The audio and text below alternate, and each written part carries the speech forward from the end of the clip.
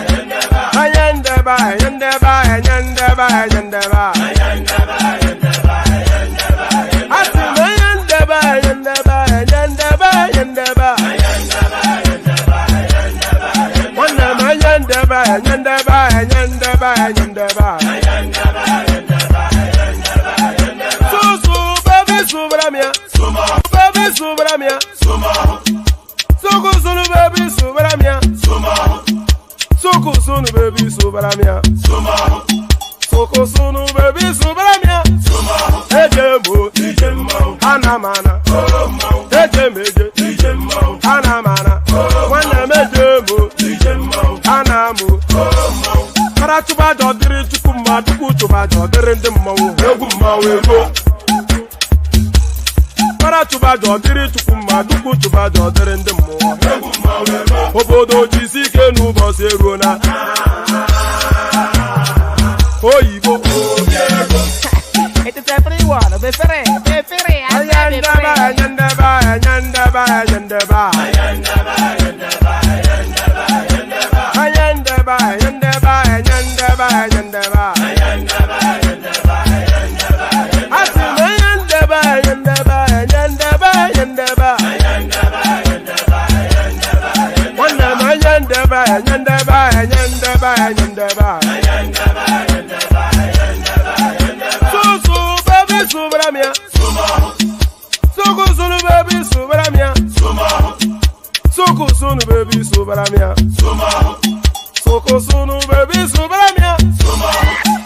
Ladies and gentlemen, sometimes you just have to act like you are drunk, like you are crazy.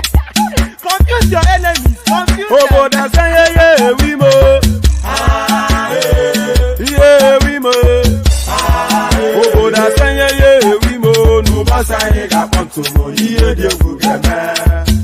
Okwitara kara mi nguru ma mi ga kwuru m ụgwọ ya baby mo abe Boy feeling. ayandaba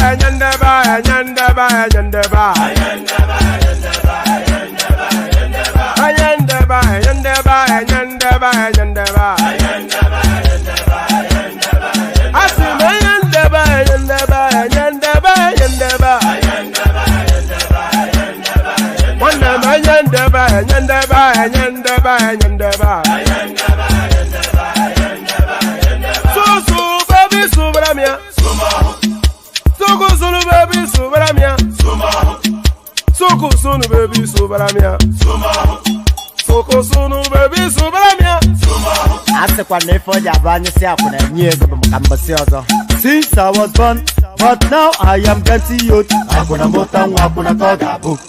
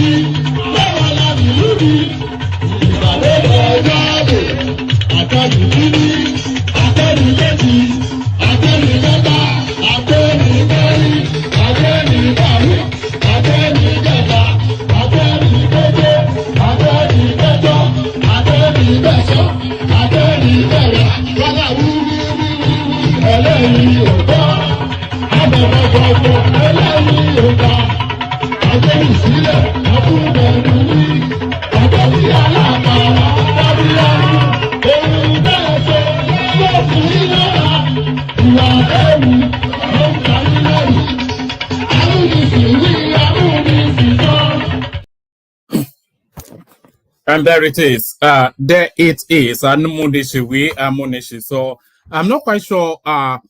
You know where that little detail, where that little clip, where it lands. I'm not quite sure if it's the appropriate last words for a talking show, for a talking session. But there it is. So there it is. Here we are, and here we go again. So here we go again. Another day, another half penny. So it is a hodgepodge of everything that we're going to be looking at today. It is a hodgepodge of everything, a little bit from here and a little bit from there. So a little bit from here and a little bit from there, but hopefully it mixes together to make a delightful delivery. So there it is. The usual protocol, click on the like button just as soon as you're coming in, subscribe if you haven't done that already.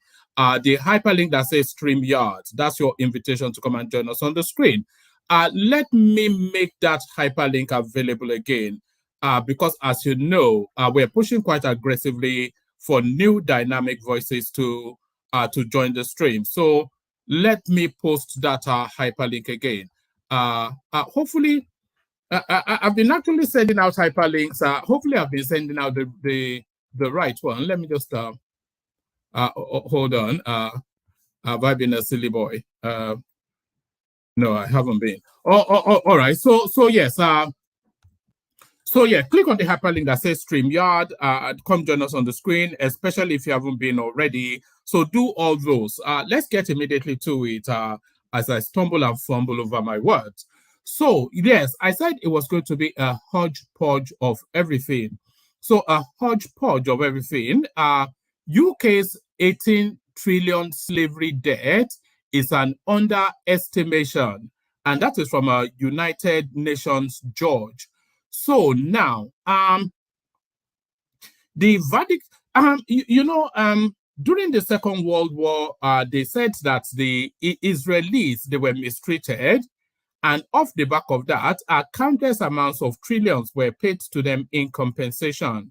So however badly the Israelis were treated, it pales in comparison to how Black people have been treated over the course of time.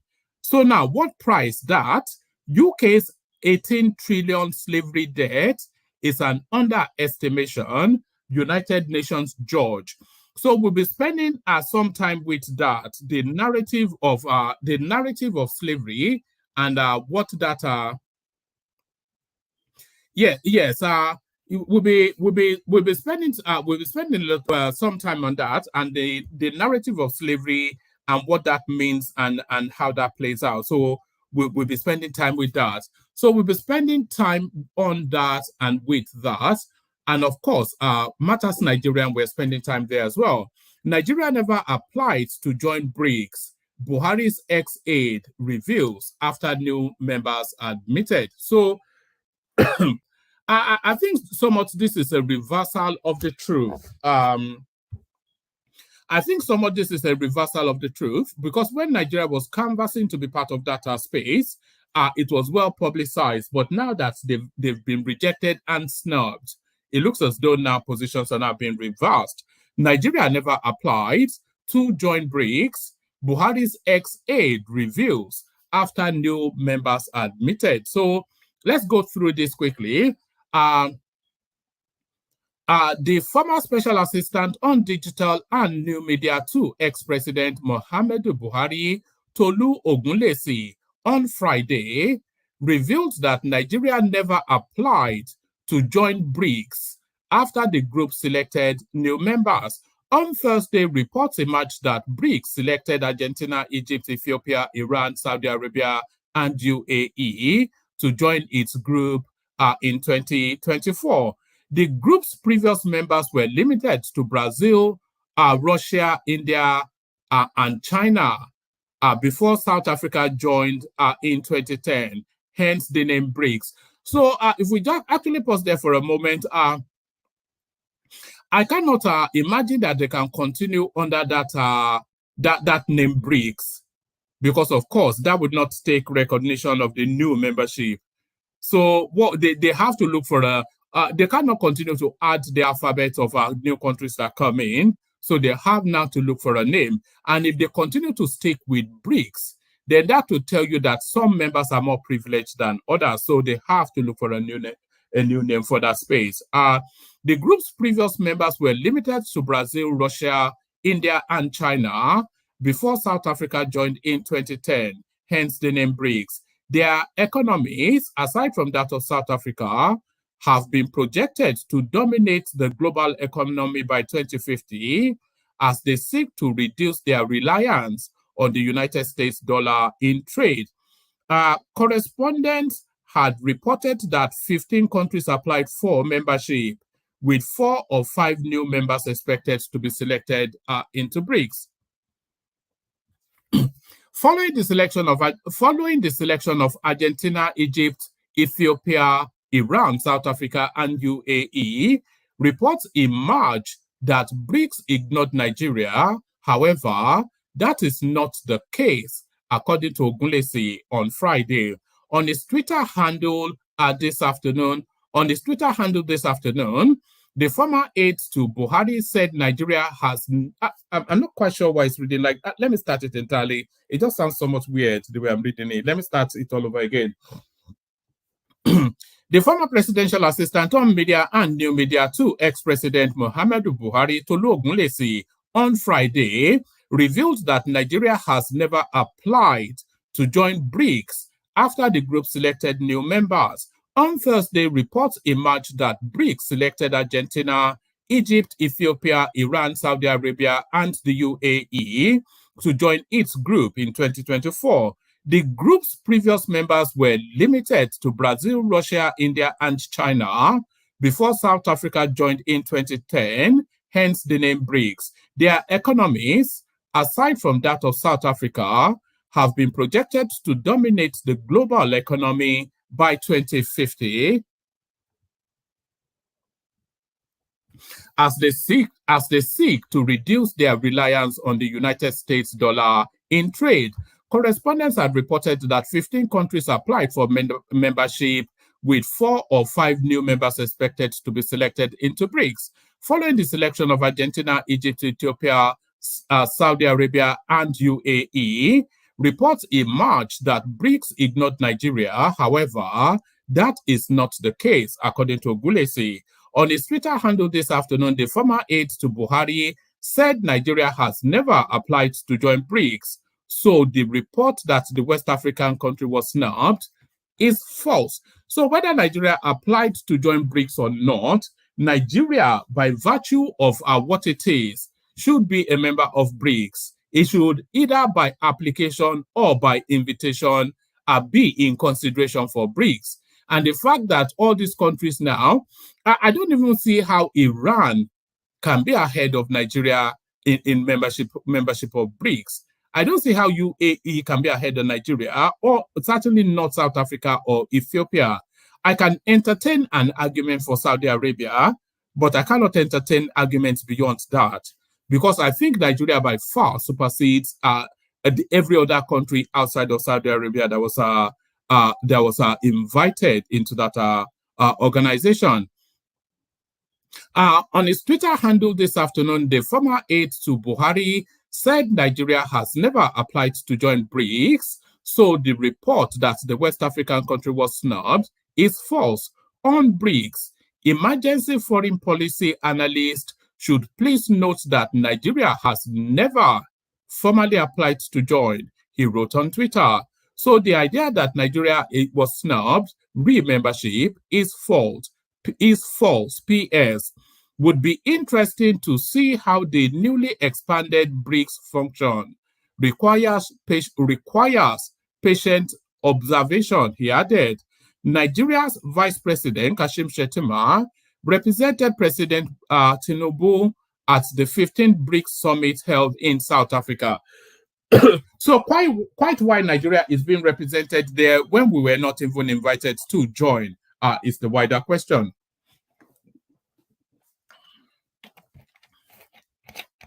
So that's the wider question. So that's that. Let's go on to this one. So we're back to Tinubu and his certificate again. Tinubu admits error in Chicago University certificate, blame clerk. So you take this on advisement, because anytime you go into this space, it's a tale of two cities. Let's just call it that, a tale of two cities. Nigeria's President Bola Tinubu has blamed the clerk of the Chicago State University for errors in his academic documents and certificates. The president made the disclosure. Okay, it looks as though this was actually in a court filing. So, Nigeria's President Bola Tinubu has blamed the clerk of the Chicago State University for errors in his academic documents and certificates. The president made the disclosure in court filings before the United States District Court for the Northern District of Illinois in response to a legal process initiated by former Nigeria's president and now presidential candidate of the People's Democratic Party, Atiku Abubakar. Atiku, in an application filed at the District Court for the Northern District of Illinois, is asking the Chicago State University to release the academic records of Tinubu. I'm not sure that we're going to labor on this topic quite heavily because, of course, we just spent too much time on this particular topic. The court had given Tinubu up till August the 23rd to make a formal filing on why his records should not be released to the petitioner, Atiku Abubakar. Atiku had subpoenaed the CSU, that's Chicago State University, to make TINUBU'S academic records available for his access, believing that such discoveries should shed more light on the controversies surrounding the president's academic records. So, I'm not quite sure if TINUBU wants to prevent this under privacy laws. I'm not quite sure if it's not able to easily prevent it. Because I'm not sure that anybody should have access to his records. They should have access to the verification of his certification, of course. Did he attend? Yes or no? What did he study? XYZ, and how did he graduate at this level? So beyond that, to dig into the minutiae, I think that infringes on fundamental privacy rights. So if TINUBU wants to prevent that, I'm not quite sure if it's not able to, but will even want to. Atiku had subpoenaed the CSU to make TINUBU'S academic records available for his access, believing that such discoveries will shed more light on the controversies surrounding the president's academic records. There have been crises of authenticity about the documents that TINUBU submitted to the Independent National Electoral Commission, INEC, and a viral document that the CSU in the 1970s admitted a female student bearing Bola Tinubu, who was born on March the 29th, 1954. So there it is. And there is, I don't know, man.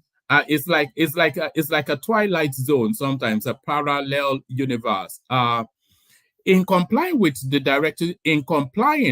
directive of the court, TINUBU'S lawyer on Wednesday said that an unidentified clerk of the university unfortunately made the errors as to the dates the school started on his recently issued certificate and when he eventually graduated, thereby creating the appearance of differences. TINUBU'S new claim was made before the judge hearing the case, Jeffrey Gilbert of the United States District for the Northern District of Illinois in Chicago. TINUBU'S response, which was signed by his lawyer, Oluwole Afolabi, and Christopher Carmichael, quoted in part, unfortunately, in responding to the illegal and invalid subpoena, CSU made several errors. CSU issued a new diplomat for Bola A. Tinubu, but incorrectly wrote the date of graduation as June the 27th, 1979. All right. So I'm going to highlight this because we're scraping at the bottom of the barrel. This is where we are now. So I want you to pay attention to this. CSU issued a new diplomat for Bola A. Tinubu, but incorrectly wrote the date of graduation as June the 27th, 1979. So put that date up as a 1, June the 27th, 1979. But the correct date was June the 22nd, 1979. So rather than write June the 27th, whoever wrote it wrote June the, rather than write June the 22nd, the person that actually wrote it, and this came out of the, it's not being disputed that it came out of the university, is the date that is being disputed. But what's the dispute in the date? So, somebody wrote June the 27th instead of June the 22nd. And that is sufficient enough to invalidate the guy's certification. That is where the argument is. So that is where the argument is. So, the graduation day is the graduation day. Everybody knows what the graduation day is in that school. So it lends more to a typographical error than anything else. But there it is. Scraping the bottom of the barrel, as I said.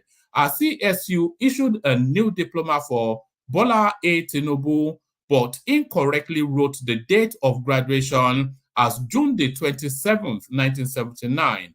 The correct date was June the 22nd, 1979, but that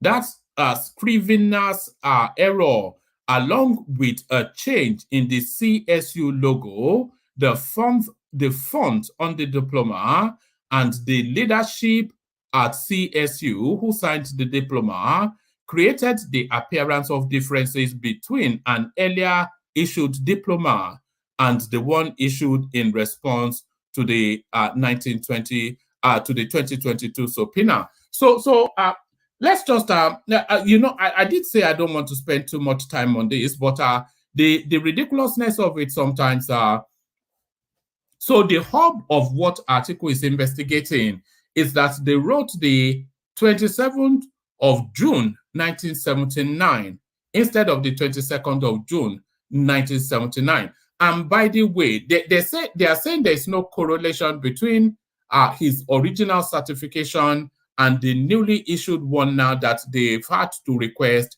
for the purposes of this trial going on. So that's where we are. So they're saying that there's a chasm between the dates. So the date will reflect the 22nd of June, but they wrote the 27th of June. So that's one. And then they're saying the logo of the university, it differed from the logo that was on the original certification. They are saying the font that was used on the diploma is different, and the leadership at the CSU that signed the diploma is different. So there it is. But all of that,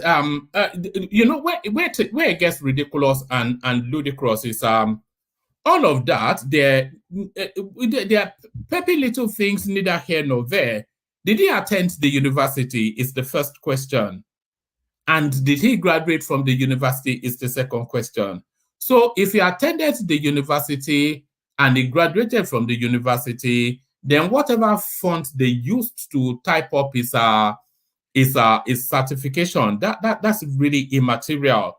Unless the university is able to tell us that he did not attend, or he attended and he did not graduate, then there might be something to look at there. But to say that the font, and this is where article is and the obedience space, to say that the font that they used to type the thing, and they typed that the 27th instead of the 22nd, and that is sufficient enough to step him down as president. This is where they are, scraping the bottom of the barrel. Yes, CSU, yeah, I think I have like a scratchy throat, by the way, you can hear it. I hope I'm not coming down with something. CSU issued a new diploma for Bola A. Tinubu, but incorrectly wrote the date of graduation as the 27th of June, 1979. The correct date was the 22nd of June, 1979. But that's scrivener's error. But that scrivener's error, along with the change in the CSU logo. So is the CSU itself telling you that it has or has not changed its logo? That's the other thing. The font on the diploma and the leadership at the CSU who signed the diploma created the appearance of differences between an earlier issued diploma and the one issued in response to the 2022 subpoena. So there it is. So there is, and that is what steps down Tinubu as president. So that's what steps down Tinubu as president. But does this step down Donald Trump from any opportunities of becoming a president? So up next, Trump arrested in election case, mugshot released. So how long have we been waiting to see this photograph? A lot of people would. It looks like a serial killer, doesn't it? Really, just an unbelievable guy. You know, it's only in America that this sort of element will be vying for presidency. Former United States President Donald Trump was arrested at a Georgia jail Thursday. Former United States President Donald Trump was arrested at a Georgia jail on Thursday on racketeering and conspiracy charges and released on a $200,000 bond after having an historic mugshot taken. I think this is the first American president to have been formally arrested, isn't it? But is that sufficient? But I don't think it's followership they care one jot. Trump, who is accused of colluding with 18 other defendants to overthrow the 2020 election results in the southern states, spent less than 30 minutes inside Atlanta's Fulton County Jail before leaving in a motorcade for the airport. Like the other defendants in the case who have surrendered so far, the 77-year-old Trump had his mugshot taken during the booking process, a first for any serving or former United States president. In the photograph released by the sheriff's office, he scowled at the camera whilst dressed in a dark blue suit with white shirt and a red tie. Speaking to reporters after his arrest, Trump, the frontrunner for the 2024 Republican presidential nomination, said it was a very sad day for America. What has taken place here is a travesty of justice, he said. I did nothing wrong. Trump posted the mugshot on his Truth Social platform with the caption, "Election interference," and a link to his campaign website. So the guy is already using it to canvas for money. This is typical Trump, isn't he? He'll probably make bank off the back of that. So let's move on swiftly from that. Let's go on to this. Let's go on to this. Niger's junta give French ambassador 48 hours to leave the country. So there it is. So there is that. So you don't need much more from that. So let's just leave that as it is. The next headline: NYSC confirms Art Minister Musawa is a serving corps member. Report. So a youth corps as a senator, as a minister even. But what's the beef in that though? What illegality? What is against the law in that is the question. The man, and by the way, there's plenty of room in the studio. If you want to come join, we need people to carry out the conversation. The management of the National Youth Service Corps (NYSC) has confirmed that the Minister of Arts, Culture, and Creative Economy, Hannatu Musawa, is a serving corps member. Yes, she is a serving corps member. NYSC spokesman Eddie Megwa told correspondents recently. Human Rights Writers Association of Nigeria alleged that Musawa is undertaking a one-year mandatory youth service scheme while she is a cabinet member in the government of President Bola Tinubu. Musawa was part of the 45 ministers sworn in as members of the Federal Executive Council on Monday by President Tinubu. So I guess the contention will be that if you are serving NYSC, then you should be deployed to a place of activity which should engage you, and you cannot then serve as a minister of state. So I'm not quite sure what's in play there.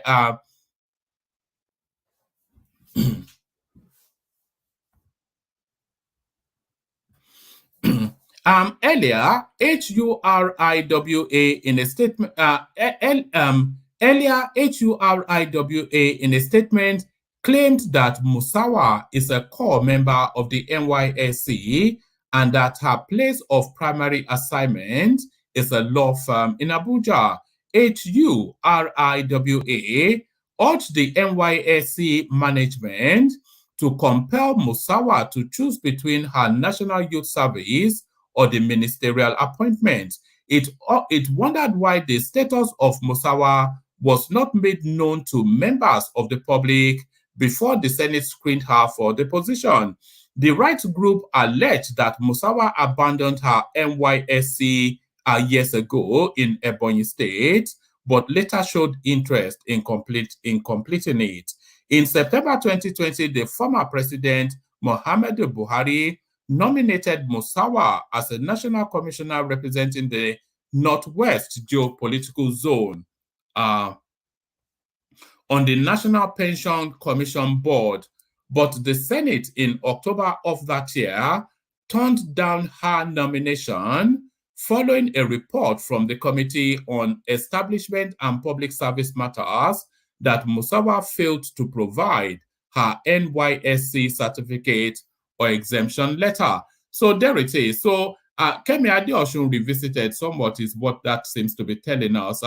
Kemi Adeosun somewhat revisited is what that seems to be telling us. So let me give you this headline as well. Federal government will work, and by the way, we do need the room populated, by the way, so we can actually have a session. Federal government will work with governors, others to get valid data of poor people. Better do. So is that vexatious question? Just all these palliatives. A lot of people question how they are able to deliver the palliatives to the most vulnerable within the country when they don't know who they are or where they are. So this is the space that this minister is speaking to. Minister of Humanitarian, let's try that again. I can't speak today, Minister of Humanitarian Affairs and Poverty Alleviation, Better Ado, says the federal government intends to work closely with state governors, local governments, and community leaders to verify and update the social register of the country.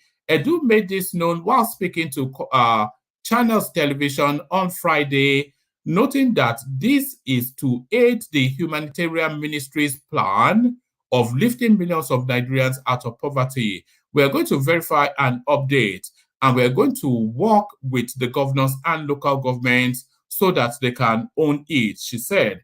According to the minister, the very first thing which we are starting almost immediately is the verification of the social register.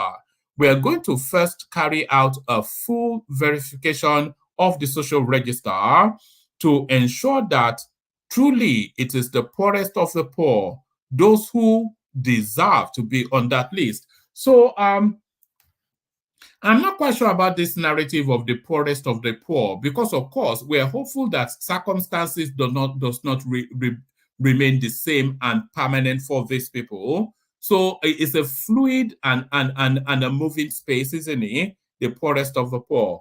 According to the minister, the very first thing we are starting almost immediately is the verification of the social register. We are going to first carry out full verification of the social register to ensure that truly it is the poorest of the poor, those who deserve to be on that list. She stated that for weeks, there has been back and forth with the Nigerian Governors Forum and several other interested parties are saying the social register is okay, it's not okay. The people who are truly poor are not on the list.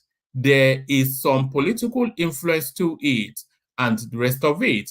The governors at the National Executive Council had previously faulted the existing social register, stating that they lack integrity and were unfit to execute any social intervention. She mentioned that one of the challenges which they raised was that they were not involved in the process of really getting the poorest of the poor. So I'm not sure quite how the government is able to establish who the poorest of the poor is if they bypass the state governors to come up with a list. Edu emphasized that as a country, we have to have ownership of whatever data that we are bringing out from the grassroots. And just to tell you how important this social register is, you see, it gives us a reasonable enough audit of our Nigerians, just how many we are, what the demography is economically. So it gives us a reasonable enough audit of that. But then it also plays internationally, because if we are playing internationally, the sort of data that we're using to interact with anything that we're trying to access internationally, it has to have some level of authenticity. So how many are you? What's the gender divide? What's the age demography? What's the economic demography? All of these parcels of data and information, they have roles to play if you go to the United Nations, for instance, or the World Bank, etc., they are asking you for data, and this is what they're asking you for. So it has to have some level of integrity and authenticity. And also, by the way, for us to be able to budget, manage, and progress the country, we need these data in order to formulate policy. So it is of paramount importance. Paramount importance. Edu emphasized that as a country, we have to have ownership of whatever data that we are bringing out from the grassroots, adding that the local government people, the governors, adding that the local government people, the governors must be involved, traditional rulers and even the religious leaders should be involved. So is that level of involvement really that usually that forms the ruination of any and everything that we attempt in that country? When you start to, I can understand involving the governors and more to it, the local governments. So really, you are involving the governors only to be able to access the local governments. And that is really where the piece of work is. But the moment you start to involve the traditional rulers, what has the traditional rulers got to do with who constitutes a poor person or not, or the numbers of people that live in that community? It's a head count, isn't it? Or an economic. They have to have a metric by which they are judging, and that has no involvement of any traditional ruler or a religious leader. So the moment you start to involve those sort of elements, you start to politicize it, and then it skews and waters down, the authenticity or veracity of anything you're looking to put out. She stated that working with this model will help the leaders attest that, yes, indeed, these are poor people in our communities. We know them. These are human beings, not just numbers and names. We can identify them, and this is what we believe. We are comfortable, and this is what we believe we are comfortable working with. She added that once the ministry works with the NEC, they will accept it because it is their own product now. According to Edu, the ministry would thoroughly work with NEC to verify, remove, update, and then bring it back so that the national, state, and local governments can boldly proclaim ownership, easing other social safety net interventions for poor Nigerians. So there it is. We see how that plays out, but really, it's quite... but we do need that data, and we need it to be as credible and as authentic as it possibly can. We don't need it to be like a Nigerian sort of data, because it's just of so much, it's of paramount importance, as I said earlier, of paramount importance. So yes, Niger military rulers give German ambassador 48 hours to leave. I thought they gave the French. Is it now the Germans? Everybody get out. It's yeah. The only person getting out is these people, by the way. They don't know anything yet, but there it is. The only person getting out is these people. Yeah, so that's the German one. Yeah, so yes, I'm not mistaken. It looks like it's everybody get out. So let's do that first. It says let's see. Niger military ruler give German ambassador 48 hours to leave. Niger rulers on Friday gave Germany's ambassador 48 hours to quit the country, according to a foreign ministry letter, a copy which was obtained by correspondence. Faced with the refusal of the German let's do that all over again. Niger's rulers on Friday gave Germany's ambassador there 48 hours to quit the country, according to a foreign ministry letter, a copy of which was obtained by correspondents. Faced with the refusal of the German ambassador in Niamey to respond to an invitation from the ministry for a meeting on Friday and other actions of the German government, contrary to the interest of Niger, the authorities had decided to ask the ambassador to leave, it said. So there it is. They kicked the German ambassador out. But then, of course, I thought I had misread the headline earlier on, but I did not misread it in any way, because it's not just the Germans, it's everybody. It's not just the Germans, it's everybody. Niger's junta gives French ambassador 48 hours to leave the country. So there it is. I suspect the narrative is the same. The military rulers who seized control in Niamey on July the 26th have given the French ambassador 48 hours to leave Niger, the country's Minister of Foreign Affairs said in a statement. It says, faced with the refusal of the French ambassador in Niamey to respond to an invitation from the minister for a meeting on Friday and other actions of the French government, contrary to the interest of Niger, the authorities have decided. So it looks as though a standard template. So I'm not sure. These people they're ultimately taking that country back to the Dark Ages. So let me give you this one as well. So then I would have cleared out all the readouts and then no, actually, let me save this one. I'm going to save this one till after the Kegite music, because there are a couple of videos aligned to this one. So let's yes. Let me leave this one till after the Kegite. So let's come back and play the Kegite music. I'm going to send the link to the studio again because we barely have let's see, click here to come join. Okay, I'm going to send the link to the studio again because we barely have a panel, but then of course, you know, it goes like that sometimes. It's been a while since we just shut down without actually having any interaction, but you know, it can happen. So that's the link to the studio for whoever wants to hop on. So that's the link to the studio for whoever wants to hop on. So let's play the Kegites. Then I'll read you now this slavery beat, and then I'll play you about 2 video clips on it, and then we'll see if a conversation will take place. But let me play you the Kegites first. Apologies for my voice, by the way.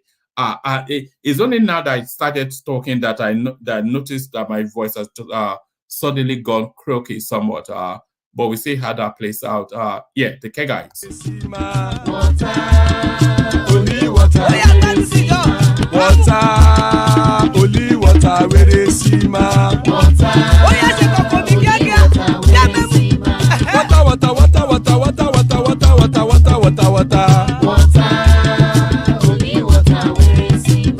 Hapa o naido.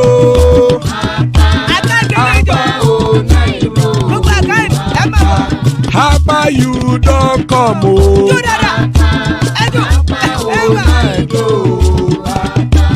Hapa o naido.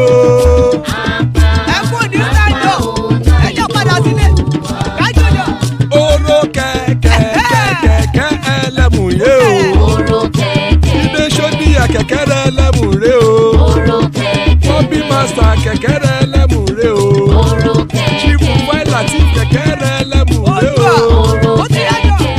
Eruku lele elemu de. Eruku lele egbe elemu dodo jare o. Eruku lele Ghana ti de everybody o. Ọmọ ẹlẹ́yẹ ẹ̀yẹ. Oduyela ẹyẹ o, ó dilé o. Petrosoname ẹyẹ o, ó dilé o. Petrosodunkẹ ẹyẹ rẹ̀, ó dilé o. Ẹlẹ́kọ̀ ọ̀run mú ìní o.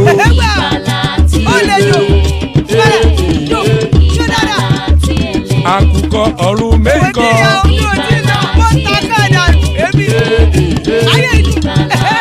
Ikú kò ní ríwà gbéṣe o.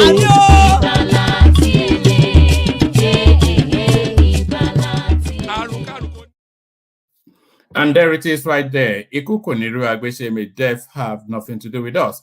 So we're landing it. The last readout is on this now, a never-ending storyline of reparations and restitution for the slavery narrative. So we have another development in that space. UK's 18 trillion, and by the way, not billion, but trillion.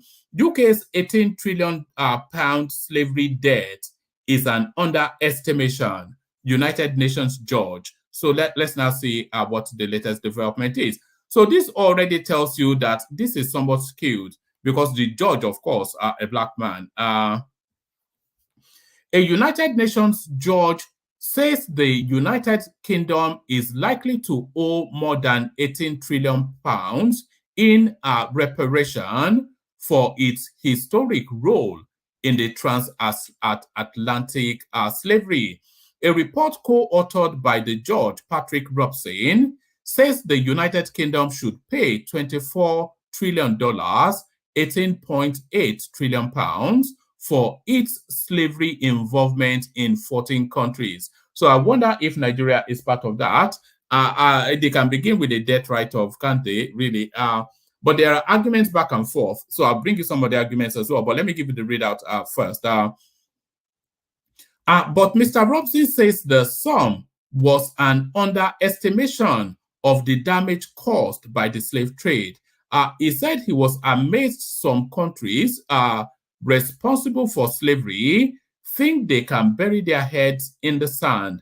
Once a state has committed a wrongful act, it is obliged to pay reparations, Mr. Robson said. Let's take that again. I'm not quite sure. These things are not reading so fluidly today. A United Nations judge says the United Kingdom is likely to owe more than 18 trillion pounds in reparation for its historic role in the transatlantic slavery. A report co-authored by the judge, Patrick Robson, says the United Kingdom should pay $24 trillion, which is the equivalent of 18.8 trillion pounds, for its slavery involvement in 14 countries. But Mr. Robson said the sum was an underestimation of the damage caused by the slave trade. He said he was amazed some countries responsible for slavery think they can bury their heads in the sand. Once a state has committed a wrongful act, it is obliged to pay reparation, said Mr. Robson, who presided over the trial of Slobodan Milosevic, the former Yugoslav president.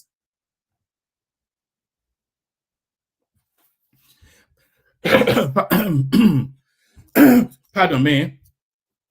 Mr. Robson spoke to the BBC ahead of his keynote speech at an event to mark UNESCO's Day for Remembering the Transatlantic Slave Trade and Abolition at the London City Hall on Wednesday. He has been a member of the International Court of Justice, ICJ, since 2015 and has been researching reparations as part of his honorary presidency of American Society of International Law. He brought together a group of economists, lawyers, and historians to produce the Brattle Group report. I have to research this report. Let me just copy this over. I have to go and research that report in my private moment. He brought together a group of economists, lawyers, and historians to produce the Brattle Group report on reparations for transatlantic chattel slavery.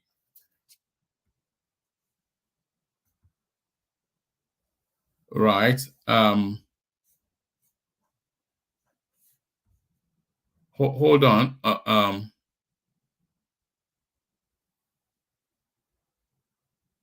Actually, let's listen to this clip. Okay, let me read it up to this point, and then we'll listen to that clip. The report, which was, let me have a sip of water first.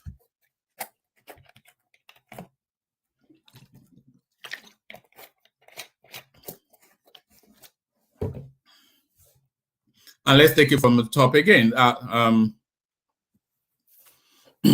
A United Nations judge says the United Kingdom is likely to owe more than 18 trillion pounds in reparation for its historic role in the transatlantic slavery. A report co-authored by the judge, Patrick Robson, says the United Kingdom should pay $24 trillion, equivalent 18.8 trillion pounds, for its slavery involvement in 14 countries. But Mr. Robson said the sum was an underestimation of the damage caused by the slave trade. He said he was amazed by some countries responsible for slavery who think they can bury their heads in the sand. Once a state has committed a wrongful act, it is obliged to pay reparations, said Mr. Robson, who presided over the trial of Slobodan Milosevic, the former Yugoslav president. Mr. Robson spoke to the BBC ahead of his keynote speech at an event to mark UNESCO's Day for Remembering Transatlantic Slave Trade and Abolition at London City Hall on Wednesday. Right. He has been a member of the International Court of Justice since 2015 and has been researching reparations as part of his honorary presidency of the American Society of International Law. He brought together a group of economists, lawyers, and historians to produce the Brattle Group report on reparations for transatlantic chattel slavery. The report, which was released in June, is seen as one of the most comprehensive attempts yet to put figures on the harms caused by slavery and calculate the reparation due for each country. Let's actually see if, hold on, let me just see something. Let me see if Nigeria gets a mention here. Let me just see, Nigeria. Oh, no.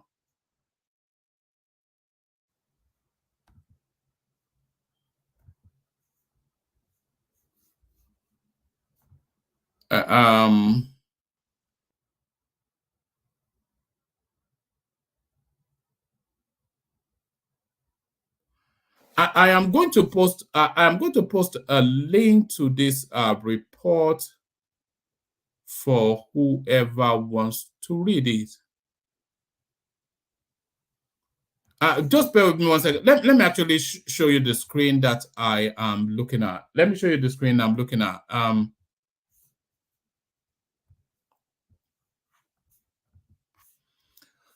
So now this PDF file is yet the most comprehensive report that has put a dollar price to the reparation for slavery. So it's yet the most comprehensive report. So it is well worth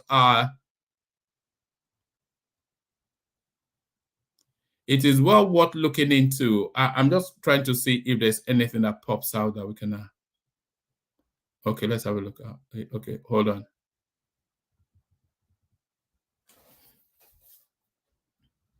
Right, figure 2, summary of quantification for the post-enslavement period, and then it gives you some sort of a breakdown. Anyway, that should be what a read for anybody that is interested in that sort of thing. So yeah, that should be what a read. Let's go here. Let's just pick it up from here. So that's the backdrop anyway. So let's hear from the Ghanaian president. Overdue. Let me state that the subject of restitutions must go along with the matter of reparations. No amount of money can restore the damage caused by the transatlantic slave trade and its consequences, which have spanned many centuries. But nevertheless, it is now time to revive and intensify the discussions about reparations for Africa. Indeed, the time is long overdue. If reparations can rightfully be paid to victims of the Holocaust, so reparations can be paid to the victims of the slave trade. And even before these discussions on reparations conclude, the entire continent of Africa deserves a formal apology from the European nations involved in the slave trade for the crimes and damage it has caused to the population, psyche, image, and character of Africans the world over. The Caribbean community, CARICOM, has unequivocally announced its demand for the payment of reparations. And I would urge us to engage with our kith and kin from the diaspora and form a united front to advance the cause of reparations. I'm happy to announce that Ghana has been chosen by the African Union to host, in the latter part of this year, a global conference on reparations for Africa, which will seek to bring together Africans and members of the African diaspora and family of all hues and perspectives to set out a concrete strategy for achieving the goal of reparations. I commend the Open Society Foundation for this event, being held under the theme African Heritage Restitution Movement, which is calling for the return of African cultural materials. It is wholly fitting that these deliberations should take place at this center, named after one of the iconic figures of Pan-Africanism, W.E.B. Du Bois, a man who dedicated. All right. So that's the Ghanaian president speaking on behalf of Africa, demanding as we expect him to demand. So now let's now get a response from the United Kingdom. This month marks 23 years since the passing of the late, great Bernie Grant, a former member of this House and the founder of the UK reparations movement in the UK. In his last Prime Minister's questions before his death, he asked for an apology to the people of African descent, living and dead, for our country's role in slavery and colonialism. But since then, Prime Ministers and heads of state have only ever expressed sorrow or deep regret. These are not sentiments that are befitting one of the greatest atrocities in human history. And there's been no acknowledgement of the wealth that has been amassed, or the fact that our country took out the largest loan it ever has to pay off the slave owners and not the enslaved. So I want to ask the Prime Minister today if he will do what Bernie Grant asked all those years ago, what I have asked and what countless others have asked since, and offer a full and meaningful apology for our country's role in slavery and colonialism and commit to reparatory justice. No, Mr. Speaker. That what I think our focus should now be on doing is, of course, understanding our history in all its parts, not running away from it. But right now, let me just pause it there for a moment. So you've got a black lady demanding an apology for slavery, and then you've got an from white people, and then you've got an Indian about to tell her to F off. Making sure that we have a society which is inclusive and tolerant of people from all backgrounds. That's something that we on this house, our side of the house, are committed to doing and will continue to deliver. But trying to unpick our history is not the right way forward, and it's not something that we will focus our energies on. So that's the response from the UK. Let me play you this as well, because it's something that seems to be agitating the UK space. So let me play you this 7-minute debate on that topic in the UK. Right, let's just assume that Britain does it. It's on that point that I want to ask about the practicalities of how this would work. Let's just assume that we do it, right? Let's just assume that Britain does it. Well, whatever percentage Rafe said there of our population currently residing in Britain, it was not British born. You'd also have a load of people who will be first and second generation, quite possibly from countries where they're saying that we owe reparations to. So who is paying this then? So I mean, firstly, I'm British born, but I am descendant of Nigerians. And if you compare how much wealth I have or how much income I have to people who live in Nigeria today, I make a significant, and by significant, I mean tens or hundreds, or more than hundreds, more than them. Because of the fact that I live in the UK, because the UK is the 6th richest country in the world, previously the 5th before Brexit. So the fact that the UK is wealthy benefits the people living in the UK now. And also, no one is saying that I, as a Nigerian, should personally put money in my pocket and give it in terms of reparations to a Caribbean. People are saying that the UK as an entity, which became rich by leading the slave trade and which has passed that wealth on to subsequent generations, because we all know about inheritance and we all know that wealth is inherited. I'm sure you're going to leave money to your children when you die. Some of that wealth should be returned because the Caribbean today is largely poor. And of course, Africa itself, when a large portion of your workforce age, young, youthful population is stolen and taken away, your economy obviously takes a hit. If a large portion of young men in the United Kingdom was stolen from the country now, it would affect the future of the United Kingdom. All right, Rafe, come back to that then.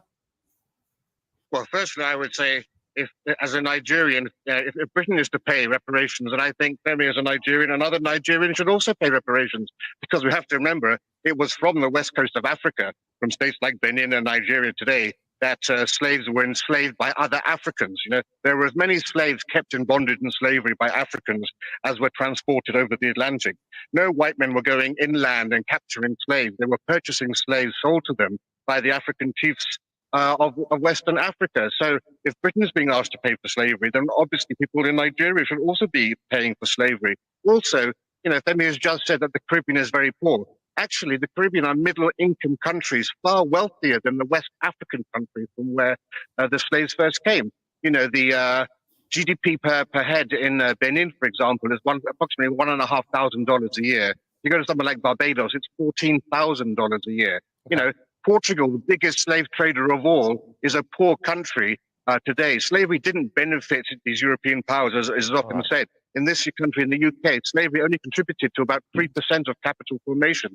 The Caribbean states, it's impossible to tell me why the Caribbean states should be receiving any reparations money. You might make an argument for West Africa, but the Caribbean states have not been neglected or badly treated today. Sure, the slaves themselves had terrible lives, but the descendants of slaves living today in the Caribbean have a far better quality of life and a far longer life expectancy. Okay, all right, I'll let Femi come back. So, Femi, how do you respond to that claim there that Africans and descendants of Africans should also be paying reparations for the other Africans that they enslaved? I mean, I don't know how much Rafi knows about Africa, but of course I think that within Nigeria, there's conversations to be had about particular traditional leaders, etc., and parts of the country that have wealth. I mean, any country where one part has exploited another part, there should be some kind of retributory justice going on. And I wouldn't be opposed to certain people who have enriched themselves within Africa of these kind of these actions having to pay something. No one's saying that that's not the thing. The main beneficiary of the slave trade, of course, was can I just finish? The main beneficiary of the slave trade was, of course, the UK and European countries. Also, when you look at the actual economics of countries like the Caribbean, yes, countries in the Caribbean tend to be wealthier than countries in Africa. However, when you talk about $14,000, we have to remember this is one purchase parity adjusted, which means when you talk about $14,000, that isn't $14,000. That's what you could buy. How much money you'd need in the local currency to be able to buy $14,000 worth of bread or of this or of the other. So in terms of actual currency exchange, that isn't $14,000. And also, when you look at Barbados, for example, a lot of the wealth of Barbados is very, very, very concentrated in some of the tax exiles and very wealthy people who have emigrated to Barbados to benefit from the tax scheme there. The actual native population of Barbados are relatively poor compared to Western countries, including Portugal. All right, Rafe, come on. Yeah, well, every single country in the Caribbean has a higher GDP than West African nations. Let's use another measure. Every former British colony in the Caribbean has a higher quality of life and ranked higher on the UN's Human Development Index than all of the rest of South America, all of the Spanish and and Portuguese colonies. And of course, Femi hasn't addressed life expectancy. Life expectancy is about 15 years higher in the Caribbean compared to West Africa, a direct benefit there. Look, if we were having this discussion about reparations in 1807 or 1833, when we led the world in abolishing slavery, of course I would be in favor of it, because the people then were alive. But as Bayard Rustin, the great socialist in America, said, and this was a man who was given the Presidential Medal of Freedom posthumously by Barack Obama, he said, if my great-grandfather picked cotton for 50 years, he may deserve some reparations, but I didn't pick cotton, and nobody owes me anything. Okay, Femi, look, just final word to you on this. With respect, do you think that some people, this would be a controversial view, which is why I want your take on it, do you think that some people will be right in saying that people need to get over things of the past, and instead of maybe blaming things for where their own lives are at now, maybe just, try to improve their own lives now? No, I mean, I think the clearest example that people today might still be poor because of what happened to their ancestors is the fact, as Rafe just mentioned, in 1807, reparations weren't paid, but they were paid. Reparations were paid, but they were paid to the slave owners. A huge amount of taxpayer money has been, up until about 10 years ago, has basically been paying off the debt that was given that was taken out from the public purse in order to pay off slave owners, in order to allow them to free their slaves. And these people today are still wealthy. Huge fortunes are still there based off the fact that that slave owners were bought out. So if you can pay back money to the slave owners and say, well, we're taking your property and giving them their freedom, so we're going to give you billions of pounds in today's money. I get your why point. Can you not? I get your point. I get both of your points.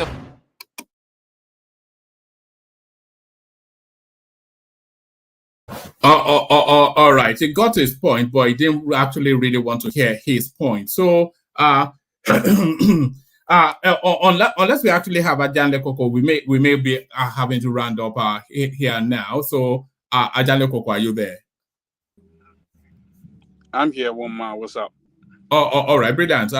It's back to how we started. It's you and I again. But let me take you to let me take you to this let me bring up the headline. This young lady, hold on. Yes, let me take you to this. NYSC confirms Art Minister Musawa as a serving core member. So this is the Minister for Culture and whatever. So she's the Minister for Arts, Culture and Creative Economy. But unfortunately for her, she's also in a youth core year. So now that conflicted somewhat that conflicted somewhat of her being a youth core member and a serving minister. So is this Kemi Adeosun revisited, Ajanle Koko? Greetings to our listeners around the world. Click on the like button, share and subscribe if you haven't done so. I think our own case is different from that of Adeosun. She is actually serving. How old is she? I think is she under 30 years? She doesn't look. I could do a quick check, but she doesn't look like she's in her 30s. She looks like she might well be in her late. Let me check. But the thing is, she was meant to be some sort of functionary under the Buhari administration. But when she got to let's see, what's her age? She's 43. She's 43. She was meant to be some sort of functionary under the Buhari administration. But when she got to being cleared at the Senate, she couldn't produce a youth service certificate, and they couldn't confirm her. So now, off the back of that, she has now gone back to serve her youth service year. But in the course of serving her youth service year, she has now been appointed a minister at by Tinubu. So now the decision then has to be made. Does she give up the youth service, or does she give up the ministerial portfolio? Because she cannot be on deployment for youth service and be a minister of state at the same time. I don't really understand what is going on. I think person over the 40 years cannot serve by that under the law guiding that youth service. I think if you are over 30 years, I think you'll be exempted, you know. It depends on when she graduated, doesn't it? If she graduated, depends on the age that you graduated. If she Yes. graduated below 30 or 32, I don't remember, you have to serve. So most likely she graduated below that age. Okay, I got you. So I don't know what is going on. I don't know what the law says about, I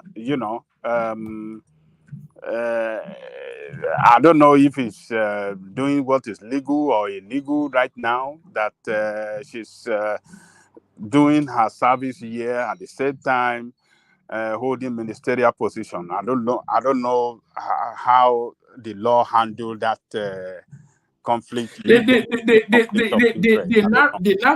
narrative, Ajale Koko, is a narrative of having 2 full-time jobs. So if she's a youth corper, then she has to be in attendance to wherever she's serving that youth service 9 to 5 Monday to Friday. So if she's serving 9 to 5 Monday to Friday, then what time then does she have to serve as a minister of state? You know, and then if she's serving 9 to 5 Monday to Friday as a minister of state, then what time does she have to serve at the youth service? Do you see? Can I introduce option number 2? What's option number 2? Option number 2 is, what if our posting as a youth corper is to be minister? That is our service. Can I say something? Hello. Yeah, Princess, good to have you. Yeah, good evening, everyone, or good morning, wherever you are. Yeah, what I don't understand is this. What experience does she have? So you mean, of all the people in the country, she's the most experienced, has more, she's more capable of doing this, that they couldn't offer it to any other person yet? So are they using quota system, or on what basis is she being given this position? Well, she's from Katsina. That's one of the qualifying criteria. And a party member too. So, and a party member too. So she has worked hard for the party. Is she not the one that is always speaking phone with the British accent? Kulata, she's your cup of tea now. She's your. Is that her? Kulata like people that speak too much. So, but I don't really know. I believe they might work out something. They might exempt her for being a minister now while serving. They can exempt her. I believe there could be some way out. I don't think there's going to be any conflict of interest, some kind of way. But does it not somewhat mirror the Kemi Adeosun sort of storyline? That of Kemi Adeosun, it was party leaders, politicians that were responsible for her removal. It wasn't that she didn't have that NYSC certificate. She had it, but they, because of the way she was doing her job diligently, honestly, and without, allow them to perpetrate corruption or, every effort to use her to perpetrate their corrupt practices. I think she was totally against it, and they have to cook something else. So later, they discovered, you remember one man, and later, after she already left, they was exonerated. Yeah, she was exonerated. So it was politicians that were responsible for her own. It wasn't that she didn't have it. So, but of this lady now, I don't know. They will work out something.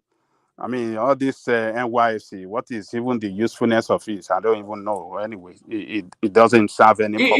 Is she able to defer it indefinitely? Because something has to give now. She cannot claim to be a youth corper and not attend youth service And I don't think being a minister of state leaves the room for you to handle both. Yeah. So Sorry. Yeah. Somebody want to speak? Yeah, please. Baba, Yeah, can I please. say something? Yeah. For me, I don't know why they're bending the rules for some people, because once I don't use, I mean, to me, I don't really believe in the youth service. But once you are asked to complete it, why did she not complete it? So now she didn't complete it. She's going back to go complete it. To me, she shouldn't be offered this position. They should offer it all to, they should give it to somebody else. This will make others that go for this program to complete it. It's either they scrap that program out of the country, or anybody that wants to do it should complete it. Why are you deferring? Why are you doing it halfway and coming out of it just because you have connections and you know what I mean? So to me, she should go finish that, then they should give this position to somebody else. Later on, they might find something for her. I don't think that. Let me bring you these 3 paragraphs. It says, the rights group alleged that Musawa abandoned her NYSC years. Let's do it again. The rights group alleged that Musawa abandoned her NYSC years ago in Ebonyi State, but later showed interest in completing it. In September 2020, former President Muhammadu Buhari nominated Musawa as a national commissioner representing the Northwest geopolitical zone on the National Pension Commission Board. But the Senate in October of that same year turned down her nomination following a report from the Committee on Establishment and Public Service Matters that Musawa failed to provide her NYSC certificate or exemption letter. So, yes, she graduated years ago, it would seem, but she didn't do NYSC. So she lost out once. Now she's trying to complete it. But of course, Tinubu now appoints her. So now that's where she is. Maybe she already completed, I don't know, between 2020 and 2023. I think she must have done something about it. I think the report I had earlier today, is that NYSC confirmed that she served. So no, they didn't confirm that she served. Though. They confirmed that she's serving. So she's currently serving. Oh, correct. Yeah. Allah. Well, let's see what's going on. That's why I said maybe they posted that to Ministry of what's the name? But how are they going to post her to be a minister? How can she be doing a youth service as a minister? I mean, does that mean they are treating some people more special than others? She should have completed it initially when, it jeopardized her chances of being nominated. Why didn't she go ahead and complete it? She still just felt it's not necessary. What about the poor people's children that go to complete the youth service? Are they better than those people? I think it's too late now, because already she's been confirmed. She's old. Yeah, she's old. There's a certain age that you reach, you can't serve anymore. So they're just twisting everything to me. It's not fair. I'm even saying that the Senate already confirmed her nomination. They screened her. They confirmed her. She's a sitting this thing. Did they not ask her for her NYSC certificate when she was even screened by the Senate? Forget about that screening. They take a bow and go, Abi. Take a bow and go. Daddy, bow and go. It's all paddy arrangement. Somebody no, that's Darati coming. Okay. Yes, thank you, woman. Please like and share. Darati, as ever, your connection, What I see on there's a guy called Mr. Hold on, Darati. There's a guy called Mr. James that goes. You won't even hear me anyway. Can you hear me? I'm hearing you. I'm hearing you. There's a guy called Mr. James that turns up on Rudolph's channel. He's from the Gambia and is crisp and lucid. So how come you are not crisp and lucid? Are you using Bluetooth? Is that what it is? Are you using Bluetooth? No, I'm using an headphone. Headphone. All right. All right. Carry on. It's quite wavy. Yeah. I think our leaders need to be very careful on what they do sometimes. You see, some of these things that they normally do. The reason why it becomes very difficult to what? It becomes very difficult to defend them.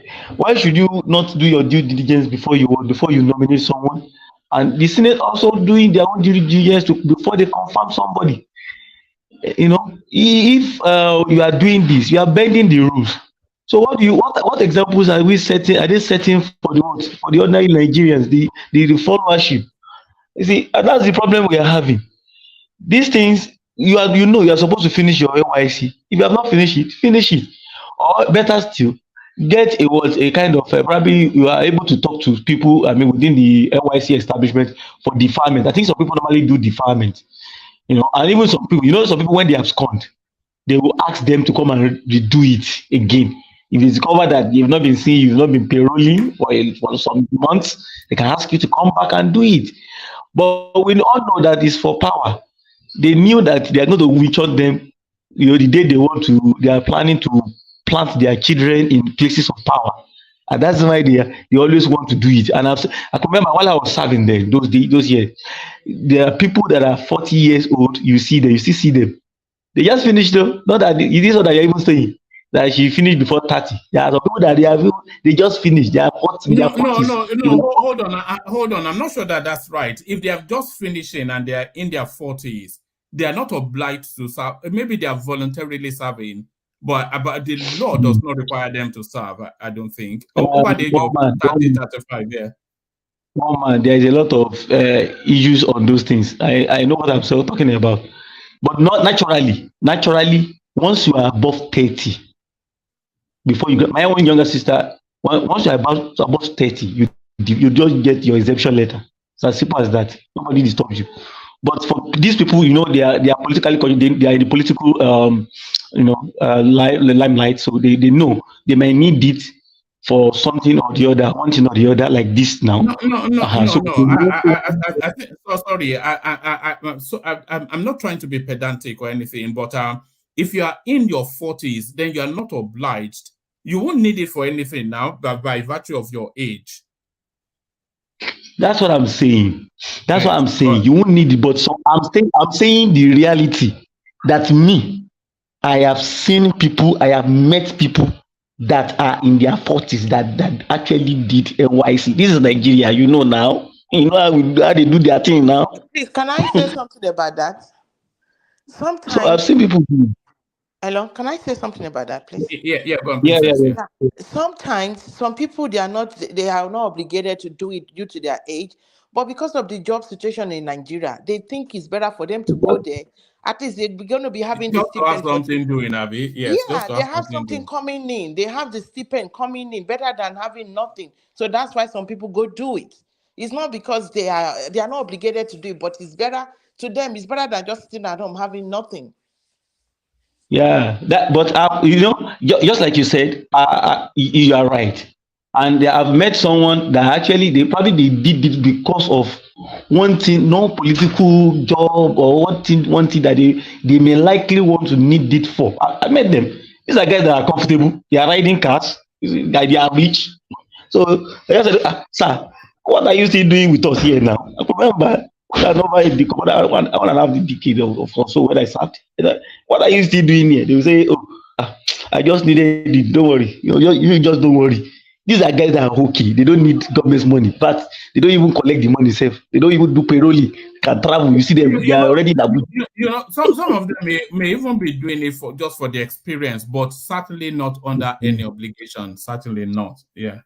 Yeah, that's another thing. That's another thing. But I don't like it that our leaders come clean sometimes, so that you know the followership is also looking at them when you maneuver things. But I think she can still defer. She has the capacity to probably to talk to them. You know, probably let me defer it a bit. You know, probably. No, she can't. No, she can't defer now. I don't think because she's already serving now, and then she's been appointed as a minister. And then it's been flashed up as a controversy in the news. So if she tries to defer now, it will look as though she's trying to game the system. I think exactly.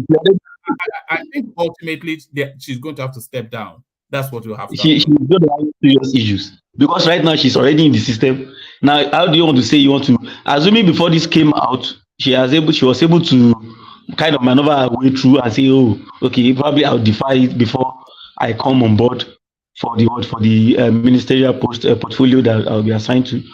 Probably that will still hold water. But now, just like I said, it becomes another scandal that everybody will running with, which is I don't think the Tinubu administration should have done their homework, except they have already perfected their mind that let people say what they want to say. You know, our leadership also, they have that mindset. Let people say what they want to say, Gary. They will just start for some time. I'm not quite sure that the Tinubu administration, because they seem to be changing their policies based on public opinion. So I think they are going to make this woman step down. I cannot see any, yeah. But why would they allow why would they allow one too many errors? It's becoming too much. You know, it's like misuse of power. These are one of the things we complain about the Buhari regime, and we expect when Tinubu comes in, we will do better, at least for the optics. Now it's just even getting worse and worse. What are we going to hear tomorrow? It's somebody serving NYSC is not a big problem. Now, Tinubu team in that House of Rock. It's not a misuse of power, though. It's a failing in the system. You know, Okay, I mean, yeah, because Tinubu will only ask them to check her, and then if they fail to identify, if they fail to identify that she didn't serve or she's serving at the moment, then it's nothing to do with Tinubu now. They have a security team in House Rock. They have then about the security officer. They have the thing. Nobody could detect that. Yeah, what You know? you are correct in the sense that why is it that all these people Tinubu is picking up or nominating or bringing up, he has one issues or the other. I mean, it doesn't look good. It looks like they are just he's confused. He doesn't know what he's doing. At least make sure you go through all this before you bring their names out to the public. Because when you bring somebody out and then this is he has no NYSC this, he has no this, it doesn't really look good on him. I'm sorry to say, it doesn't. All right. Back to you, Ajanle Koko. But ultimately, that woman will. I cannot see a way out of it other than her being made to step down. Well, let's see what is going to happen. Senate already cleared her. Currently a minister. If the law truly require her to have it before serving as a minister, I think the Senate should act. They should withdraw her nomination and taken out from that place. So, but if they didn't do that, that means there are some section of the law that still give her that, right. Even though she haven't served. What do you call it? Maybe the law allow her to have some kind of deferment or something like that. There must be some element in the law, some provision in the law that will allow her to serve without completing NYSC. So, but let's keep on watching that space. I know that some people will make a very big noise about it if actually that her appointment contravene the law as to not serving or complete her NYSC service. So let me leave it there. All right. Let me take you to the space. Federal government will work with governors, others to get valid data of poor people. So this is Betta Edu, who is coming in, taking on the biggest piece of work within her ministry. So is that social register is really where the narrative is. So they are giving out all of these palliatives, but there's no proper recording of the poorest of the poor within the Nigerian states. So how do you even disburse that monies, etc.? So they're looking to re-authenticate that social register. But what criteria, how is that handled? So to that space, Ajanle Koko. You see, one man, the whole program or palliative exercise or measure, you want to call it. I think it's not looking good. It's not looking good in the sense that the amount disbursed is not sufficient. The food given to each state is not sufficient. And listening to her during the interview, she said she's going to investigate the record, or rather, is it investigate or she going to review or something like that? Yeah, revalidate the record. So it's just giving us that sending us that indication that all these things doesn't have, there's no accountability, no transparency on this thing, So, and this is what we will continue to get in that country as long as we don't have a functioning local government. It is the local government that can keep the record of their people, and those that are poor, those that are middle class, those that are the local government can give that record out clearly. But when you don't have a functioning local government, you won't have a reliable database. We don't have reliable database because we don't have functioning local government. State cannot do everything. The state government is far from the people. The only government that is closer to the people is the local government. So, unfortunately, it's saying that, oh, we're going to work with the state. They are not even talking about the local government. It's the local government that they should try as much as possible to get them back to work. When local government work, then we can get everything right. So let's see what they are going to do. They said, because look at this, it's just like a waste of money, waste of resources. Yeah. It is Baba, 5 can I billion say that they. something? Yeah, say something. Please, can I say something? You see, you are talking about involving the local government and to get this ineffective. But they actually don't even need the local government. Because, yes. No, what does your son want? I've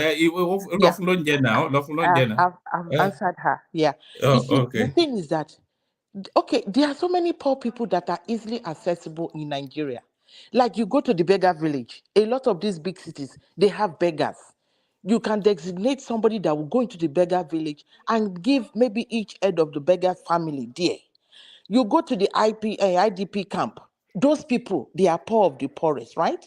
You can go into the camp and give this each family there. I mean, there are places they can go. No, but those are already captured demographics now, Princess. So those sector of people, they already know where they are and they're already documented, but they don't account for more than 10-15% of the poorest in Nigeria. We're talking about the deep hinterlands where nobody. The issue is if they involve all these violence and all these obats, I'm telling you, they will start they will not give those poor people. They will share it among themselves. You know how Nigeria is. Everybody's looking for what they want to get, what they want to put in their pocket. They will forget about the poor people. They will get this money and share it among themselves. So eventually it's not going to reach those people that really need it. All right, brilliant. Madam Rosie. You see, all those people that you mentioned, beggars, and all of them reside in local government area. Wherever they live, they are within a particular local government area. So that is why I'm saying if we have a functioning local government administration, all the poor people, including those people you mentioned, will be captured adequately well, and that record can be used, they can use the record of the people in that area, they can easily identify people that are poor, people that are not poor, people that need help, people that doesn't need it. So they are the one on the ground. They know their areas. They know where the beggar lives. They know where the farmer lives. They know where the poorer of the poorer, the what do you call this thing? What do you call this? Ghettos and all these areas. They know there. So we have to develop our local government administration. We have to make them work. When they work, we can begin to solve our problem from there. But when they don't work, we cannot get anything right at all. As long as these governors are the ones that are going to be in charge of everything, and their eyes does not cover the rural area. Their eyes doesn't cover all the rural area. Their functionality doesn't cover the rural area. How would they be able to know? And the rural area constitute the 70 people that live in the rural area constitute about the 70% of our population. And that is where the poor people reside, the poorest of the poor. So they have to do something. This one, they are saying, oh, we go to liaise with the, what do you call it, state governors to do this. That is not the case. I mean, the state No.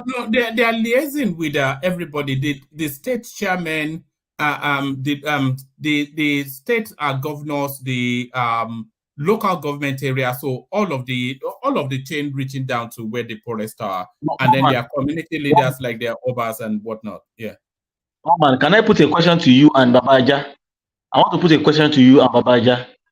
It was a kind of deliberation between myself and a friend of mine that does innovation and development work, in the UK. We agreed that is there a way for Nigeria if we do not get our data, I mean the data of the poor among us, and also the data for planning, budgeting, and development plan, and planning our development, our policies. Is there a way out for Nigeria? Will there be a way out for Nigeria if we are not able to get that data? Those data, is there a way? Can Nigeria really get it right if we do not get those data? No, we are not running a country if we don't have numbers and we don't have data. We need to know what our actual real population size is, one. Then we have to know the demography of that population, the gender divide or the gender numbers. We need to know that. We have to know the age demography. We have to know the educational demography. We have to know the ethnic demography. We need all of these data in order to plan. So if the abundance of our population is people aged between 15 and let's say between 13 and 18, then we know that we are budgeting towards education heavily because that's where the need of the country is. If they are in their 45s to and older, then you are looking to, how do we even plan if we don't have data, which we don't have in Nigeria? It's quite a spectacle. Can you see what we are talking about? It means we are not ready for development yet. We are not ready yet. Can I interject you? Yeah. Come in, AY. Can I interject? So, I've been listening come in, AY. And I bet. Okay, can you hear me? Can you hear me? Yeah, perfectly. Carry on. Yes, we can. Carry on. I've been listening in the background, and sometimes I think some of the information we are sharing is not balanced. Okay, and one of the things I'll start with first. One man, you recently saw that about yesterday when they had a rebase of our unemployment rate. We saw the way it came down to 4.1%. That actually the problem is underemployment and not employment. Now, so before people will argue that okay, MBS, so the statistics MBS has been releasing to us all this while did not even meet the international standard of measuring and capturing employment rate. Now, unemployment itself now is at 4.1%. The problem now is underemployment. That means people are not getting value for what they are doing.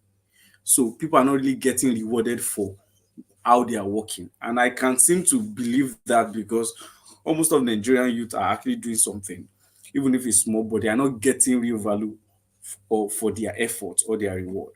So what the government is actually trying to do is they are trying to make sure capture our data rightly, and then they will plan correctly. That's why TINUBU had to suspend the population census, and we hope that NIMC will Tinubu get did our not suspend it, NIN right? rights when they do that. Hold on. Can you hear me? Tinubu did not No, suspend they it. did Buhari, now. They did. no, hold on. Buhari suspended it and said Tinubu can take it on when he comes in. It should have been done under the Buhari administration. Yes, but he suspended it. Yeah. One man, and you know, Tinubu met with the National NPC, National Population Census Chairman, recently when he assumed office, and they are waiting on him to actually give them a go ahead to. That's why I said Tinubu suspended it for now, kept it on hold, because the NPC chairman met him recently after he has assumed office, and he still told them that they should hold on for a while. And that's why I said Tinubu actually suspended it. So I think for our data, the process is still going on. There is a rebasing of the economy that is going on underground when it comes to even down to tax systems, taxing people. All those rebasing of the economy is going on. And we need to acknowledge that there are a lot of reforms going on to rebase our economy and to capture people rightly. So we cannot say something is not happening. What we can only wait for the results, because we know something is happening. There is a rebasing of our statistics, there is a rebasing of our economy, and there is a rebasing of the population size and who we are, how many are we in Nigeria. There actually is an ongoing reforms. And to Babanjale Koko, I will say that the angle of humanitarian aid you are thinking of for Nigeria is beyond that. You are only thinking in terms of money. When I listen to the Minister for Humanitarian Affairs, you can go and listen to her this morning. Did that mention I money? saw that it's beyond money. Did that mention money? No, Baba Jale go. No. You are only thinking of. Let me How land do you now. know what I'm thinking? You How only do you know what I'm you are thinking? only attacking the poor with finances. How do you know what I I'm heard thinking? you. I heard what you said. Did that mention anything about I heard money? what you said. I heard No. what you said. Answer the question. You are only. Did I say anything about money? Did I mention money? Did I It say is anything related to money? helping the poor. Finances, or let me use that word, finances. It's not only finances Did for humanitarian aid. Did that mention Baba money? did not even mention that now. Baba was saying use the local government to do this work, not the government, not the governor, because the local government can go to the roots. He didn't mention money or finances. Baba didn't mention money. What are you hearing? Okay. Can you let me land? Please? Can you just give me some minutes? When I say is looking at, okay, let me rephrase my word. It's coming at it from the angle of possibly finances. I said possibly finances. The reason why I said it is because when the minister was talking in the morning, she said there will be a trust fund that many players will have an input, right, from the CSOs to different organizations, I mean humanitarian organizations, to the different tiers of government, having a play in updating the register, trying to sectorize the register itself, because it is not everybody that is considered poor. They are not considered poor like generically poor. There are people that are poor in skills, there are people that are poor in education, and there are people that are poor in food and health. So depending, they will sectorize those register continually and update it continually and attach conditions to it, that even though you are getting humanitarian aid, maybe for your family, maybe you need skills, like a family needs skills, they give the mother skills. While the mother is having skills, they give her conditions that a child must go to school. Can I ask you a So question? that's the program. It's a robust program. Please, Yes, can I ask you a question? Go ahead. Okay. What's the origin of this thing? Is it not when Tinubu came that he wants to help the poor because of the oil subsidies that was removed? He wants to give some money to help the poor that he started with 8,000 naira. Is that not the origin of this? No, Please hold on. Please hold on. Please, no, sorry, hold that's on. not One the man. origin. One man, can That's you not hear the me? origin. Okay, I The just Yeah, minister yeah, I'm said, just asking a question. Yeah, the you can minister explain said, it. okay, yeah. Oh, okay. hold on So for the war, please. Hold Yeah, on. war, the please. minister, Hold on. Hold on. Yeah. Yeah, one man. Today Yeah, is war, my please. daughter's. Today's my daughter's 1 month ceremony. This Japanese ritual ceremony. I'm actually in the temple, so I'm showing you. This is the temple. This is my kids. This is the boy, my son.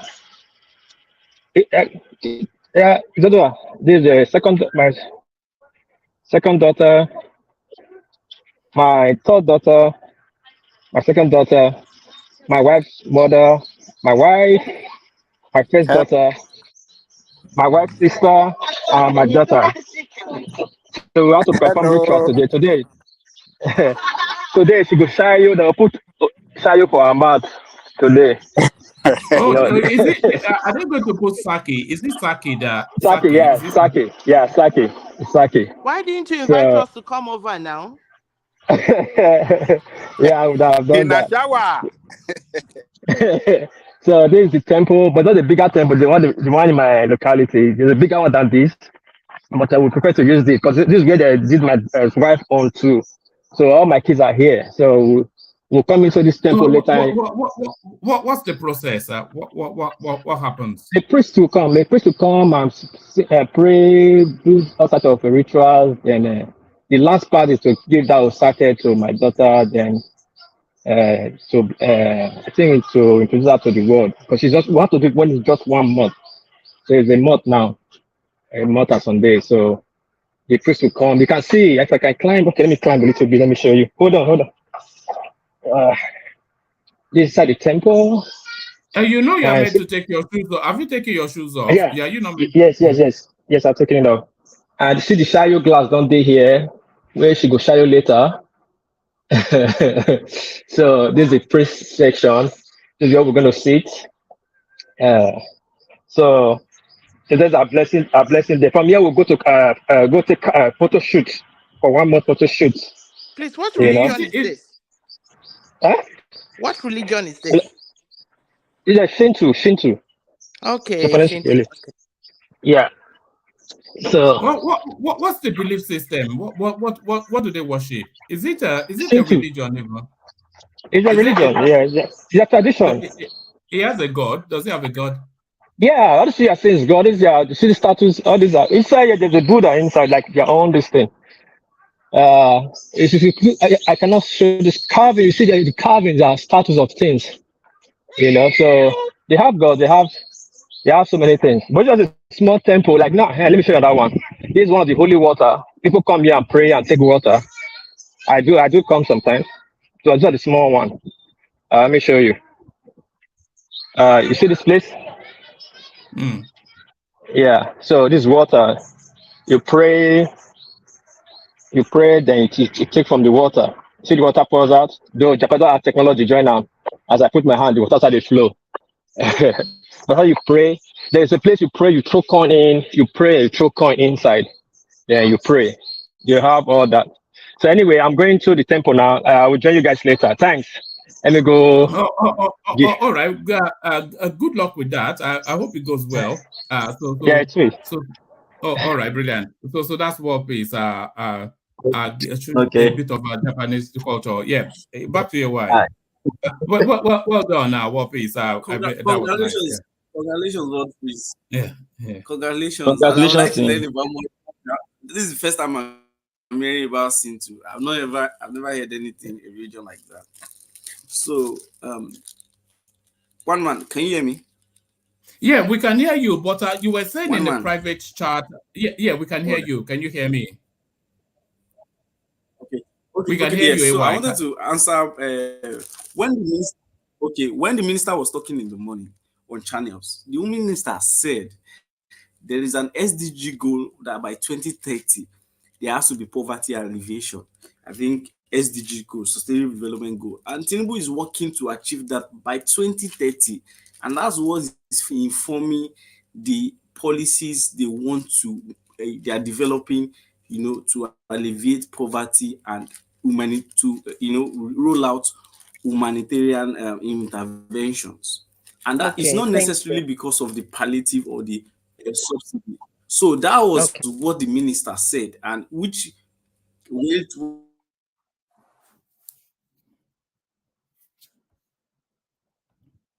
Are you there?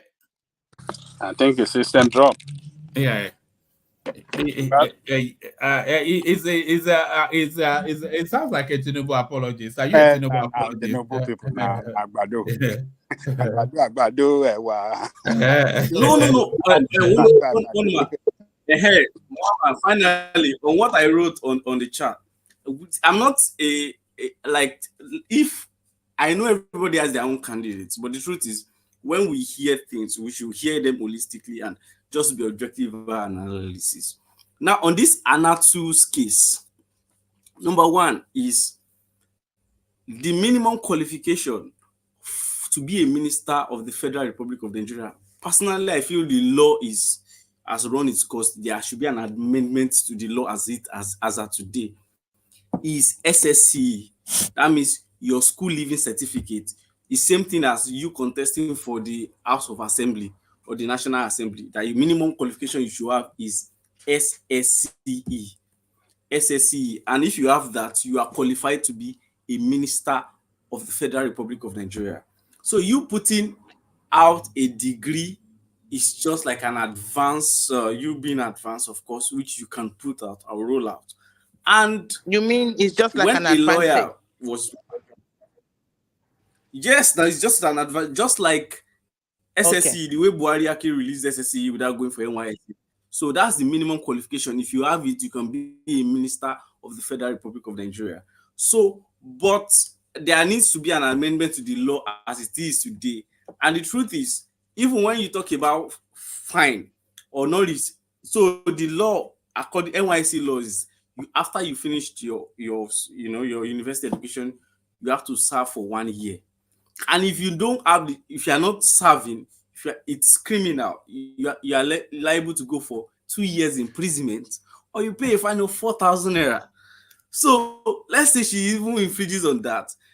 Instead of going for 2 years, you pay a fine of 4,000 naira, which is, for me, it's, the law is just outdated. I think you see,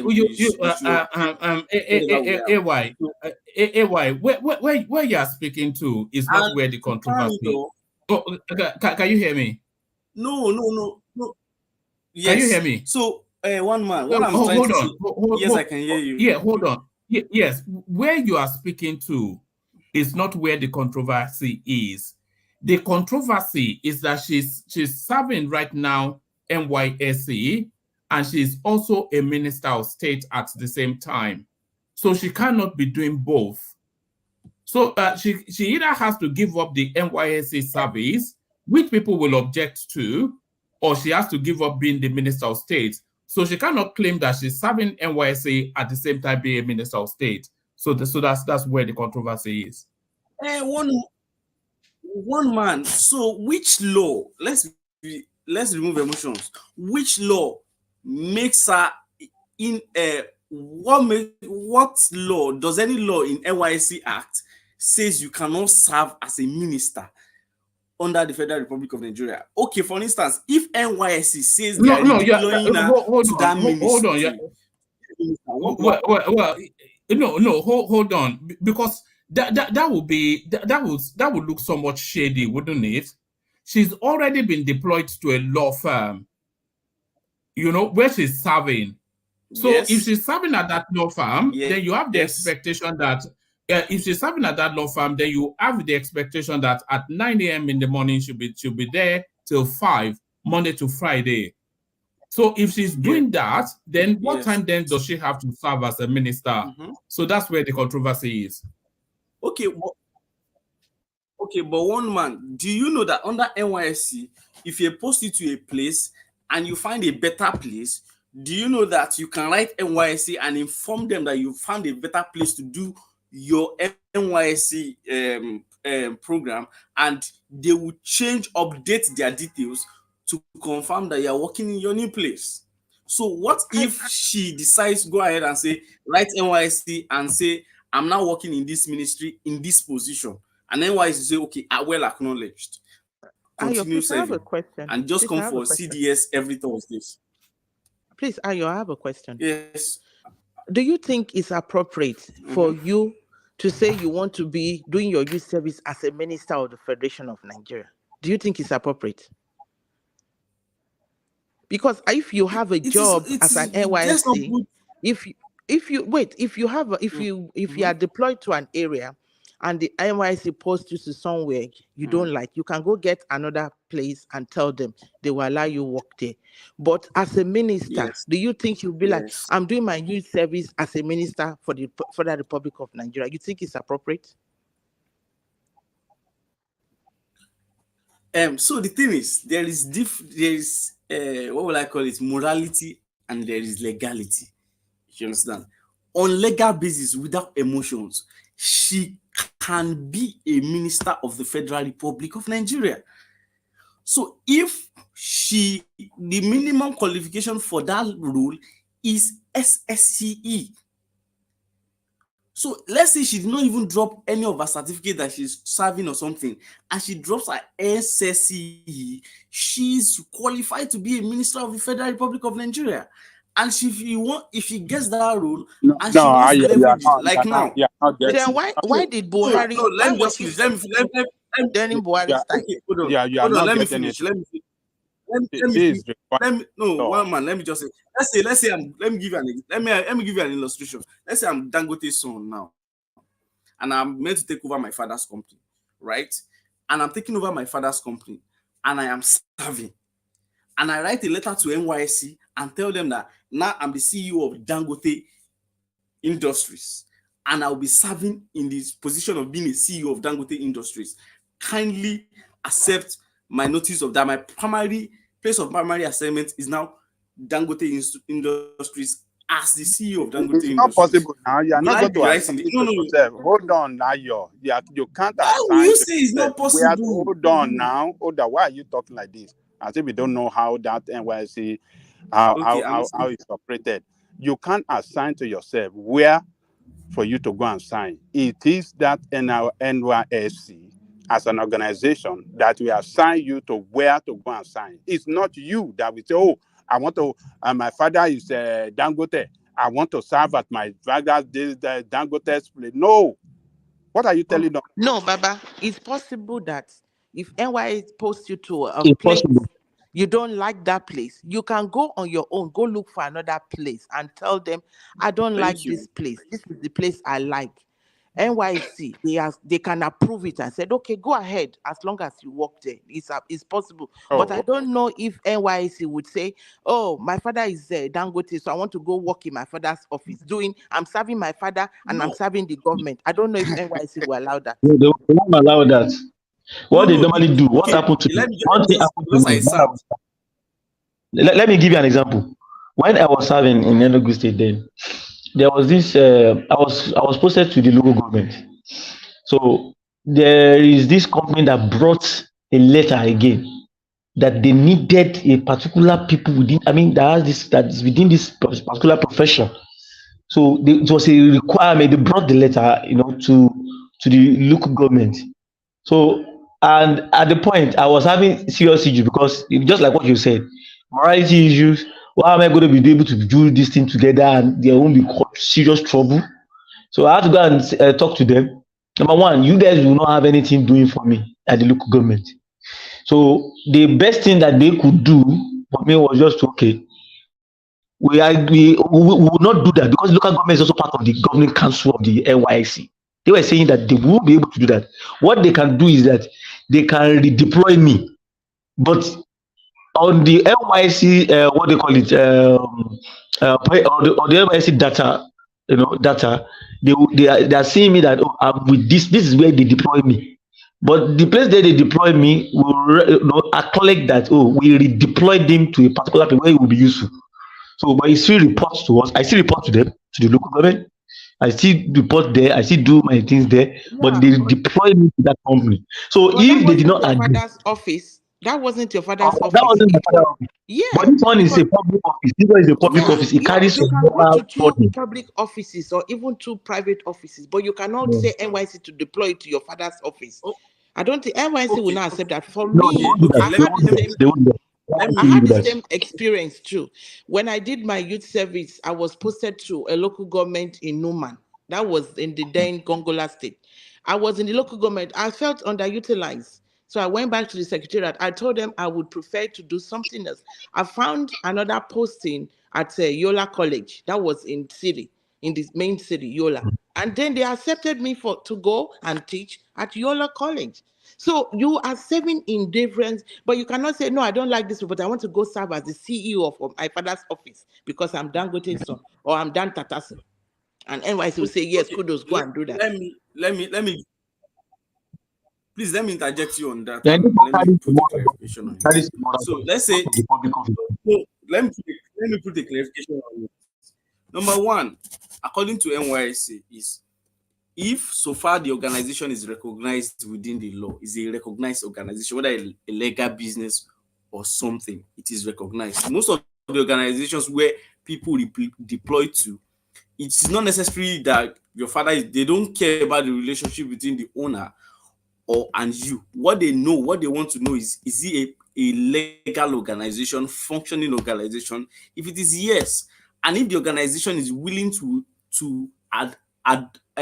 adopt you to serve there, they will redeploy you.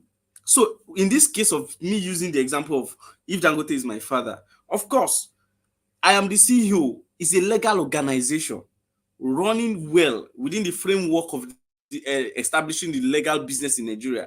So they will not look at the relationship between me and my father for them to approve. What they will look at is it a legal organization? Yes. And is the organization willing to give a letter to that effect to recognize the fact that I'm working there in this position? Yes. So if those conditions are fulfilled, they will approve. The truth is, sometimes there is morality, is issue of morality in this case now. The girl that is serving should not be called as a minister because it has not happened before. Because what we are used to coming up, like we have never. I don't think anybody at that age has ever been a minister in Nigeria before. No. We don't think anybody as young as that has ever been a minister before. No, she's 43. She's 43. Well, hold on. She's 43. What do you mean that age? She's not a spring chicken. Gowon was younger than that when he became. What do you mean? She's not a little girl. Yeah, even Gowon was older than that when he became the head of state. So that age is not. And even among their younger age than her within those cabinet members, those that are newly appointed, this thing. There's one guy there. What is that guy in charge of digital this? Is it not? Boss, I think it's in his 30s. I think it's in his 30s. Yeah. Then one man. Let's not forget another thing. Why is NYC? Please let me interject you. Let me finish. No. Okay. Let me explain something. Have you forget the issue of exemption letter? That once you are above 30 and you come back for maybe you studied outside the country for a long time and you want to serve, once you're above 30, all you just need to request for an exemption letter. Most of our fathers had it because they finished school above 30 and they could not go and serve again. And all they gave them was NYSC exemption letter. And when they were looking for a job, then they will tell you. Yeah, but she's not qualified. No, that doesn't. Hold on, settle down, Ayo. That doesn't apply in this instance because she was posted to Ebonyi State years ago where she was meant to serve, but she abandoned it. And then when Buhari wanted to make her a commissioner for some parastatal, when she got to the Senate at that time under the Buhari space, they couldn't pass her through because she could not present an NYSC certificate. So she has now gone back to the NYSC to serve.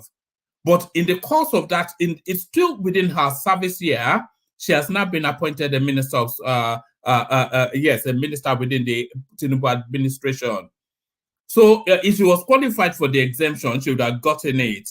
So I don't see how she's able to get around it. I don't see it. One man, I think. I mean, what has she been doing One since man, 2000? please. I I think. sent you one link. From NYSC portal Can I ask you a confirming the question, conditions to get an exemption letter from NYSC, irrespective Can I of ask you a whatever it question? is, whatever the situation is. Yes, you can. Go ahead. All right. Take a question from Kulata. Yeah. So I just checked that what's the qualification to be minister. They said it's the same qualification for someone to be elected as House of Rep. And the minimum that they said is to have secondary school leaving certificate. So why is NYSC mandatory if the minimum requirement is secondary school certificate? Because if I only have secondary school certificate, am I supposed to serve for NYSC? Isn't NYSC restricted to those that have tertiary education? I'm confused. That's why I'm asking the question. But one, Kolata, if she presented in her CV that she attended college, so that will require her to surrender her NYSC certificate now. So But if she doesn't show the college, she just shows her secondary school. Yes, I think I agree with you. Technically, by law, yeah, she won't be required to submit. Yeah, no. I'm not sure that is right. But let me correct myself before I say what I want to say. People are correcting me that Bosu is not actually in his 30s; it's 46. So I take that correction. But if she presents her, let's say GCSE or whatever, which is the but one of them is around 30. Is in the 30s. Yeah, I think a girl or something. But yeah. if she better. All right, yes, that's fine. But if she presented her school cert, which is a minimum requirement, but they know that she has done university, I think they're still compelled to require her to present her NYSC if it's known. Why? Well, what I think is the problem here is that you can't be doing two government work at the same time, even NYSC or not NYSC. But now it's not as an NYSC has been posted as a federal or a government worker. Now you are getting a minister. Just like you are in the office, you are a senator, at the same time you are a minister of Niger Delta. You have to drop one for one. That's what they are saying. As an NYSC member, you are already serving under the federal government. So you cannot be serving NYSC and be a minister. It's not about you serve now or your exemption letter. You know how much she's doing NYSC now. She have to choose one from the two. Either drop her NYSC now and continue her ministerial job, or drop her ministerial job and continue NYSC, because she cannot have two office in Nigeria at the same time. That is the problem. You are posting in NYSC. Yes, now you are posting to work. You are working on that federal government. Hold on, one piece. Let pull that. Yeah. You start your NYSC, you go to that camp for 2 weeks or 3 weeks, and then they post you to a job. So if technically they can say that they posted that to Ministry of Entertainment. No, he's the minister now. If you post out to the ministry, it's different. He's the minister. Hold on, one piece. She's Kulata, she's already posted. She's already serving at somewhere in a law firm. Yeah, but you can change your posting. So if they go and change your posting to this ministry, then she's okay. Kulata, that's very wrong. Sorry to butt in, but let me just tell you one thing, Kulata. Thank you, Kulata, for that. The moral thing that should be done, that's on the morality of it now. You are talking morality. Me, I'm talking technicality. Oh, yeah, I'm going there. She should be fired. One, the technicality of it now is that the fact remains that she, under the law, in the eyes of the law, she's holding two jobs, right? Are you aware of the fact that even when Keyamo, even as a lawyer, right, you cannot practice, you cannot involve in private practice when you have a cabinet appointment or you have a government appointment. You can't do that. So what Musawa is doing right now, she was supposed to have served in Ebonyi State, but probably by virtue of big girl leash or whatever, she couldn't bear the brunt of serving in a state like Ebonyi. Probably she wanted to stay in Abuja as they do it. She was supposed to run it to Abuja, but probably didn't work out. So she had to abandon it. So when she knew at the point that she was going to be going public, probably politically or having the ambition of serving in Nigeria, it becomes Thank you, enigmatic. Yes, yeah, that is exactly what happened. You're right. it becomes inevitable for her that she just must have it, because the same situation, the same scenario played out. That was the reason she wasn't appointed in 2020 when Buhari put her up for an appointment, right? So now what she's doing now is double dipping. You cannot do that under the law, right? In the eyes of the law, she is breaking the law. She has not only broken the law, she's breaking the law. Enigmatic. Hold on, Kulata. Enigmatic, let me ask you a question. Can I ask you a question, please? Oh, okay.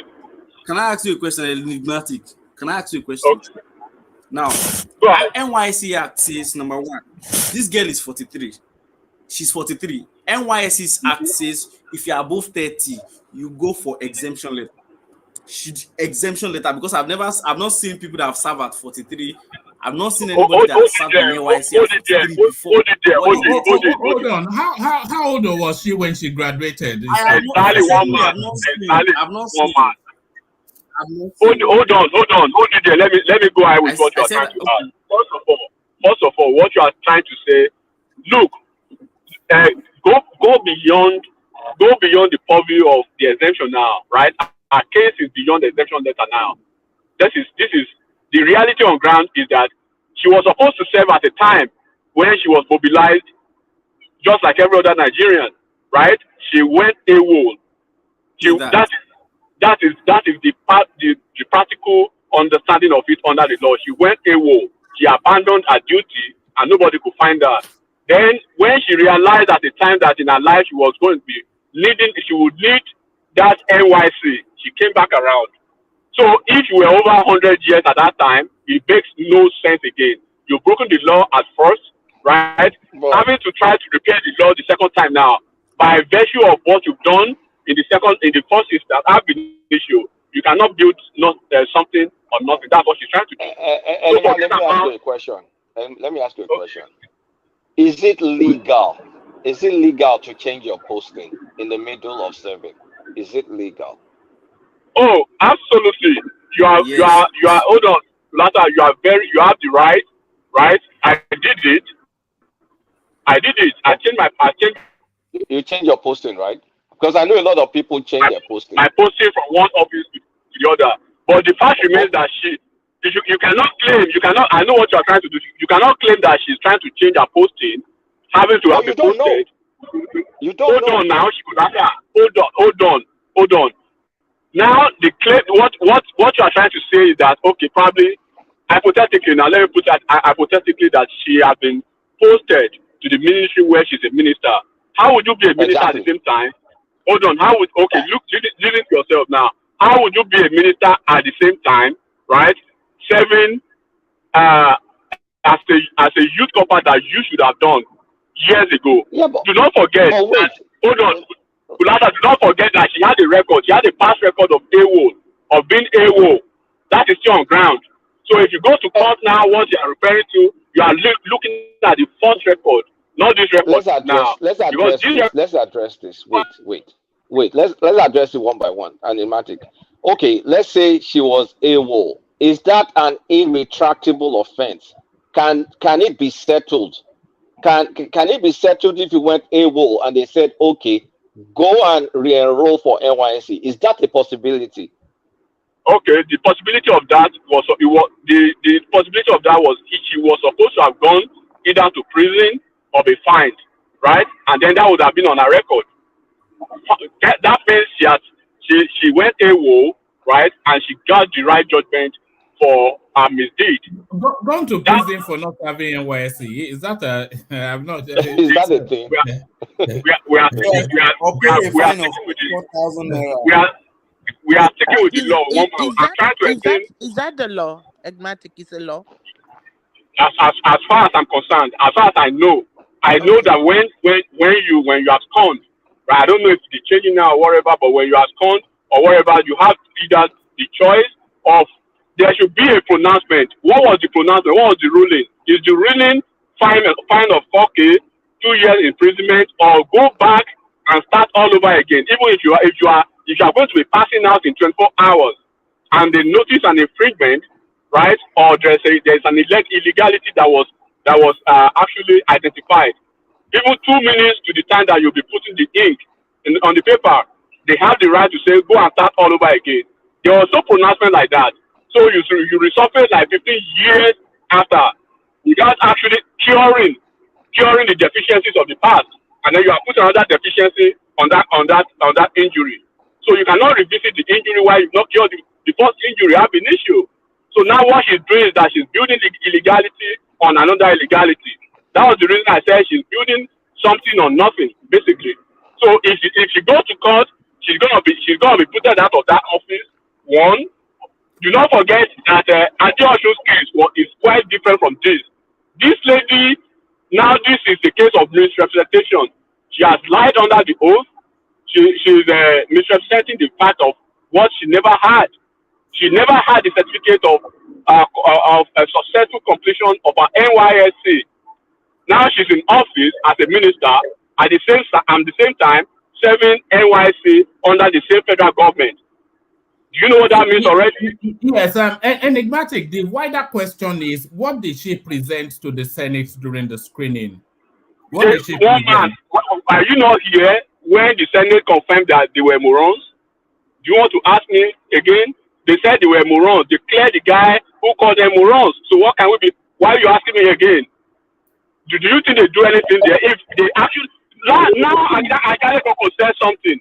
The failure of our system, the failure of governance, and the failure of this, the oversight functions of all these are multiple agencies that are just there for nothing. There's no way. It's just in America. It's just like in America over here. Bypass certain things, you're gonna be fired from top to bottom. Whoever is the DG of CIA or whoever is doing the polygraph or whatever missed a point, and then you become a liability at the end of the day to American government. It's going to cost so many heads. As we are speaking now, we should be looking at somebody who is going to be fired in the DSS, who because this is the dereliction of duty. They had the responsibility to look at everything. Can I ask you a question? Can I ask you a question? What is the minimum qualification to be a minister? What is the minimum? Forget about the minimum. Why do you say I should forget? Forget about the minimum. Hold on, enigmatic. Hold on. AY, that is not where the conversation is now. Nobody is talking about her being qualified for anything or not now. It's not that if she's qualified or not. Okay, AY, let me answer that directly to you. Hannatu Musawa, she's eminently qualified to be anything in Nigeria by virtue of her qualification, by virtue of her academic, background, by virtue of professional understanding. I mean, she's schooled in one of the best schools in the world, right? But her case is gone beyond the threshold of the minimum, requirement to serve in an office. Do not forget that. We are looking at the illegality that has been perpetrated. And then she's actually, perpetrated. And then she's perpetuating that illegality now by building more illegality on another illegality. That's what she's doing. So this is what you need to understand. Okay. So I've been issue. Hold on. I've been issue. Hold on. I've been issue under the law. In the eyes of the law, she has not served her country. Then if she has come around to say she wants to serve, even as it is now, she's not qualified for an exemption letter. That's her case now. She's not even qualified to be exempted because she has basically burnt all the bridges of such qualifications years ago. You understand what I'm saying, bro? So our case is not about minimum qualification or not. Can I ask you a question? Go ahead. What is the illegality? Specifically, what are you calling illegality? Is it abscondment from NYSC? Is that what you are calling illegality? And if that is the thing, if that's what you are calling illegality, who should be the one to punish that illegality? Recognize and punish that illegality. Isn't okay? Let me tell. Who should be the one to punish that illegality? Okay, I'll start from bottom. I'll start from bottom to top, right? From bottom, number one, she's the criminal now in this situation, right? She should be punished right now, either by serving a jail term or having to have any whatever punitive measure they want to. Enigmatic, Tinubu can pardon her. Who should punish her? Who should punish her? That is another chapter. Hold on now. That's another chapter entirely. Pulata.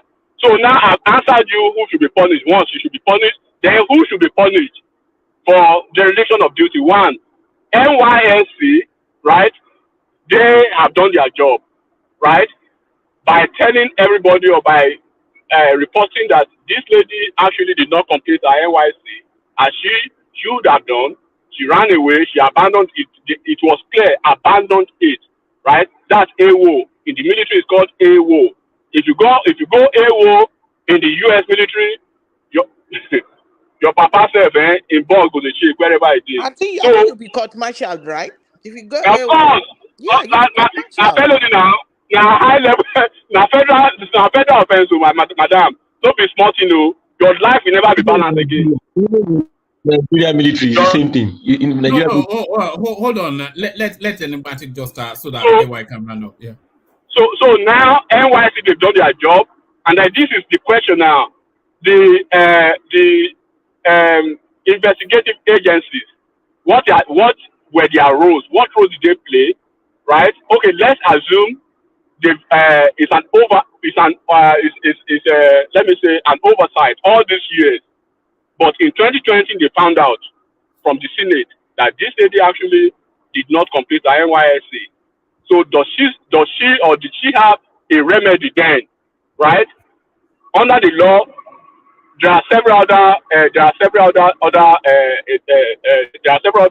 things you can look at. At that point, she could have hired a lawyer to say, what are my choices? Do I have to go back to NYSC? Or what the lawyer will give her, okay, probably we have to write to NYSC. This was the reason why I abandoned this. Then, for urgent reasons, medical issues in America, in the UK, I have immigration issues, I have this, right? Then you give them reasons. Then it behooves the NYSC to say yes or no. We're going to give you an exemption letter by virtue of your explanation, or we are not giving you anything. You have to go back and serve, regardless of your age. That's number two.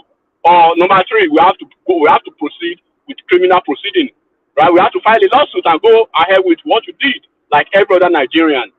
So you are looking at her now because she's privileged, right? And every Nigerian, think about somebody from Igbo-Ora, right?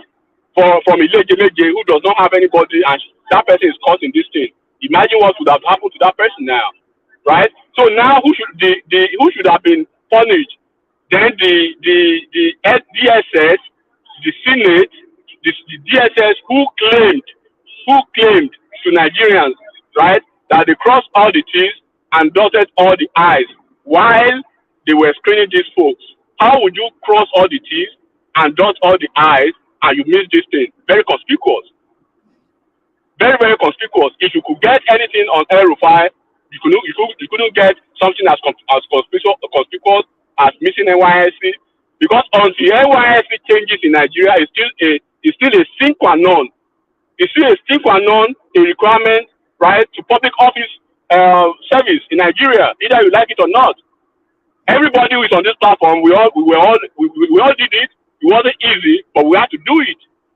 We found a way to do it. Kulata did his own. One man, I don't know if he did. Everybody almost, and then because tomorrow, if you say you want to be this, you want to be that. We've seen public officers in Nigeria who have been fired by virtue of things, by virtue of irregularities of their NYSC. Why is she different? Is it because of our closeness to Buhari or what? This is not about APC or this is not about Ashwadi now. The right thing that should have been done now, the right thing that should have been done right now is, madam, pack your bag and go get somebody else for replacement. Period. Go and be doing your NYC. And she's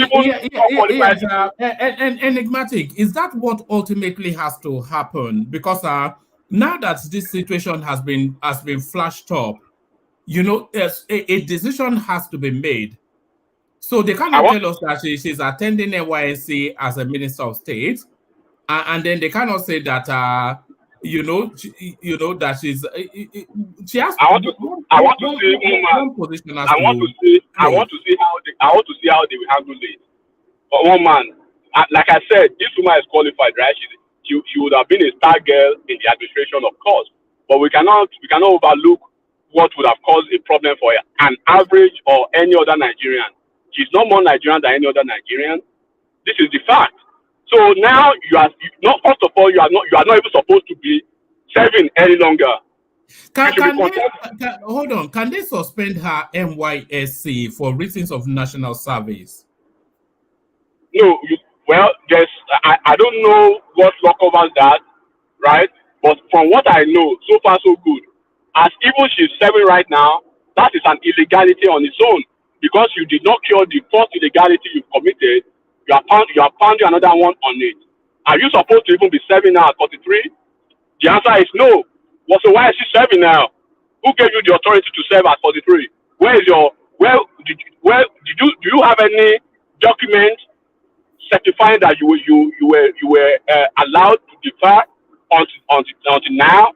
If the documents exist, let's see what are the procedures, to get those documents. So those are the things we have to ask, because there's always a process to everything. One man, you cannot say you are waking up one day after 35 years because you want political appointment, and it's going to be an encumbrance, a very big encumbrance, and it has actually been an encumbrance in the past.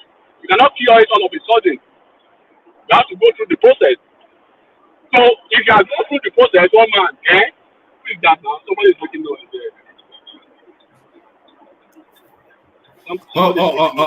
Man. All right. Back to you, AY. Back to you. Yeah, carry on, AY. Okay, so my final thought on this is, we are assuming we don't know the documents she submitted to the Senate. What if what she submitted is just her NYSC? So we don't know these documents she submitted to Senate. So I think the DSS will have to come to her on that. And one man, if you want to intercept in that, if you have higher certificates, why are you submitting only your lower certificate? Peter Obi did it. He submitted his own SSC. Tinubu did it. He submitted only his university certificate, not other records. So on that basis, I can give you an answer. Can I chime in a second? Can I chime in a second? I can only submit. Hold on. Let him learn enigmatic. If you have what is required, so if you have what, no, enigmatic, please let me learn. If this is what is required and you submit it and you meet the requirements, that's fine by me. But the thing is, the other part of the illegality and all of that, NYSC will have to come out to us and clarify what steps she took. Probably she conformed to the law. She gave notice to NYSC, and NYSC gave her approval to go and serve the country. If NYSC comes to that tomorrow, she's cleared. NYSC is the only body that can sanction core members that go AWOL. So if NYSC says they've punished her enough and she's cleared, there is no more illegality. For me, that's it. And that's my closing thought. All right. Baba makes an interesting point in the comment section. He says a youth corper can be drafted to play for the Super Eagles whilst serving. Not so. So if that applies, then I think I think they can just say she's on national service. That is different, one man. The hypothesis is trying to play. It's not matching with the current situation we are discussing now. The subject matter is quite different from that. Do not forget when even NYSC, they do have their football team. Do not forget about that. And when you are serving as NYSC president, I've seen while I was serving, I had a couple of people who were in the military, right, in the middle of their NYSC service or whatever. They have to get some exemption to go for some national duty. That's different. This lady years back did something. Do not forget about that. We are traveling back to years now. It was alleged that she abandoned something. For you to abandon something, there should have been a ruling by now. What is that ruling? Enigmatic. Wait. They allowed her to continue, now restart. So all this abandonment is now a moot point because NYSC allowed her to restart. But you know who she is now. The point I know who she is now. But what I'm saying is the point that was old. Wait.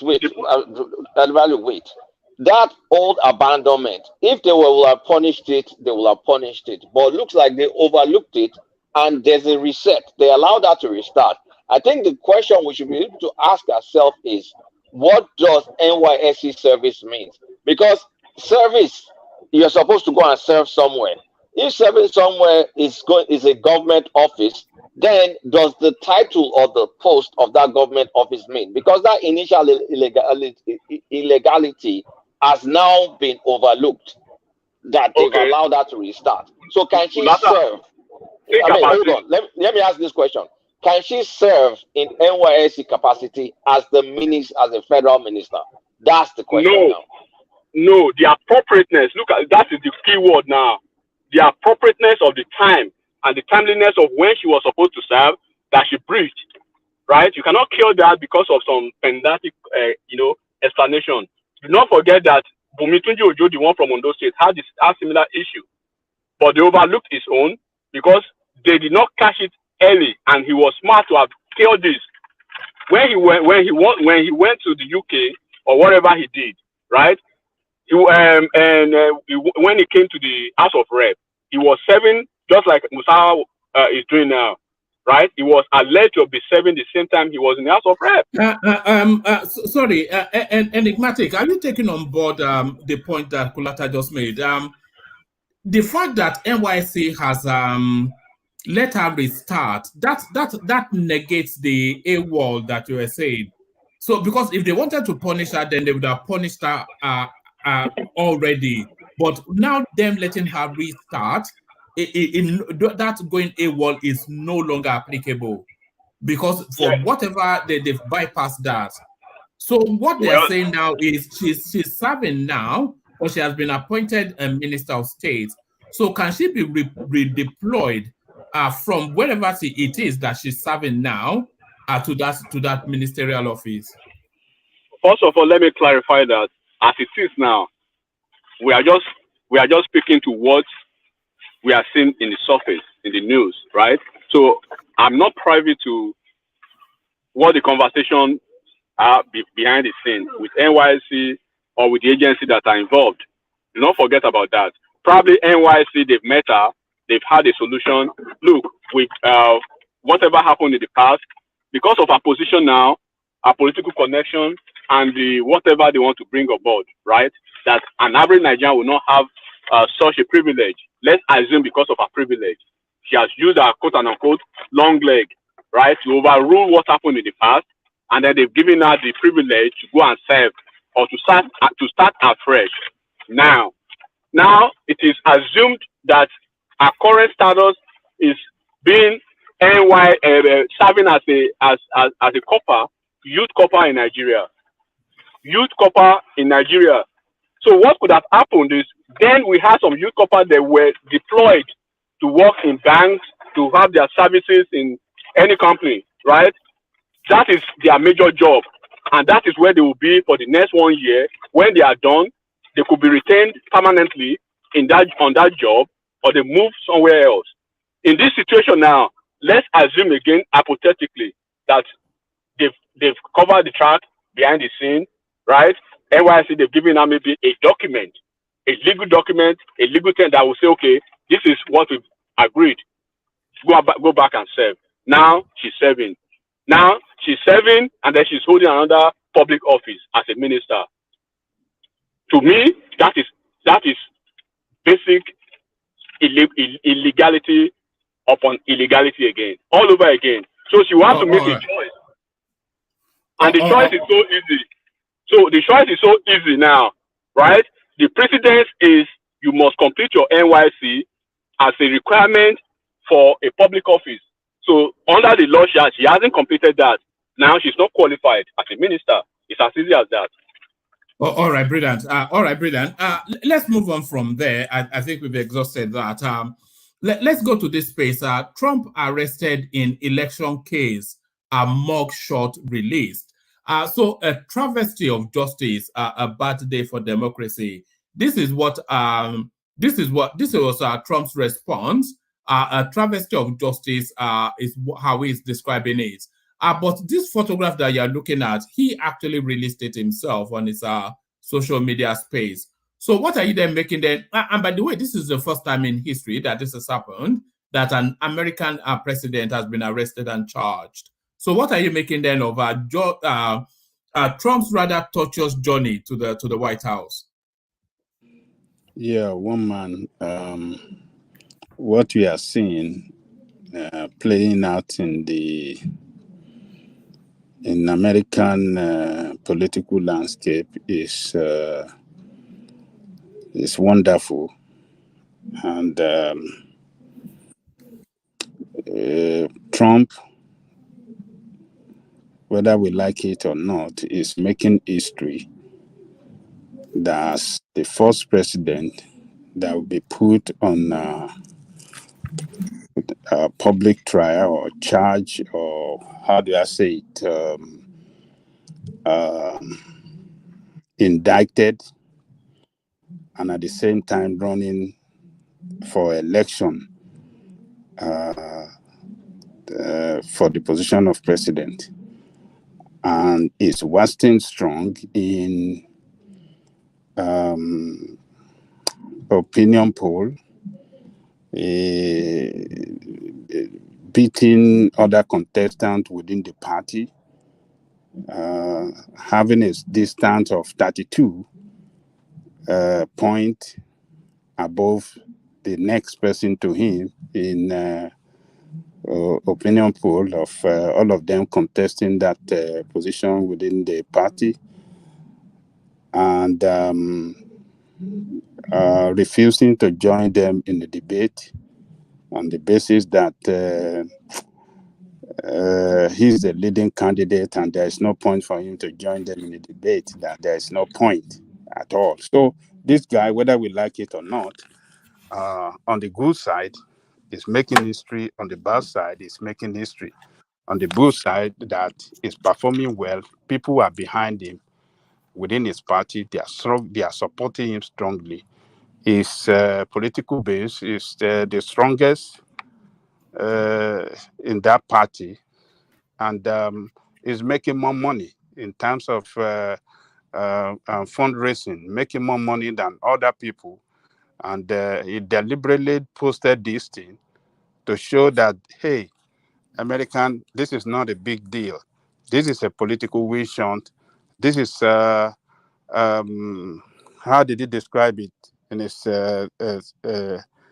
A travesty of justice. Yeah, travesty of justice and election interference. Or what did he say there? He call it election what? I think yes, interference. Yes. Election interference. So,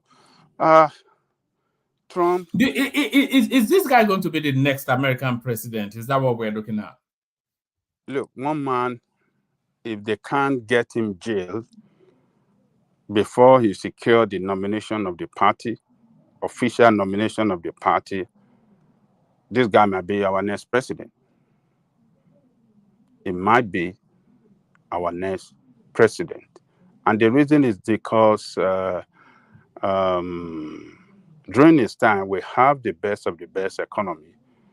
During his time, we are buying gas, petrol, at the cheapest of the cheapest that I've seen in the recent time. We were buying gas like $1.30, $1.50. I think the highest you could get down there, back then was $1. It's under $2.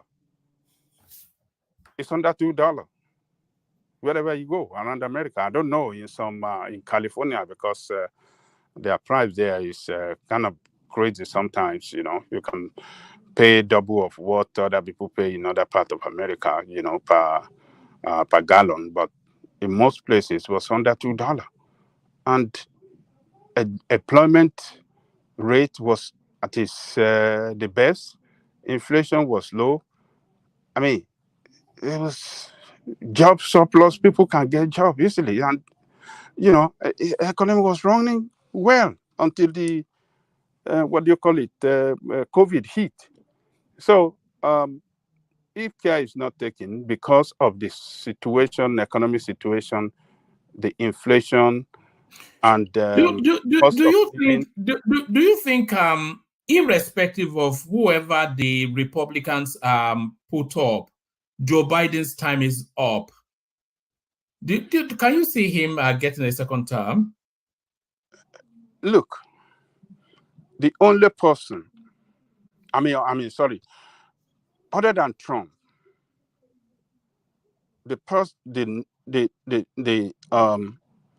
another person that can give Joe Biden the run for his money is that Tim Scott, the black guy in the Republican Party. If that guy should secure the nomination of the party, it's going to cause division among the black and the minority. Because Republicans will want to project one thing that, look, yes, Democrats have done it. Democrats gave Obama an opportunity to be a nominee of the party, and and he became the president. So why not give this guy a shot? And if Trump give his support behind him, he'll be the next president. That's another person I'm looking at. Because of the color of his skin, the black will look at it. What is it? What are we waiting for? This is one of our own. Baba, can I chime in a second, Baba? Oh yeah, come in. Yeah. Yes. Okay. On the part of Trump, you are very right. The only Republican alive who can give not only Biden, the whole of Democrats their biggest headache, if he's cleared to run for the election, is Trump. But he's not going to win him. The only person who can win Trump in the as of life is Biden, and that was the reason they brought him back. It took a coordinated effort of so many top dogs in the political arena in Democrats to bring Biden back. So then, after Trump, I was looking forward to DeSantis, but obviously he's so lazy. He's so lazy, so crazy with his ideas. So now, Tim Scott that you're talking about, black people don't care a hoot about Tim Scott. They don't even want to hear him speak. So all I want is, regardless of what Trump has been going through or whatever, I wish I know, his chances of surviving these legal challenges. And enigmatic, that was the way Obama started too. Nobody cares about Obama at the beginning. It was after the primary that he defeated the what do you call it?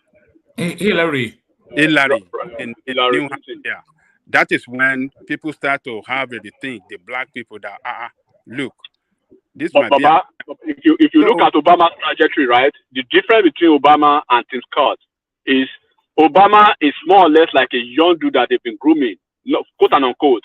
He has the gravitas, he has the political fecundity, and he has the political reach. And he connected, right, with the reach of the blacks. That's the core of the black community in the US, plus the oligarchs of the white politics in both Republican and Democrat. That is what Tim Scott does not have. Tim Scott, even in South Carolina, where he comes from, the black people do not like him. Go and look at the voting pattern that brings him to office every time. If the Republicans fail to have Trump on the ballot, oh my God, this would be the most embarrassing presidential election in the history of America. Biden will wipe him. What about Mike Pence? Is he in play at all? No, don't even go there. That one cannot. He cannot even get it. party. Don't even go there, one man. That one cannot One even man. get it. They will. That on paper now. They have turned it to paper. It's nobody in the Even party. Trump base does not like fence. You know, Trump base, the Trump base, they are so fanatic, right? And this is the reason why the problem Is that enigmatic? Please don't insult us.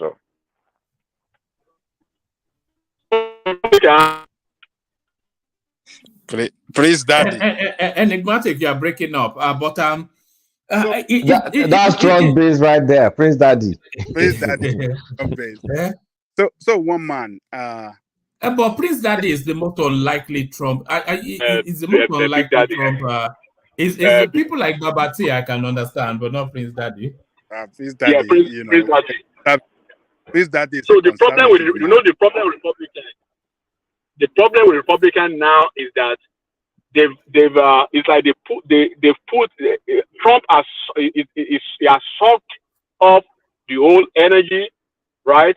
The whole ground and everything that has to do with Republican into himself. So without Trump, no more Republican. Look at the numbers now. Baba, I was surprised when I saw the numbers 2 days ago. Trump was leading almost everybody with almost 32, 35 points. Trump. I say if they put the rest of them together, they're not even a match to Trump.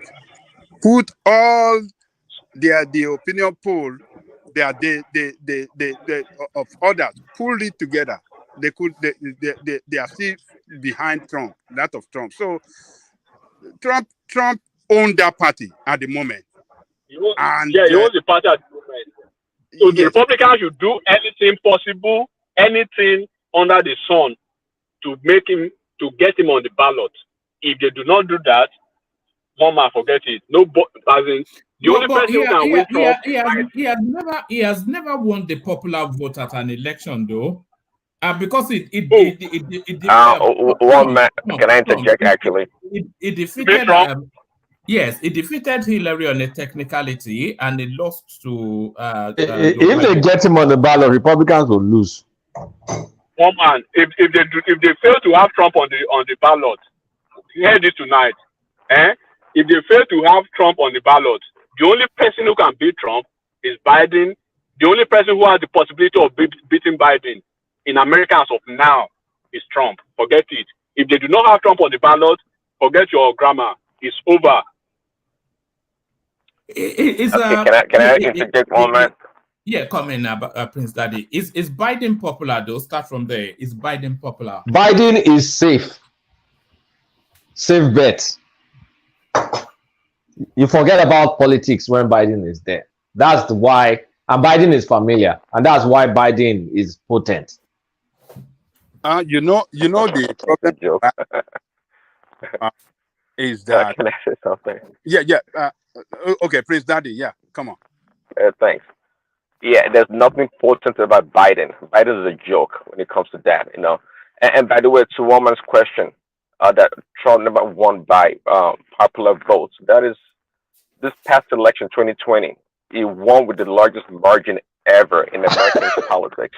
Yes. Were you at the Capitol? Were you at the Capitol? Were you at the Capitol?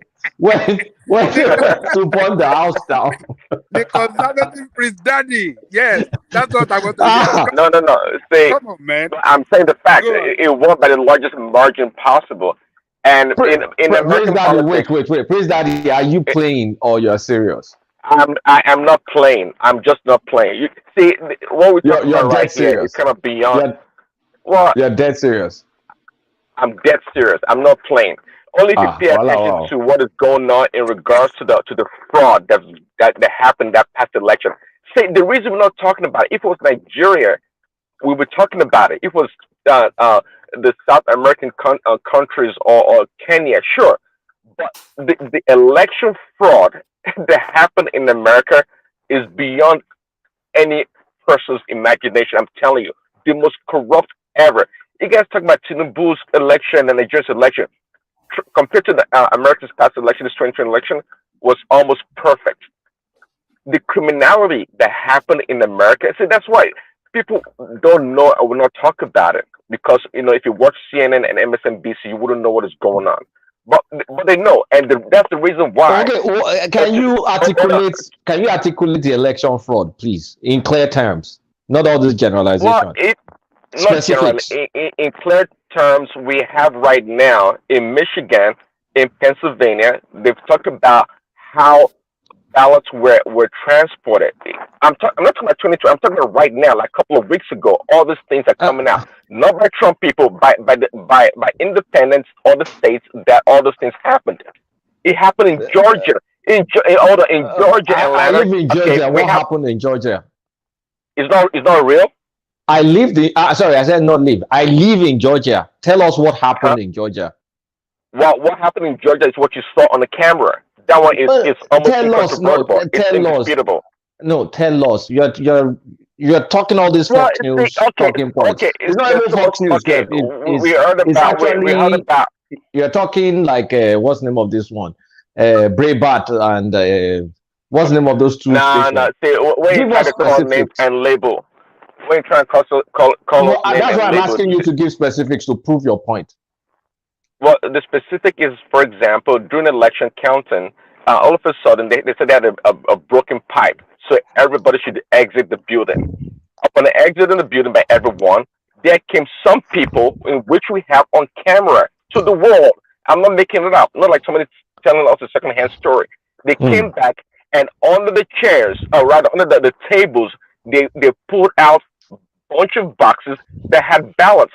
And those boxes were counted and recounted. It's documented. We have documentation. And it's investigated, and it was bogus BS. Well, you can call it bogus BS. That is fine. But we're not here to argue about what you believe or not. So people like you are easily manipulated. You have to prove your point. No, Prince Daddy, you can't. Told you. This is not the platform where you just say, there was election. You have to prove it. I just told you, and he said it's bogus. That is fine. Because it's been investigated. I mean, am I wrong for saying it's investigated and it was found unfounded? It is. The links, anybody can Google that. Okay, actually, when you say investigated, we investigated it based on what? We told you it was unfair. That's another propaganda right there. We told you what's the name of this county? It was never investigated. It was never investigated. This black county. What's the name of this county? That perpetrated the crime investigated it. Exactly. Obedience, no be. This is obedience. Anyway, let's concentrate on Trump real quickly. Another Texans. On Trump real quickly. They are conservative. He's going to make America great again. Our lady in the house of President, they are conservative. You can't win them, Kulata. Well, yeah. See, I'm conservative, we don't but I'm not American a Trump. politics on one man show, but I'm not a Trumpist. Well, okay. You're one of us. You don't know. But say we don't talk a lot about American politics on the one man show, and we don't investigate it enough. We'll hear one side of the story, but not everything. Okay, so that's the problem. And there's no way everything you said. By the way, Trump can be arrested and jailed and still win the election. It's happened before. It's happened before in American history. But what is today? If Trump says, okay, he's not running again, guess what? All those charges will be dismissed. The only reason they're going after Trump is because of election interference, just like you said. And what they're doing is absolutely illegal, because even legal scholars, they've come out to say, as a president of the United States, they have this immunity against all these charges against him, because a lot of people don't know, and because the media can blow the trumpet and lie to people. People are confused, and people don't know any better, and that's why we have all the shenanigans going on. What they're doing is listen, regardless, I'm not a Biden supporter, but in America, we don't insult our leaders. This is not about we know where it is shot in Milocon. We don't do that stuff. If you don't, it's all politics and policies, really. Biden is our president today. I don't care for Biden, but I'm not going to go around insulting Biden. We don't do that. But the fact is that Trump is leading in the polls. And I'm glad it's leading, because a lot of people are seeing through all the shenanigans. Not only Trump is leading. Hold on, Prince. For the benefit of us non-Americans, Is it leading in the polls for the Republican ticket or for the presidency? Well, on the presidency, there's a margin of error about 3%. On some polls, it's tied with Biden. Biden is leading by 2 points. But at the same time, in the previous election, Biden was actually leading by high single numbers or double digits at the same time in comparison. And not only that, this time around, Trump did not have a lot of support from some constituencies or categories of people or voters. Now is actually doing much better and getting more support. So I'm glad that a lot of Americans are seeing through the shenanigans. Let me ask you this, Prince Daddy. If all of the data is showing that Trump is unlikely to defeat Biden, if the data is showing that, should the Republican not just use this window to get rid of Trump as sort of like a cleansing process? Get rid of Trump. Well, obviously you don't know American politics one man. See, let me tell you, I'm conservative, not a Republican. I like to distinguish between the two. When it comes to the Republican Party, those politicians are weasels. They are the worst kinds of human beings. They are the worst. That's the reason why I could not be a Republican, because of their representation. I was more like a Democrat. But if you know and pay attention to what is going on in today's politics in America, the Democrats are like the party of call it whatever, evil, anything goes. That's not life. We don't do that. And I'm not a supporter of Republican politicians, because guess what? They're equally as bad. And that's why we call them uniparty, meaning there's no distinguishable differences between the two of them. Really. And that is true to a larger degree. They're really both the same. Trump is an outsider. It's totally different. And that's why many people like myself support Trump. It's not like your typical politician. He's not really. Do you know Trump's background? Trump is actually a Democrat, just like I was. Yes. For many years, until he decided to run and became quote unquote a Republican, because he had to be on the ballot.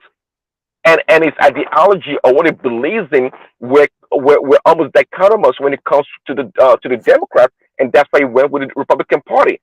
So I'm not a big time Republican Party supporter. Those guys are almost useless for the most part. They are weak. I prefer the Democrats, actually. I prefer the Democrat politicians like TINUBU. They're ruthless and brutal. I like those people. I like such people. But Republicans, they're just weak. All these things happen to Trump. If they were strong politicians or good people, it would not be happening. None at all. The Democrat would not allow such shenanigans to happen. And that's why I like them. That's why I like the Democrats. Is that policy that's the worst. And the worst of them all, of course, is Barack Hussein Obama. Is the worst president America ever had.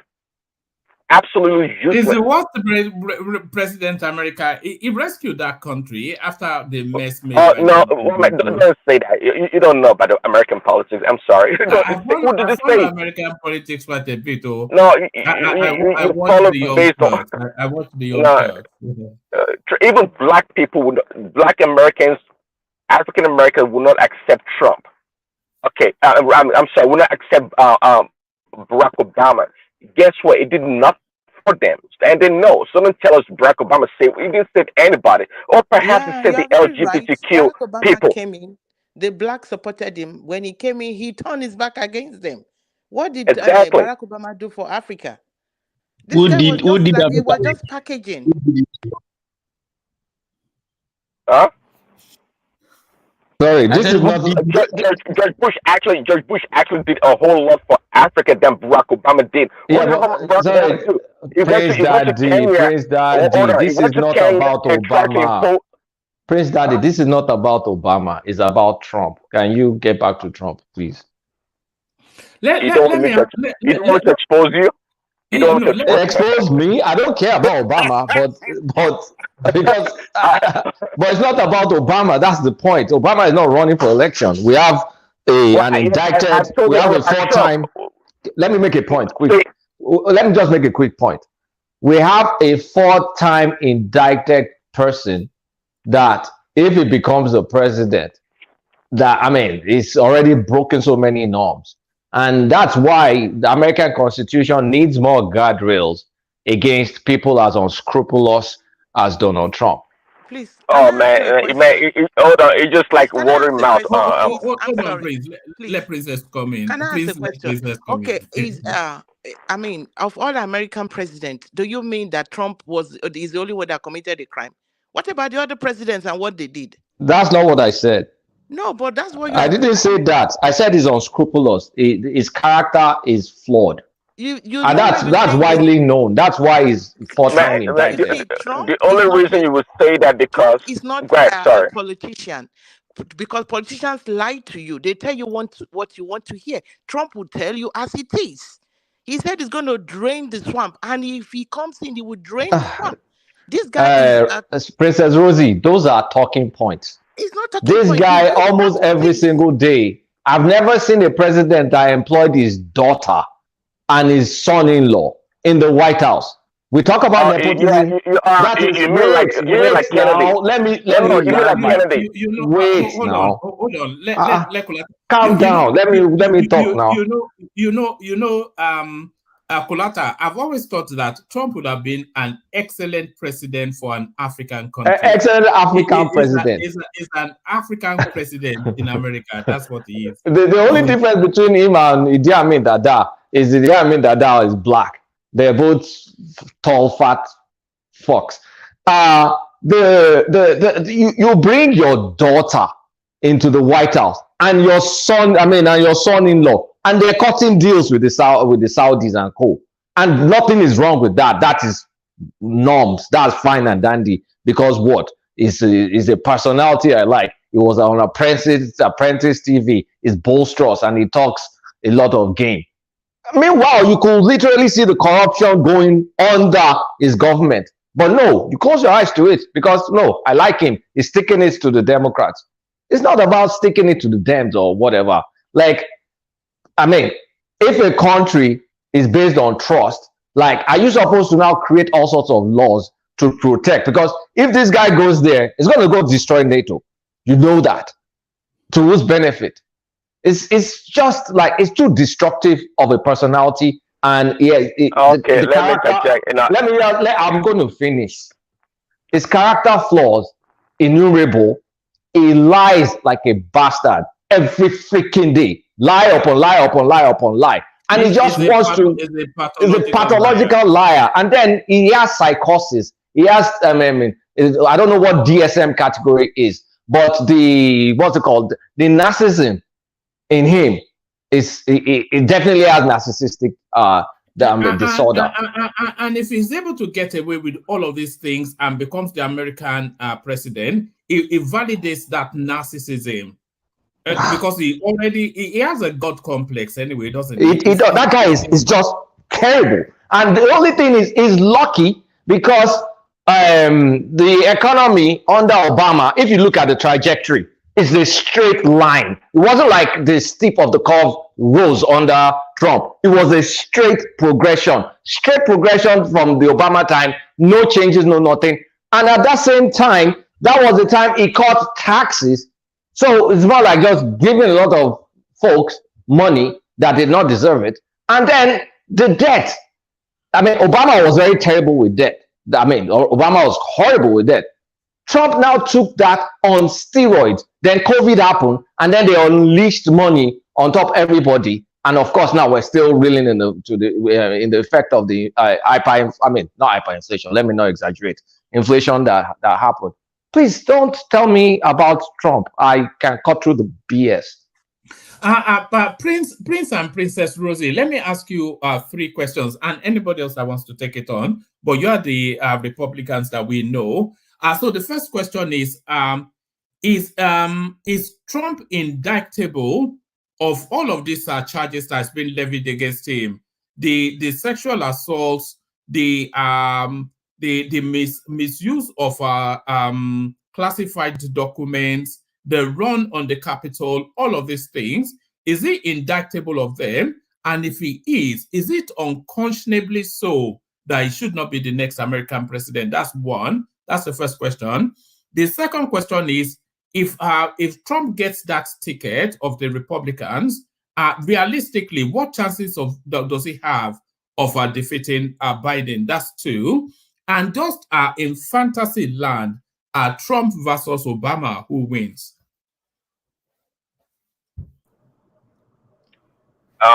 Trump versus Obama would not be a competition because Obama is the least qualified candidate that ever became a president of United States. The guy's resume shows he was a community organizer. I'm not sure what exactly that meant. The guy is of no value, and it showed when he became the president.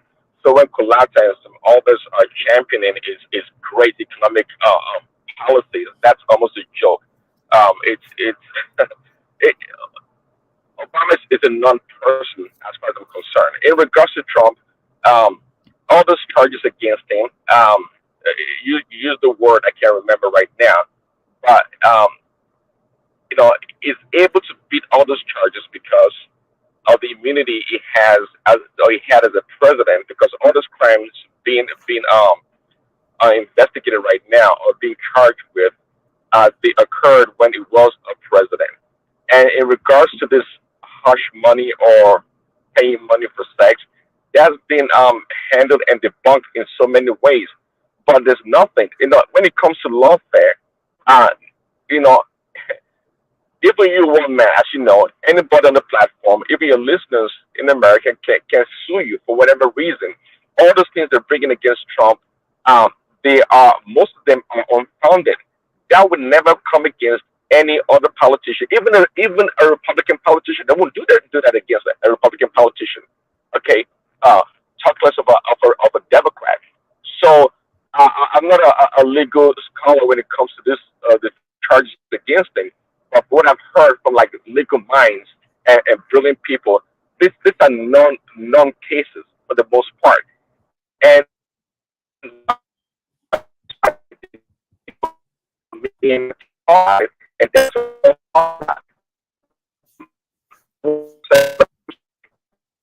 Yeah, breaking up, Prince.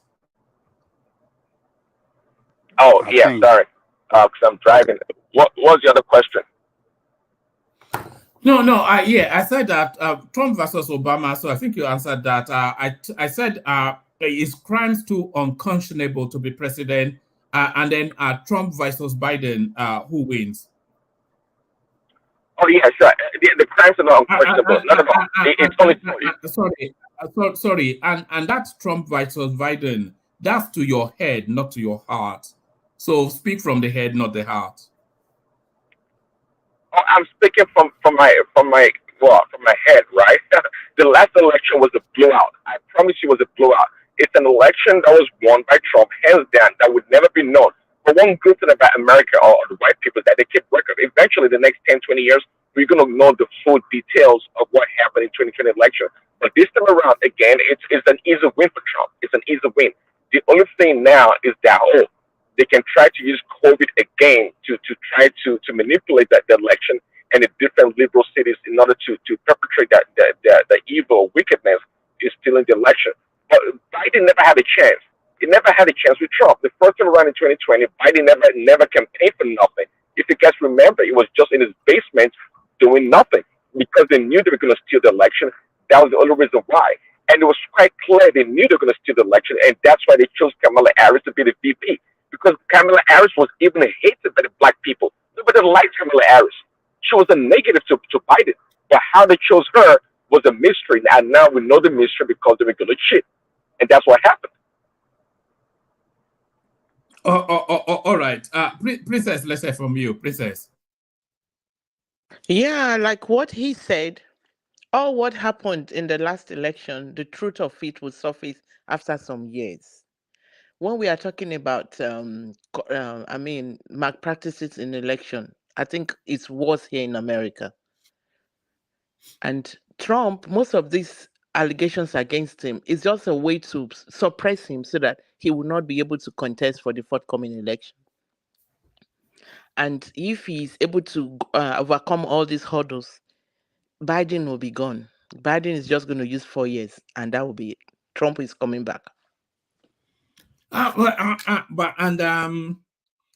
Trump versus Obama, like Prince Daddy said, it was going to be a blowout. Do you agree with him on that? when we talk of Obama, Obama was just like he was. Obama then, no, not Obama now. Obama as the fresh-faced rookie that came onto the scene. No, Obama was just okay. Obama then was just it was a deception that they brought to deceive a lot of people. Obama came in and most of his policies was against the blacks. He was just out. I think he was just. I don't know what word to use. Obama did. He did a lot of evil. He did a lot of evil. He turned his back against the blacks. He turned his back against Africa. He did all sorts of things. Obama would tell you what you want to hear. He would go behind and do what he wants to do. But Trump would tell you as it is. And that's, people don't like the truth. He would tell you this. When Trump, look at the economy during the time of Trump. If not for COVID, America would have come up. Our economy would have been fantastic. When Trump was in power, China was shaking. Trump tried to bring up look at all the companies that were going to China to be doing all sorts of stuff and messing up America. Princess Rosie, the data for China's GDP growth does not show that. It is now that China is slowing down. When Trump was in power doing all those, those regressive tariffs, they passed the tariff to us. China just, they devalued their currency and they passed the cost to us. Yeah, but American economy came up. American economy was already on the ascendancy. I'm just going to bring the graph so that people can look at the graph. Like I said, there was no bump up during Trump. It was a straight line of recovery from Obama time to Trump. A president doesn't determine the economy. A president is just lucky when it comes to the economy. Even the unemployment rate that was the lowest. Unemployment hold on, let me explain something. Unemployment to the same thing. It was a trend.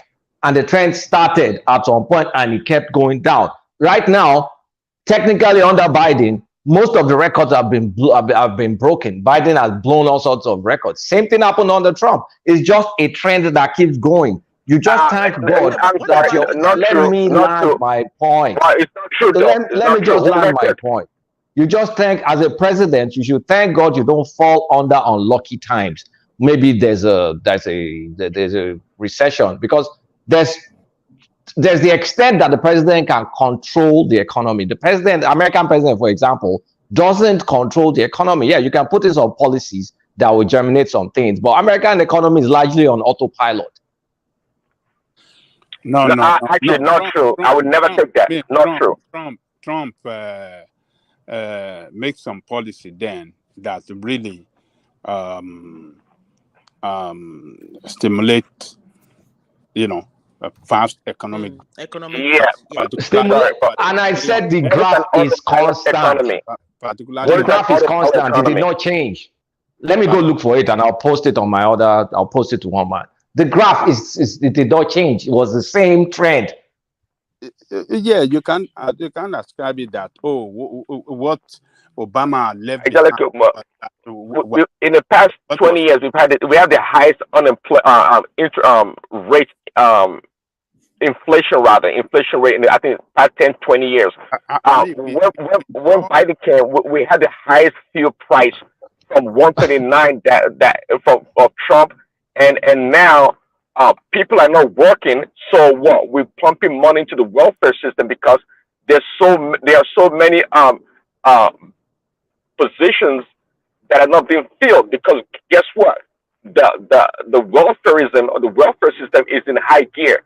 There's so many employers that want to employ people, but people don't want to work because we have Biden in power that can afford to give them. Oh my God, Prince Daddy, stop making all this. The gig economy started way before Biden. The gig economy where people prefer doing Uber, this, doing that, and the payments to people, started under COVID. Let's stop all this. Let's be factual. Let's stop all this political I agree with you with the gig economy. Come on. Who started the palliative? Is it not American palliative for COVID? Like, who started approving all those money that they were giving people? They were giving me $300 that I don't need. What will I use it for? Well, it That has was nothing under to do Trump. with Trump. That was the Congress that approved all this funding. Who We know signed that. it? When You COVID can came, veto. You can veto it, can't you? What's oh your yeah, veto right. pen for? It's such a bad situation when people are not working. They should veto what? Oh, then you now complain that, oh, there's too much money in the system when it's Trump that uses his signature to sign the bill. Well, what was the other option? Do you know that people are receiving money and buying Lamborghini and I buying know that you're as part of the anti-Trump COVID? and you're not being fair because if you look at Trump I'm being factual. pre-COVID I'm not and post, anti or pro. I'm just going to stick to the facts that I know. well, why don't you talk about the economic policies after before COVID? Which economic policy I'm not supposed to be proud of? Like, I mean, tariff. Tariff is negative tax. Tariff is a tax. No, we did not have high price increase.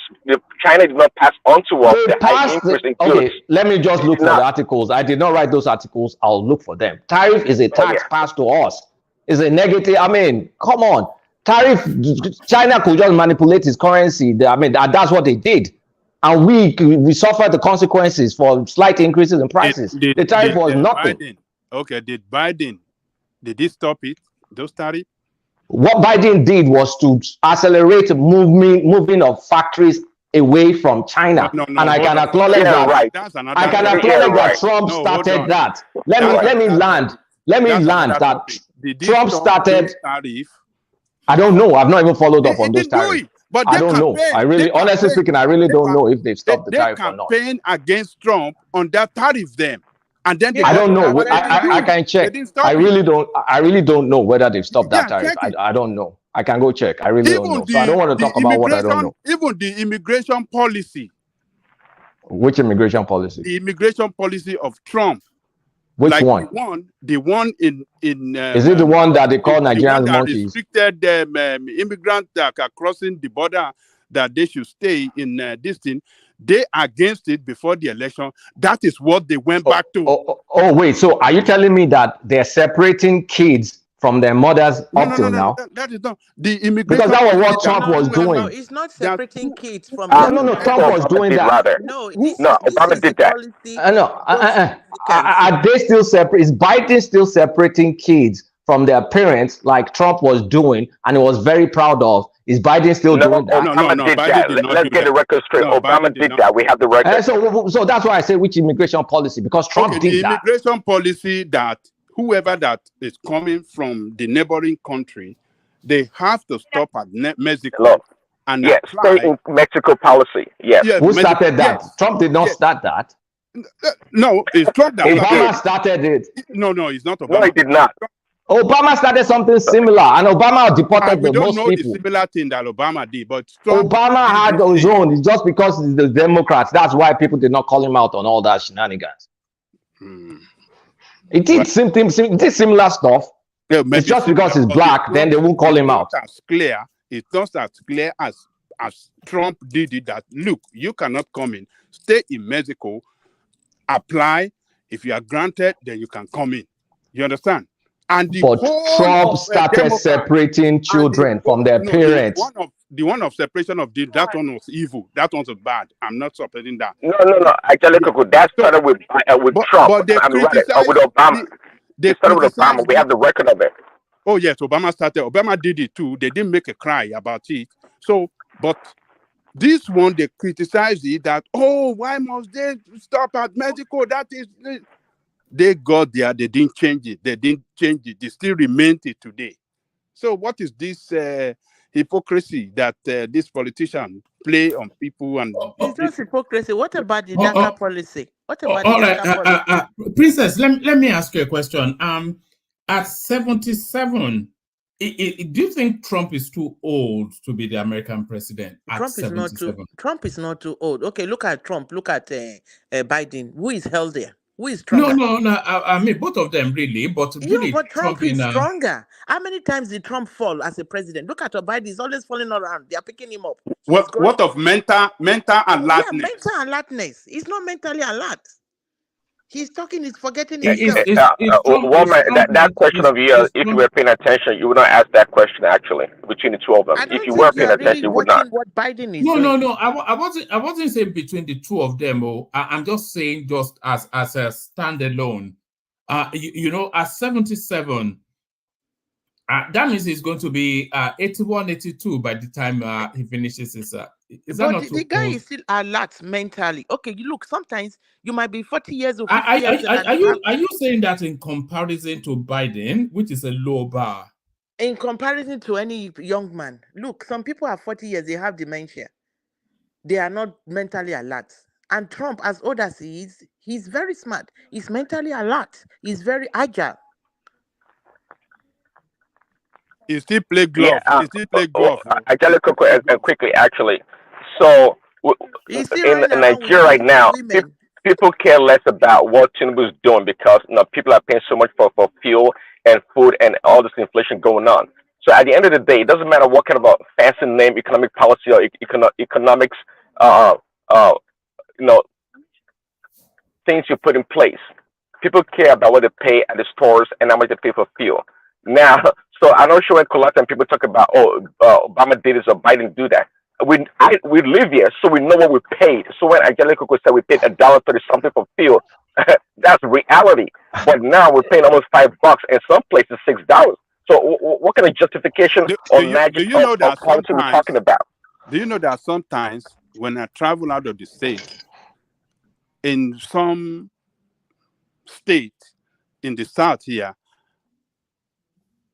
I bought gas $1.28 under 150. Most of the southern states. Yeah, Under here in 150. Texas, it was like 120, 150, 120 in Texas. It was that low. 120. How much are we buying gas now? $3 plus. $3.50. Ajale Coco, what's the price of crude now and the price of crude then? It didn't matter because we're energy independent. Hold on. Let me answer you. Let me answer you. What was Trump policy on energy compared to Biden policy on energy? Drill baby drill. I said drill baby and drill. then you get the answer. Who is drill baby drill again? Sarah Palin. Well, literally. Compare both now and then get the I'm answer answering right your there. question now. Drill baby drill wherever possible. But okay, yes. The drill baby drill. But remember that shale collapse happened 2015. I think that was when shale collapse happened, and that was the year before Trump entered. Okay, now shale collapse happened in 2015, and the reason why Nigeria's economy went into recession, because I'm going to tie both of them together, was the Saudis were determined to push American shale industry to the ground by driving the price of oil so low that any competition coming out of America, all those Texas, all those Oklahoma people, drive them out of the market. That was when Houston economy collapsed, because they drove the OPEC price benchmark down to the extent, and they maintained it. So it just killed a lot of competition from America. So for a long time, crude was so dead cheap. And of course, if crude is cheap, that's the raw commodity used for petrol, and petrol will be cheap. So 2015 was the start of that. Of when the OPEC decided to drive that industry to the ground, and that industry was driven to the ground. A lot of people lost jobs in Houston. Houston economy tanked. Many economy in America tanked because all those shale drilling. I think it was, if you could not produce your oil. I have forgotten. I used to follow this thing. I think was it $24 or $30 something. That was kind of like, if your cost was lower than that, then you'll be bankrupt. You'll be bankrupt because it costs a lot of money for the shale oil. And the Saudis decided, they ganged up and they drove those people away, and they maintained low prices for so long. But now that things are settled, they're jacking up, they're playing the OPEC mafia again. So it was just a matter of timing and luck, because it started in 2015 before Trump got in 2016. Okay, fine. So are you going to say that Trump's energy policy on American attaining energy independence did not occur or had nothing to do with it? When did America achieve energy independence? They achieved energy independence actually under Barack Obama, not even under Trump. Okay. Well, let's just That's give the all the truth. all the credit to Barack Obama. He's the No, best in the it's world, not according to about. you. Okay, what did I just explain now? I just explained shale collapse. What was I heard happening what you before said. the shale? Well, listen, Prince Daddy, let's use logic. What was happening before shale collapse? That was the shale oil boom. Who was the president before 2015? I mean, before 2016? It was Obama. The shale oil boom happened under Obama. I'm not lying. There's no point. I don't care about Obama. I don't care about Trump. But I'm just telling you the facts as I understand it. So let's I not agree talk with what about you it. said. I agree with what you said. There Obama was was price lying war. and acting There like was I'm a green. I was acting like I'm a green guy. I'm a green guy. But he allowed a lot of drilling to happen. There was a client of mine that I was working with. She's in Texas. There's some oil find in her house. They were paying her royalties. University of Texas in Arlington. Go to that school. You will. I mean, during that period, I was doing some project around that time too. They were oil. That campus, they have oil rigs throughout the campus, in parking lots, in everything. It started in that 2014, 20. Just go to that place in Arlington. You will see what I'm talking about. That's when it started. Why should I mean, it just happened under Obama. But Obama was pretending like I'm a green guy, I'm a this. But he was kissing the ass of oil industry. Everybody knows that. But his posturing was just posturing. So let's not talk about that. It was American economy. When Obama lies, is posturing. When Trump does, is a liar. Obama too is a liar.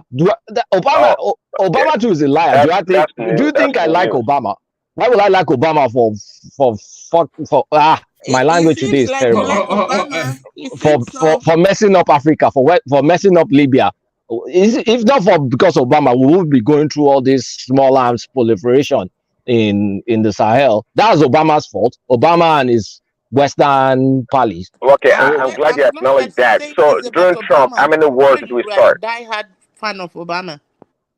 Trump was good about wars. I liked him for that.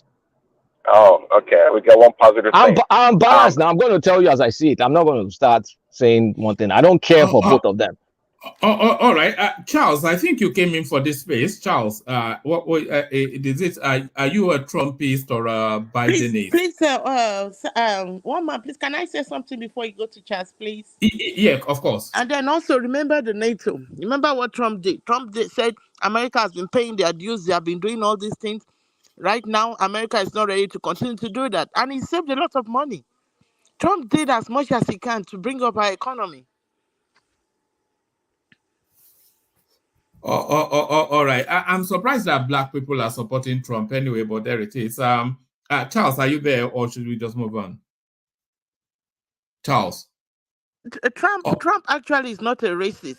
Remember Jennifer Hudson? When Jennifer Hudson had problem with, she had like some security problem. She stayed in Trump Towers for months and she didn't pay a dime. And the Trump Towers, the same Trump Towers, discriminated against Black people. So let's stop using. You're using what's it called? One example. And Biden that wants to put them in chains. It don't matter. But Biden too is racist. That's a racist past. Look, the fact that Trump. Mention Biden also. No, the fact that Trump is racist doesn't mean Biden too is not racist. Trump is not racist. That's your opinion. It's not racist. Trump is not racist. It's not. Trump Tower and even his golf course, that place in Florida, they discriminated against blacks. It's public knowledge. No, it's not true. Trump was the only one that allowed Jewish people to play golf when they were being discriminated against in Florida. It's on record. Jewish people have money. Jewish people have money. Trump loves money more than. It don't matter. The Jews were being discriminated against. His grandchildren are half Jewish. Anyway, they are Jewish anyway, but he loves money more than anything. If Jewish carry their money, he's gonna get destroyed.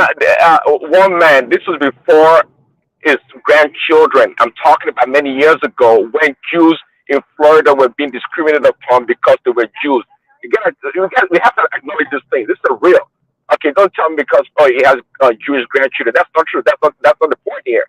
Okay, and by the way, there are did you see what Trump did to those 4 innocent kids that were accused of murder and spent time in prison? Did you see what he posted in New York? In New York Post, did you see it? They did not put out a bounty on them. Did it? Yeah, he posted some nasty articles on kids that did not do anything just because they were black. Well, that had nothing to do with Trump. It had to do with the district attorney that convicted those children, and the crime was horrendous. and you can't blame You can't somebody blame for Trump for jumping no, the no, no. gun Well, and okay, going you can to. say jump the gun. I can agree with you that he jumped the gun, but in the reality, he did not jump the gun because those kids were What already do you mean in the convicted and wanted to reality? He make sure posted that nasty things about those kids. Those kids are innocent. They're black. was They're it the one innocent. that it was They it the don't, one that created those charges against the okay, kids? so why did Was he it have the to one? go and publish something in the news Why not? They do that in all the the New York time. Post? Open head No, or advertisement is no. nothing new. Show me where he did it to white folks, like a white criminal. Show me. Give me one example. Well, it's not an issue of black and white. It's an issue No, of I asked a specific. Give me one example where a crime happened by white kids or a white person, and Trump went to the newspaper before he was president and went to write nasty stuff about that crime. Show me one. I'm not asking for two. One. I don't have any record of such. Okay, there you go. There you go. But because I don't doesn't mean he never did. Okay. And by the way, Prince Daddy, let me ask you a question. Do you own a gun?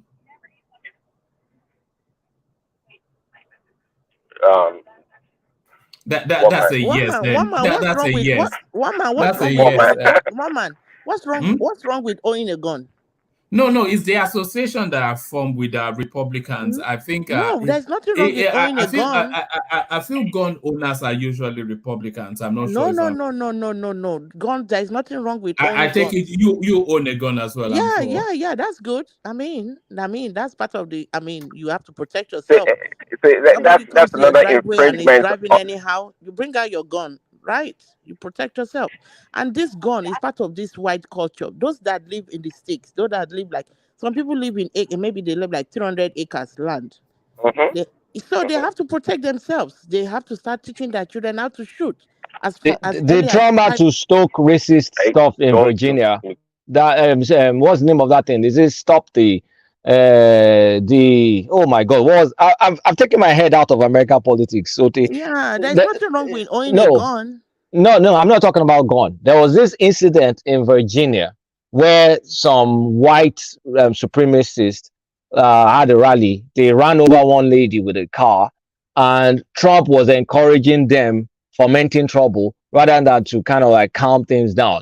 And there was a popular. They were saying something against Jews and against blacks. I remember the video of everything, and Trump just went out there to blot out stuff like those are his people or something like that. I can't remember. I mean, I totally tried to.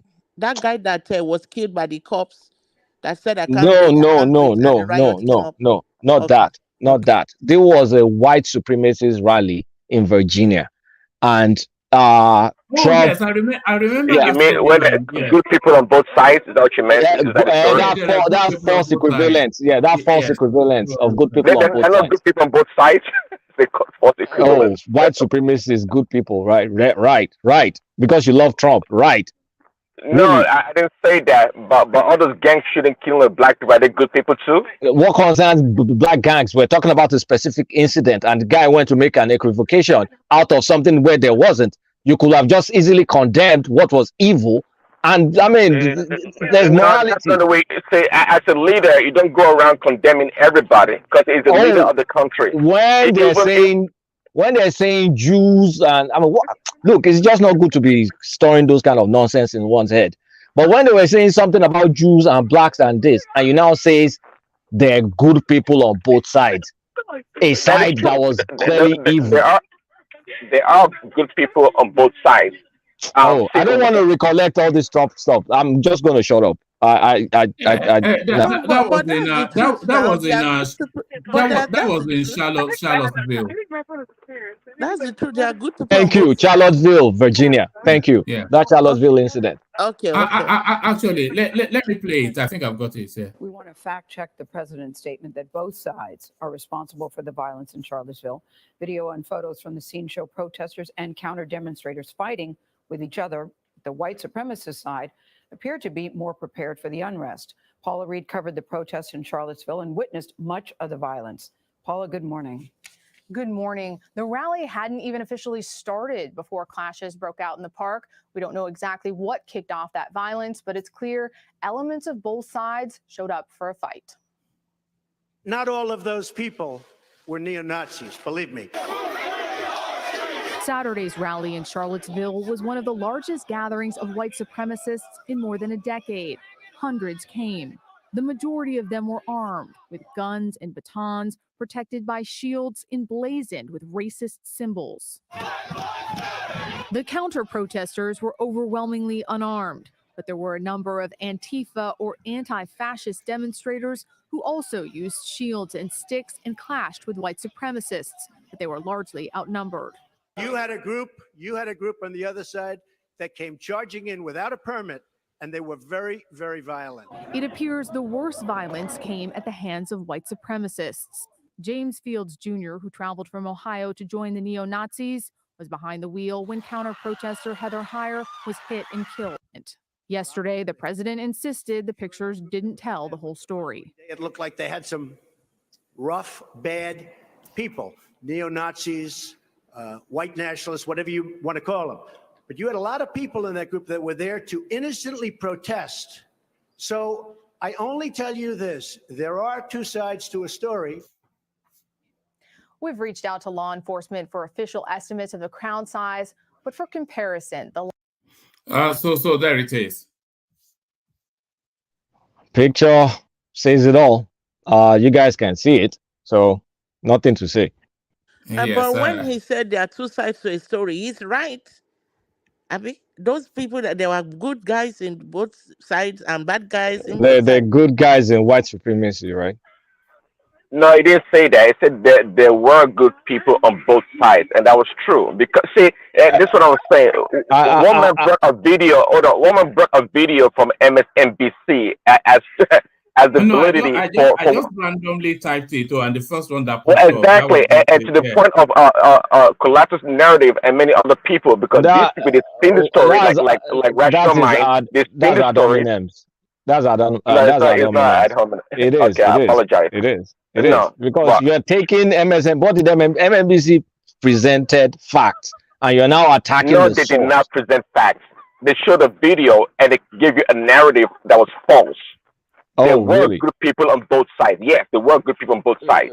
Absolutely So were. how can there be good people saying racial stuff? Where's Like the what? goodness? Is something What good racial about stuff? what were they saying about Jews? I keep forgetting that thing. God. Hey, don't say it if it's too extreme. No, I but, don't want to say it because it's. I like your platform. I don't want anybody to block it. So yes, you know, this guy, I'm not quite sure. You are saying is very fortuitous because it's a bit like a Tinubu actually, who might well inherit the chocolate end of Buhari's policies, and he'll get the credit. So you are saying he got the credit for Obama's work, which came to fruition under him. But in terms of his judgment, the way he handled COVID, the way he handles race relations, you have to say that a lot of his judgment is poor. wasn't it the guy that talked about drinking bleach? You are bringing my memory back. It's like this is insane. This is the guy that said people should. I mean, but let's not mention COVID too much because somebody just goes. You know, Kaizo. There was a guy that was hosting a session earlier on my platform. Kaizo. He got struck just because he was talking about COVID on his. Oh, okay. Let's not talk about that. Let's not talk about that. But those Trump periods. I don't get why people would like Trump. And does he wear a wig? By the way, is he wearing a wig? No, woman. People like him because he's against the establishment, and he's more like because America. There's this war culture in America where everybody's saying like the government have been deceiving them and all those things. So he's coming in as this guy that's not part of them. You understand? And then he's kind of like speaking what the people want to say to the government, like the elite. He's kind of saying that, being that voice. You understand? And also, you see how he always attack the media, calling them fake news. He's the one that created the word fake news now. You know, because people are waking up like, so this media, they've been deceiving us all these years. You know, it's like everybody's waking up to the deception of the government over the years. So he's coming in as that voice. I'm not one of them. So you guys vote for me. You know, you guys, pick me. You know, that was a smoke screen because he used that narrative for anything and everything. But I thought that's when it came like that. I was thinking, okay, this guy is trying to just take advantage of the situation and everything, and also the whole race thing. The time he came into campaign, it was when there was black and white division. You understand? Where they are saying, oh, police, blacks are black, black white division all over the media. So he came in and kind of capitalized on that situation. Like, okay, since it's black versus white, let me act like I'm with the whites, since they are the majority of the voters. So he played that game of I'm with the white. And someone like me didn't believe it. I don't even believe he's racist because I've knew Trump before he came into politics. He was more of a celebrity. And most of his celebrity friends were black back then. The guy was a Hollywood guy. Most of his closest friends were people like Thank you Shaquille for O'Neal. saying that. Thank you. Yeah, he was. Even me, Mike, knew him. Mike, hold on. Wait, let me learn. Most of his friends. Who is that basketball player with all the earrings? That a friend with the North Korean guy? Yeah, that's Rodman. Dennis Rodman. Dennis Rodman. Yeah, Trump was a close friend. He was a celebrity before he came. So I knew him as this guy, and he's a cool friend with Mike Tyson. Shaquille O'Neal, all of them. Those are his guys. When he did his wedding, he invited all those black guys. When you have money, your race is green. Now, Colata, those people. Your race is green when you have money. Wait. Those people. Almighty dollar. Everybody is a little bit of racist to some extent. But if you're saying this hardcore racist like KKK, I hate black people, I don't think he's not. It's far from that. No, it's not hardcore racist. Wait. The all those rhetoric is politics. That's why his black friends were the first to come and start defending him. Like, no, it's not. It's just politics. They were the first to come out because they knew him very well. Everybody knew him. I mean, even it was so funny that even those white people that believe, those white racists that started jumping behind him, they were so foolish not to even picture like he's deceiving them, because during his campaign, he was doing a lot for blacks. It was even some black people that were having, he was raising some blacks from, he was doing a lot for the blacks.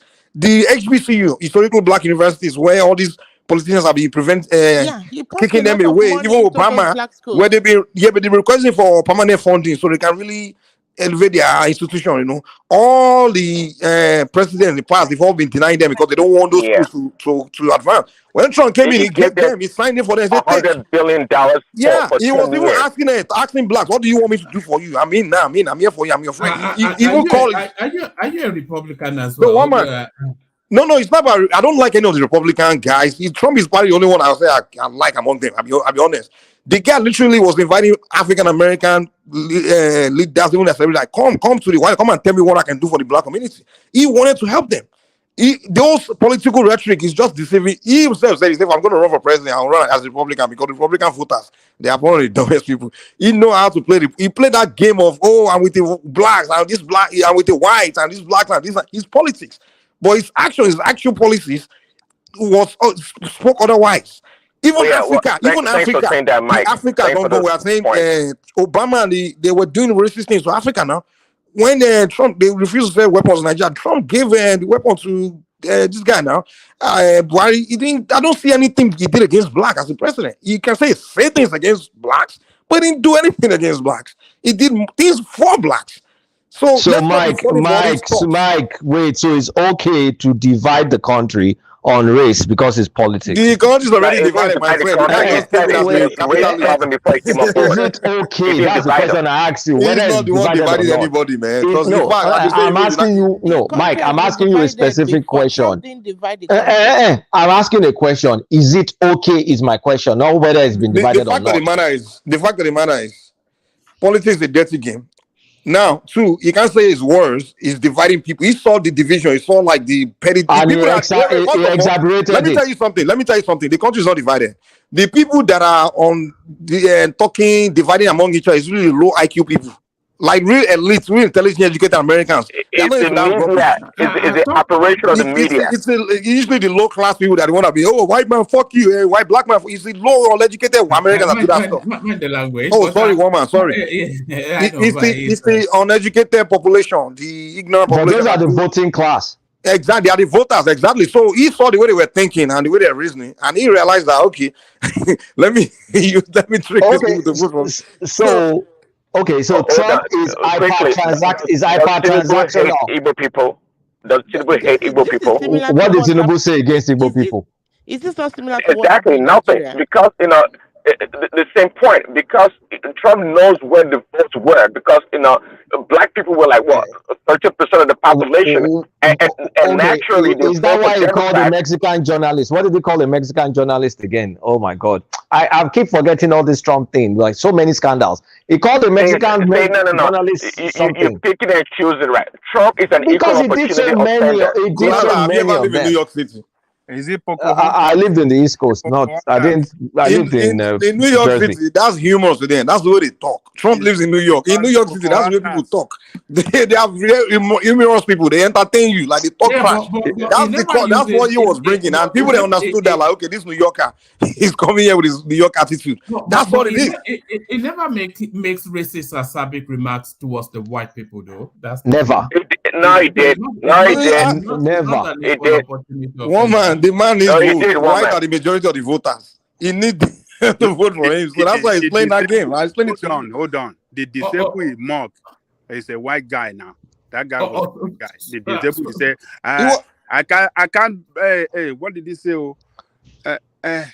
Oh Lord. Was he not even mocking him? He was doing his hand like that. Something. And he was doing He was his hand gesticulating. He Like insulted all the white politicians now. Well, that He was makes giving him them an equal opportunity offender. It makes him Crooked an equal Hillary, he opportunity was calling offender. Hillary Crooked Hillary, Little Marco. He was giving all of them names. He was insulting everybody. You know why he insulted Exactly. Ted Cruz? He Hold insulted on, Ted hold Cruz on, hold now. on. Sorry, Princess. Mike, check your email. Sorry, carry on, Princess. Yeah, I mean, look at the way he insulted Ted Cruz too. Ted Cruz is pure Texan now. Those are his competitors. That's But different. that's what I'm saying. So this guy is just not a politician. He's just very rash. What about media Stop people making like excuses. Megyn Kelly? And that's why, that's why that's why it's better to get the real news from this alternate media. All this other media, that's why Trump kept saying that it's fake news. Because It's fake news. So is what's it called?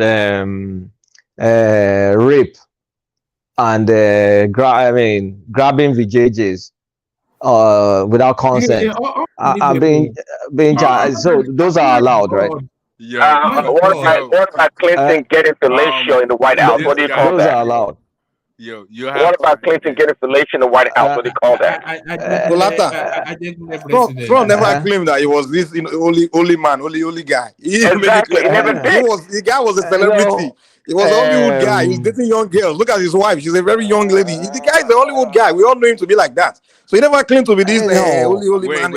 And when he came into politics, he made it clear. Yeah, I'm from New York City. I'm a New Yorker. This is my attitude. So he never claimed to be holy man. So somebody recorded his private conversation, which is it's not just that. Now there's rape too. There's allegation of rape. The civil case is rape. It's not grabbing. So is he found guilty of rape? I mean, come on now. We all know that. That's what he lost the civil case. There are more black landlords that would not rent to black people. That there are many black landlords in America that would not rent to black people. I was going to talk about that. That one Colata is talking about they discriminate against black. One, I'm sorry, let me make this very important. No, so sorry. Okay. Baba said it yesterday, actually, that he's a landlord and he doesn't like renting out to blacks. Exactly. Papa's a racist. Hey, Papa's a racist then. He's a racist then. Wait, right? Exactly. One man in the real estate industry in America. He gave reasons which were quite cool. No, the fact of the matter is, one man, your property value will drop once blacks start moving into that thing, or they start in and out. What are you talking about, man? It's a fact. It's changing now. Wait, I'm sorry. 80s, 90s. I didn't want to join this conversation. Is it all these Nigerian guys with American accents? All of them are Republicans. It's a difficult thing to accept.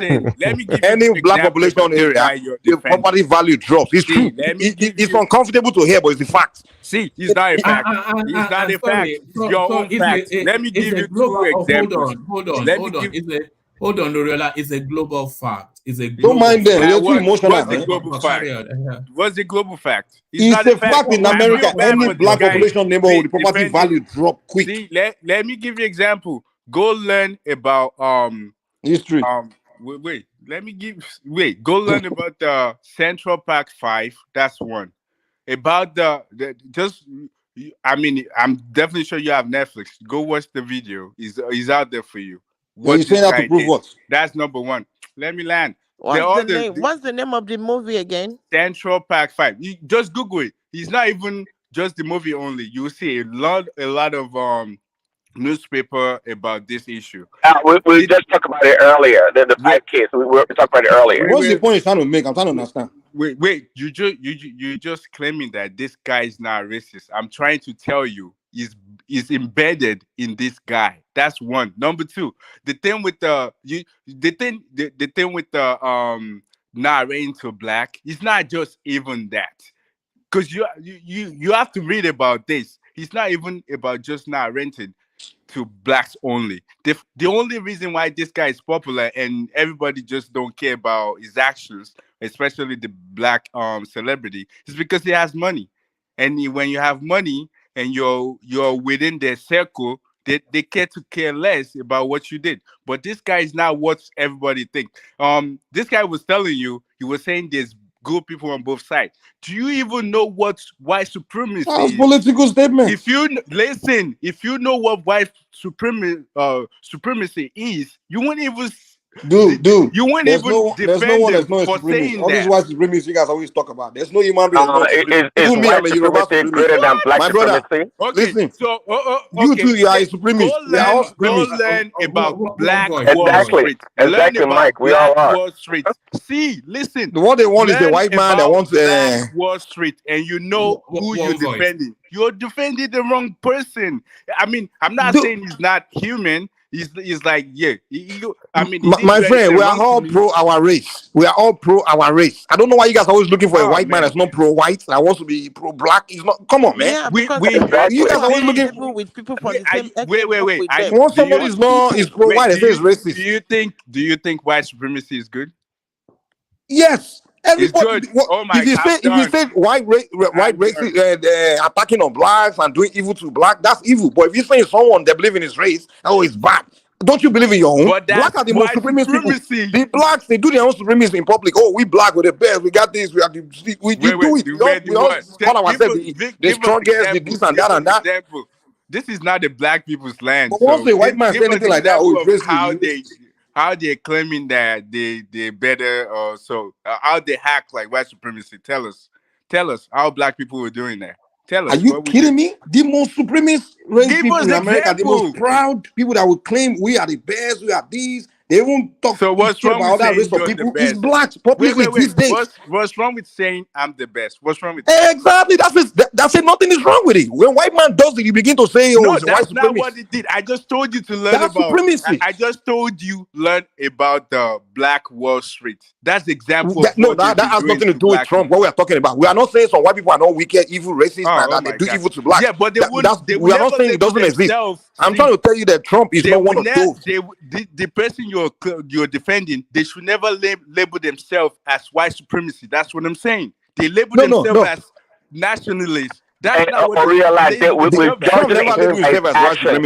judging him by his action. What he actually did. Not from yes. We're talking about real record, not just talking about Let me tell you something. I remember the last time that we have this conversation, especially with you and Prince. I was telling you about some things that you guys should know. See, the thing is, the system is not built for you. It's not built for us. There are people that put diverting, man. Let's focus on Trump. We're not talking about the system. Let's focus on Trump. We all know that there's racism in the world. It's part of the system. It's part of the system that is fighting for. Trump is not a system. Trump is an individual. Focus on individual. Listen, you just claimed that Obama did nothing. But you have to remember that Obama is one person in a system. The system is full of people that don't look like him. Actually, that's not true. Obama did something. True. It did something. Okay, no, hold on. Obama actually did something. That's what I wanted to say. And it did something for the LGBTQ people. That's what he did. We're saying one thing and start talking about something different. We're talking about Trump. We're not talking about whether racism exists in the world or not. Yeah, we know racism, evil exists. Part of your conversation was that, forget the part. Let's focus on the Trump part. Wait, I'm still saying the same thing. You guys just claimed that, Trump did better for black people than Obama did. And I was he did. Tell you, that's a fact. That's not a fact. Let's look at the charts. Let's look at the charts. It is a fact. It's a Let's look at the charts. Maybe Obama increased welfare. I don't know. Let's look at the economic charts. You're going to see that it's a straight line. Economic chart. See, not just even economy. Let me just give you one thing about how Obama did well. So if you look at the attorney generals, especially majority of the black areas, why he was there and he has to change them, he put black people in place because we can deal. So Obama is a black How can you be in a place where people that looks like you? That's why they'll be telling us that the cops, they need black people to monitor, especially the area that black people are, because they understand one another. That's exactly what some of the stuff that you are one of these blacks that are the problem of blacks in America. I'm serious. You are one of them. Did that reduce crime? Did that reduce crime? Exactly. Crime even went up more. What are you saying? But Oriola, you are one of these blacks that are the problem of blacks in America. The area of black problem you focus on is wait. If you look at this stacks for Oriola, you're one of these people that believe police is your problem. They're more criminal than black people, though. I don't understand. Oriola, you are one. Listen. I deal with many black people like you in America. Like, what do you mean? When they want to focus on black problem, they focus on the police coming here. They appoint black man as they should. Why are they not appointing blacks here and there? That's not your problem. That's not solution to your problem. Wait, what does that have to do with what I said? You claiming that Obama did what he did for blacks. We are giving you tangible thing from this, offering them money to improve their universities, offering money to invest in their black businesses and things. But you are coming here. We gave you some. Wait. Listen. Let me learn. We are asking you want to prove to us that Obama did better, and you are telling us that Obama he appoints some blacks. I see that's a favor, and then you are telling us the police. You are talking of area of where all these blacks that don't know the solution to their problem. Wait, what did I say about police? No, you're saying appoint more black police or something like that effect. Because that's the way they talk. When they ask, wait, let me say. I never even said nothing about police. I just use it as an example. Defunding police and all those kind of things. Woman, you see these black people. Wait, hold on. Woman, when you come to America, I told you the last time that when you come in through, when you're part of it, or when you come into a different place that you're not used to, you have to understand, integrate yourself. What you guys are doing is this: what you heard or what people tell you. You just what people tell me that instead of you to actually understand why people are doing what they're doing. What you just take why somebody is committing crime. Like I say, you sound like one of those people that are in the black neighborhood that just always sound ridiculous. Bro, I lived in black neighborhood for many years. So guys, from the outside. Let's look at the numbers. Had this conversation. Well, let me say integrate yourself into the system. All you're doing is just guys, let's look at the charts. Numbers don't lie. Woman, you didn't allow me to say what I want to say. Everybody hold. Hold on, Lorella. Let Mike land, and then we look at the charts. Okay. Mike, Kaiser was hosting earlier. I thought you would come and support him. You did not, but I didn't even see. No, I was busy today. You see, woman, I live in a black neighborhood. You were busy with Afridemos or yeah, all over the place. But carry on. Yeah. The Afridemos is my guy. He always want me to come and talk on the show. But anyways, so see, woman, I live in a black neighborhood for many years, and like the problem they have there, it's more of a mentality problem, and it's so easy to solve, so easy. And whenever you want to sit down to talk to them about the solutions to the problem, they will tell you the kind of thing they'll come out of their mouth. You just like you want to cry. When if why a politician or anyone goes to black neighborhood, like, okay, what is the solution? How can we solve this crime problem in your community? You know what they will tell you? They will say defund the police. They will say, like, why you blame police for the crime in your community? These kind of things they will be saying so backward that you're like, what kind of people are these?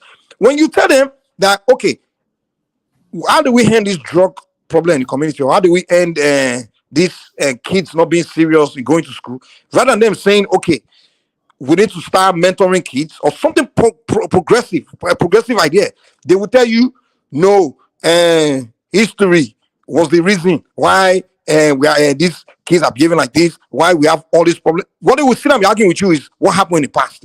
And we say, guys, okay, what happened in the past is gone. What do we do moving forward? They'll walk away. Or they will tell you, no, just shut up, you can't change. They won't tell you, no, this problem can't be solved. someone will tell you that until government pay them reparation before they can start thinking right. They'll be saying some ridiculous things, man. And then when you know that's the next topic, reparation. We've got that line. Exactly. They believe when government give them reparation, that's when they will start they are behind in everything. Education, anything positive. It's like blacks are behind. Education, any form of productivity. It's like just me. I'm like, okay, your ancestors were even more hardworking. Guy, let's start. How can we correct these simple things here? We are lagging behind everybody. Even the black immigrant coming, they have overtaken you. You've left you behind. Nigerian immigrant have left you behind. Caribbean immigrant left you behind. And we are trying to help them to say, come, it's easy. Come on, just follow us, or let's discuss why your community is like this. Why do you have this mentality that if somebody commit crime in your community, if you witness it, you must not call the police? That's snitching. First of all, that's backward. If you don't work with the police in your community, then you sentence your community to death. If someone is committing murder in your community, you don't know who did it. Someone is selling drugs in your community, you don't know who's doing it, and you believe that you can't call the police because police is the enemy. And then when I say you can't, that's a bad mentality. Someone like I start arguing with me like Oriola here. They will tell me that you come from Africa, you need to change your mentality. They will tell me that I'm the one that needs to change my mentality. Wait, can we talk now? Because everything you just said, you will say I'm the one that needs to change my mentality because I don't understand why they do that. I don't understand where they're coming from. Well, let me go ahead. Respond. Let me explain something to you. So first of all, whatever you're enjoying now, you have to understand that as a black person, the black people here actually fought for the freedom that we're enjoying now. What does that have to do with my point, though? It does. Listen, when you come to a place that you don't belong to and they welcome you, you need to you don't need to talk bad about them. You need to actually understand what's going on. That's the thing about us. We come from Africa. We didn't understand. No. Tackle my point. Here. Listen, man. Hold on. When you say weed, are you including yourself in that? I'm including myself. I wasn't born here. This is not my fatherland. This is not my fatherland. These are my people. What does that do with problem solving? I'm talking about problem solving. They will start telling me that what I'm problem solving. Listen, you already talked yours. Let me talk my own. Let him land. Carry on. What I'm saying is this: you come in the 50s, in the 50s, in the 60s. These people that you're talking about fought for us, the civil rights movement, for them to be equal, for them to be able to do the same thing. If they get a job, get the same type of job and pay the same thing, to be able to live where they want to live. Was it 1865 or 1855 when the slavery ended? They didn't get they weren't able to be free like they want to. I just told you about Black Wall Street. The white supremacy burned it up. It's for black people. It's how the black people, even though they're separated, everybody has their own way of doing. They have their own separation. They were able to still be their own people. That's what I'm saying. You don't know about history and you come here talking nonsense. Excuse me. I mean, can you believe that? And you're disrespecting the people that actually fought for you to be able to live here without you. Oriola, you are retarded. Just finish. You're the one retarded. You're the one retarded. That's exactly what I'm saying. You don't know how to speak. The language you're using. Why would you call somebody? I like to be honest. Without sense. You're not using your senses when you're talking. No, you're not using your senses. The thing is, you live in a country, you don't respect them. They don't respect you. The thing is, you come from Africa. Every one of us, you can do whatever job you want. You can pick the toilet. You can do all this just because from where you're coming from, the advantage you don't have. And these people are fighting for equality, and you're here disrespecting them. Explain to me how it's disrespectful to tell somebody, hey, let's solve problem. That's what you're doing. It's disrespectful to try to help people to solve problem, right? What problem are you solving? Have you even solved your own problem? You're in a country where they allow you to stay in the country. They don't. The fact that they fight for civil rights. Where would you be? Would you be able to even talk? What are you talking about? Instead of you to understand what's going on in the country, you're just here running your mouth. You see, I left the black neighborhood because of this, man. I just I told you I used to live in the black neighborhood, right? I have to give up. It doesn't matter where you live. Now, are you done? Okay, finish. Not doing good in any economy. There's always going to be people that's not doing good in any economy. It doesn't matter what color you are. Even if you live in some white neighborhood, they're poor neighborhood for white people as well. what is poor neighborhood for black people, and this rich neighborhood for both black and white people. So what are you talking about? Just because some few people or maybe some percentage of people, they're not as they're not as rich or up there when it comes to education. That's the people that you live with, and you judge everyone else that they all like they act the same way. And they fought for a lot of land, things. man. Yeah, land your mumu point. I don't know what you're saying. Land. Mumu point. Mikey, You don't make no sense. You're the one that's talking. He's stop talking. See, you don't use you're not using your brain. Okay, land, just land, man, land. You just talk. Because you're saying things. You're doing strongman argument. You are talking about things that didn't even talk. You say I'm judging people. What's strongman argument? Okay, land, so I can respond. Okay, go ahead and land. If I can respond. All senseless. All the arguments you made today, thank all you. senseless. They make no senseless. Sense. Thank you. They make Are no you done? sense. All right. You're enjoying people's artwork. Are you done? The 60s, the 50s, and you can't. No. You've made the point, Oriola. But let it not overspill. Let it be conversational, not confrontational. Okay. But you left the black neighborhood because you leveled up economically. That's why. No, I have to give up. No, when I say I left, I mean I gave up. I don't even go there again. Let me tell you why, woman. Okay, there was a time when I was still in college, man. My professor, the man is a Spanish man. Because most of the students you find in the schools are Africans in universities. Most of them, like Africa or foreigners. So he was like, he kind of sat us down. Me and some group of Nigerians, some African students, say, "Come, you guys." He started telling us that, okay, the black Americans, like they are youths, they don't have guidance. Those communities, they don't seem to focus on education things. So he told us to try to help them, like get involved, and try to do. Guys, kind of So we decided to form a mentorship program, saying, okay, we'll go and start, talking to the youth about, schools and education and things and how to, just behavior. We formed the organization. And the moment we go to the neighborhood and trying to approach those young boys and trying to see them to help them, people like those elders, like Oriola, like their elders, they'll come to us and begin to get mad at us that we are being disrespectful. We are being judgmental. We don't know their history. They are the one that fought for us to come here. And they see what we are doing as being disrespectful. They think we're better than them by coming to trying to say we want to help. You understand? When we now trying to make sense with them, like, okay, what are we doing here that's disrespectful? We're only here to help these young boys that never had mentors. A lot of them were raised by single mom. And we're trying to show them ways to success. And you are approaching us and accusing us that we are immigrants and we just come to America, we don't have respect, we are arrogant. I'm like, what?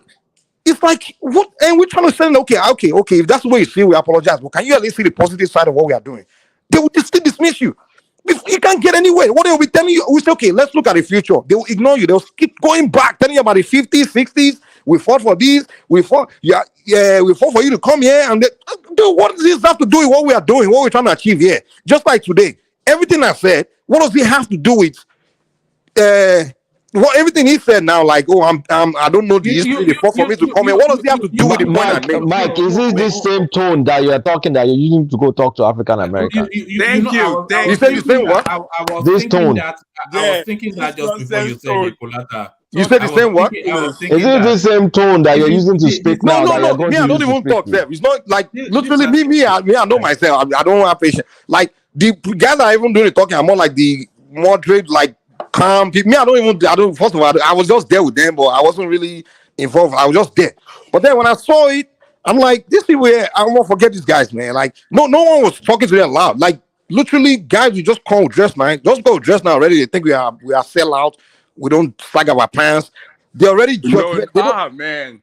And like Oriola, this point about somebody fought for people to come here. That's a freaking damn lie. That's a freaking lie. Let me tell you what happened in the 60s. How are you able let me tell you. I have to wait. Let me tell you what happened. Let me tell you what happened in the 60s. Let me tell you what happened. That civil rights bullshit is not because anybody went and march and protest. What? Let me educate. I'm done with this. Can you listen? Get lost there. Can you listen? Don't say get lost now, Mike. Nisuru now. But Nisuru now. Woman, let me tell you what. Because what you're saying does not make sense. You're even trying to. Okay, let me land then. Can I land before you know if I make sense or not? I haven't even said anything. Say what I'm saying is not making sense. Let me tell you, it's the same thing. Woman, it's the same thing I always tell those Africans that say somebody fought for independence. Let me tell you what was going on in the 60s during that time. There was a Cold War going on between the Soviets and the US. Wait, let me land. Talking about what does Cold War have to do with the fact that can I you land? want to liberate yourself? Can I land? Because the history you're talking about does not make sense. You're talking jargons, boy. Woman, can you mute this guy so I can talk, man? What are you talking about? Because you're talking with jargons, boy. All right. Woman, can you mute this guy so I can just make this point, please? Yeah, go on. Make the point. Yeah. First of all, Africans were already coming here from the 40s and ever. Nnamdi Azikiwe of that king, they came to school. People were already coming, doing whatever. There were heavy, openly discrimination against blacks. It didn't matter where you come from during that time. Now, in the 60s, during Cold War was going on in the world between the Soviet and the United States. And the Soviets were trying to they both have nuclear weapons and things, so they can't really engage each other head to head. So the way they were battling for countries to be on which side, territory. But the way they can have a hedge over each other is to make the population of all those nations to be on their side. Now, America realized that for them to get the African countries on their side, they needed to stop treating black like shit in America. And also, they had to stop behaving badly towards Africans, even on the continent. And they had to even start doing this. That's why the 60s was when they were doing independence for all those African countries. Yeah, we're the talking same about thing, what we know. the same 60s was the same time. The same 60s was the same time they started changing the attitude towards black Americans, started doing those civil rights and everything. All of that had to do with the Cold War. It's not because you are marching. White man, you can't march and protest to get anything from a white man. It's not. That's not where it works. It has to be some other reason.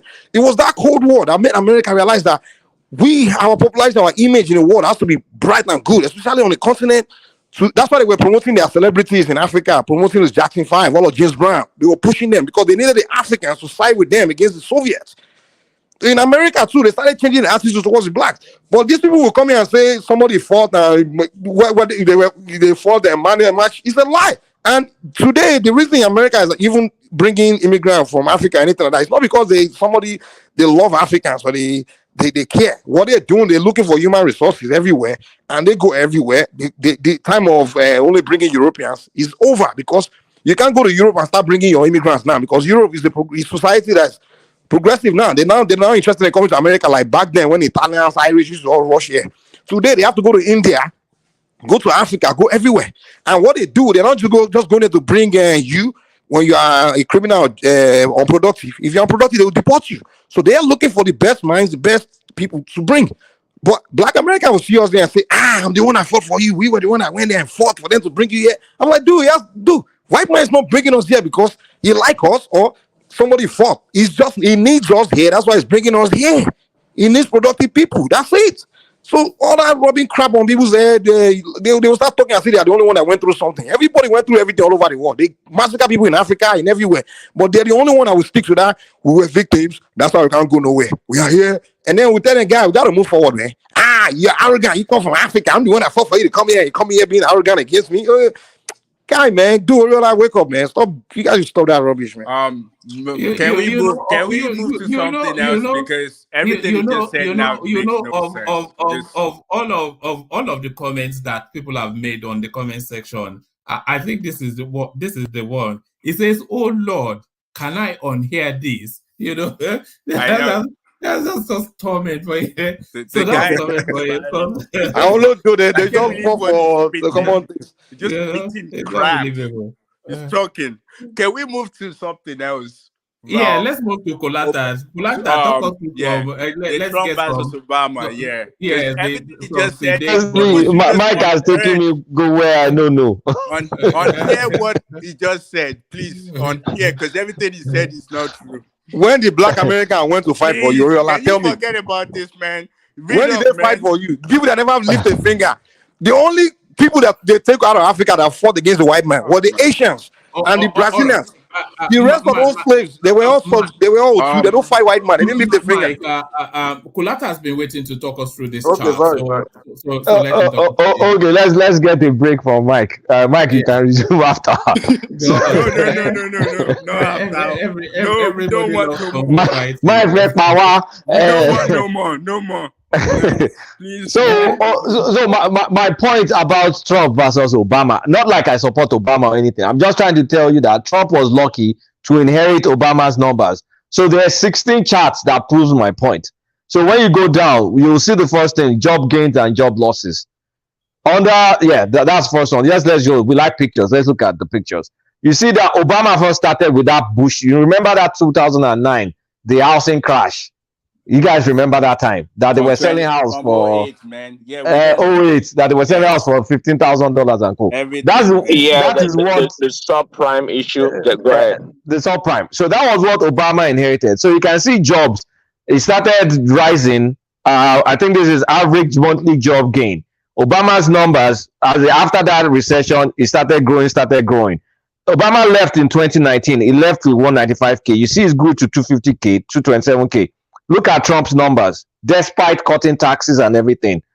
Average 176K, 193K, 178K. I'm going to skip COVID because that's not Trump's fault. That's a natural disaster. Can we interject right there at that number? Yeah, you can interject, but you can see the numbers don't lie. Wait, before you that is true. The numbers don't lie, but they don't tell the whole story. You're right. The numbers don't lie, but they don't tell the whole story. There are more charts. Before you skip the COVID, that's how you know if you're actually the right leader. Obama took the economy when it was bad. So when the COVID hit, we need to emphasize on that. How was his leadership during that time? Terrible. Excellent. Yeah, exactly. So they told us to drink bleach. But let's not mention that C word. So one man's platform. All right, let's go on to the next chart. Let's go on to the next one. So economic growth. This is GDP growth. Like we said, it took a terrible GDP 2009 minus 2.5, and it started growing it. It went down, then consistently grew it to 3.1, then to 1.7, and Trump grew it 1.7 to 2.3 to 3. He never grew it as high as 3.1 that Obama did, by the way. So Trump had 2.33, 2.2. Wait, let me finish now. What you're saying, though, is not. Because you don't like numbers. It's numbers. It's not culata. No, I like numbers, but I need to. We have to explain what you're saying. It's not true. What is not true? What you are seeing on screen is not true. No, I just told you numbers don't lie, but they don't tell you the whole truth. Okay. So you can see now that Trump's GDP growth was not spectacular. It was just a continuation of the Obama pattern. But let's move on. Let's go to unemployment. All right.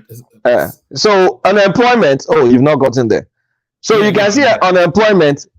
Go down to the chart. Let's focus on the chart. Everybody can recognize the chart. So you see the unemployment starting from Obama. Unemployment rose to 10% that October 2009.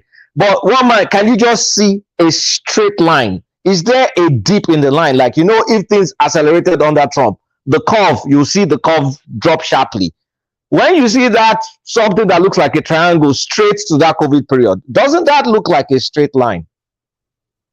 Yeah, it's a straight line. We know now. So what does that tell you? It's just the same pattern. It's enjoying what came behind. So let's move on. You see straight line. Trump never did anything special. He just inherited something. So that's unemployment. Let's go to black unemployment. You guys says, I did something special. Is there a change in the pattern? Isn't that just a straight line? For all intents and purposes, it's a straight line. So it's a continuation of Obama stuff. Okay, let's continue. Let's go to middle class income. Let us look at the employment rate. Employment No, for black. It's going up now. Just continue. Okay, go back to black unemployment. That's black unemployment starting from extremely high in 2009. And then the pattern was just a straight line all the way to COVID. Yes, it is. We know. Did I lie?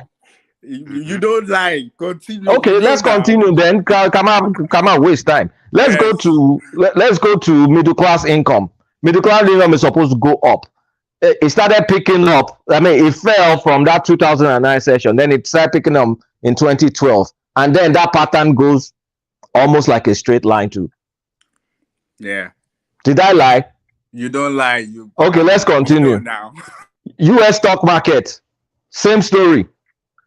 Dropped in 2009, straight line to Trump, and then COVID, and then back up. Did I lie? You don't. Okay, let's move on. Food stamps. Are you the collateral? Wait. One man.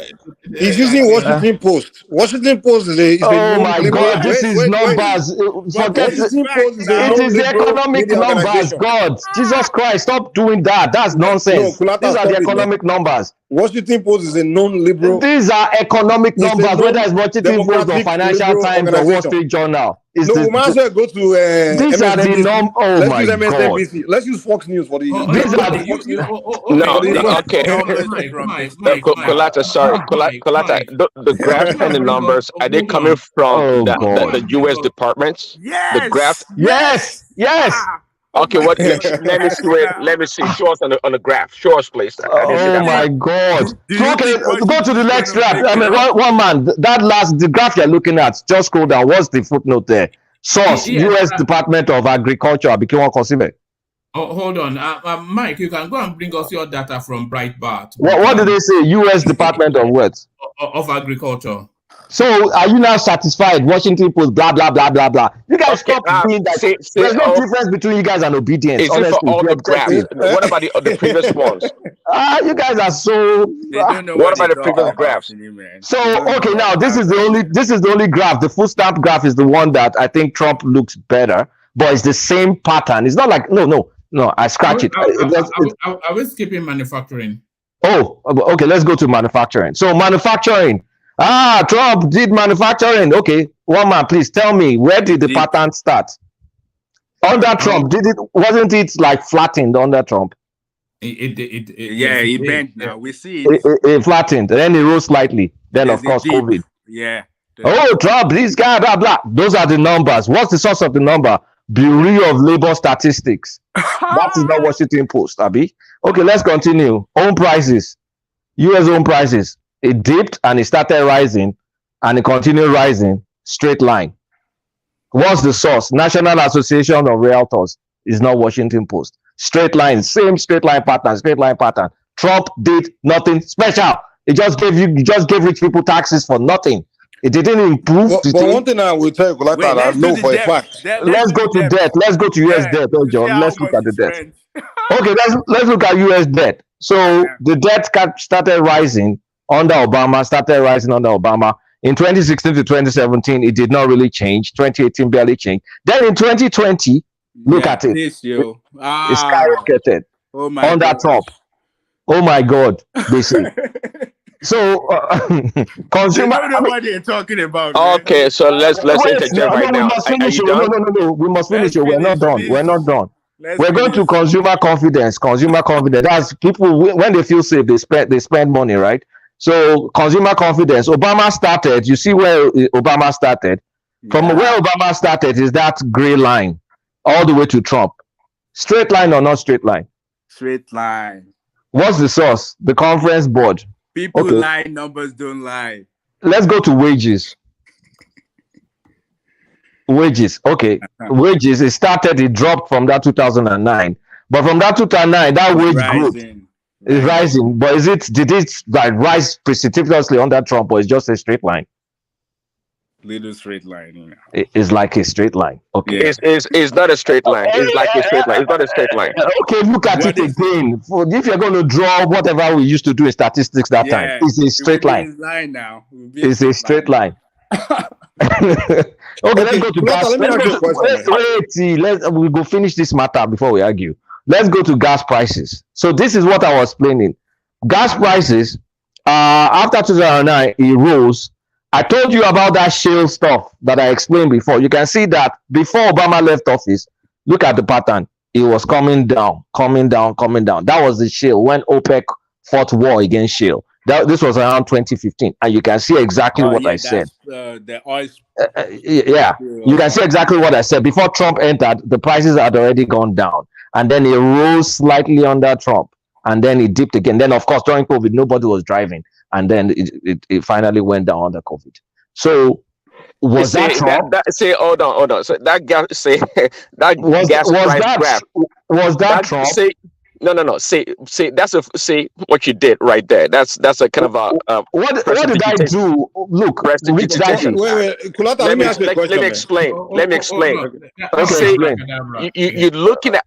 The question is, during Obama's time, what was the average price of gas? That's the question you should answer. It's not a straight line, or slanted line. Listen, there's a reason I'm explaining this. I said the reason for this one was there was an OPEC war against the shale industry in 2015. I understand that. But and look at wait now. So look at it. Why don't you find reason for others? Wait. If the price of gas dropped before Trump, so is it because of Trump that the price dropped before he came to office? So they knew Trump was going to come to office. Then they decided to do war because Trump was coming to office. Guys, the point is that throughout Obama's time, the gas prices were relatively high. Okay, Wait. Because everybody was booming. Because I don't think they were ever $5 or $4. It wasn't $5 or $4. That's, you can see it there. It's like $2 something. I mean, I think it got to $4. The peak was $4. Yeah, it picked $4 I think so. three times or something. You can see the graph. It picked like $4 like 3 times. And then you had that shale war, and then the shale war drove the price down. And Trump was lucky, and he also had COVID that further drove the price down. And then it's back up. Because what you're really showing is the incompetency of Barack Obama. It's not incompetence. You are just an obedient. Let me ask you a question. Prince, I'll give you a second. Oh my God. Let's go to the next graph. Let me ask you a question real quick now before you go. Let me say. No, I want to finish before one man leave. Wait. No, there are about 2 more. I think it's. There's just 2 more now. We're going to finish. So this is the amount of people that are uninsured. So I think this one, Americans with health insurance. So under Obama, America with health insurance. No. Americans lacking health insurance. That's what it was. Americans lacking health insurance. So Obama started Obamacare, right? And then the high people without health insurance, it started dropping. In 2019, it dropped real hard. It dropped. Then 2015, it was stable. Under Trump, it started rising again. Good for Obama. I mean, Obama dropped it down, then it started rising slightly, started taking back up. This data stopped in 2018. Well, on the health insurance, the only thing Barack Obama did was to mess up American healthcare system. That's all he did. That's all he did. Because hold on, I can see. There's health disparity. Hold on. There's health insurance disparity across the country. Yes, Atigbo. So business investments. No, this is where Obama beats Trump in business investments. You see, now. You see the number of investment. I don't want to believe this thing again, man. Please, business investments. One man, please. What's the source of the data? Please tell everybody. But if you tell me business investment, Mike Jagboro now. Mike Jagboro. Man. Mike, please. What's the source of the data? Bureau of Economic Analysis. Okay, she won't power Mike. Wait, can we? Okay, let me ask you this. What me I know for a fact. Hold on. What me I know for a fact. Even the business community, the corporation, they will tell you. Okay, now you and I know because they were able to make more money. The CEO. No, wait now. No. Here's the fact. What fact? You're not talking facts. Okay, whatever. Okay. Anyway. No, you won't go.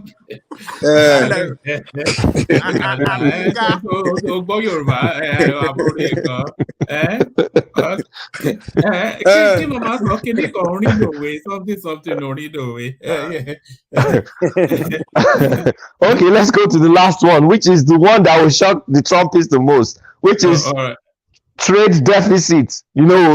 Trump is taxing China, tariff. All right, look at trade deficits.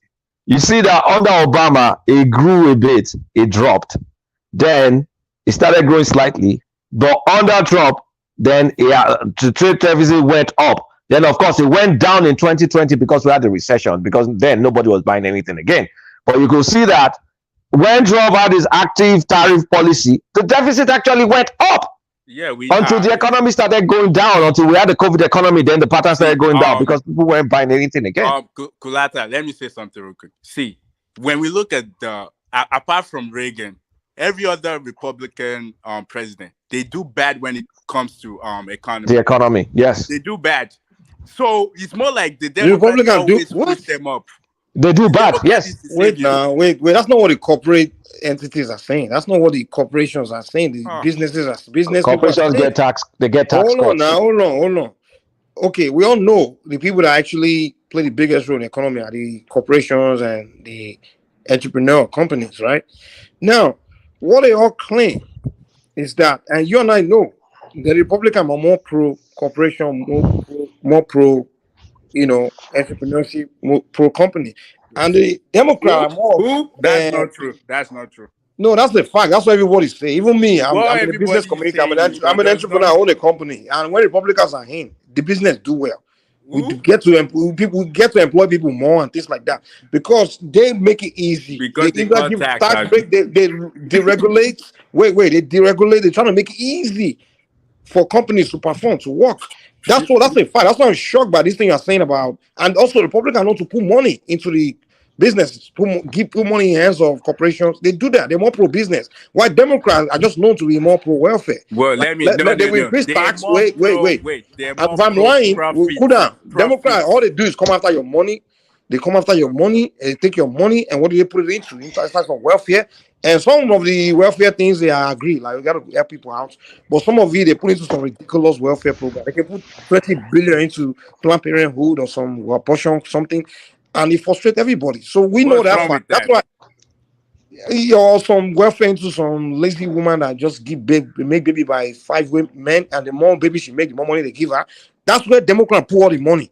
That's what they are more. They're more pro all those kind of rubbish. So that's why Democratic cities. The Democratic cities are the most unemployed. I didn't want to go. They have the highest unemployment. And pro. What do you Democratic states, they are the most useless states. We all know that for a fact. So when you present all these things, just shock me. Like, what's this guy talking about? Now, another thing we have to know is this. Your choice of words. Another thing I know is the fact Democratic states, man, everybody's running away from there. That's why Nigeria we all run to Texas because it's Republican states. My mom went to Maryland, all those places. She ran away. Like, they are conditioned there. Any state run by Democrat or city run by Democrat. Well, it's a fact. It's a fact. It's not I'm making it. I'm not insulting. We all know that. It's a very unproductive environment. Now, it's country or state in America. What state is it? You always say California. California doesn't belong to Democrats. It doesn't belong. It does not. And the counties, the part of within a state, in general, it may be a Democrat may win the governorship or something, but the part of that state that's Republican, the state is the area that's more productive. Like the part of California. Do you know that all those Republicans? If you go to Silicon Valley, they are more pro-Republican. Silicon Valley is the pretty much the heart of. He's pro-Republican. Is that what you said? Yeah, Silicon Valley. Yes, go there. Yes. Even do you know most of the Silicon Valley, their companies are moving to Dallas. Do you know they are moving to Dallas, Texas now? Most of them. Okay, exactly, because they are running from this democratic rubbish. They're all about their profit. But what I'm saying is, the Republican is not pro. Cool down, let me talk, man. Yeah, because what you're saying is not true. What I'm saying is, can't allow you to be saying what. Even Kulata will tell you what I'm saying is true. Kulata, if Kulata wants to talk, he can talk. I'm telling you, what you're saying is not true. What is not true? I said what you just said about. What did I say? Mike, Republican is pro-business. Are you able to take a question? That's not true. That's not true. Republicans are not pro-business. They're not true. It's not true. It does everybody hate Republicans. Even me, I don't like them. The moment everybody hate Democrats. Even me, I don't like them. The moment they come in, they'll start putting regulations. All they want to do is, oh my God. No, okay, if I can say something, if Kulata is there. You have to fire your employees just to meet up with their regulations, man. Hold on. Before you say, yeah, let Enigmatic put a question to Mike. Yeah, this is a question to Mike, to Big Daddy, and to all the Republicans in the House. Big Daddy, have you put on weight, Prince Daddy? Oh, sorry, Prince Daddy. Yeah, but you know, Mama, this is so funny, right? And I'm going to stir the water a little bit. I mean, I'm so surprised that I can see Mike and Prince Daddy, speaking eloquently about a known. I mean, he was our president. We respected the fact that he won the election, but Prince Daddy here just justifying still after 3 years of Trump losing the election, claiming that there was a electoral malfeasance, and then trying to claim that the election was stolen. They have to get their mandate back. And then on the flip side, Mike viciously attacking everything that has to do with with blacks and Democrats. My question to them is, why don't you just be an obedient? Because you are basically the two of you viciously attack obedience on this platform, and you hate everything about them. But you are doing the same thing in America. You can't compare. Okay, finish. I mean, if you look at it, this is what exactly you guys are doing. And average obedience is a Republican in the US. We know that. But I'm so surprised that you guys can be progressive in one breath, and then on the other side you are conservative. How are you managing the conflict?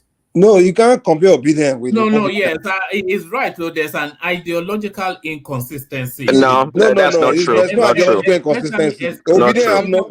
Especially with Prince Daddy, there's an ideological inconsistency. No, you can't compare obedience with obedience view, or we may be similar in the fact that we believe that this election on their side they believe election wasn't fair. On our side, I believe election wasn't fair. But the facts they will present compared to the facts we will present are completely different. You understand?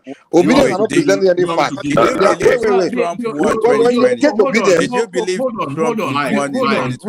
Hold on. The obedience lost an election. They insisted was rigged. Trump lost an election. Sorry, what is he saying? Okay. Look at this. Okay, let me give you the Trump side. Let's ask them. Did Trump won? Answer. Let me give you the Trump side. No. Finish Mike. Prince told us it was rigged. Just not quite an hour. One man, for you to say that on the platform was to assume also that in 2000 when Al Gore lost to Bush and when Hillary lost to Trump in 2016, and there was uproar, and there was this up to today, by the way, Hillary Clinton said Trump is illegitimate, that he never won, and they did so also during Al Gore. So this that question was a trapping question that Enigmatic asked. 1 second, hold on. Prince Daddy, let me correct you now. Instructively, Al Gore never, and the same as Hillary Clinton, right? As soon as it was very clear that they lost the election, they did the right thing. One, put it on the record. One. Number two. Actually, let me stop you. That's wrong, because they went to courts. You can't say that. They went to court. Hillary didn't go to court, but up to today, you forget about the hanging chads. Of course, you didn't forget. But Hillary could not, because she was beaten hands down. Prince Daddy, hold on. You know what? I'm trying to juxtapose, and one man actually spoke about your inconsistency, and that's why I said, how do you guys manage the conflict? Because as you see now, right? The obedience, they are claiming they're trying to reclaim their mandate that they never had. For you to even have for you to reclaim something, it means you've had it and lost it. And you just answered the question for me. Thank you. You just answered the question for me. Why do you keep comparing us to obedience just because of hold on? Let me listen. You asked the question. On the same thing, 2020 election, it was so glaring. Even in 2016, Trump lost the general election by almost 4 million votes in 2016. If America had a different electoral system, Trump wouldn't have been president. No, that's a mute argument. Don't go there. Because was it illegal that he won? Was it illegal that he won? Hold on now. We are trying to juxtapose now, because I wouldn't want to be so sharing, right? To say you and Mike, coincidentally, you come over here to say something different about the same. Well, it's time for me to respond. Let me respond. Now. It's not true. Let him land. I don't know what it's about. The same word. Hold on. Let Prince Daddy respond, and then. But let him land one man. He said same something. I didn't hear what he said. I want the two of them to go ahead with their conversation, but let me land. The same trajectory that we saw in the US is what is happening in Nigeria. Trump has been claiming that he won the election. He riled up his base to the point that they basically almost, not even basically, committed mutiny against the American government in the insurrectionists, right? The fascists. Now we have a version of that in Nigeria now. They are claiming that an election that they lost clearly, they are not even number 2. They are number 3. I'm glad you say clearly. So they said they won the election, and they are trying to burn down the country, and they are denigrating. Well, okay, quickly. Let me say this real quick. Now, they have a leader. Hold on. They have a leader who is quiet and leading them on. Just like I think we get your question, but here's the thing. I think you answered the question in your explanation or in your submission. Number one, the obedience, whatever they are doing is based on nothing. It has no substance. That's my point. They are the one in third place, claiming they won election, even though we may be exhibiting perhaps the same kind of sentiments in regards to. Let me finish.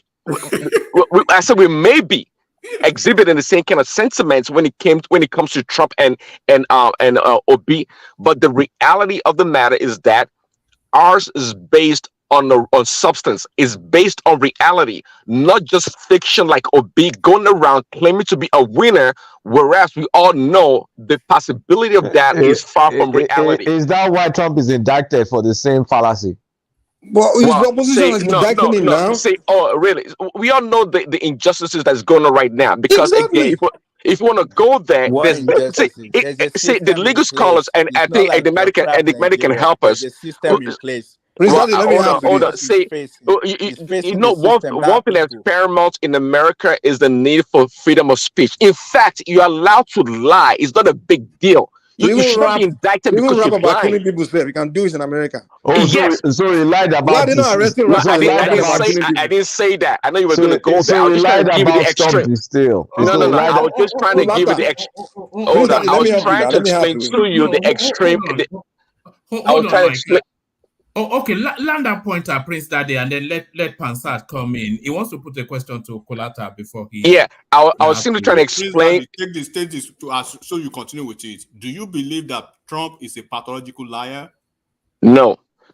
Oh man. And to continue. Don't worry. Don't worry. So politicians don't. Your question was almost a trick question and duplicitous at the same time. No. Your question was duplicitous at the same time, being a false question.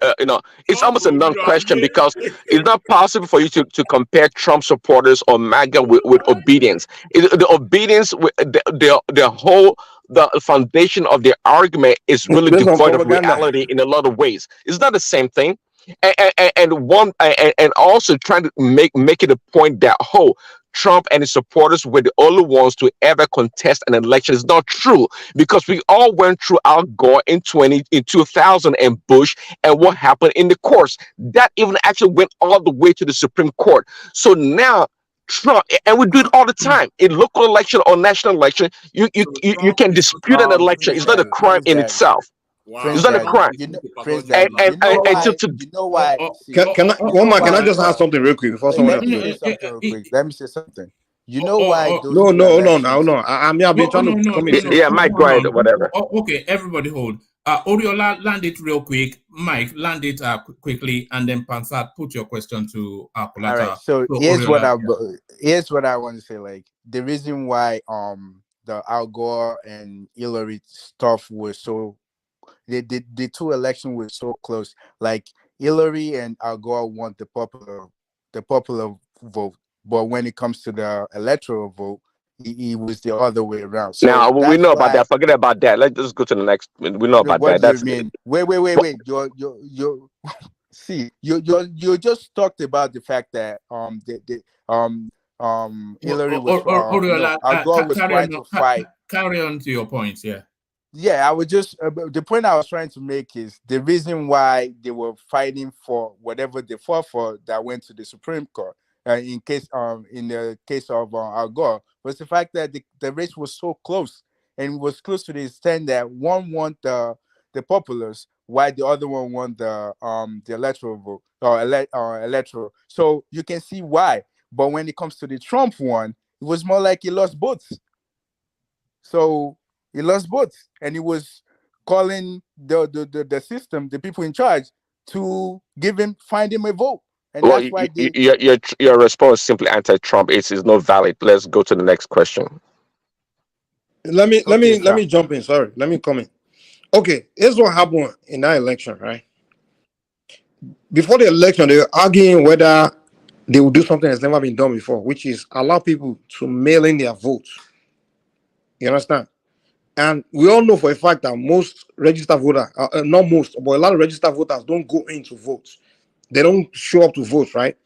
So now they say, okay, because of COVID, this and that, people should be allowed to mail in their votes. Now it's a possibility that someone may not mail in a vote, but someone can say they mail in a vote and just vote for them, right? So now here's what happened during that election, right?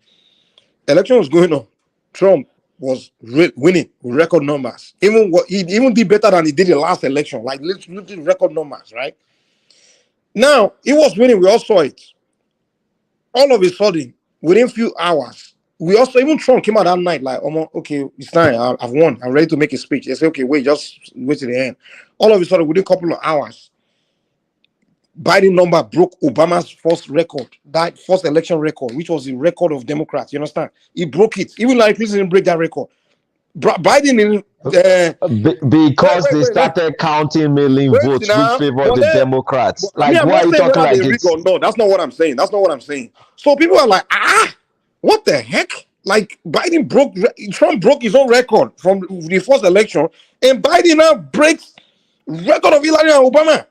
We're like, what the heck? And then what they explain, I don't know if I can't say whether they rig or not, whether the election, but this is my own position why I question it. And then the answer was that a lot of people mailing their vote. So the vote they mailed in is what gave Biden all that number. I'm like, they mailing that millions of votes and you're able to count it within a couple of hours like that?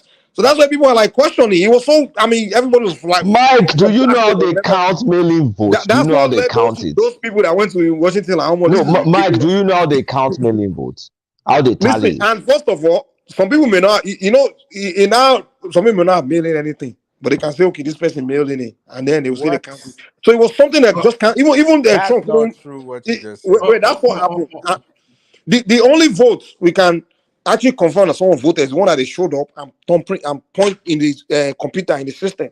But when someone mailing a vote, they don't have to point anything to a computer and put in a system. All they have to do is just count how many mail that comes in. That's it. So there's no way anybody can prove whether it's true or not.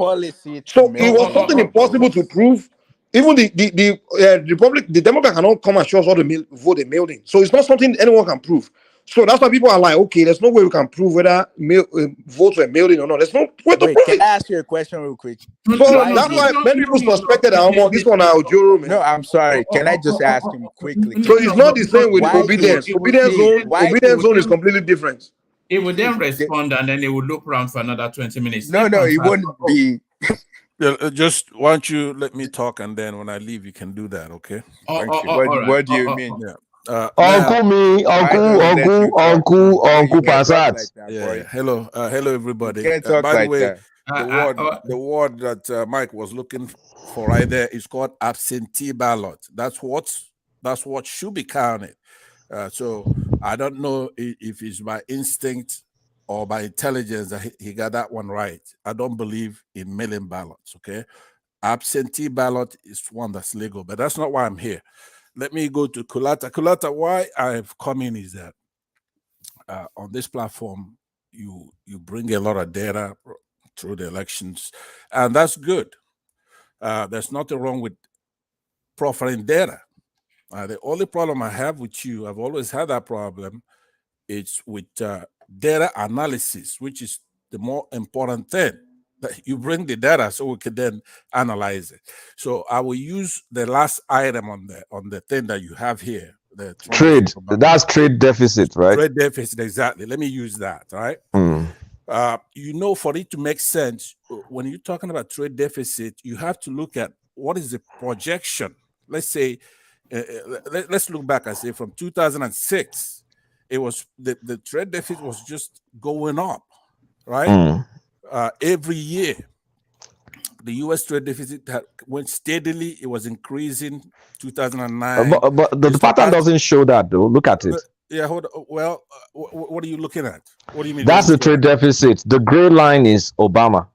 No, but that's right. The shaded area, the shaded region is Obama. So if it was growing out of control the way you claimed it, it won't go up and then maintain like a straight line. No, it has always been. I mean, if you look at the data itself, right, not the representation by those lines. Just hold on. Let me land. The point I want to eliminate argument by just sticking to the facts. Okay. Since 2009, 2006, it's always been increasing, and it was projected to increase, right, by I think it was $763 billion. It started from 711 billion. Look at that graph. 711 billion 2007, and that economic, of course, when there's an economic crash, people are not buying anything. So in 2009 it crashed. Then it started growing. No, just hold on, because that's not actually, that's tangential to the point I'm making. The point I'm trying to make, it's about data and data analysis. Like when you bring this. So let's specify which data. We're looking at your trade deficit right now. Okay. So in order for what you're saying to be correct, if you just look at Obama's numbers and you look at Trump's numbers, right? You are discounting what was it projected to be under Obama for the years after Obama. Do you follow me? Let's say in 2000 and what is Obama? 2015. Hold on. So if it's projected to be, say, 800 billion in 2020 or 900 billion in 2019, but Trump comes in and then the trade deficit remains the same as Obama's or even slightly higher than Obama's. The way to read data, when you do the data analysis, do you have the 2019 projection? No, hold on, because the actual numbers is not the point. The point I'm making is that no.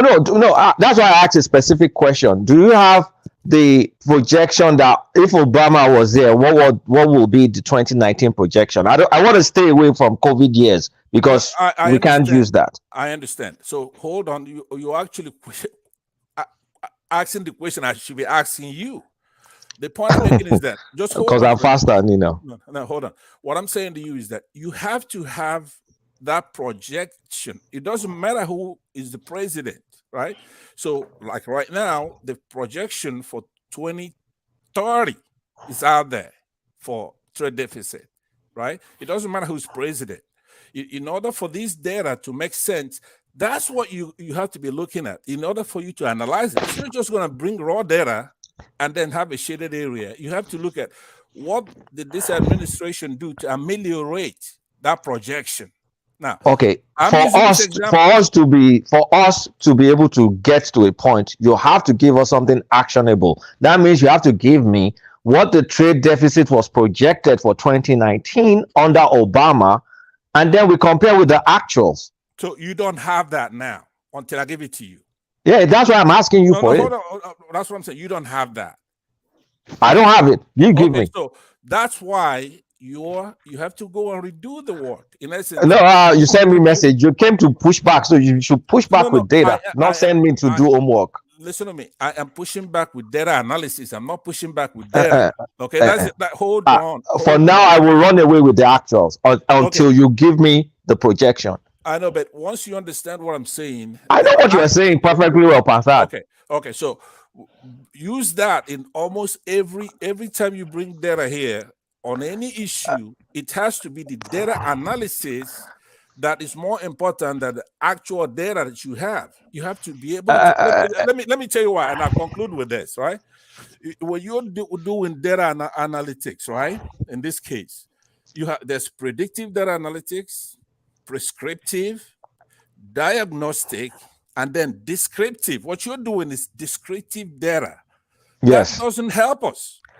Okay, now for you to help provide that projection, and then we compare with the actuals. No. That's called you're cramming something. I don't have to. I'm not cramming. I'm looking at it. This is not my data. This is Washington Post posting data from Bureau of Statistics. I mean, whatever bureau they're posting from. I didn't want to be argumentative. I want you to pay attention to that. In this case, with this trade deficit, what's important is how much did Trump ameliorate that projection, because the damage were done before he comes in. So if it's projected to go out of the roof and he comes in and says, look, for North Atlantic, for Mexico, Canada, look, I'm going to cancel this. I think it's a raw deal for us. And he's able to bring back factories back from Mexico, and there's job creation here, and then start producing here. And then it reduces that projection, right? You're not gonna just be going by the numbers. Yeah, then he did a good job. I get what you're saying, Bansat. I know what you're talking about. Wait, which factory does it bring back, though? No, but that was also an example. He did bring back the auto factory industry back to Detroit. Car manufacturer. That's not true. Yeah, Who did that?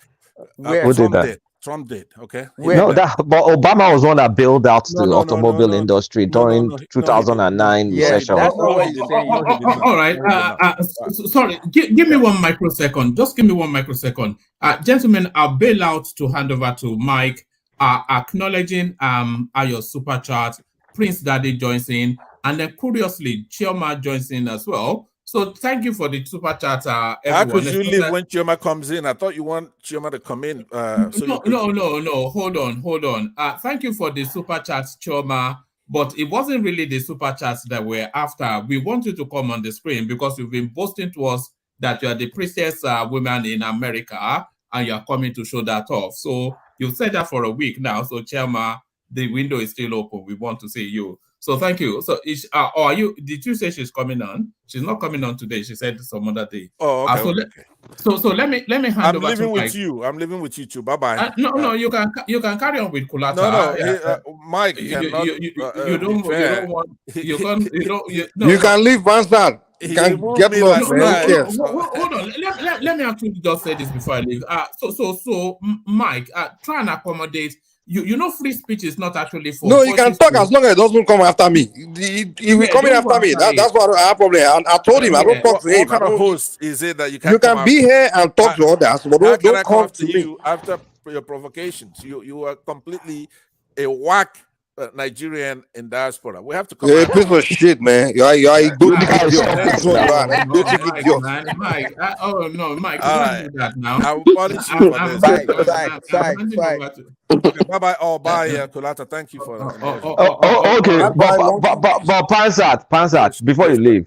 Pansat, before you leave. I think in the absence of having that, I get what you're saying from projection data, because if it's projected to be higher and then the actuals is actually lower, even though it continued to grow, it's a good thing. I know, exactly. I get it, but I don't have that data, number one. But the reason I brought this out was the legendary status that I think Prince Daddy was just too excited about Trump. So I just wanted to poke the bear. Trump, look, here's a fact, right? Nobody can over exaggerate Trump. Trump has been the best president any country has. No, I don't agree. Let me just land on this. There is no doubt about that. Now, does he have some excesses? Does he have some excesses here and there? Right, things that I wouldn't do. Do you think Obi would have outperformed Trump if he had been the president. I thought you were gone, but anyway, no. It's like apples and oranges. The point is that with the United States, the way they were going, right? Trump had to come in and bring order to the country. I mean, Trump doesn't lie. That's another thing. They say, "Oh, Trump lies." No, one of Trump's bigger problems is that he cannot tell a lie. Since he came down from that escalator, right, in 2000, and I believe it was 16, he came down the escalator and he says, "Look, I used to be for the Clintons. I used to be for the Bushes. I've done it all. I'm better than all of them in playing the game. But from today, I'm going to be working for the American people," right? So as a Christian, when somebody does a confession like that, I have to judge them from that day. It doesn't matter what they did prior to that day. Now, biblically, you can analogize that. Let me just land by saying that Saul was very effective at buying Christians, right? He used to be one of the worst nightmares of Christians. But the Lord interjected and changed his name from Saul to Paul, right? So from that day, he became the one of the go-to people in the Bible, as you know. So Trump, if you judge him just from that day that he came from that escalator, he had the American interest in mind, right? Is he inerrant? No, he's not inerrant. Does he talk in ways that is not statement-like? Yes, he does. But he is the right McCoy for the job. Do you see yourself in the image of Trump? No, I do not. Hey, No, I do Pastor, not. Yes, sir. thanks for coming in and making that point. Because all along I was saying numbers don't lie, but they don't say the whole truth. And thank you for bringing the narrative to explain that part. Because I knew on one regardless of the numbers, one graph out of 16. all of them, we have a better economy, and in our pockets, we know we're living better, just like Mike said. So it don't matter those numbers; they're not telling the whole truth. Yeah, but you always have to add. You don't know if it's by intuition, right, or by intelligence. When Mike is right.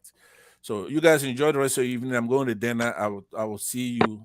Wait till we dey chop now, so he's right because of projection. Maybe you should learn how to cook and leave those Mexican Pasat is chasing all those South Californian Mexican babes. You know, tomorrow if you have time, I will put you. I'll go to my kitchen. I will turn on the camera, and we'll check out some awesome cooking. Right? I'll do some tomorrow for you guys. No problem. All right. Yes, we should get that done.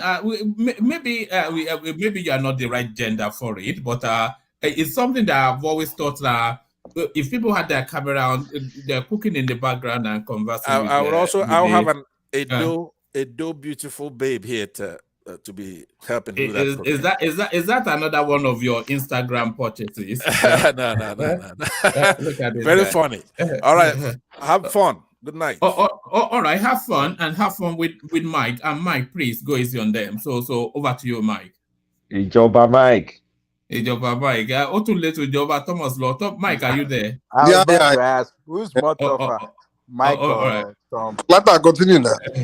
I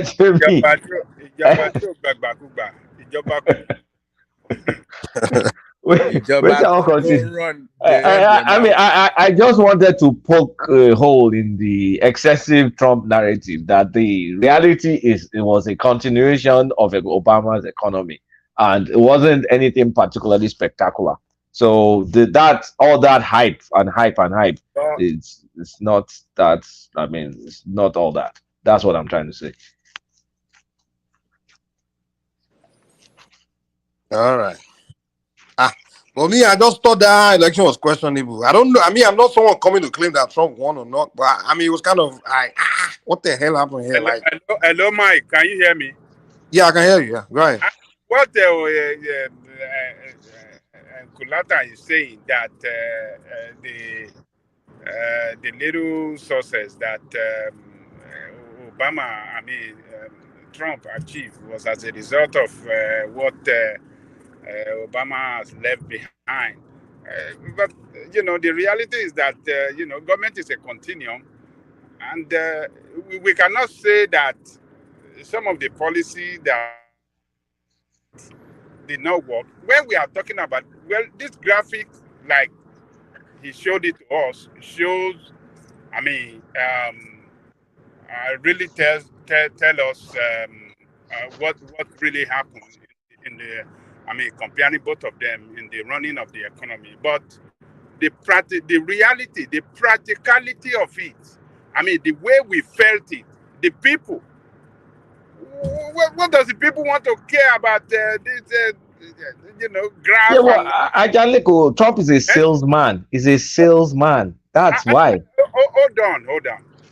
The ordinary American on the street that was buying the cheapest of the cheapest gas that time, that apply for job and can get job at ease, that was well paid, better paid than ever before.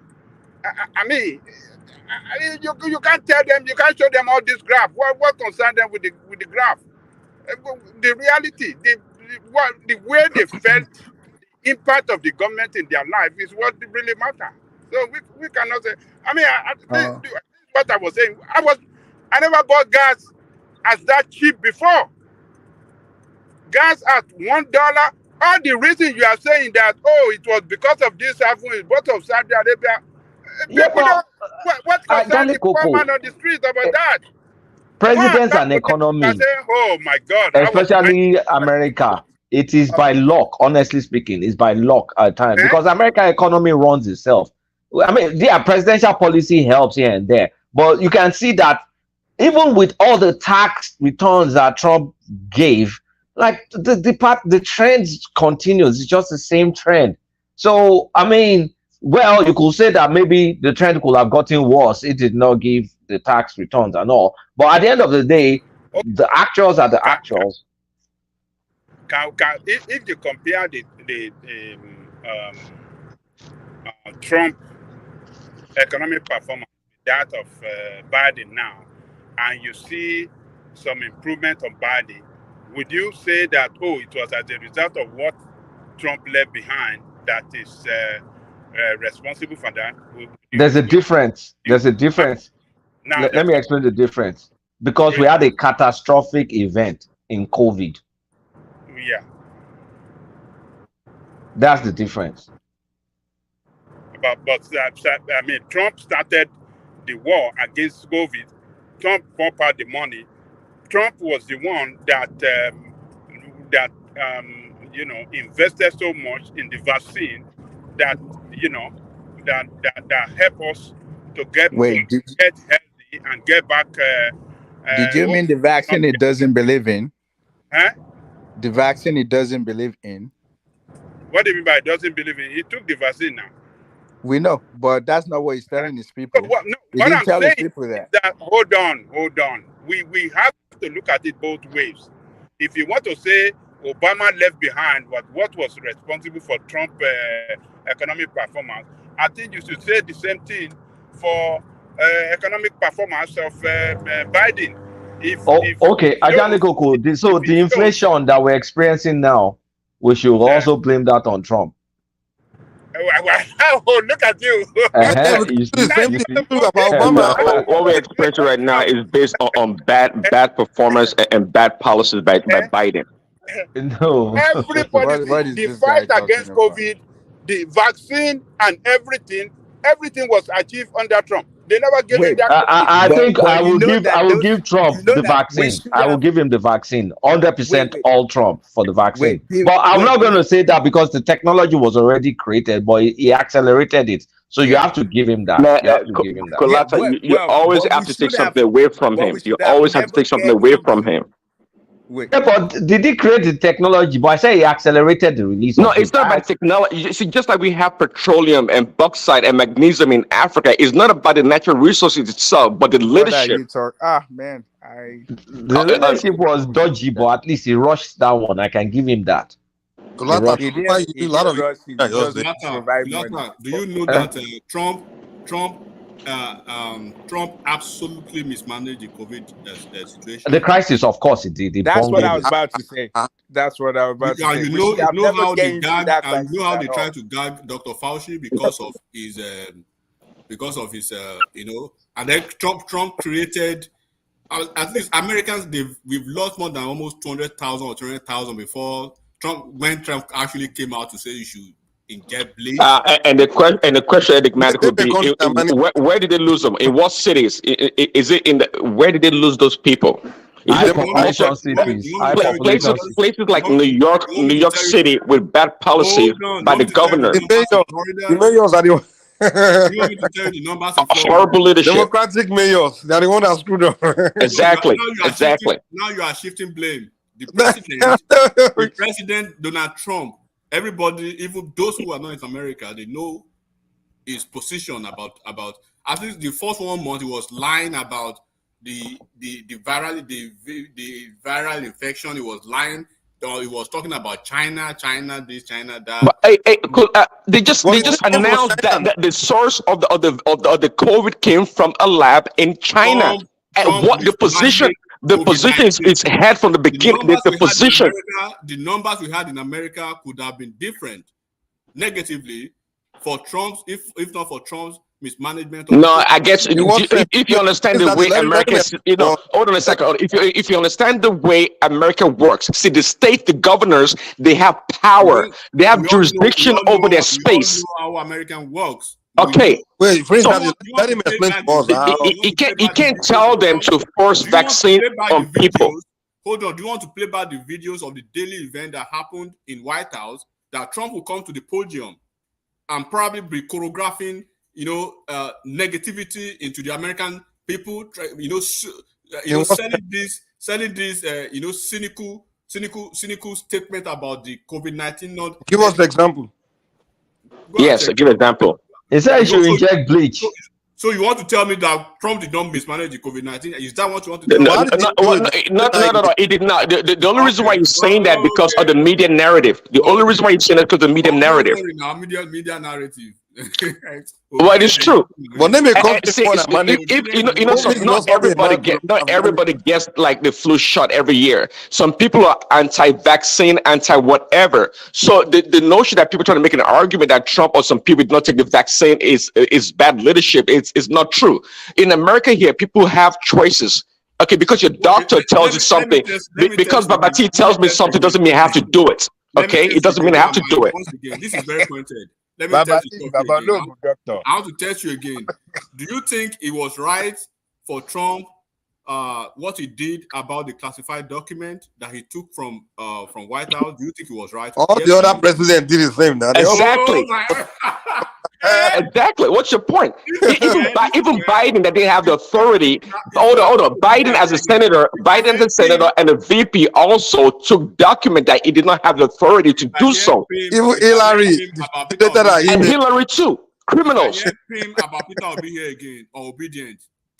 No. You and I, we've agreed that the obedience, they lack substance. The obedience, they lack substance. And obedient is the one that will come 5th and 6th that want to claim to be number 1. That's a stark difference. You can't use us as a comparison to obedience. That's not true, and that's unfair. I think you know that.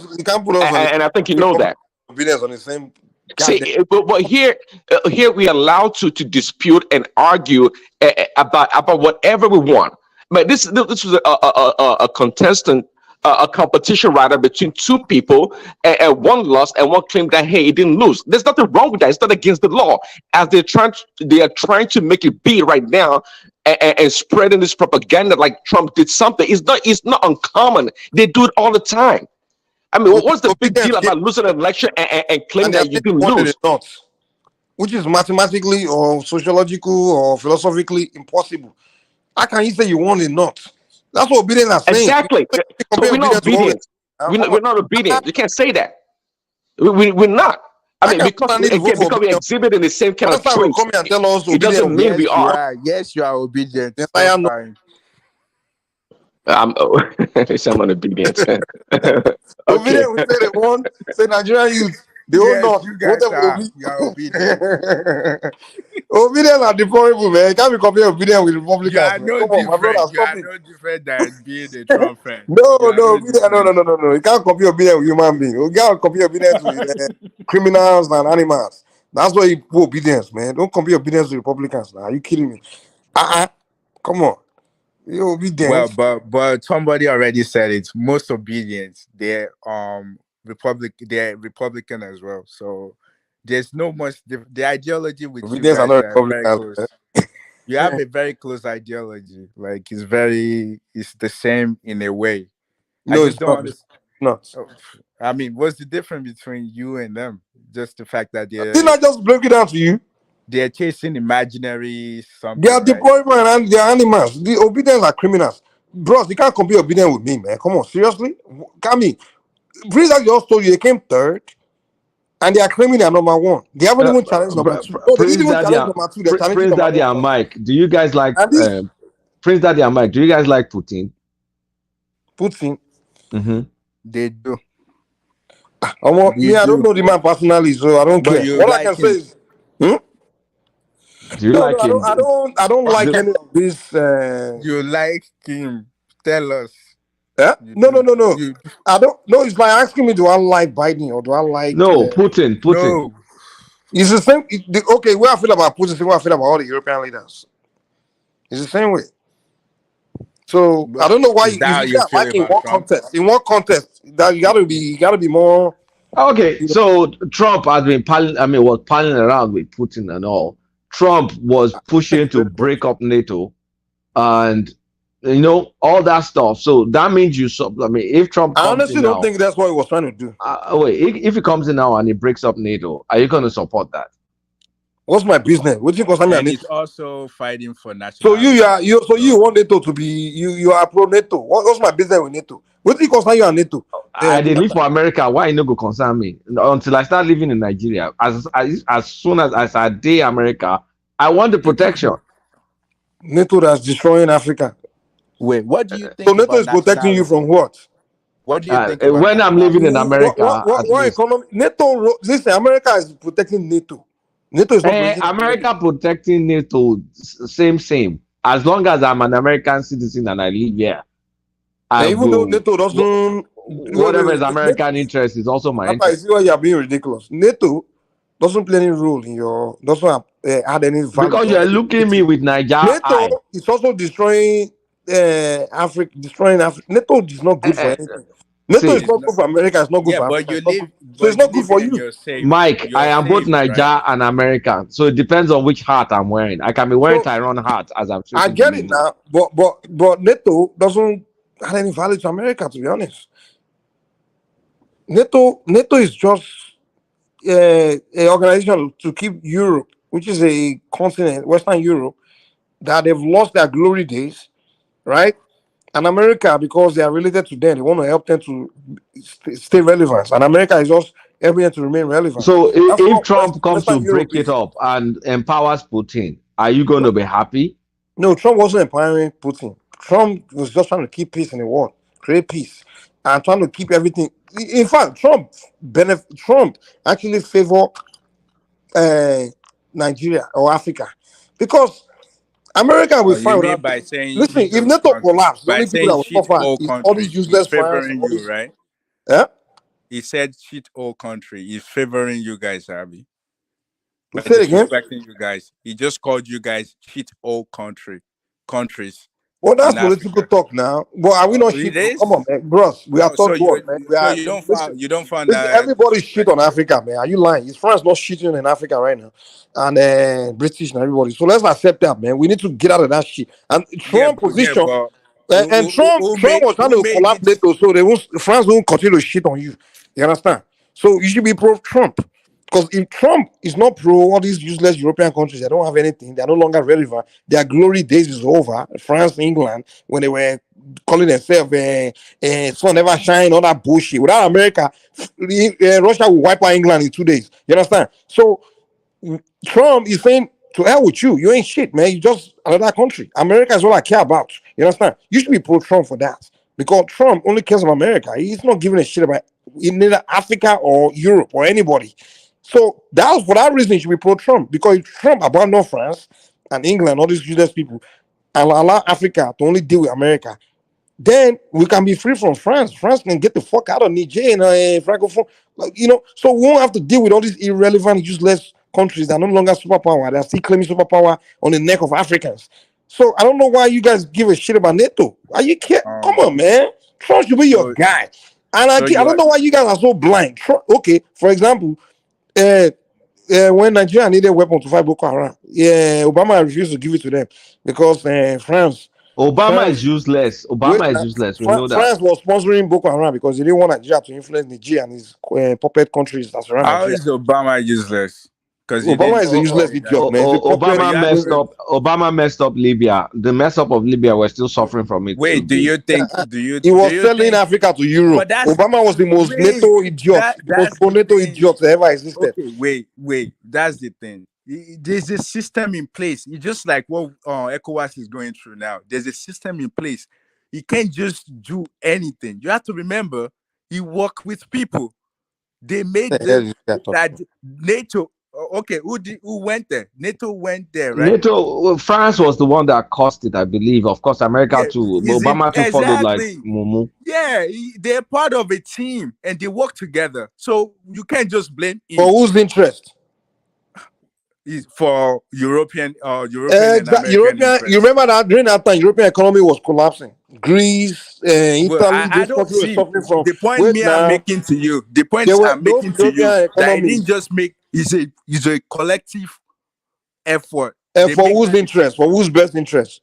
Yeah, for their interest. But you live here, right? Not for America. Not for Americans' interest. Not for Americans' interest. It's also for American interest. No, it's a lie. No. Listen, during that time, wait.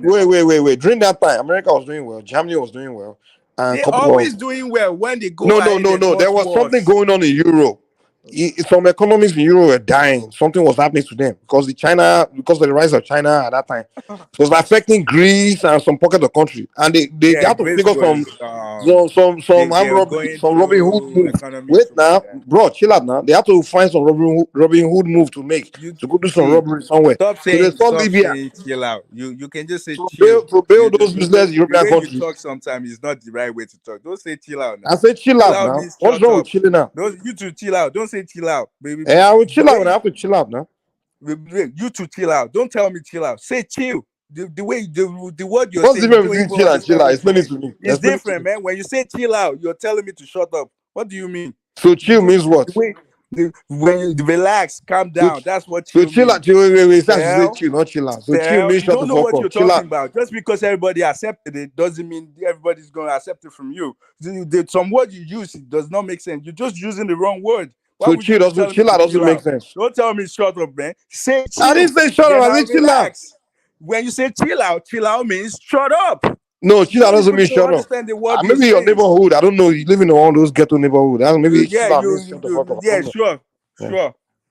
But chill out doesn't mean shut the fuck up. Everybody knows that. Disrespect people like you can just go ahead and just say whatever you want. Don't say it like that. I didn't disrespect you now. Chill out is not disrespectful. Okay, look it up. Chill out means shut up. In your neighborhood, Abby. Please. In your hood. You're not listening. Just listen. Okay, go ahead and talk, man. Yeah. No, I'm hearing what you're saying. All right. Anyway, who wants to talk next, man? Someone go. Well, I think you're talking about Libya. Libya, you're saying United States is the fault of United States won nothing from Libya, and I was trying to tell you that they actually want something. And what I live here. I mean, a lot of people that live here, you can't just disregard United States. I mean, if anything happened to them, it's gonna happen to me. So I understand that Greece was going through economic turmoil. Then they actually, I think they what was it? They bankrupt or something. We understand that Europe was going through some crazy stuff, but still they work collectively. So people blaming Obama, I just feel like, I mean, I understand is the United States that is looking after is number one in the world, but we understand that. But still, he can't just make that decision on his own. It's not like what Bush did back in 2001. He can't just make that on his own. They have to work collectively. He has a system behind him. That's why I will always say that we are blaming Obama. It's a system. You work for a system. Okay, If the system you just doesn't allow him, he can't Bush, just do whatever. Bush made decision on his own because he felt with his own conviction that okay, this is what I should do, right? Which was wrong. And Obama was in a position to make a decision on his own and an opportunity to make the right decision, which is not to go and destroy Libya and create disaster in Africa. You understand? Where all these weapons from Libya is everywhere now, create disaster. He didn't do it. So now you are telling us that Obama did the right thing for making for having opportunity to make decision on his own. He made the wrong decision. You are saying he's better than Bush. They had opportunity to make decision on his own, and he did it, even though it was the wrong decision. But he had balls to make decision. Obama couldn't grow balls to make his own decision on his own. And you are telling me that Bush was more stupid than Obama. What I'm saying is this: NATO invaded what is it? Libya. United States invaded Iraq. It's two different things. Do you know? Wait. NATO is a Do you team. know, okay, go ahead, finish. Yeah. NATO is a team, so there's no way for Okay. him to just like say anything. There's other presidents in that NATO. Like they would just they have to collectively work together. But in this case with the United States, with Bush, I mean, he runs on the United States, and even I think the Senate. I'm not sure. I think they opposed the war or something. I'm not sure if they actually. Do I think they gave. you know that? Wait, let me say this real quick. Do you know that NATO was against the invasion of Iraq, except England? The rest of NATO was against the invasion of Iraq, but Bush still went ahead. Yeah, but that was not a NATO war, right? That's not a NATO war. Come on, man. Come on. But NATO is come on, man. It's not a NATO war. Come on, man. So how is Libya a NATO war? Iraq is not a NATO war. What is NATO war? There's no such thing as NATO war. Come on. You know, like they kill people in the United States soil. The World Trade Center. Libya, nothing happened. It's not like Libya, Gaddafi destroyed United States or anything. He didn't do anything. He just didn't listen to them, and he was trying to cooperate with the enemies of NATO. That's what it is. So I think it's a little bit two different things. It's more like if NATO decided to invade North Korea. United States, if United States wants to invade North Korea, it will be because there's something that North Korea actually did to them. That's the way I see it. I just feel like it's two different things. I mean, I understand Obama is like is the head of the most what would you say, the biggest country in the world. We understand that, but it still have to work with other people, which is NATO. They didn't just want United States to go there by themselves. While with Iraq, United States is ready. They don't care. You kill one of us, we have to kill all of you guys. So I feel like that's like two different things that we are looking at. So NATO don't work as a team back then. Okay, that's fine. So the European countries, they were going through some hell. They had to go and kill Libya to help themselves, right? And America needed to support them. You know, so I just think at the end of the day, man, we can't support. You know, we just can't support that, man. It's just, Obama being a black man, being it's half. Remember, it's not full.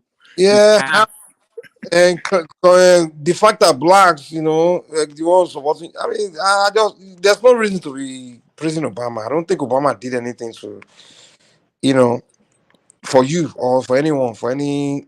I mean, a lot of you guys. The only reason you like, okay, let me ask you this: if Obama was a white man and he invaded Libya, and he did those things he did in Africa, and he refused to give Nigerian, even though Nigeria has an agreement, a contract that you told Nigeria as a country that you should not start your weapons program. We will supply you weapons. It's an agreement. It's a deal. And when they're going through the worst moment where we have terrorists in the country with sophisticated weapons, and then we say we need weapons from you, and you denied us. That was Obama. If that was a white man that did that, come on, you be calling him racist all day. I know you be calling him racist. You be calling him white supremacist. Same way you be accusing Trump of being all that shit. What Obama did was worse than what Trump has done. It's more racist. Okay, you say Obama is mixed, so we can't call him white, we can't call him black. Okay, we can either call it, we can say, okay, he's white, half black. Okay, maybe his racist white side is what played out. This guy was evil to the continent. The worst American president towards the African continent was Barack Obama. And you still Wait, love can you blame the United States? Because in that view, I kind of blame us, because here's the thing. If to say we're like Russia, for example, where we have we have companies that can develop all the necessary war stuff that we needed, do we have to be begging America for weapons? We don't have to. I mean, we're not even begging them. We're buying it from them. Did you hear what I said? In the 70s, I think either is, I can't remember when, I think it's 70s. Yeah, I think sometime in the 70s. Nigeria wanted to go into weapons program because during the Biafran War, on the Biafran side, there were some professors that Ojukwu brought together to say, we don't have weapons. What do we do? Their back was against the wall. And then they started like, okay, we have to find a way to make weapons. And they started making weapons. The Biafrans, the Igbos, they were making weapons. And then after the war, that's when everybody woke up like, wow. So we black men, the white man is saying we are monkeys. So we realized we can actually think when our back is against the wall. Just like I've been saying, like when black Americans were in slavery, they were more creative. So we realized we can actually do. That's when the awakening came to us that we can make weapons. And then the Nigerian government wanted to start a weapons program. That was the same time Brazil wanted to start a weapons program too. The American government, because during that time the Cold War was going on, they don't want situation of this nuclear proliferation. So they convinced the Nigerian government that, hey, don't get into this thing, don't get into weapon creation. And when I guess the government, Nigeria, we don't know what's going on in Africa back then. Whenever America or European tell you what to do, you say no, they will kill you, they assassinate the leader. So they were putting fear in the mind because for the fear of assassination, I guess the president back then was like, okay, we agree with you that we're not going to start a weapons program. We'll just agree that you supply us weapon we need. So that was the agreement. But Brazil, on the other hand, say fuck you. They started their weapons program. You Yeah, understand? but Today, Brazil is making all their weapons, right? Which Nigeria Nigeria is making weapons now because we realized that which was a blessing, after the Obama denied us supply of weapons and also denied us from buying weapons from South Africa, all these other countries. They put embargo on us, on weapons embargo. So we just started our weapons program. Now we are making ammo tanks. We are even trying to make helicopter now. Good thing it happened. But what I'm telling you is, you make an agreement that we will always supply weapon, but don't start weapons program. And then we are in our worst position where we have terrorists with sophisticated weapon being provided by France. And we not go to you, America, give us weapon. You're not saying no, you won't give us. Obama was the president.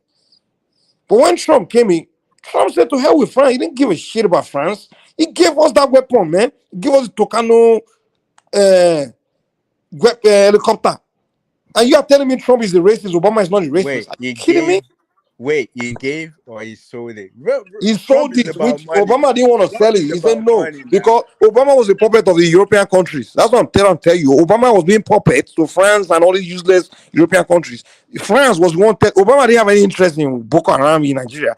France was the only one because France want to have their hold on West Africa. So they are the one doing that shit. And Nigeria didn't weapon from the US. So France now just had to call Obama a puppet and say, Obama, don't give them weapons. Mike, let me interject you on the Yeah. point you made about 5 minutes ago. That's about Obama's activity with Libya. I believe your conclusion is correct, but your premises are wrong. One of the best things Obama did was to neutralize Muammar Gaddafi. But Obama was also the worst president that we've had. Now, let me tell you why. Wait, please, who's talking, please? That's me, Pansat. I'm in Okay. my car now. I'm going All to right, go dinner, ahead. but I had to come in. I was listening in. Look, Libya, what Muammar Gaddafi was doing, unbeknownst to us, Nigerians, especially Christians, was preparing for an Islamic takeover of Africa, and then to use that to go and fight the Europeans and the Americans. He didn't start to... And you believe that, right? Yeah, let me land so you can understand. I do believe that, because once he was killed, we saw the aftermath in our country, where the Boko Haram and all kinds of people were trained and they had weapons, and they pointed those weapons at us, the Christians, not the white man. Now, he had a big idea of bringing a counter force to Europeans and Americans. And there's nothing wrong with that if you're doing it to unify Africa for real. But he was doing it was an Islamic thing, because there's two traditions going on: the Western tradition and the Islamic tradition. That's it. There's no other. So we were lucky that the Americans dealt with him, because in his own country, he didn't even unify. He had rebels. He didn't spend time. He kept killing all those people who just had a different faith and nemesis to his own particular religion. Because, you know, Islam is not a monotheistic religion. You have the Shia, and you have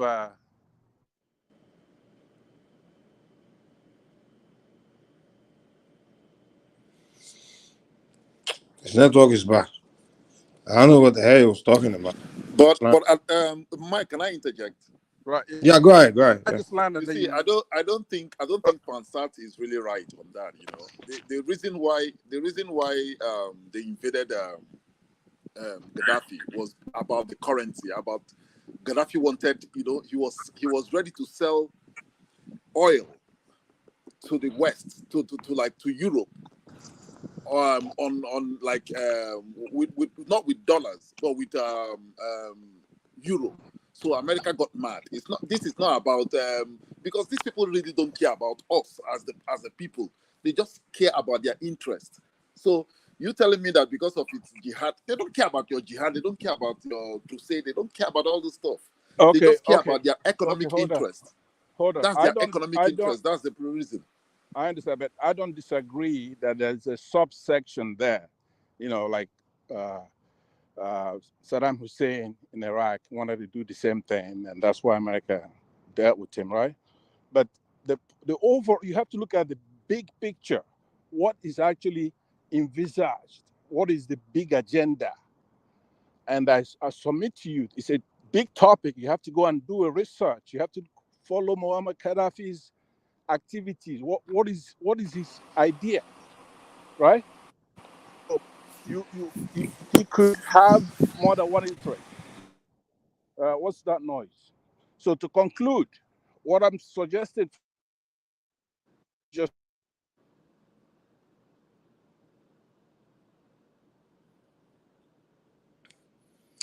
Your network is bad, man. they didn't try to eliminate him so that he doesn't wipe out Christians. They did it also for their own interest, right? Because if he's able to galvanize and have an Islamic state in Africa, join with others from other parts of the world to be. Yeah, he has a bad network, and I don't agree with majority of what he's saying either. There's no, I don't know why people from Southeast Nigeria are so stuck with this Fulani Islamization. Yeah, I know. I mean, Egypt is a Muslim country now. Algeria is a Muslim country. What is the Gaddafi trying to give from Islamizing the whole country? Yeah, I know. So Gaddafi's interest was to turn every country in Africa to a Muslim country, both South Africa, Namibia, Zimbabwe, Nigeria, like everybody. everybody else don't have mouth. Doesn't even make sense, man. Yeah, but no, you have to Africa. There's something to understand. There's something called a paradox, right? One thing I noticed in the way you look at things, there are some things that are it doesn't make sense, but that's the way it is. We're down the whole entire Africa. You know, Gaddafi was having issue with Saudi Arabia. He dumped the Arab League to join the African Union because he couldn't get along with the Arabs, the Arab Union. He couldn't get along there, so he decided, no, I'm going to deal with the Africans. And then he was more focused on, the progress of Africa. When I'm on a desktop, so I could be heard properly. But anyway, thank you very much. Good night. I mean, what he's saying is just, that's the old brainwashing thing that goes on in Nigeria with this Biafra, Fulani wants to Islamization. Nigeria, we got to stop. Mike, that's the only thing. And as far as Nigeria and a lot of African countries are concerned, that is the only thing. Without that, we'll be unified, right? Let's say we're all Muslims. Wait, that's your own belief, though. That's your own belief. It doesn't mean it's right, because I don't believe what you said. No. What I'm saying to you is this: you have to look at his activities. Why do we have the problem we have? Have you seen any of them try to solve this problem? Have you seen any of these African in the last 20, 30 years try to come and say, hey, look, if we're unified, regardless of our religion, that we're going to be a force, a potent force? You don't see any of that. Because some people like, some people are not willing to unite now. Europeans are not unified. Are you willing to unite with the Fulanis? But Europeans are not unified. The Asians are not unified. What do you mean? We don't need to. We are different people. We are different. Exactly. I don't know which we don't need to. No, but you have to make this conversation to be intelligent conversation, right? When you say unification, it doesn't mean where every single person agrees. But that's what you said. So where are you going with this? Go ahead. Give us the main point. What's your main point? Okay, here I've already made my main point, but here's my supporting point to my main point. If you go to Nigeria and you have Muammar Gaddafi and other Islamic leaders from the north, right? People like Saad Abubakar, right? And their face is towards an Islamic thing, and they're against Western education, Western principles like democracy, and that's what they're fighting. And then in the southeast and the southwest, at least half of southwest, we are facing Western education and Western jurisprudence, but then they're helping eliminate anybody. But no, the entire northern elite went to acquire Western education. The Sanusi, all of them can do job. Once and they build universities in the north, Western education. No, they don't. So you can't say because a group of people called Boko Haram, they just emanate from ignorant people created something. What It means I'm saying is that if any of them, like Sanusi Lamido, for example, is an educated man, if he goes out there and knock him and talk about Western education, then they will remove him from office, right? The argument you're making is that their leaders in the north are rejecting. Right. They are rejecting because they have. You mentioned a very good one, like Sanusi. Once he made that statement, when he was a mayor of Kano, he started talking about the benefits of Western education. He's knocking down Majiris and he's talking about the leadership in the north, how they're backward. And shortly after, there was Swift. They removed him from office, right? Now, that is a big one. You have to understand that this man is like the intelligentsia of the north. They disgraced him. Even Rufai had to go pick him up in a car, the way they threw him out of office. But he got lucky, though. When he's a southeasterner or southwesterner, they will eliminate him, they will kill him, period. That's not true. No, it's true. Look at historically. How many Yoruba leaders that are emerged to the top survived? Let me ask you that. There's only Name one. Name one that the survived. only Yoruba leader that emerged to the top was Obasanjo, and he survived. Tinubu just emerged to the top. Are you gonna count Obasanjo though? I mean, do You said that emerged to the top in Nigeria. What do you mean? I don't even mean I emerged to the top. But you right now you're counting Obasanjo as a Western. I mean, a No, Southwestern. You said how many Yoruba leaders emerged to the top? The top of what? There's The top, head of the states. top of our political system. But it marched to the top, and then so didn't go to jail or didn't die. Obasanjo is the only one. He's the only one, and Tinubu is the second one. There's only been two so far. No one else.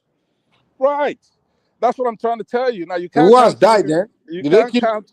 You can't count Tinubu because either he's gonna play ball and be a Muslim, or he's not gonna survive. He's not gonna survive. He's either gonna go to jail like Awolowo. By who? No. Okay. Also, who put Awolowo in jail was not the Northerner. It was Nnamdi Azikiwe that put Awolowo in jail. Yeah, but it doesn't matter how it's done. What I'm saying, the finality, all right, the conclusion would be what I just told you. It doesn't matter who did it, because when these people work, you can't trust any of these people. You don't know who they are. No. You can't tell me I can't trust them. If you want to talk about the only Yoruba man that went to prison, if you want to talk about Abiola, that was Sani Abacha, and most of the people that fought against Sani Abacha for putting Abiola in prison were Northerners. They went against Abacha. Now you are using if you're talking about who emerged to the top, who went to prison, Abiola, Obasanjo emerged to the top. They didn't kill him, but the main leader we had in the South was Awolowo.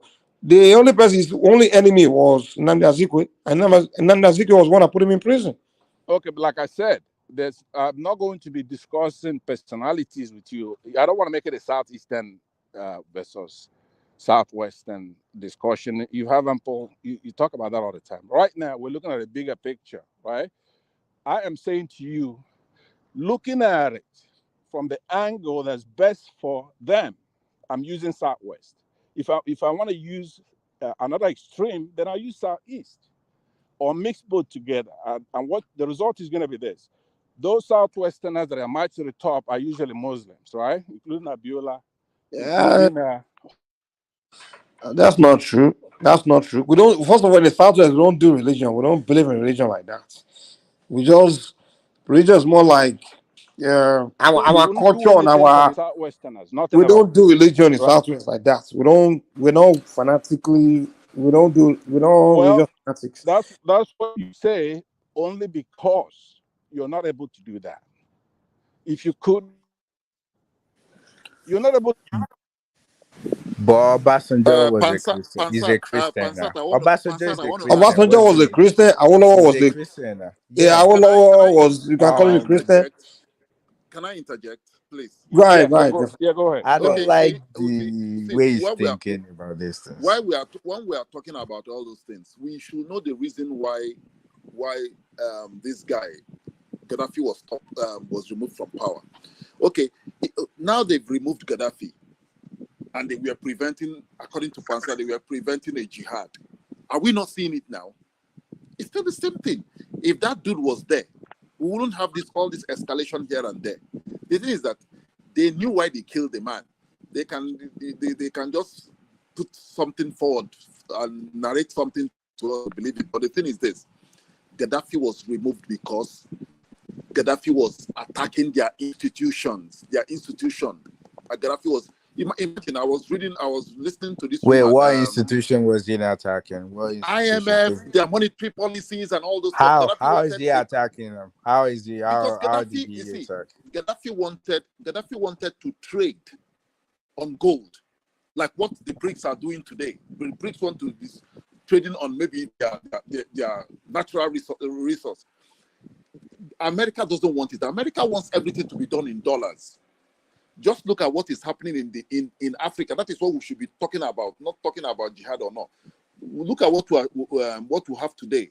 in BRICS in South Africa, Nigeria, Tinubu is not there. And this is where we've been trying. What? Why do we need to be there though? Because I Could don't I understand interject all you now? this. Let me Yeah, interject the last speaker. excuse me. We need to be there because that is the future now. Says who? Says who? How do you know that? Says who? What has what have they done? What has BRICS done? You see, BRICS will, if BRICS creates their own currency now, or they've been creating their currency though. Yeah, if they do that now, the dollar will go down. Says who? Where's the proof? Okay, let's just watch and see. I know you guys don't believe it, but let's just watch and see. So we Nigeria need to be there. Nigeria need to shift. We need to shift. We shouldn't just shift. Let me There's interject a shift you for a in minute. the, Hold on. Let me interject you because there are two errors that you made. One of them is very blatant. The BRICS are not creating their own currency. They want to settle their debts in local currency, in their own local currency, right? Now, when you talked about Muammar Gaddafi's, fighting the interests of the Europeans and Americans, yeah, in a way, he was trying to have some kind of legitimacy as a force, trying to consolidate power. And yeah, he so was what's wrong with that? attacking. There's nothing wrong with that. Like I said, I would go with what he's doing if it didn't have religious connotations. If you have me choose between an Islamic state and what we have now, or even a pure European state, I would choose the European state, right? I am so far away. Isn't European state based on Christianity? No. It's based on the tenets of Christianity, but it's not a religious thing. So wait. It's secular. So it's based on Christianity, right? So what's secular. wrong with Libya being based on Muslim Islam? Well, you're pretending not to hear what I just said. It's secular, and I prefer. Where's secular? Excuse me? Secular? Where is secular? Europe? Europe is secular? No. Yeah, Europe, America, Western. It's not secular. You need to read your constitution. I think we discussed this here before. It's not secular. United States is not a secular What does secular country. mean? What is the meaning of secular? That it allows different religion, not just one religion. It's not based on Christianity. It's not based on any religion, right? Yeah, but that's not true. The United States is not true. Europe, it's Italy, England is not true. Well, it's not a debate that I'm going to be having with you because these are facts, right? You don't have to, but because what you said is not factual. No. Those countries are Christianity country. They're not Muslim. They're not. They are 100% Christian countries, man. Thank you. 100%. No, I'm in the United States, and it's not a Christian state whereby if I'm a Jewish person, I have less right, or if I'm a Muslim, we know, but it's still a Christian country. Have you been to any Muslim country? They call to prayer like outside. Can you do that in the United States? Can you call to prayer outside? Yeah, but if you're making noise, that's different. That's a noise. Don't disrespect other people's religion. Be respectful of it. Just because you don't understand it, the way they do it does not mean they're saying it is a noise. It might be a noise to you, but at least respect it. That's how it is. Because if you go hold on. If you go outside and you start doing a crusade or shouting or singing, or a Christian carol, move on. Right? I don't like. I'm a Muslim, and I found what you're saying disrespectful. Hold on. You may be a Muslim, but I still have a right to speak, right? So yeah, you can speak, but I found what you're saying disrespectful. How would you say people way of religion is shouting? Listen. What you're saying is wrong, and you're trying to capitalize on it as if it's right. It's not right. You're being disrespectful. If a Muslim says something else about Christianity, you raise your voice. I'm saying something about Christianity now. I'm saying if I go outside and I'm singing a Christian carol, my neighbors can also call the cops on me and say, hey, look, you're making noise. So in that case, it's the same for whatever religion. If you're making noise, disturbing your neighbors, you should be stopped. That's an ordinance. It may be a city ordinance, but it has nothing to do with the federal government, right? So what you're not going to debate is that even in our country, when you go to Kano, you have Hizbah grabbing youngsters and give them a haircut, for example, under a religious tenet. That is unacceptable to me. The individual is the highest order. Now, having said that, that's the point I was making earlier. I'm closer as an individual to the Western ways than I am to the Muslims. Now, with the thing that you don't like about the Western people, what they did 400 years ago, the Islamic people, the Arabs, did the same thing. Slavery, brutality, and all kinds of things. And they're still doing it up to today. They're doing it up to today. They have not gone through that transformation that the Christians have. And Christians were equally as guilty in those days. Okay, Pansat, can I interject? Pansat, can we now say that religion is the problem of Africa? No. Islam is the problem of Africa. You're right. Islam is the problem of Africa. Oh not my religion. God. No. Pansat, religion itself is the problem of Africa.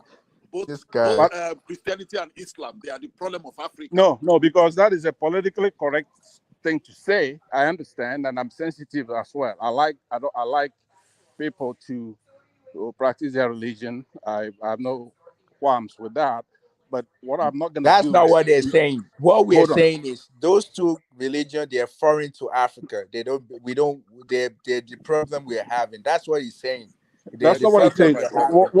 That's not what he's saying. What he's saying is that you have to allot equal moral equivalence to both religions, and I'm against that. That's not true. We don't care. They're foreign to us. It's not. They're foreign to us. They are not our religion. They are foreign to us. They are foreign to us. Foreign how? Foreign how? You see, Pansat, we said some things here yesterday. I was here yesterday on this platform, and we did a lot on religion. You see, Pansat, just look at what is happening. Look at what is happening to Africa. Just look at how Africa has been structured and how Africa has been. Don't you think if we didn't have religion in Africa, there was no religion in Africa, do you think will be all these divisions here and there will be there? We'll be working as a unit. And see, when the colonialists came to Africa, they didn't come alone. If they came alone, it would have been much better for us. They came with the religion. And this religion is just to brainwash you and tell you of things that never happened. Our ancestors never told us about any religion. They didn't tell us about anything like that. See, everywhere the European captured. See, everywhere the European captured, they used religion, even included where I am today, the United States of America. They used religion. The Native America was killed, and they used religion. So to stop saying that religion that doesn't belong to us is what we should carry on our head, we can't do that. They are foreign to Africa. Let me respond to what he just said. Right, both of you, as a matter of fact. You see, the thing you have to understand is not a two-religion world. You just don't have Muslims and Christians. You also have Hindi. You have traditionalists. You have all kinds of religion. See, you're not listening. I haven't landed, my friend. You're not Hold listening. on. You stop picking and choosing. What we're saying one at a time. Let each other land before we interject. Like you guys don't allow each other to land. That's why you keep going back and forth. But it's like you misunderstand each other's position. Allow one person to land completely, so that way you get the whole point, and then you respond fully. Okay, so that way we won't be stuck. I don't mind going second. If you want to go now, based on what Mike said, I'll let you go. But at least when I'm talking, I want you to listen too. So go ahead, and after you, then I'll talk. Go ahead. All right. So what we're saying, we're not. Okay, we know that there's so many religions. So there's Hindu, there's Jewish, there's so many. That's not what we're talking about. We're talking about the fact that the foreign religion to Africa, they are the problem for us. So we don't care about other religion because Hindu, Jewish, they're not a problem to us right now. The two other religions, that's what we're saying, that they're foreign to us, and they're causing problem for us Africans. That's what we're saying. Good evening, guys. Okay, who's this? This is Choma. Oh, okay, you're welcome. Yeah, go ahead. Oh, I don't really have any. Well, I do have something to, more like a question. I've been watching like other YouTube channels, and they're discussing this type of topic about religion, like Muslim, Yoruba, Ilorin. Is that part of the confusion that you guys were having as well? Yeah, sort of. Yeah. What's your position? Well, my position is that I love culture. I love our tradition, the Yoruba culture, and I think they should keep it. In the Lauren, the state. I don't really know where that is, but they're having a conflict with the Fulanis that are there, and the Muslim Yorubas. But I like the Yoruba culture, and I think they should maintain it. That's Yeah, my own opinion. Yeah. yeah, that's what I believe too. It's a lot of. I think what's going on is ignorance. And the problem in Africa is most people practice what they practice, but they don't know the origin. Like a lot of the Christians, the Muslims, especially, I probably say maybe Muslims more, they are so in love with their faith. Both Christian and Muslim, they're so in love with it because it's something that's been poured into them from birth. That this is the way to everyone, and this and that. And they don't question the origin how it all started, because the people that brought it, that was the way they brought it. That was the way they were able to push it. Propaganda, force, this, like, they beat it into them. And then their parents were passing it down from generation to generation to generation, that this is the only way. Anything else is evil. Everything Africa is evil. Everything Africa is wrong. But fortunately, a lot of people are beginning to wake up, to look into within themselves and realize that, listen, everything in Africa is actually more beautiful, more reasonable, make better sense. It was just these people that had this interest, this, reason for conquest, that came with this ideology. But unfortunately, we see have some people that are still stuck. It's ignorant. That's why I say. That's why I think it's education that will help everyone to, particularly history, knowledge of history. Because if those people know where they're coming from, how they became Muslims and Christians, and they got a full understanding of it, they would dump it right away. That's what I believe. They would dump it right away. Yeah, but I still love Jesus. Just put it there. There's nothing wrong. Everyone have right to practice what they practice. So. Thank you for clarifying, Mike. Yeah.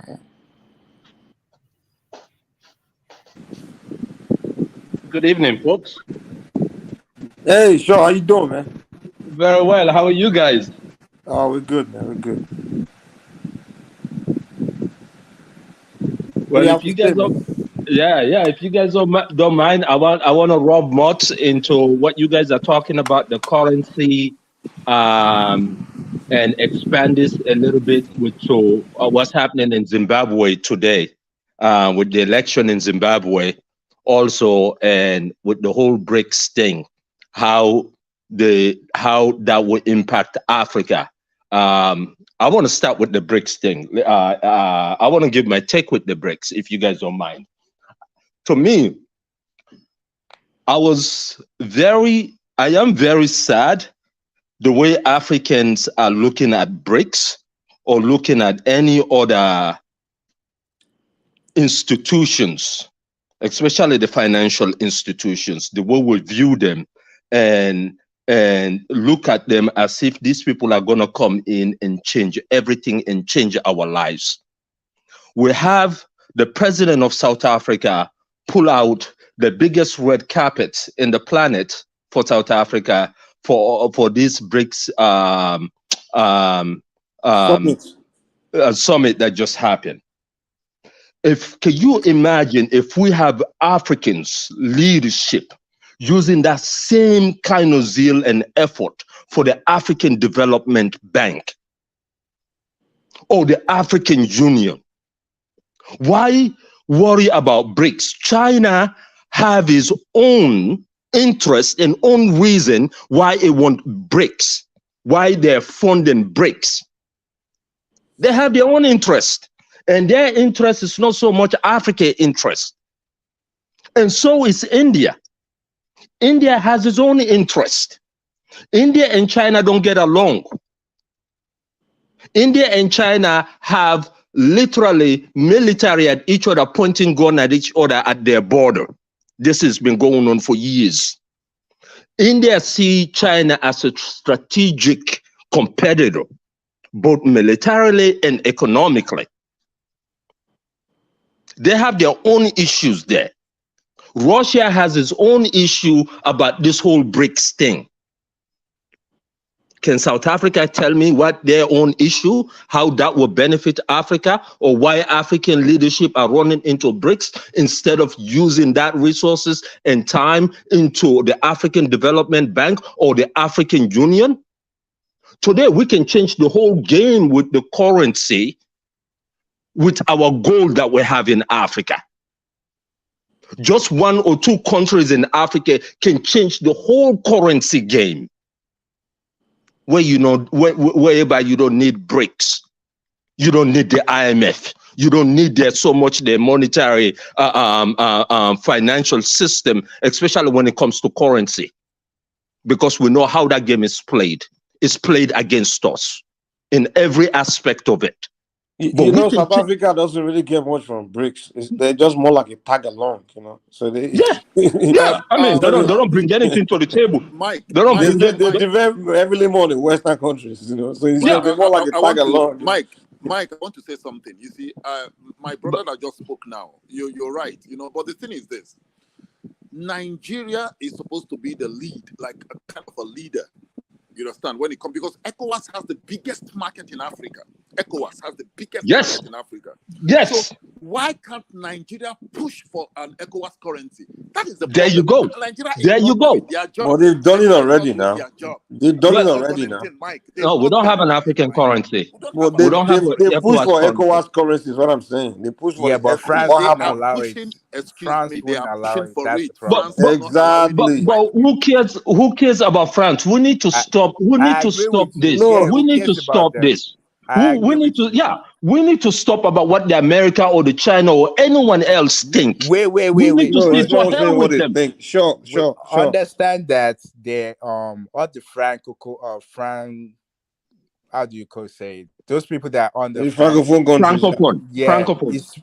They're still under France. That's the problem we have. And if you remember, majority of the country around Nigeria, the ECOWAS, they're mostly under France. So that's the problem. If they can get themselves my brother, not to cut you off, but what Nigeria can do, Nigeria can pick apart the English part of it. Get Sierra Leone, get Liberia, get Ghana. You know, start with those little countries. Exactly. Start with them. Open your trade with them and come up with one currency with them. Okay, what you said is good, but you have to understand from Nigeria to Ghana, they have to pass through maybe like 3 or 4 Francophone countries. They have to pass through Benin, all of those other ones. So it's going to be tough. I know what you're saying, that we can just all the English countries can start, but leave those on the France currency.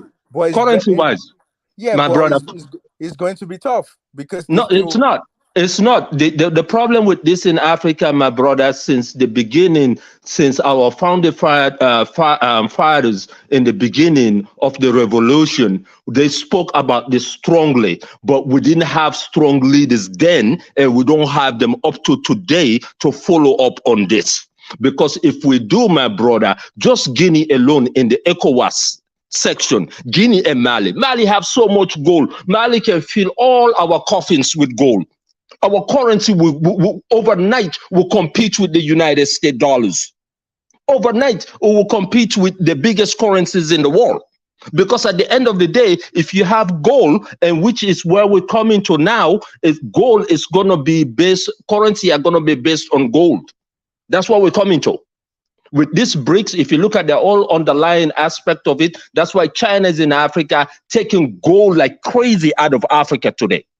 Because they realized that America played the same thing in back in 1944. That's how the American US dollar was able to dominate, because Well, they they're had still doing it. Although they're still doing it, they're all stealing from us. And the fact that we can't put ourselves together is making them Because actually do what the they're reason doing. is that we have weak leaders in Africa. We have leaders that are not thinking out of the box. That's the thing. No. Like when you look at that currency in ECOWAS, see, ECOWAS currency can actually swallow the whole of Africa, bring them into one basket.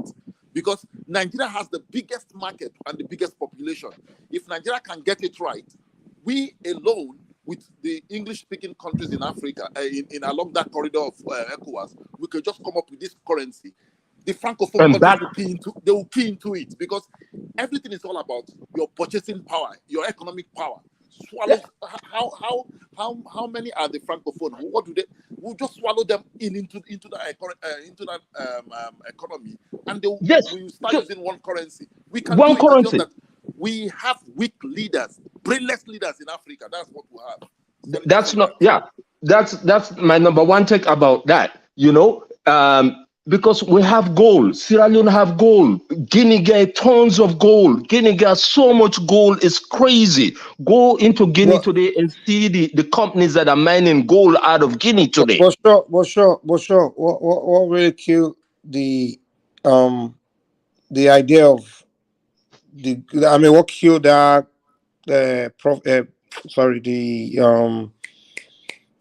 gold, like what's the word I'm trying to look for? The value of the gold. The value of that gold is that when they no longer use gold to back currency, they're using a US dollar. Wait, hold on, listen. They're using the global trading current right now. The US dollar is what they're using to back everything now, to back money now, not the gold. But you know that change. It's unfortunate. But if they go back to the era where they're using the gold to back every currency, then it'll be very relevant. And if Africa can figure a way to stop it without using our natural resources to back money, to back currencies, then we can be a very powerful force. But right now, the way the world works, it's production that determines values. You understand? But we are not productive. We don't make finished products. We don't make finished goods. We just export raw materials. Yeah, gold is still very valuable, though. I understand your point, but gold is still very valuable. Can you use it to back your currency? Yes, well, that's what the United States use. People demand the dollar more than they demand your gold. Trust me. Well, hold on, my brother. The United States used that since after the Cold War. Since after World War II, in the 60s, all the way to 1974, I believe. It was 1974, Richard Nixon,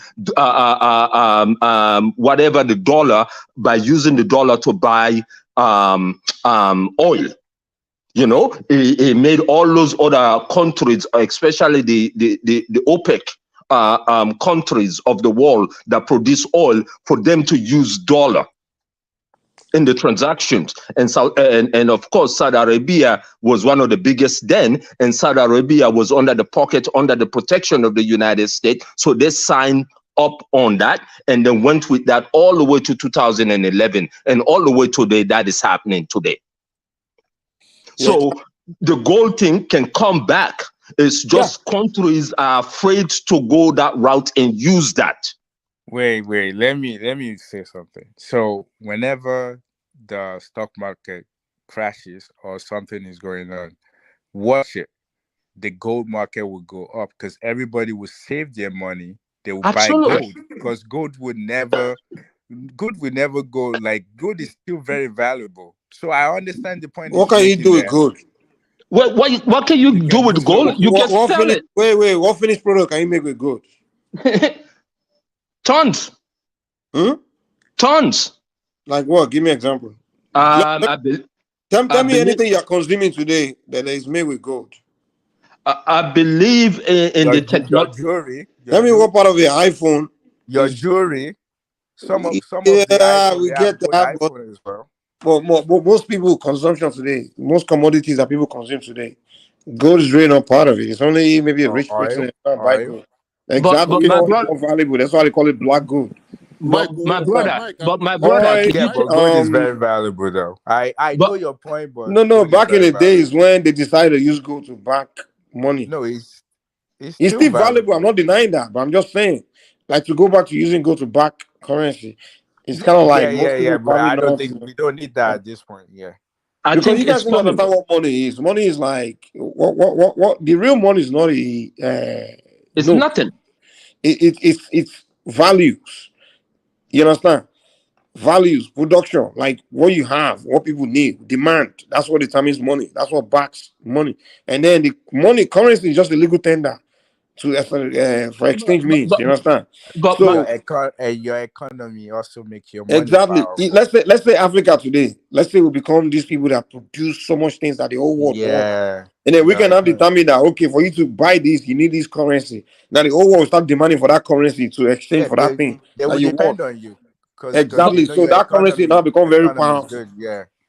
That's why America is like the thing, because the economy is very powerful. Yeah, because if you want to buy something, if you want to buy, if you want to buy something, let's say you want to buy something from any other country in the world, they're gonna tell you, okay, what do you want to use to exchange for this thing you want to buy from us? It's got to be dollar. Everybody's demanding dollar. That's why the dollar is very. Mike, I want to ask you a question. But right now, America is not producing that much, as in production. They're not. They're buying, a lot of things are coming in from outside America. Yeah, America is not productive anymore. American currency is still number one that's in the not world. true. That's well, they have to use their military to make things go their way. So for example, let's use cereal for example. Majority of the manufacturer of all your cereal that you eat, they're American. But if you look at it, maybe some of them are actually produced outside America, but they still own the company. So if you look at your iPhone, for example, they only design it in the US, but when it comes to manufacturing of it is outside. When you look your technology today, the transistors, the chip that goes into it, which country owned it and which country designed it? It's the United States, and they just give out manufacturing job to the outside world to do it. So they're still powerful in that way. So for example, let's say Nigeria, we create stuff like, let's say the machine that does gari, the machine that does different things. We create that, we design it. The company in Nigeria design it and just give it to outsource it. That okay, South Africa, you manufacture it. China manufacture it for us. When you look at that, let's say that the company I just mentioned is like $1 trillion, $2 trillion company. It still belongs to Nigeria. That's what will make us powerful. So what you guys are looking at is just the outsource. The outsource means nothing. The brain is what it is. Nike, they don't make no shoes in United States, but Nike is owned by the US. Every design is made here. When you look at Adidas is design is just done in Germany. Germany does not manufacture them. They own the company, but who is doing it? Indonesia and China. So that's what we have to look at. Like, we don't have to literally, and they look at those other countries as slave to them. They're just doing their job that their people doesn't want to do. That's how we should look at it. That's how they're powerful. But my brother, right now, are you telling me right now, if Nigeria had a tons of gold reserve, what would that do for their currency today? Nothing much, to be honest. Nigeria can't have a ton of gold reserve because if they do, we can't live on if. We can't live on if. We know exactly what is on the ground. What's on the ground is that we can't dig up the sand necessary enough to process gold. and, you know, have it molded and shipped out safely. We can't do that in the next 100 years because other people are already there and they have corrupted all our leaders already. Military men, DSS, governors, even the president. You know, they can bribe them and go and collect your natural resources. So the if part is unnecessary. We can't live on if. You know, we can't imagine a better tomorrow. Well, my brother, I have hope. I have hope that we can change this. I believe that we can. I don't believe that we cannot. Hope means that you've already failed. No, hope means that we haven't tried. Failed. We haven't tried yet. Hope meaning you haven't even received it yet. That's why you're hoping for it. That is the problem of Africa. The same thing. I came in from the religious aspect. Our problem in Africa is that we have bastardized religion. Religion has nothing to do with our problem in Africa. No, it does not. That is wrong. That is 100% wrong. Listen, Islam, it has, Christianity, my brother. It has. Hinduism, and Buddhism. The religion is not telling you not to think now. It's not telling you what to school. Let me get to a point. Please allow me. Please allow me. Okay? All religions stem from Africa. Each and every one of them, from the voodoo to Hinduism to Buddhism to Christianity to Islam, all have roots in Africa. If not Northern Africa. That's not true. I'm sorry. Excuse me? That's not true. Yes. So which one? Where did Christianity, where did Islam start from? From Saudi Arabia? And when Muhammad was chased out, where did he go first? Africa.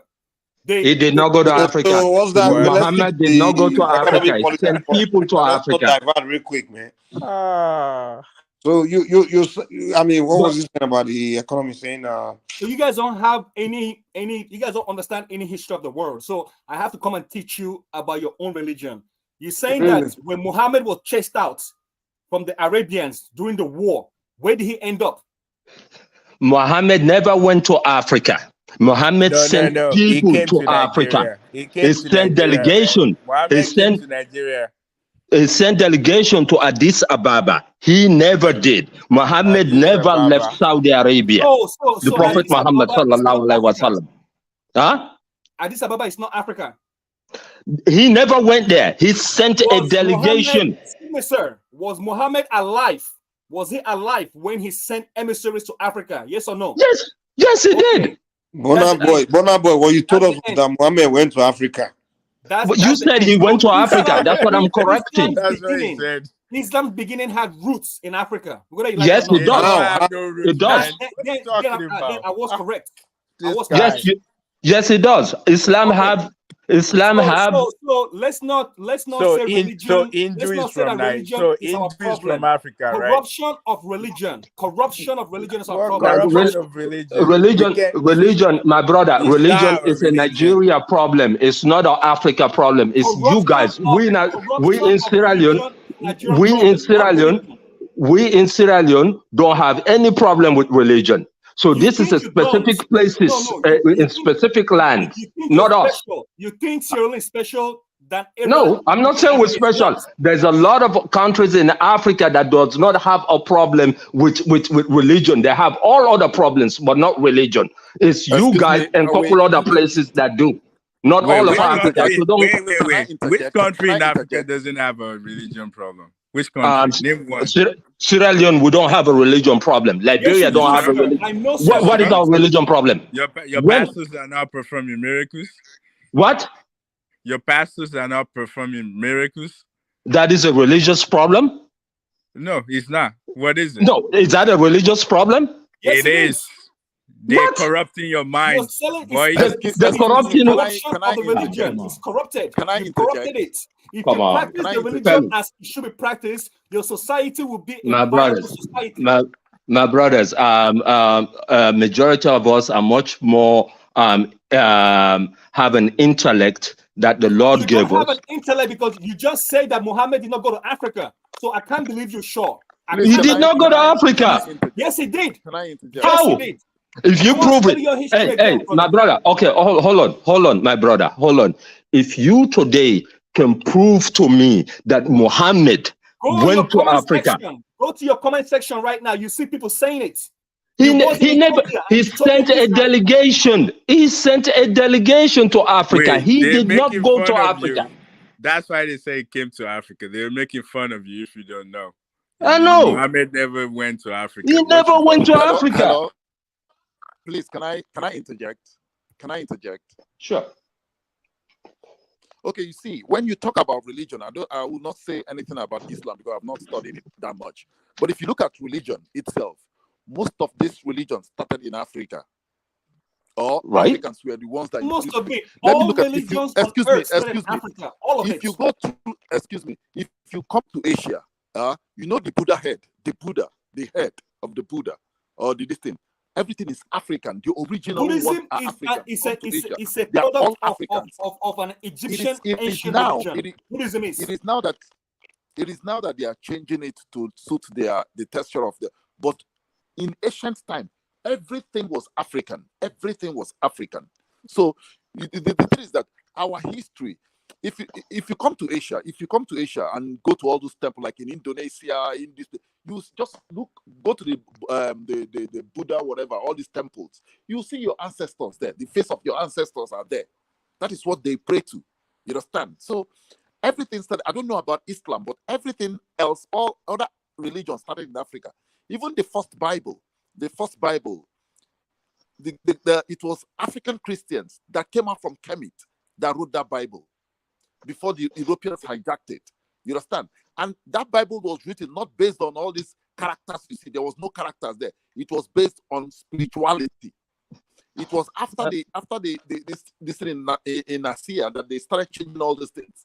You understand? So religion is our biggest problem in Africa. I'm telling you the real fact. I never challenge your point that Africans and Africa were at the inception of religion. I never disagree with that, because if you go back to the scriptures, the whole story of Moses happened in Africa. The whole story of Yusuf happened in Joseph happened in Africa. So you can go back to all those; they all happened in Africa. So for one to say that Africa have nothing to do with it, you gotta be an idiot. So that was not my argument. My argument. No, hold on. Hold on. Africa is not okay. My argument with him was when he stated that Muhammad went to Africa. That's why I disagree to just correct the whatever. But that's it. The all other part that he said, I agree with him, but I disagree that our problem in Africa is religion. Our problem in Africa is governance. It's governance. It's governance. It's part of do you know why our major problem in Africa is religion? See, a religion that is built on hope, it's very dangerous for the people. A religion that is built on hope, like now, there's always hope that tomorrow will be good. But my brother, you should just check it. Your today is not good. How can your tomorrow be good? You have to fix your today to make your tomorrow good. And that is what religion has done to our people. They've given our people this false hope, and they painted all this place. And do you know the danger of religion? The danger of religion is heaven and hell. That is the danger of religion. So Africans have been programmed that here is not their heaven. Their heaven is somewhere in the sky. So they are working towards it. That is the problem with an African man. If an African believes that here is his heaven, he will build here. The Chinese are building their heaven. The Arabs are building their heaven. The Americans have built their heaven. Europeans have built theirs. Only Africa. But again, my problem with all that is, if you go to, for example, the Quran, let me go there since I'm a Muslim. Let me talk about the scripture in this sense about justice. What Islam spoke about justice. There is no country in my land that I know practicing that. Religion is what man made out of it. We know men have used religion in every way possible to destroy another human being and do whatever they want to do. You can use anything for that. Okay, my brother, I want to ask you something. I want to tell you something now. Let's just hold on a minute. Hold on a minute. You see, our leaders, when we elect our leaders, they want to take their oath of office. They go and take their oath of office with the Quran or with the Bible. You understand? It doesn't hold them accountable because they know those books cannot do them anything because it's man-made book. let's look at our culture and tradition. Imagine a leader in Nigeria going to his deities, the deities that are very effective, his deities, and taking an oath of office with his deities. Don't you think the deity, if he does something wrong, the deity will strike him dead? Because we do not believe our spirituality, our tradition, our culture, our deities have power. We because they've demonized them, that these things are evil, these things are this, and we are looking up to a foreign religion, which is not good for us. That's the thing. We must go if we want to fix Africa, we must think Africa. We must go back to our I cannot make the connection from there to governance. I cannot make the connection from there to corruption. I cannot make the connection from there of what's happening in Sudan, because our Muslims killing each other in Sudan. I cannot make the connection with Ethiopia, where Christians, brothers that speak the same language, eat the same food, have the same history, killing each other, over 600,000 of them in the last year, dead. I cannot make that connection. I don't see where religion say they could do that. It's us that are doing that. We don't have governance. Our problem is governance. The Bible that you talk about that the politicians swore upon, that is something we copy from our masters. We copied it from the United States and the British and all of them. Why should you even swear on a Quran or the Bible? Why not just take your oath to the Constitution? Because that is what you're defending. It's not the Bible you're defending or the Quran you're defending. No, you're defending the Constitution. That's the only oath that needs to be. But we copy the Western because George Washington started that tradition in America, and we have to copy them, because we don't have bold leadership again, my brother. Our problem in Africa, I will go this over and over again. I will stand with this. Our problem is us in Africa. We have solutions, but we're not going forward. My brother is telling me, the other brother was telling me it cannot be done. Why not? Why can it be done? Why can't we have so much gold? Why can't we have that in reserve? Let's just have that in reserve and see what that can do. The United States, you know how many tons of gold they have in reserve? That's what support the dollar.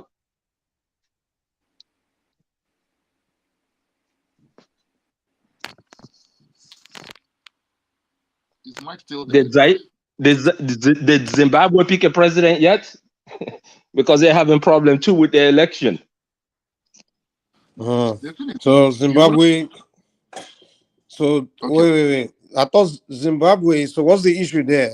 Is it anything Western influence? I mean, because I know Zimbabwe, they are the only one of the probably, if not the only African countries that's more pro. They have been always pro Soviet, Russia kind of thing. Yeah, they had the election started 2 days ago. And of course, with all the nonsense, again, an African-made problem, majority of the polling stations were not open in time. So they have to put another second day for continuation of voting.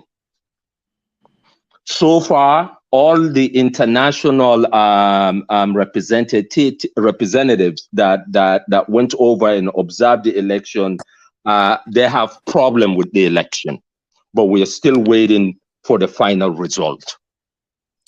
And this is the same party that have ruled Zimbabwe for 40 years. Since the revolution. Mugabe. Since Mugabe. Mugabe's party, yeah. Right? Yeah. Well, Mugabe will rule most of the time. The majority of the time, he was. Yeah. Right. So, right. So my thing is, okay. We all know, like, the country, the superpowers, they usually want their guy to be the president of all these countries, right? They always want someone that serves their interest to be the leader. So I thought Mugabe was particularly anti-West his entire time, you know. Yeah. And his party is anti-West. But the Western countries usually kind of like prop the opposition, because the opposition is usually more like pro-West. The opposition usually promises the West, like, okay, if I come in, I mean, more pro-West kind of thing, you know. So what do you think? Do you think, I mean, so that's why I think this democracy shit, I don't know, man. Like, well, the Mugabe, my brother, the Mugabe thing was more than a democracy thing. The Mugabe thing was it was about land. Mugabe, I mean the Mugabe thing, Zimbabwe. Mugabe finally decided to take land from the white people and the British. But do you know how Mugabe came into power? Yeah. How? Through the revolution, struggling, fighting against who? Against the colonial power that occupied them. Okay, so he came in and the colonialists didn't like that, so they wanted him out, and they wanted but they dealt with him for years, and Zimbabwe was the food basket for Africa. They were well, not for Africa, but they were exporting.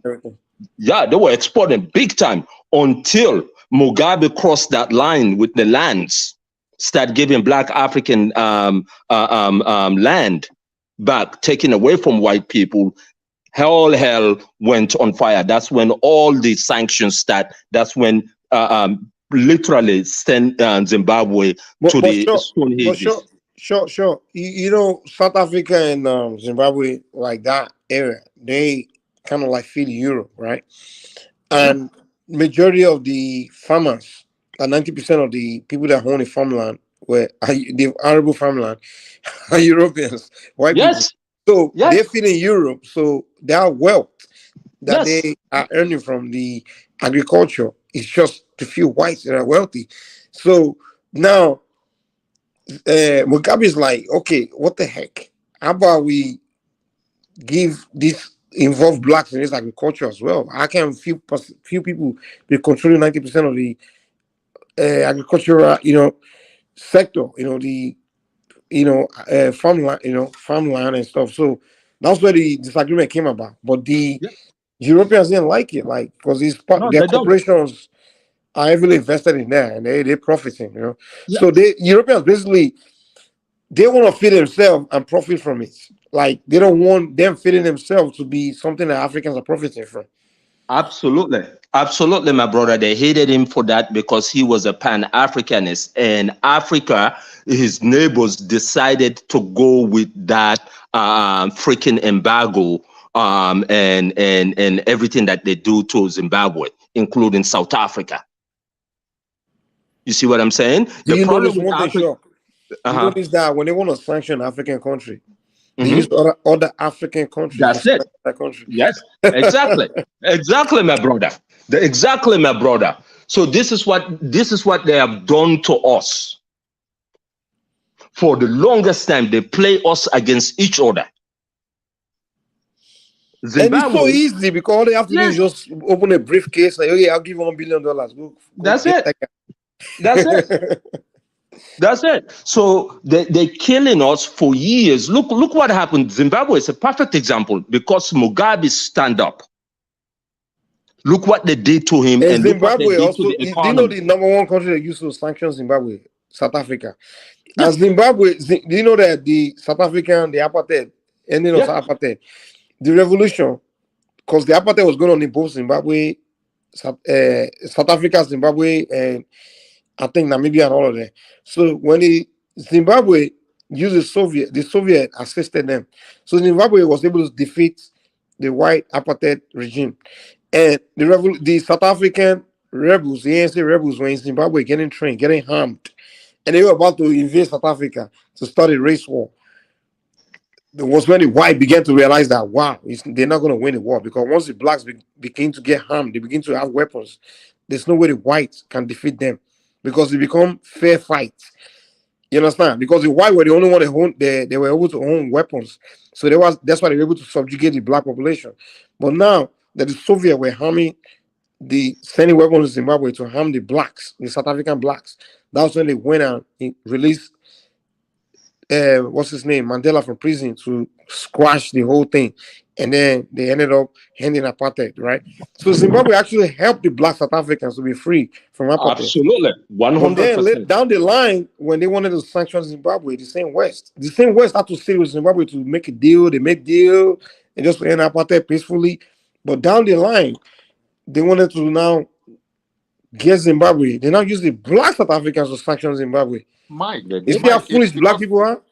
Mike, it's because they are controlling every country in Africa. You see, the way they chopped us in Germany. No, we are just stupid. It's not like they are controlling us. No. We know what we are doing. Mike, you see, Exactly. We know what we're Mike, doing. let me tell you something.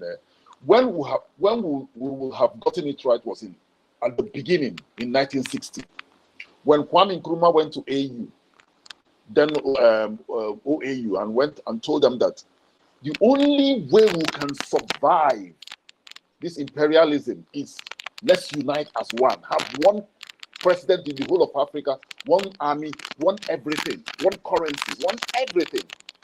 You understand? When Kwame Nkrumah was shouting all those stuffs, they killed him. They overthrew him. He died in exile.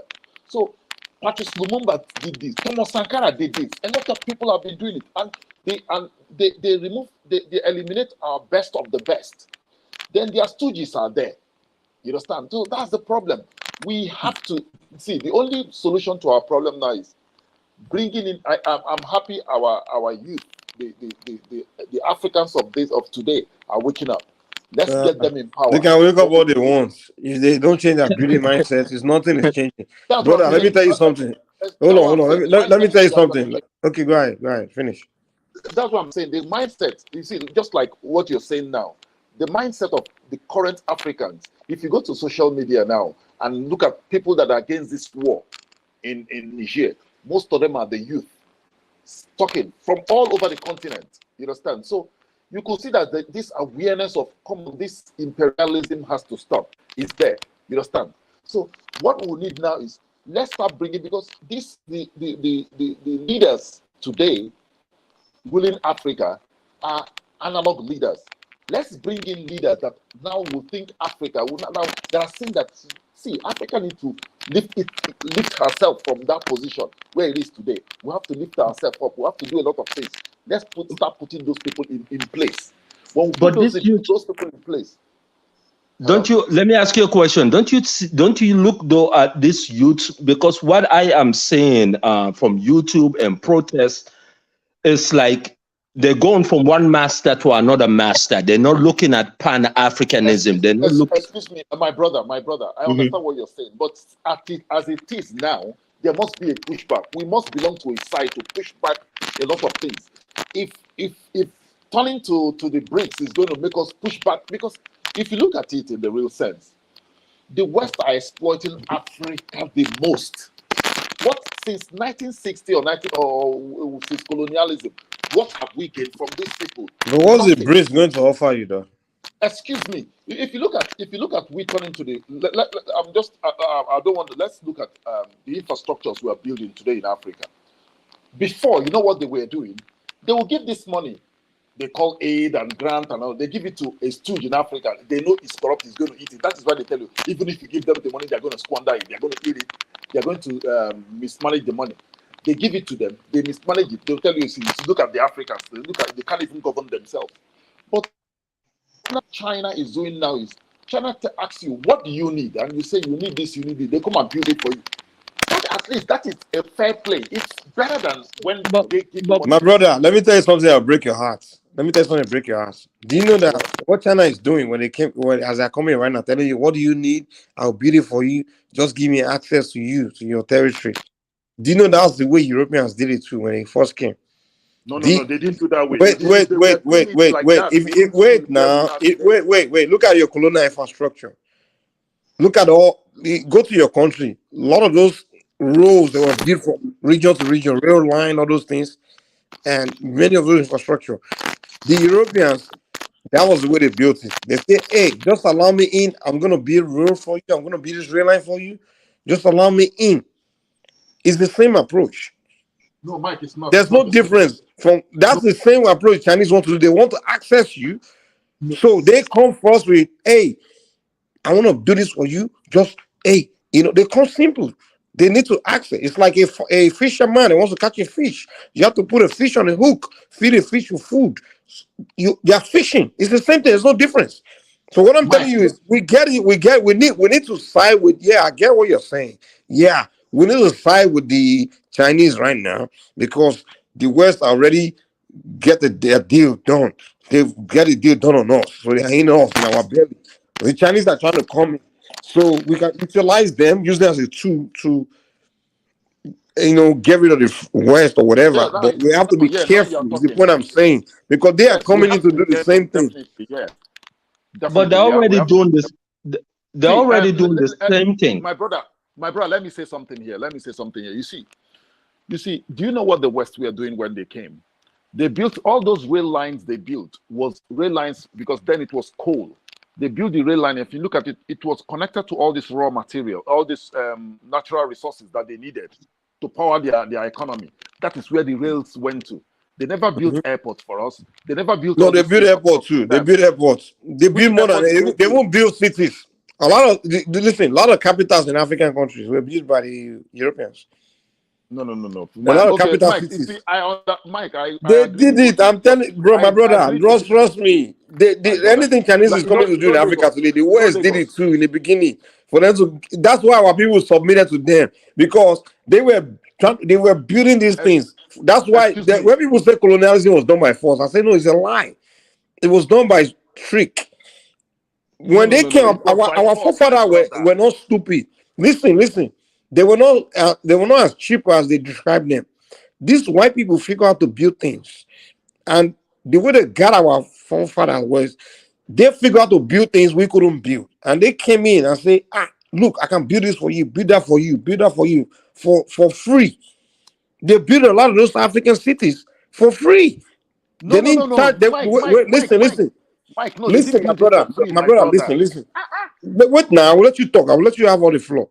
I'm trying to explain to you why you have to be careful with the Chinese and the Russians and everybody. I'm not saying you shouldn't welcome them and whatever. I'm just trying to tell you, like, what they are doing is not new. The Europeans, when they came as well, even South Africa themselves, they came, okay, let's work together and build this country together. They didn't start apartheid until it was fully built and they had control. They had the upper edge before they started apartheid. Apartheid didn't start from when they came in. They were all organic, black and white were kumbayaring, hugging each other in the beginning when the black finally say, okay, let's work together. Apartheid just started after the white realized they took over completely. So I'm trying to tell you that the same way in other part of Africa, when they came, this whole colonial thing people were talking about, the white man came and shoot us and start forcing us to be colonized. It's a lie. Africans colluded with them. We welcome them in because they have some knowledge that we didn't have. Knowledge of how to make something, build things, build cities. So we welcomed them, allowed them, and they were like, until they gained upper air and tricked us. And then the moment they got their way, and then they started just maltreating you and start colonizing you forever. But unfortunately, Mike, I slightly disagree with you. Do you know why I say? Let's use Nigeria as a case study.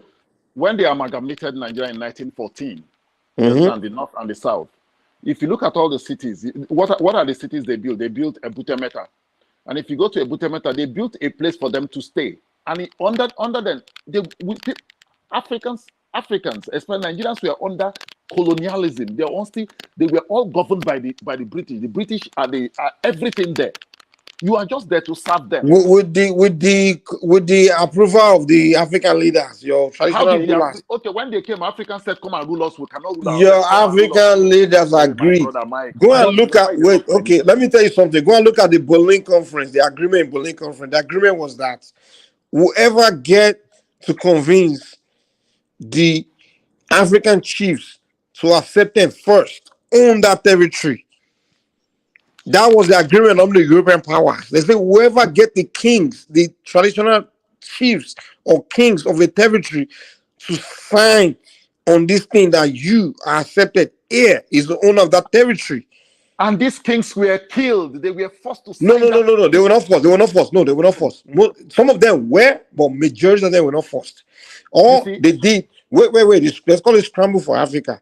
All they did were started running into Africa. They went in Berlin in Germany. Say, okay, how can we take this continent without fighting each other?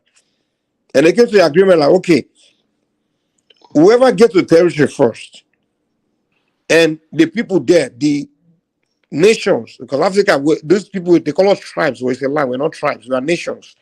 We are just like nations, like European nations. This ethnic group were nations on their own. They control, they know their boundaries, their borders from the next tribe and everything. And Europeans knew that because they spent 300 years. They spent some, I don't know how long, studying Africa first before they start their invasion. Now they agree among themselves, okay, now we'll figure these people, we'll figure their territory, we'll map everything. Now it's time to go in and take territory. But how can we do this without fighting each other? And he went to Berlin and said, okay, we're going to go in. But whoever gets to this tribe, whatever tribe first, and get the king or the people there, the rulers there, to sign that, okay, these people were here first, is the owner of that territory. That's what he did. And the French Mike, and the Mike, British, okay. the French and the British they outsmarted the Germans because they already had their back deals on those things. And they were doing some fake deal. They already had a back deal. Already had people already planted in many of those territories. But when the Germans realized that the French and the British played them, and even the Italians and all of them, that's when the World War started, because they realized the French and the British also them. That's why Germany was trying to conquer England and France, so they can go to Africa and take their territory from them, because they realized that if they wasn't fair. Because when they went to Africa, Germany was getting to most of these tribes, and they realized that most of them they realized that the French and the British were already there, even way before Berlin Conference. Okay, So they were playing each other. That's why they had to fight World War I and World War II. But Mike, let me come in here just slightly, and I'll give way for you to speak. You see, actually, the Berlin. Do you know why they had this Berlin conference? They had the Berlin conference because of Congo. There was this rush in Congo. Everybody was. Do you know why they went to Germany, to Berlin? Because I know that story about because of Congo. They were fighting each other. They were at each other's throat. A war wanted to break out in Africa. So they had to wait. Why are we fighting? Let's go back. They went to Berlin. Maybe the king there or whatever called them. They had a meeting, or the emperor there called them. They had a meeting and they said, okay, now they chopped up Africa. When they chopped up Africa, you have this, you have that, you have this, after. When they came to Africa, they killed our kings. No, they didn't kill our kings, man. Stop making this shit up, man. Okay. Name a king and kill in Nigeria. Name a king and kill in Nigeria. You from Nigeria, right? Excuse me. Yeah, I'm from Nigeria. See, the Benin kingdom resisted them. The Benin invasion, is that what you're saying? Yeah, Benin invasion was the Benin invasion has to do with Berlin Conference. It has to do with urban environment, beheading a bunch of Europeans that came to talk to him.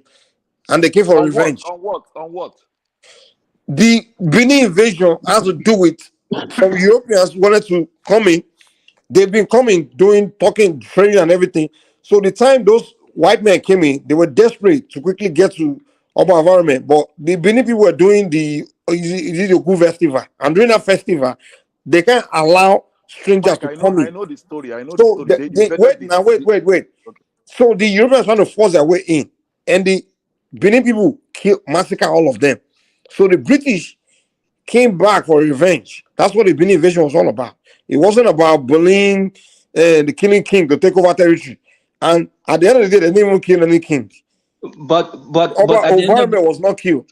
But my brothers, we don't even need to go to history. In my country today, in Sierra Leone today, we have a Chinese mining company that built their own railroad.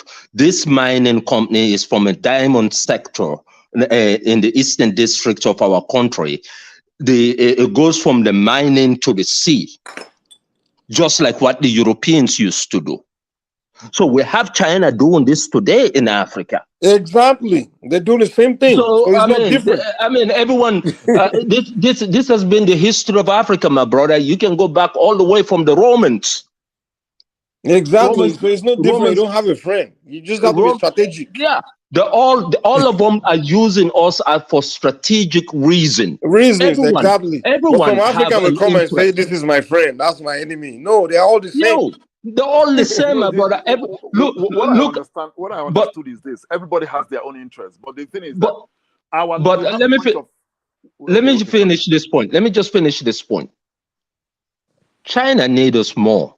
It's over 1 billion population that they need to trade with. Look at all the junk that are coming out of China to us. You know how much job that is people are employed in China? You know, so China needs us not just from mineral sources, but also from economic standpoint. They need us. Now we need to get our own affairs inside first. Sierra Leone cannot trade with China. That trade balance is not going to be fair.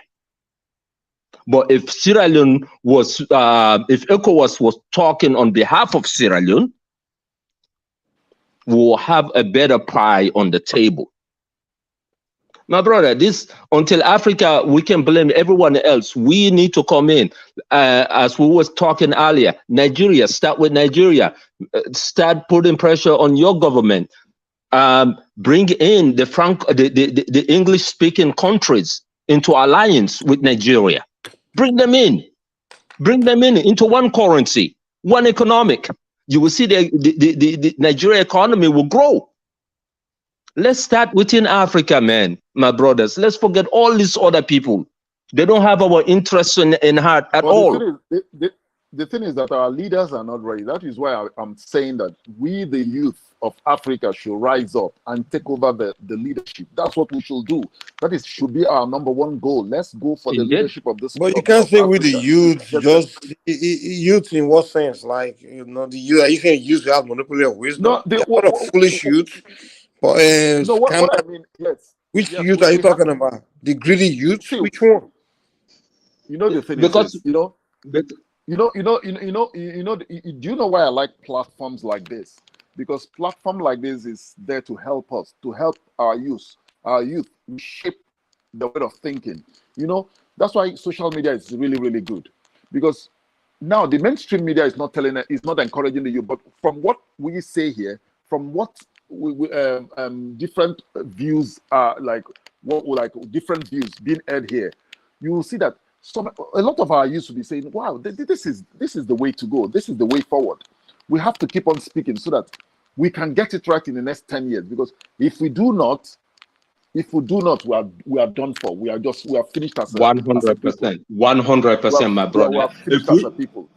If we lose the next 10 years, because the world is changing right now, the world order is changing right now. If we lose that in the next 10 years, my brother, we're going to be in darkness again for the next 70, 80 years. It's going to set us back. We need to be in that table, but on that table, one word. We have to come in united. We cannot be this divided. We need to take care of our own security in Africa. Africa Union should have its own kind of NATO force in Africa to take care of our own security. Exactly. Where we don't need a white man or Chinese man or Indian man, none of them in our land in the name of security. You know what I'm saying? These are the things that we need to do for ourselves.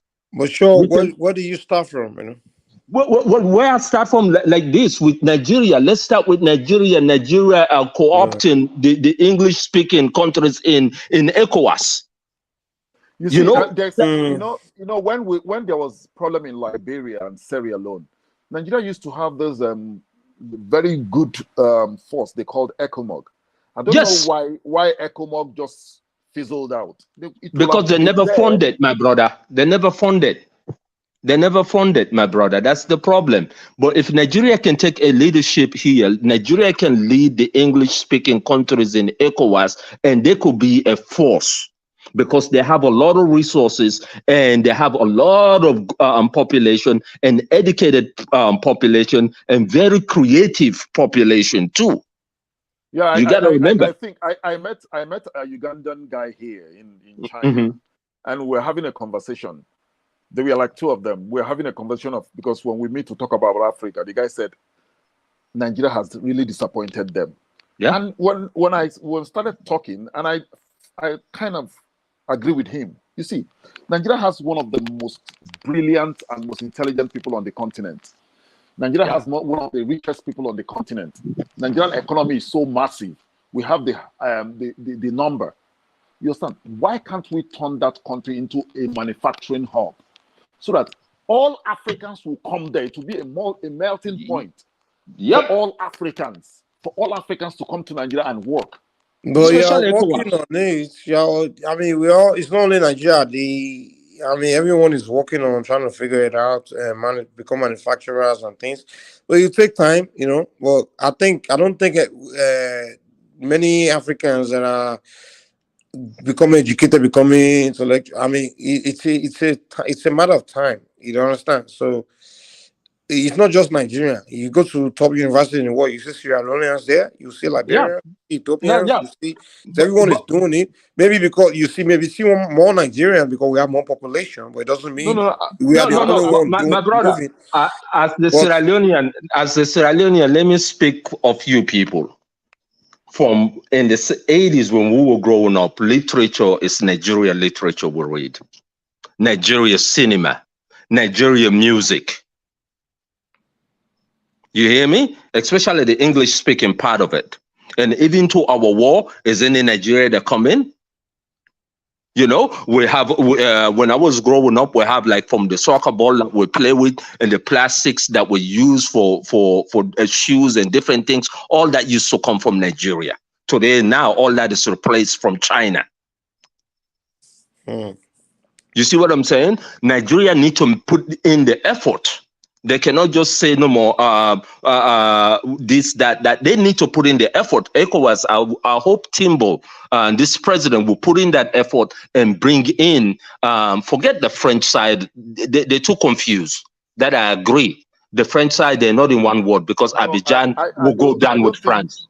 I don't think the present president of Nigeria can do it. I don't think so. I'm seriously. It's not like I don't think that currency thing. I don't think so because one, he's actually in bed with the French, and let's who's forget in about bed with that. the French? I'm telling you, Tinubu, from his attitude and all the stuff, I feel he's in bed with the French. No, it's But not. maybe I Okay, hope for what reason I'm would he wrong. be in bed with I the hope French? I hope I'm wrong. I hope You're I'm wrong. wrong. You're wrong. Yeah, I just hope I'm wrong. You know, I just hope I'm wrong because you see, I live in China. Anytime I see the Nigerian, the African news, I see the way African economy is. It bleeds my heart. You know, I want Africa to succeed, and I know the future lies with Africa. The future lies with Africa. So, if we can get the right people into governance, I'm telling you, Africa will. I don't like seeing my brothers and sisters dying in the Mediterranean. You know, it's an eyesore. You see Africans. You see, we all over. We are at the bottom of the bottom. Joseph, hold on. Give me a second, man. You keep saying until we get right leaders in place. If you go to US, you go to these advanced countries. Usually, they're private sectors, the corporations and individuals within a society that come up with the technological discoveries and things that transform change in society. So why do we Africans keep saying we have to find ways the day we elect one leader, one super leader that will change everything? We need to change that mentality. I think you and I have enough. We are born with brains, we're born everything. We have enough to be the people that can figure out to enforce change, invent or solve problems. Because governments, listen, the primary role of government is to create policies, to make things that already exist, to elevate or flourish. That's one. Two, the other function for government is to protect life and property. That's the only job. That's what politicians are there to do. Politicians are not scientists. Politicians are not innovators. They are not inventors. That's not their job. When you elect someone in the office, his job. Wait. When you elect somebody into office, his job is to look at what's in ground and try to make whatever in ground, put resources behind it to make it flourish. So if you and I haven't invented anything, we are not creating anything. What is there for government to back? Mike, I want to come in. I want to come in really quick, and I will leave the other speaker to speak. You know, Mike, the problem we have in Nigeria is this, and I guess it's all over in Africa. Do you know why? You see, I quite understand that the government does not create job. You understand? They just create policies that create the job. But the problem we have in Nigeria is our educational system. You see, our educational system is all about this system that makes you when you finish as a graduate, you go to work. It's just like how would I put it? I don't know how to put it.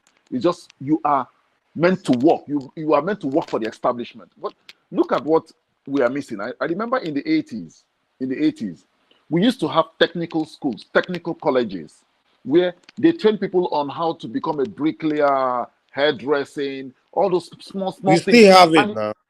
No. Most of them are dead, Mike. Seriously. No.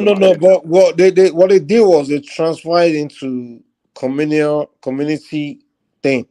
Like Nigeria today. Wait. Nigeria today. Okay. If you want to learn anything technical that you could have gone to the so-called technical school in the 80s to learn, you can learn it from private individuals. In Nigeria today, if you want to learn hairdressing, you can go to someone, private individual. If you want to learn mechanic, you can go to this thing. So that thing that was there is still there. It's just that it's no longer government running it. It's more individuals running it. In fact, we have more of it today. So let's stop this. Oh, it was better in the 80s. It was never better. Let's stop Let it. me tell you something. Mike, let me tell you something. Just hear me out. You see, why this? When you establish these schools now, you make them understand the value of money, how to create wealth, because that is what that thing teaches them. You see, the problem, I live in China. There's a policy now, a new policy in China that they don't want everybody to go to the university to have a degree. They only want super intelligent people, not just go super intelligent people in specific field. Now, what the Chinese government is doing, they want to establish more vocational schools. And these vocational schools, when they establish them, there are fun for them. And the banks, they've opened up banks can now, if they finish, maybe somebody that does maybe a mechanic, government can actually give them some soft loan.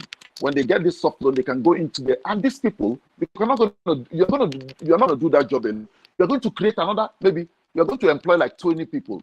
Now you see, they are grabbing people from they are creating job opportunities for people. So that is what we should do in Nigeria. When these people come out there, you teach them, because see, I understand. You see, what we are doing privately, like individuals are doing, is in the small scale.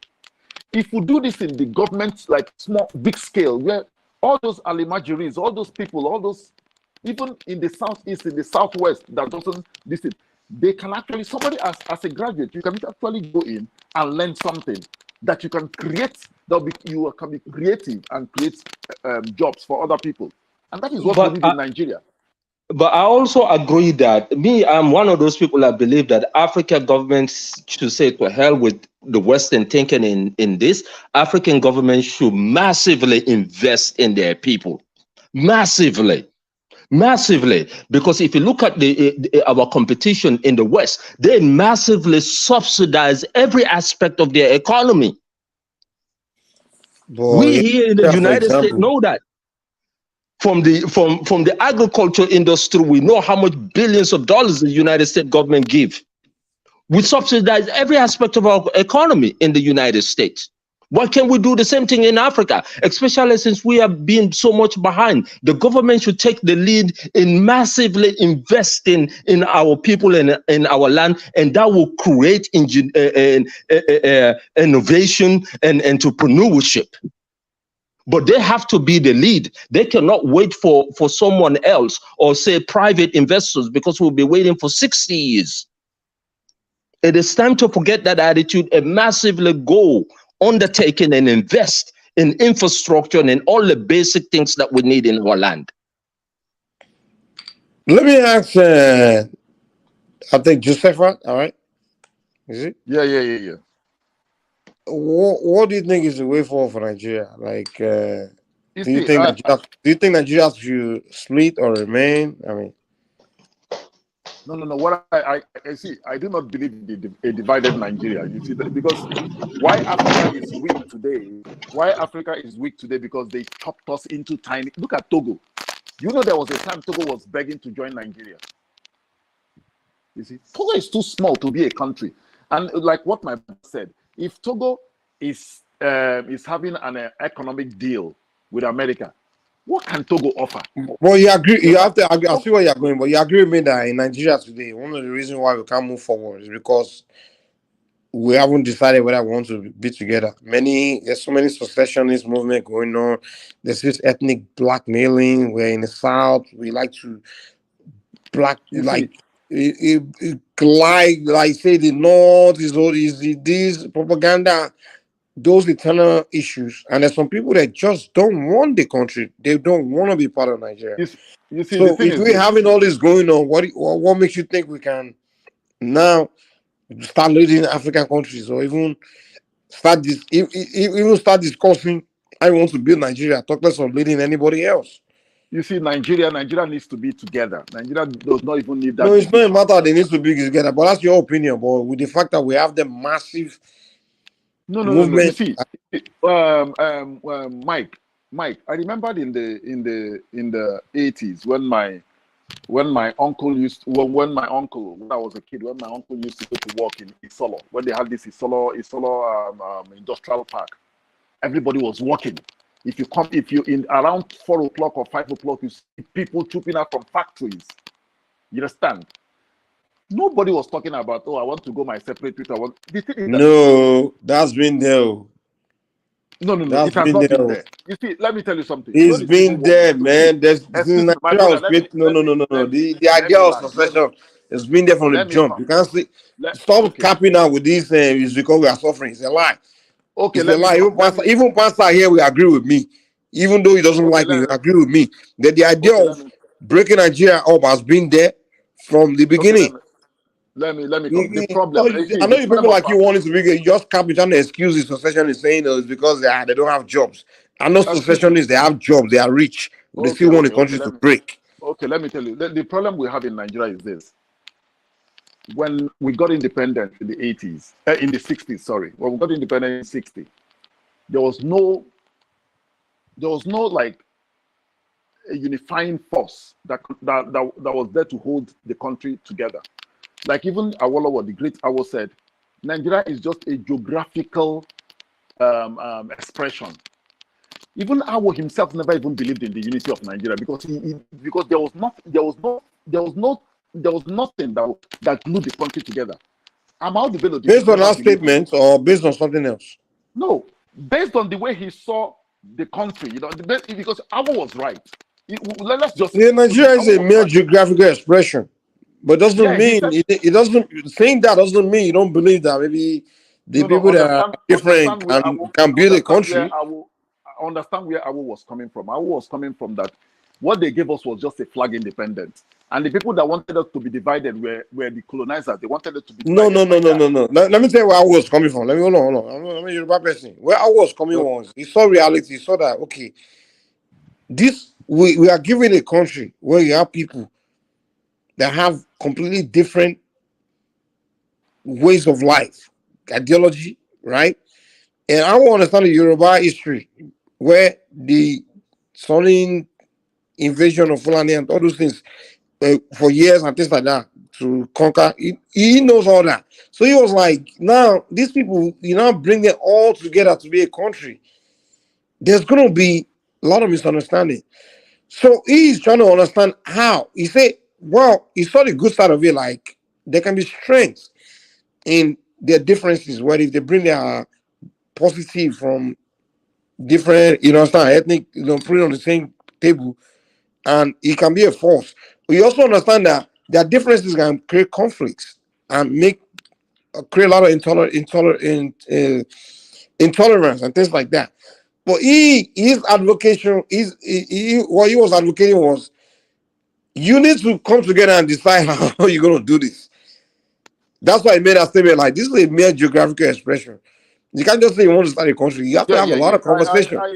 I quite agree with you. But then what we had back then was people like Zeke was saying, you're being a travelist. No, you are Pan-African. No. Zeke, you see, let me tell you. Excuse me. Let me chime in for a minute. Can I chime in for a minute? Just 1 minute.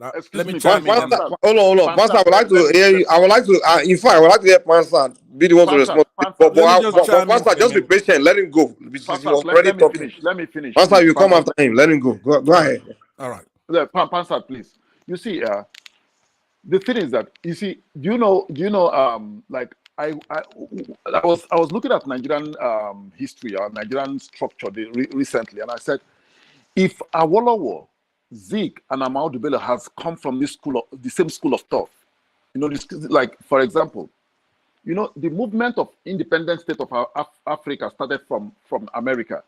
It was the Marcus Garvey movement that created all this. Everybody was now, oh, we have to have independence because Garvey said, if Africa is not united, the African Americans cannot be free if they don't have if Africans don't have their own freedom, like independence. But so I was wondering if Awo and Zeke had come from that school of thought, the unity of Africa would have been strong, and especially that country, Nigeria. But let me tell you something. Ahmadu Bello never believed in it. Ahmadu Bello never believed in Nigeria. He never believed it. I would never believe they want Nigeria. Based on what? Based on what? You can. These people, if you look at their utterances and what they said, and they never believed in this Nigeria. But they're being realistic now. That is why they came. Excuse me. But what's going on today prove that they are right. They were right. What they were saying was real. They're trying to express reality of the ground. It's not their own personal. Wait, listen. Pastor, you come in next. My brother, listen. Those guys were seeing a bigger picture. Like them as individuals, they know they don't have a problem uniting with someone from another ethnic group. But what they are saying is that the population of their people may not easily see the same way. And they're speaking from that perspective. But what Zeke was making was that, oh, this is where I see it. No, that's where it should be. But you're not seeing it like your brother from Inewi that wasn't raised in Islamic culture. If he traveled to Kanu and he accidentally see a page of a Quran and he doesn't know what it is, and he picks it up and uses it to pack akara or uses it to pick up trash, they can behead him. Zeke wasn't thinking like that. He's just saying, let's forget it, let's just be Pan-African because he spent time in America. He wasn't thinking. That's what, and those ones are understanding like bros. It's not just because you and I are educated doesn't mean the rest of the population is educated to understand things better like we do. So that's the mistake of Zeke. My brother, Awo was seeing it. Ahmadu Bello was seeing it like almost because I won't understand like this. Not people. They don't even tolerate. Okay, Pastor, go ahead. Let me just respond to that. Then. Don't you think, sir? Are you ever going to? I want to ask Pansat. I want to ask Pansat and Mike. Don't you think that was the Nigerian greatest problem for we not seeing Nigeria as one? We seeing it as the smaller nations in it, and that was why the South, the Midwest had to succeed from the Western region. So don't you think if we had maybe let me say, viewed Nigeria in the lenses of Zeke, we would have gotten it right by now? Don't you think so? You're right, but the entire population, it's not possible to get the entire population to see things the same way. That's the problem. Mike, your point. Go ahead. Yeah. What I want to do is to start from the beginning, okay? Because you make these points a lot, and you are ubiquitous on the internet. So it's very, very important for you to buy into what I'm saying. So I'm not just talking. I want to convince you, right? Off the top, I could just say, even if I look at this debate in the light most favorable to you and say you're right, that's what happened. Just because a group of people don't want to assimilate and be one country, it's not a good enough reason to abandon pursuing that, if that's what the solution is. In essence, if the Northerners do the kind of things you're talking about, but Zeke wanted to assimilate the whole country into one nation, then Zeke is right. The state is powerful. It could start from education. It could use carrots and sticks to bring that about, because most developed countries had to fight that. Even the United States, they're fighting up to today. How did it work out in Europe? Hold on. What did you say? How did it work out in Europe? There's no reason to use anecdotal evidence. Let me. How did it work? No. Tell me where it worked out. How did it work out in Yugoslavia? How did it work out with Soviet Union? I will tell you. Okay. So just hear me out first. Now, a lot of those things you're describing are primordial activities, primitive. It could come from religion, it could come from all kinds of things, but that's why you have a state. The state is powerful. If what we want is Nigeria, then Nigeria has to do everything to bring everybody under that flag to be proud. That's why we have things like our, what do they call it? Federal character doctrine and things like that. But you need to use education. You have to use all kinds of things, punishment to bring that about. But that's what you want. You say that all the time. You just said it a minute ago, people, they want to go their separate ways, that it's just, so you don't go blaming somebody who is right, such as Nnamdi Azikiwe, who is known as Zik of Africa. He's more of a Pan-Africanist than anything. When it comes to Nigeria, it doesn't look at the clannishness. So somebody like Awolowo, who is the opposite of that, you keep quoting this. Let me land. Hold on. So, but that's not to keep picking at that level with you, clannishness and tribalism. That's just too low. Tribalism. It wasn't. It was tribalism in that. Explain it. Well, without evoking things that's going to make you keep going down. What I want to do is to convince you from today. No, it's not tribalism you're talking about. No, the tribalism is you have many tribes in Nigeria. So if you're pursuing any interest that is favorable to just one tribe, who did that? I'm not gonna go into pointing fingers. No, I asked you a question about how you say I will conclude with that, but because right now what I want to do is to convince you yourself, because you're important in this. Your attitude is important in this discussion, right? If I could convince you to change your behavior today, from today. Which behavior? The behavior of having tribal sentiments. Right? As a response to other tribal sentiments, right? Being primeval, right? As a response to another primeval, right? Yeah, even if somebody else is being so, right? Being instinctive, right? If I could convince you, I want you to hear me out, because this is important. If you're tribalistic towards me and I respond tribalism to you. Right. It's a high for an eye, two for a two. You understand? Okay, but Mike, let me land. Don't spoon feed me. You gave me time to talk, so please remain quiet. Let me land. I am appealing to you, not by force. I'm saying, based on everything else you talk about, it seems to me, the way I boiled it down, you prefer Nigeria to be one. No, I don't. No. Okay, when I'm wrong, you just please stop me and then tell me why I'm wrong and what the correct answer. But do it fast so we could get to somebody else, right? The way I see you is that your ideal position is that you want Nigeria to be one. Not necessarily. Okay, go ahead and tell me. If it's gonna be one, let it be one. If not, I don't care. Okay. The fact of the matter is, your ethnic group. Yeah. Unknown. Wait. Let me land at what I'm saying.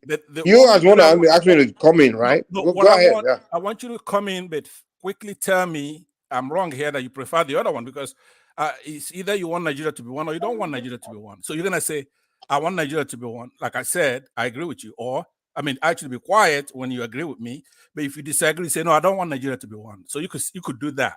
So the way I see your position is that you want Nigeria to be one. Not necessarily. So you don't want Nigeria to be one. If Nigeria wants to be one, no if hold on. When I say you want Nigeria to be one, I'm saying it under your ideal. If everything else, I'm saying I'm neither here nor there. Okay. So let me. What I want is what I. Hold on. You couldn't interject with. I agree with you. You don't interject me when I agree with me. When you disagree with me, you say, I don't want Nigeria to be one. You can't guide me at all. You can't guide me. That's not what you're going to do. Hold on. So now your position with Nigeria is that you don't care either way, which means you could live with it to be one. You have no choice. You have no preference. It could be one, right? It could be one if it serves my interest. Okay, fine. Okay, so my group interest. I would take that to be a yes in the context of if it's going to serve my group interest. Your group. For example, let me give you an example. Hold on. If your ethnic group continues to show bitter hatred towards my ethnic group and say you don't want to be one with me, then I don't want Nigeria to be one, because I don't want to share a country with people that have bigotry and hatred towards my ethnic group, which is something a lot of Igbos express. And I'm like, hey, if You want to go, you say you want Biafra, then I don't want Nigeria to be one. Go your way, I go my way. But if you say, hey, let's be one and respect each other, right, and however way we can be one that's without problem, then we can be one. That's my position. That's what I'm saying. What the last option you just mentioned is what I'm saying. That our ethnic group wants to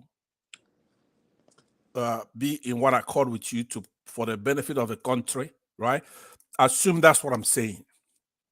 I don't speak for everybody, but from what we're talking about, I'm saying to you, I'm appealing to you from tonight to change your behavior, your primeval behavior. No. Wait, hold on. I will change my behavior if you and your people change your behavior. Okay, very good. Okay, so assume that I'm saying that exactly. Whatever you got to change first because you started the behavior first, and I responded. So you have to stop it, and I will stop mine. Okay. Let's not be childish here. Okay. No, we're not being childish. I'm being factual. Okay. So now, my appeal to you is that because I understand you to want, first of all, Nigeria to be one, Africa to be one, and now remember, you're supposed to stop me when that's not what you want. Okay. I believe that you want Africa to be one enough to then compete against, say, the Europeans or Americans and the white people and other outsiders who have interest in doing us harm. Or that I'm assuming that's what you want. So I believe that peace, unity is modular. It has to start from the family and then go to the clan, go to the tribes.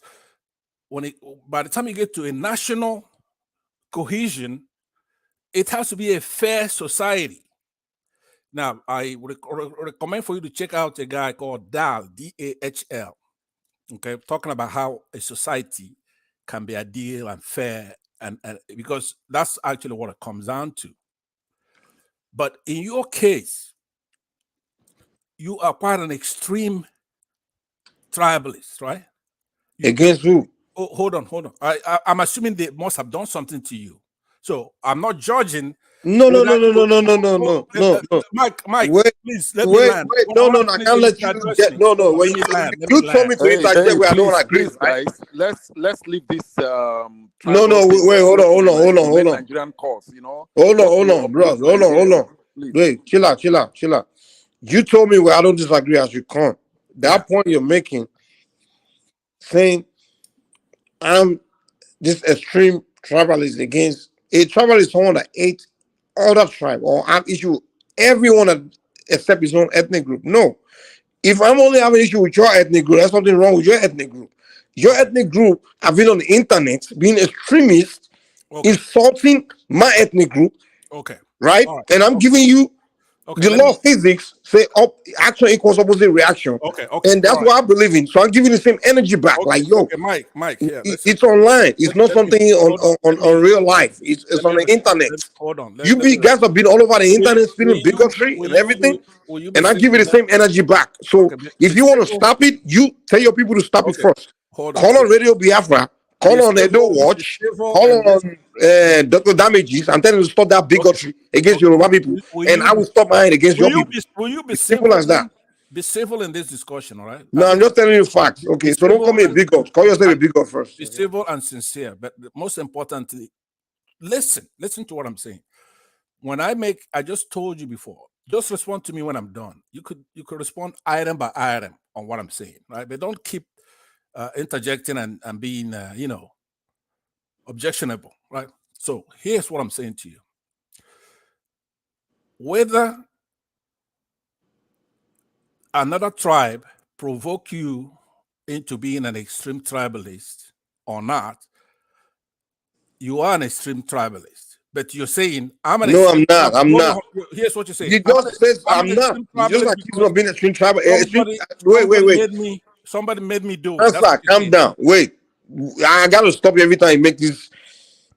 A tribal is someone that hates other tribe and only love his own.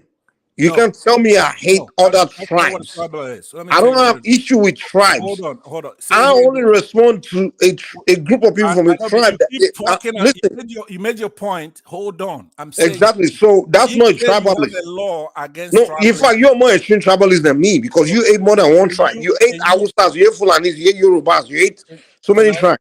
Okay, go ahead. Finish your point. Okay, first of all, if there's a law against tribalism, let's say you do something out of bigotry and there's a law against it, and you do something to a Southeasterner, an Igbo person, and you go to court, you can't say, hey, look, I didn't do it to the Efik. I don't hate the Efik. It's just the Igbos that I hate. So you've got to go with at least simple logic, right? In this conversation, else you're gonna be The law says self-defense mired law. in Self-defense rule applies, right? you're gonna be Self-defense mired is in legal. minutia, right? So just assume also that other people are listening to this conversation. But call it self-defense. That's what I'm Not just trying in to this say. channel. You have a lot of people listening to what you do online. So let me be respectful in the way I address you on this, because I told you my goal here is to convince you to start afresh today and be a normal Nigerian. It doesn't Now, how about mean you start with yourself and start with your people, your group, your IPOB. Are you not a member of IPOB? Start with them. Start with yourself and start with IPOB before you come start with me. So it's no talking to you, is what you're saying, right? No. If you want to stop bigotry on the internet, go start with IPOB and yourself. Excuse me. Because that's what IPOB does on the internet. They see bigotry and hatred towards everybody. Let's drop this. You understand? Look, my So if you friend, want to hand that, you start with IPOB. You go and preach to them before you come and preach to me. The guy that's interjecting, right? Hello, you are here Pastor, discussing. let's drop this, my brother. Let's But drop you this. can't drop it and then talk about how to be a cohesive, strong country. We that is cannot one. see. You have to have the thing is that we are just going back and forth. No, we're not going back and forth. Helping Believe it us. or not, it's not helping us at all. No, it's helping. What he wants to show is machismo. He wants to show that he's a tough guy. He wants to show that he's going toe to toe with somebody. I'm a very tough guy. In real life, make you shit on yourself. Trust me. In real life. You just let him get all that out, animus out, right? So, Mike, the only thing I have to say to you is that whatever I'm appealing to you to do, when it's your turn, then you appeal to me to do the same, right? And that's fine. Somehow we have to start this conversation. You have to understand. Pansat, please. Yeah. What's the way forward? What's the way forward from all this? The way forward starts, unfortunately, from this conversation, believe it or not, as small as it is. As small as he is, it's one individual. I'm one individual. But when we want Nigeria to be strong, Nigeria has to be a fair society. Mike, one of the bigger theme of what I'm trying to say to him is that Nigeria itself has to be a fair country. When you have people struggling to cut away, disintegrate the country, there's a reason for it. Nigeria is not a fair society. It's not a fair country. It's not. Now, I agree with you that Nigeria is not a fair country. There's no question. Absolutely. Okay, so I will tell you where you and I agree. Let me tell you where we agree. We both agree. You let me land though first. Let me land. Yeah, but you will land. But you have to give me a chance to sometimes interject a little bit. I'm interjecting where we agree. But I haven't finished. But wait now, When you finish, then I'm gonna say let me something. tell you, discussion is good between you and Pansat. You and Pansat is very, very good. No, you come in. Wait. Pansat, hold on. Let me tell you where we agree. We both agree that Nigeria is not fair. You came earlier to talk about how Nigeria put Abiola in prison. I think Nigeria has not been fair as a country. Yeah. Now, for you to express your grievance and think you have to start attacking other people that Nigeria has not been fair to, like my people. When someone like them, they kind of go on a radio Biafra, I'm insulting, calling all Yorubas bastards and saying Yorubas are cowards. The Yoruba Alafian for you is as an idiot. He insulting my ethnic group, and his followers are doing the same thing. Is it Yorubas that make Nigeria unfair to you? I feel Nigeria is not unfair to, and Nigeria has been fair to me as a Yoruba person. Like Abiola won an election, they arrested him and they killed him in prison. I will not want to be president. Wait, hold on. Hush, my brother. Cool down. Wait. I will not want to be president. They went against him, everything. Yorubas felt the same thing. But I didn't go online. I didn't start saying, because I have issue with Nigeria as a country being unfair to my people. Now I go on the internet and start calling Igbos bastards, saying Igbos are cowards, attacking Igbo tribe. Igbos are not responsible for the oppression of Yorubas by Nigeria. You understand? So why do you have your Igbo brothers attacking Yorubas because of the oppression by Nigeria? Nigeria is your problem, not Yorubas. So when you're doing that, is what provoke Yorubas like me to respond to you like fuck you too. You understand? Hold on right there on that very point. Then you continue. Hold on. Now I've heard people like Kene and Jewel of Nashville and so many others. I forgot the other guy's name that used to be here a lot. What's his name now? Some of your regulars here who are people who are Igbos, they've come here and they say we don't agree with Nnamdi Kanu. We're not. No. They don't do that. They come here to support Nnamdi Kanu. No. Hold on.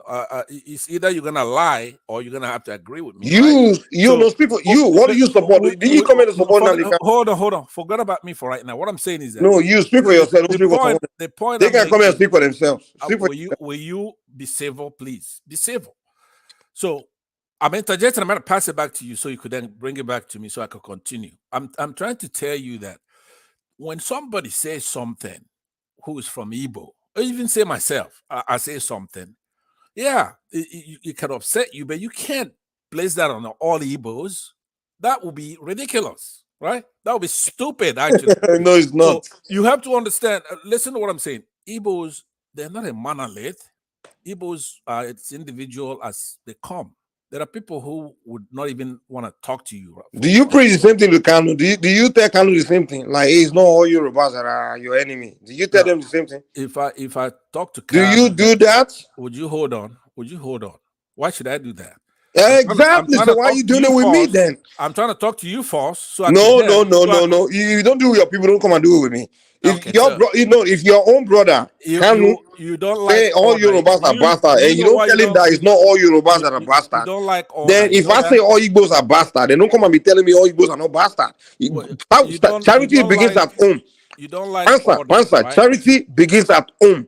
Fine, if your brother is throwing stone at people's glass house, if you can't caution your brother, I think nothing is wrong with that. If I throw stone at your glass house, they don't come and be cautioning me. Okay. If your brother is saying all Yorubas are bastards, and I come and say all Igbos are fucking bastards, don't correct me. Go and correct your brother first. A debate, right? You can't. No. I don't give a shit what you think. I'm just telling you that's where I wrong. When war starts, no one give a shit who's good or bad. If you start killing Yorubas, I start killing Igbos. That's all. That's how it goes. That's war, you are my friend. Expanding the debate. What we're talking about, what I said, my mission to you is I want to call you to order. And you can't call me to order. I don't need you, man. And I don't need you. That you want Nigeria to be one. I don't give a shit if Nigeria is one. I already told you that. Okay, but we narrowed it down that you want Africa to be able to compete against the other part of the world, especially white folks, right? Europeans, Americans. You want Africa to stand up. So if that's what you want, I am then appealing to you to say, in order for you to have that, we have to have the entire Africa come together as a unit by integration or other means. And it has to start from families to clan to village to regions and tribes. We have to do that in order to, for Igbos, for example, the South is where I'm from. In order for them to say, you know what, yeah, it's better for us to be with this country and build it out into Africa. You have to be fair. You have to be fair to them. You should be indistinguishable, whether you are Yoruba or Igbo, when it comes to national affairs. That's just the bottom line. You cannot, for example, muscle the Igbos down. You know you're wasting your breath doing that. A lot of Igbos don't respond to you because you're like a little mosquito. You don't. You think I give a shit about? No, bro, I don't give a. Nobody does. Nobody gives a shit about you. Your pastor, this preaching you're preaching to me. So why are you belligerent and making noise as if there's the same reason you are belligerent and making noise? Once you know there's something you can do. Pastor, didn't you go on Nigeria Watch and talking about Yorubas and you won't go against Yorubas? Didn't you do that? Because some few Yorubas kill Igbos during I guess election. So why don't you focus on the few Yorubas that kill Igbos? But why do you go after? Why do you want to go to war against all? Can I answer you? You say you wanted war with Yorubas, didn't you? Exactly. Can I answer you? Okay, yeah, you want war with Yorubas. Answer that. Tell me why you want war with Yorubas. Yes, I do. If like I'm appealing to you now, if you're not gonna listen, and your people. No, tell me why you want I'm Yoruba. telling you. I'm answering you. If your ideas went out, and the Southwesterners keep doing what they've been doing. Oh, all of us, right? Okay. Yeah, right. So then the only solution, All Southwesterners, the only everybody, solution is that we have to deal with you guys, right? all of us, right? Okay. All of you, included by All war, of us, right? Especially by war. all of us were guilty of whatever it is. Okay. Yes, it is. Yes, you are, because you're All not of listening. I'm talking to you now. I said it's gonna have to start from family. I'm approaching you, right? No, no, I'm finished answering that question. Why you want to go to war with all Yorubas? You said, just listen to me, right? I could just be as foolish as you are, right? So okay, I'm appealing to you to reason, but if you don't want to listen, then the next thing is to just be like you, right? So, but if you do listen, then we're gonna have one country. But we can't waste the rest of our lives having your people come in, bringing people like Buhari, bringing people like Tinubu, because you're trying to put the Igbos down and being foolish and making noise. Because I know one thing, we can defeat you in a very, very short period of time. I know defeat that. us in what? In a war. No. In a couple of weeks, we can. Really? So Yes, why did you do it in 1967 to 1970? Can I answer you? I'll tell you. Mm-hmm. Yeah, okay. tell me. Number one, we're actually fighting the Brits. If it were just the rest of Nigeria, Really? Biafrans would have overrun that place. Wasn't it? So when Benjamin Adekunle overran half of Igbo land within few hours. No. All those are silly history. So was it the British? Capacity. Do you manufacture any guns? Do you manufacture any vehicles? Bros. Do you manufacture airplane? Do you do? Yes, we do. Yes, we do. Stop capping. We Okay. have always done that. So. You doing it right? You made that point tonight. Wait, Master. You just say within 3 weeks you will overrun Yorubas. How can you do it right now? You made that point. No. You said right now you can overrun in 3 weeks. That's right. Explain how you can do that in 3 weeks. Right now. Let me tell you what's happening. Okay, tell me how you do in 3 weeks. Tell me. Let me tell you. See, before the war and during the war and shortly after the war, the Yorubas came across, for example, to the Edos and to Northern Muslims as sound, right, on their side. Right now, the anthropology has separated you from all these people, right? Master, you're not making sense. No, because you're not listening. So the point I'm making to you is that those artificial allies you had, they're gone, especially what you're doing with this election. There's no part of the country, you've been isolated completely. And as a matter of fact, the House of Fulani will want us to do it. Okay. Pastor, let me explain to you how you lose a war. When you're done, I will tell you how Igbos lose a war. Overrun you in no time. Just with what? With what? With your you eat akpu and then start beating your chest and overrun us. Right? That's what you do. You sing double and you overrun us. I've watched 30 fights and I've been in 3 myself against Yoruba, and each time the Igbo is able to beat the shit out of the Yoruba guys. What kind of fight? What kind of fight are you talking about? Fist fight. Fist fight. So, exactly. You beat Anthony Joshua, right? So you, Pastor, you can face Anthony Joshua in a boxing Absolutely. match. I'm 6'4". I'm 6'4", 200 and okay. You will knock Anthony Joshua out, right? Yoruba man, right? I beat the hell out of him. You know what I mean? He's great at this point. Okay, so modern war is fist fight. Wait, first of all, you want to be stupid. Modern warfare is fist fight. That's either way. You use fist fight. I'm strapped too. So okay, no. You use fist fight to defeat Yorubas in war. That's what you're talking about. Too, like I said. In 2023. Whatever. Okay. Let me tell you how I want to listen to what I'm saying about having a conversation. Let's do that. No. Okay. No. Before you move, let me respond to your war. Let me respond to your war talk. Let me tell you how Yorubas will finish you. Come on. The way I want to finish. Wait. Yorubas will every time listen. Just calm down, man. Calm down. You just told you how you will finish Yorubas in war. You say you finish you overrun us in fist fight and you beat us because you have whatever physical. Let me tell you how Yoruba will finish you, right? Let me first tell you how I will finish you back then, and I will tell you how we'll finish you today. Hold on. All I want to do you don't want to listen to my point, bro. Chill out, man. Chill out. Wait, let me give you my own response. You give me your own how you finish us. Let me give you my own. Wait, I will put you in the back.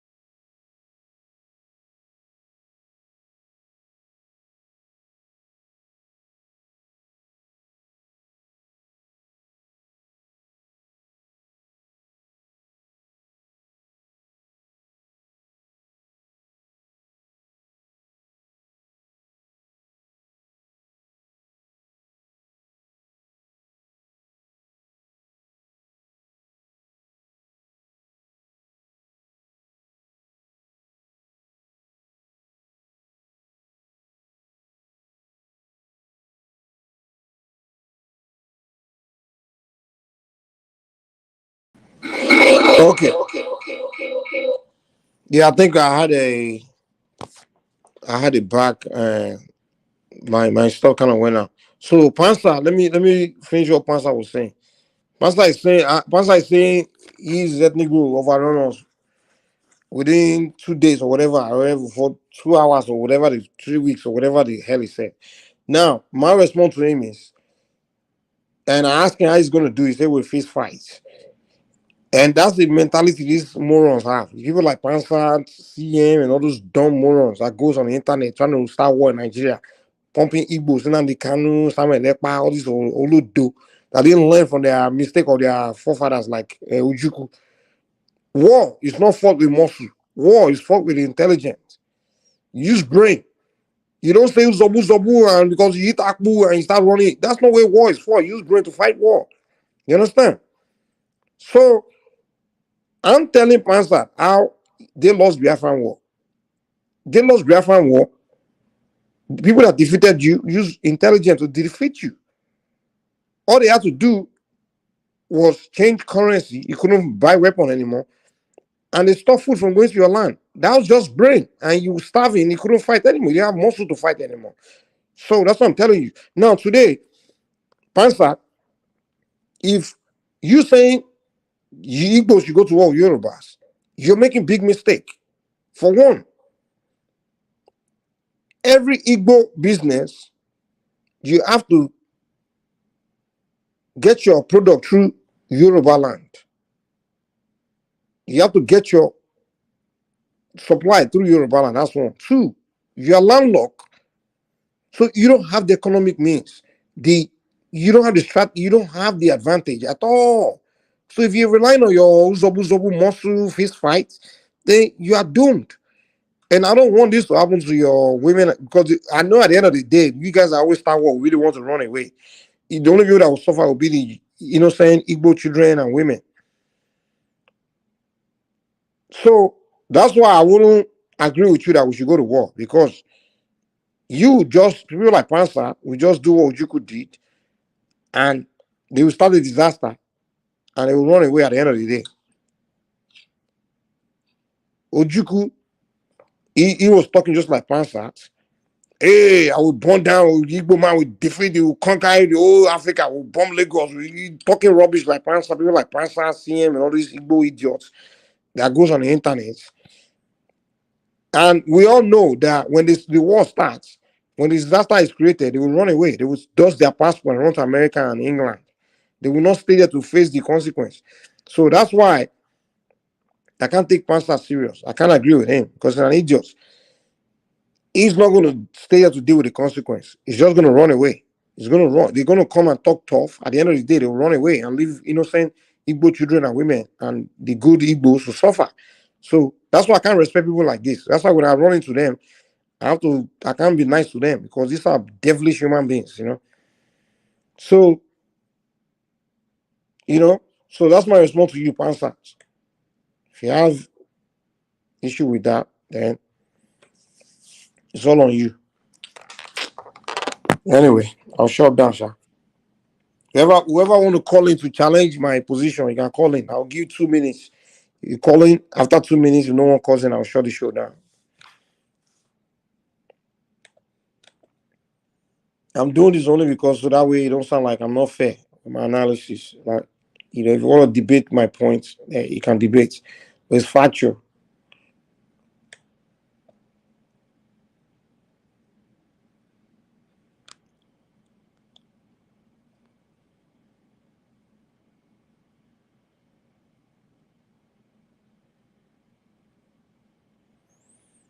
Chama, you call in again. I want to know what your position is. If you disagree with me, let me call in, and let me see if you disagree with me. I mean, I know you're Igbo, boy. You may be thinking I hate all Igbos, but that's not true. But if you disagree with my position, that either you type it or you. Okay, don't call it. All right. So okay, let me shut it down there. I guess Adewale is there. Good morning. Is it morning already? How far, man? You see me What's at up, man? Pasland? No, I don't even. I didn't have enough time to watch. I just it was you and who else earlier. I was listening to you. Do you not come back? You know. Fansad. No, it's gonna be you and Fansa fighting this time. Yeah, I don't give my own points. I don't think he has any comeback to what I said. So Wait. Fansa, if it's gonna be you and Adiwali debating this time. So I'm out of it. I've already cooked you. So I'm done with you. Thank you. Let's hear from Adewale. Adewale, how are you? I'm fine. What is the conspiracy today? Which one did you bring to the studio? It's been all Mike. It's I told him that I want him to change his behavior. Let's be brothers and one. What do you want him to change in his behavior?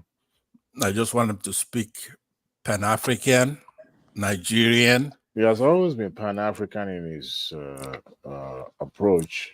Right, but he says to me, you may not like the tonality of his voice. No, but let me. I thought you want to know. You want to know how far we got here. I was saying, give me time to make a case to you, no matter what the Igbos have done to you.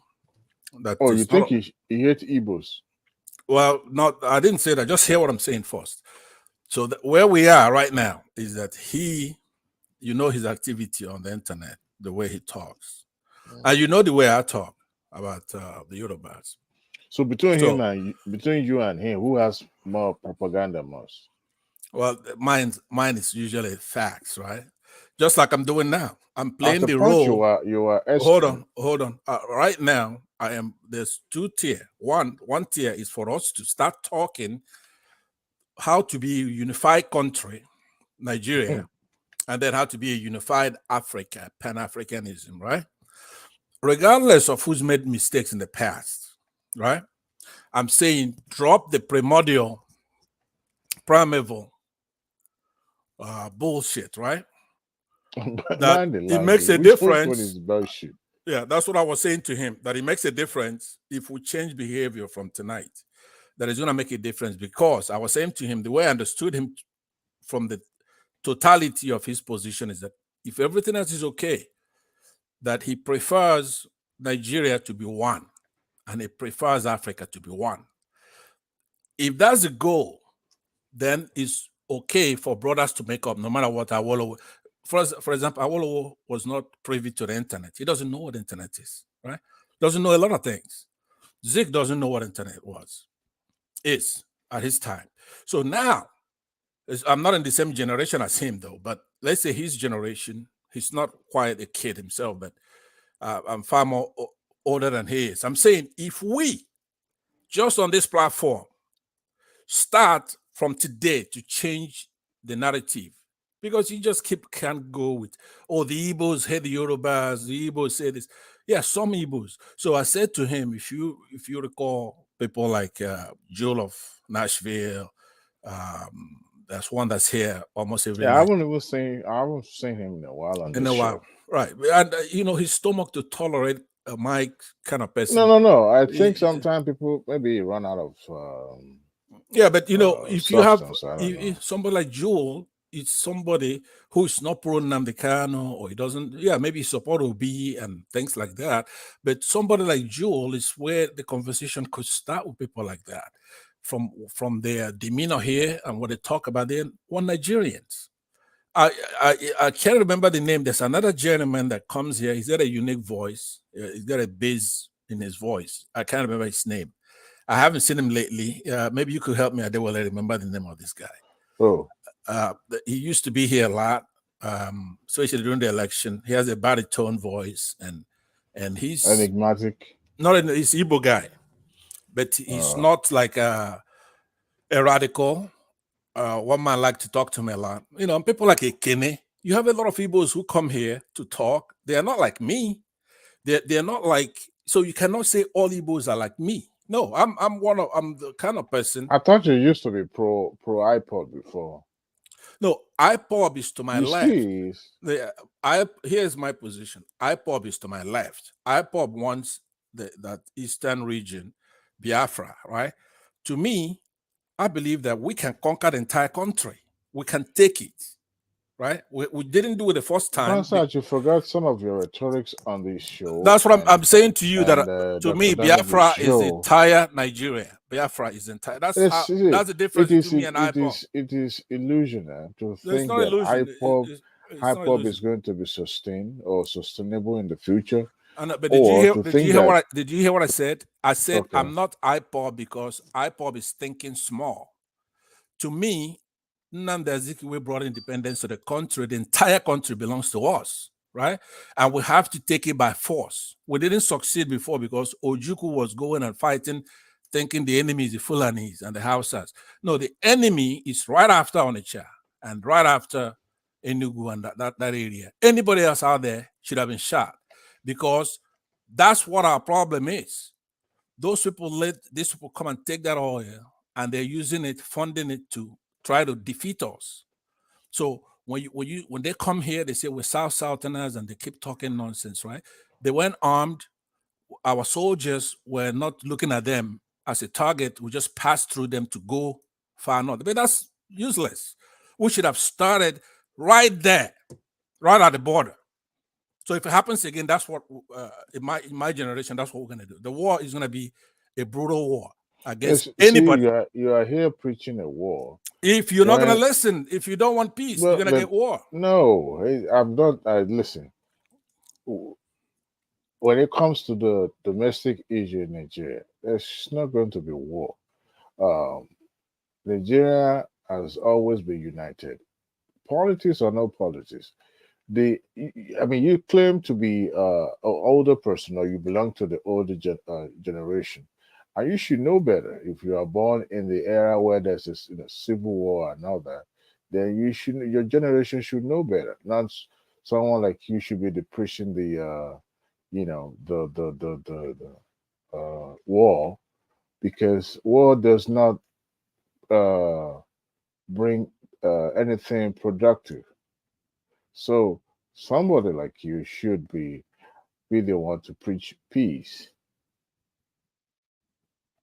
Okay, so if you want my response, someone like you should know better other than just beating this drum. If your preferred candidate who came from your region had won the election, you won't be preaching a war. But of course, I'm not preaching war. Listen to me, Adewale. First of all, I said to you, the present is unsustainable. We cannot just waste our lives in this mediocrity, right? Nigeria is going to hell. These politicians are playing. So let me tell you, we've wasted. Let me ask you a question. 60 years. Yeah, but I wanted to respond to what you say because it's important. I don't want you to think I'm preaching war. I'm not preaching war. I'm saying you want war. You don't want peace. I don't want war. I want peace. I want one Nigeria. You're not listening. I want one Nigeria. I want one Africa, right? But it has to be based on fairness, true and false. We can't have idiots. What do you think fairness is all about? Okay, fairness to me, it's same thing every other country who's fair have done. It's not rocket science.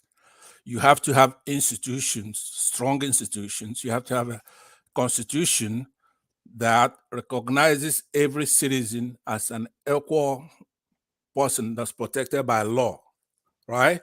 By rule of law and by due process with all the constitutional protections, plus those things, those rights that are given to every man by God. Pursuit of happiness. So which one has you been denied of? Which one have you been denied of in Nigeria? In Nigeria, everyone, they're killing people every day. In Nigeria, it's like nothing. If you go home, say so who do you think is responsible? Don't spoon feed me, right? I'm trying to tell you. I have to ask a follow-up question. No, yeah, I said, but you're going in rapid as if you didn't even listen to what I just said. Did you disagree that the loss of life in Nigeria is rampant? It's all over the place, right? Your life is not guaranteed. Your freedoms, it's not guaranteed. Right? You can't pursue happiness. So those basic rights those are constitutional. But some are by God himself. Not even the government could take it away from me, right? For example, the right to bear my arms and things like that. Those kind of freedoms. You can't have it to where the state, through certain tribes, they have the exclusivity for violence, right? And it's all political to use it to buy our people. So we need a progressive country where the Constitution guarantees those rights equally across from the sea to the desert, not to south, east to west. No tricks, no takia, no nonsense. So when people vote, their votes should count and should be counted, right? Just your basic country where things are fair. That's all. We don't. I mean, we don't have to reinvent the wheel. Yeah. Do you understand, though, Adeba? Do you understand? I think I have an idea of what you're trying to say. You But disagree? see, no. It's not even about matter of disagreeing. You were born in Africa. You were born in Nigeria, right?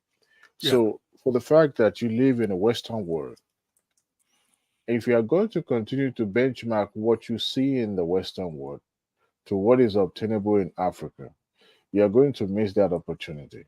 You should also know the oldest country in Africa is how old, and comparing to a country that has been practicing democracy for a very long time, to a point that the institutions that hold democracy in the country, I'm making reference to America now, how is foundation of this democracy shook recently in recent year.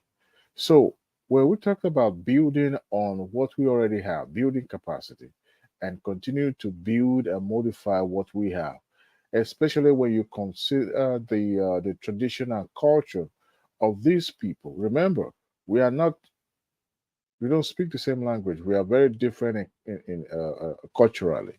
So now to now bring democracy into a society that have differences, among themselves, it's going to be tough, and that is what we've been trying to find uh, uh, solution to over the years. Thank God that democracy is continuing to sustain, and we are building, and it will continue to change. It will continue to modify. But you see, the one you just mentioned about the right person being elected, being into the office, except we are deluding ourselves. In every country, democracy is not a smooth running like a business. It's a process that if care is not taken, could easily be destroyed.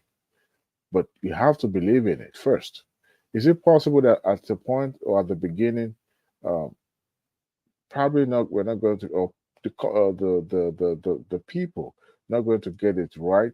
Absolutely. What we have is uh, a very young democracy that is still growing, and we want it to grow overnight. I'm not saying it's not possible. It is possible. We are now living in a digital age, and I believe with consistency from the civil movement and all these changes, I mean, between you and I, who would have thought that we'll be using the digital equipment to register and to screen out uh, fake electorates? We're talking about beavers now, but it was reintroduced and it did its job, right?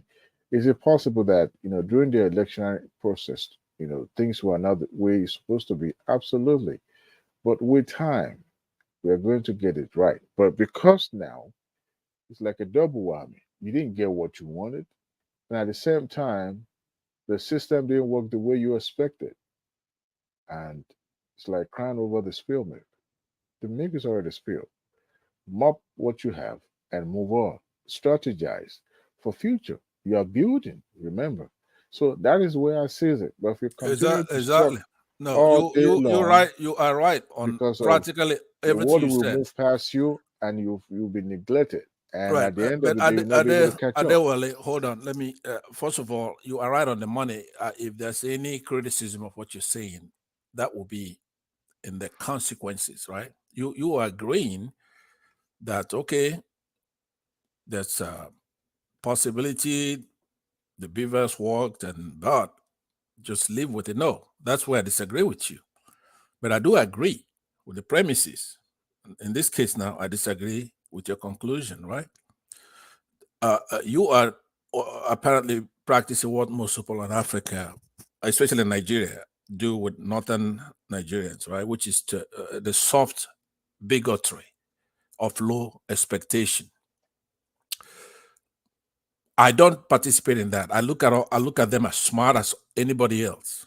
They are smart as Igbos. Igbos are smart as they are. They're just like the Yorubas, the Jaws, whatever. We're all the same thing. We're Africans. We've been bequeathed with all kinds of poor leadership, but the citizens themselves are not spared in this foolishness, right? So if the beavers were introduced, and it took a long time to pass that with a lot of money, over 400 billion naira was spent in that electoral act of 2022. Buhari didn't want to sign it because he had a re-election, but he finally signed it, right, in December or something like that of last year. So now we have a law and we have technology. The way other countries develop is they have to have respect for those two things. Law, you have to embrace technology. You have to be able to differentiate between true and false. You have to have that in the system, true, false, right? Now, when it comes to good or bad, you could be flexible with that. When it comes to wrong or right, you could be flexible on that. But true and false is sacrosanct. You have to embrace technology, because if they succeed in what they're doing, our young people, it's like, oh, technology is no good, but it is good. Law, rule of law is sacrosanct. Even if somebody did something 10 years ago, let's say Tinubu and Buhari rigged this election with Mahmoud 10 years ago, they should still be, as far as there's no statute of limitation, in this case, it has, even if they're aware, it hasn't run out yet, they have to be held accountable for that. It's nothing you could just say, okay, let's move on. Because it's the law. This particular act is one of the most important acts that took so many people a lot of hours. A lot of good Nigerians worked very hard for that law. And it was eventually passed and acceded to by the president at the time, that was Buhari. So you can't have this geriatric drug baron, right? With a cabal. It's not even like it's him doing it. Come into a great country such as Nigeria, rig an election, right? Had the chairman of INEC make just a pronouncement. Remember, Mahmoud could have said that he himself won that election. How do you stop him? It's the same way you're going to, because he could have made that pronouncement that night. You know what? Everybody participated in this election, but I, Mahmoud, won it. What are you going to say? Because INEC made that pronouncement that Mahmoud should be the president of the country? Of course not. He didn't contest. He didn't run.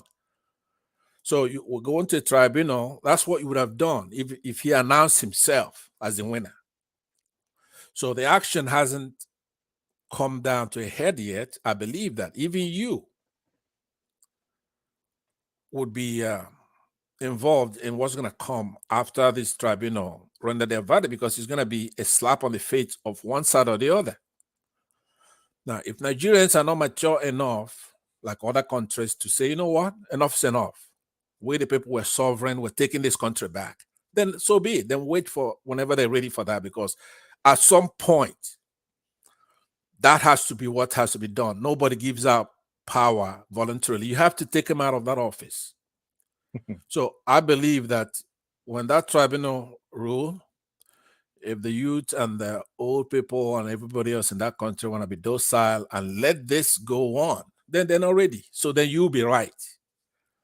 But if I could push a button, we shouldn't wait for this tribunal. There's not up to 1,000 people who are perpetrating this nonsense. And they will actually run to other countries where they have their treasures. They can't stand the heat. If Nigerians want to take their country back, all this talk, like Mike here, who's always thinking that we have more evil people in that country than good people, because that's what it is. Most good people keep quiet. They don't talk. They don't do anything. So you have a boisterous, evil noisemakers all over the country, right? So I say I agree with most things you said, but what I disagree with you on are the consequences on the things you already agreed happened or possibly happened. Or if they do happen, what should we do? We should not wait until we're mature. There's no date certain, right? There's no date certain for maturity. We are bequeathed with other people's experiments. So it's true that we started in 1960, but we don't have to wait 200 years like the Americans who had to begin it.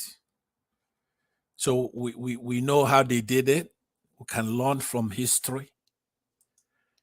Shortcuts. Yeah. You follow me, Adewale, right? I'm with you. Right. So it's like me going and watching a movie, and let's say I want to watch Enter the Dragon movie. I went to Amy Theaters, I watched it with my friends who want to save money. I just tell them what happened, how Bruce Lee did it, right? So we don't have to learn from beginning. There are many countries such as Saudi Arabia, the United Arab Emirates, Dubai, all those people, 30, 40, 50 years ago, they were deserts. There was nothing there. Granted, they're still dictatorial in nature and ecclesiastic in nature in their governments, right? But they managed to do something. Even China, as you see, their real beginning, even though they're an ancient civilization, their actual history, as well as modern times, began after 1949. So we do have to don't give these Northerners a pass, because you'll be the one who has that soft bigotry, right, of expectation from them. They're just as smart as everybody else. You can't go deceiving them into thinking what they're doing now is going to go on forever in perpetuity. No. If you're wrong, right, that's one thing about this world. It's progressive. If you're wrong, you're going to get crushed at some point. Do you see what I'm saying? If you're not going to school and other people are going to school, you're not cheating them. You have to go to school,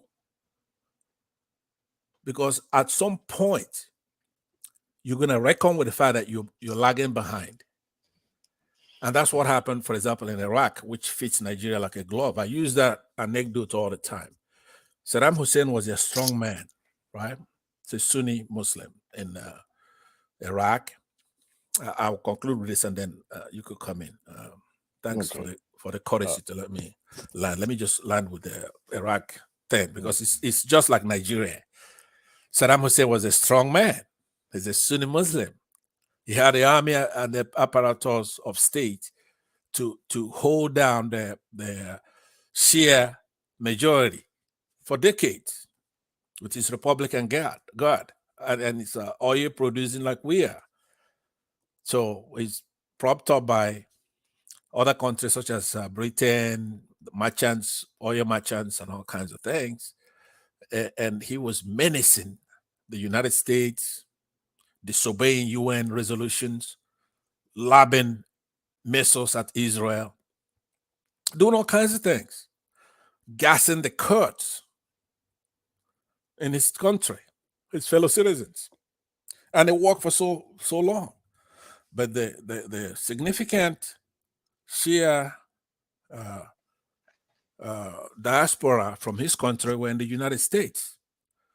So when Osama bin Laden went and knocked down the Twin Towers in New York, the president at the time was in the United States was George W. Bush, and he's malleable, and he's not into talking all this bullshit with anybody using takia and all that stuff. He's not like an intellectual. So these one particular guy from Iraq, his name is Mr. Shalabi. He's dead now, but he was here in the United States.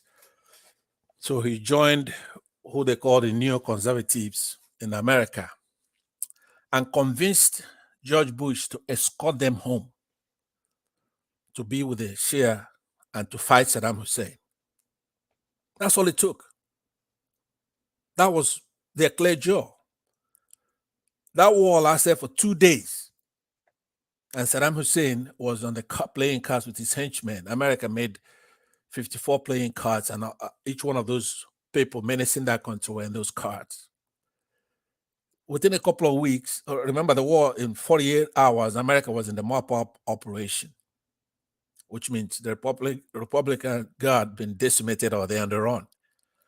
2 weeks later, they pulled out Saddam Hussein from the ground, handed over to the Shia to try. And Saddam Hussein and Iraq is more powerful country than Nigeria, militarily, technologically, and otherwise. So I'm saying that it fits Nigeria like a glove because that's just how easy it is to demolish Nigeria if we don't come together and build a strong country, not based on artificial bullshit that Muslims are smarter than Christians. It's not true. They're not. They're not. You could be cheating all these people because it's very, very hard to provoke any group or a nation to war. War has a bad rap out there. I don't think it's all that bad. When they say war, young people get a lot of girlfriends when they join the army. When they start training, you get a lot of girls. You could be online during the war. You could have fun during the weekends. It's not all that bad like people make it out to be. Especially if your cause is just. So you can't keep doing what you're doing to Southeasterners who you know can defeat you in a war anyway if nobody else interferes. There are a lot of Igbos all over the world, very educated, they have technology, and they're all over the place. But do they want to go to war? They don't. But you just can't keep doing what you're doing in perpetuity, where you don't go to school.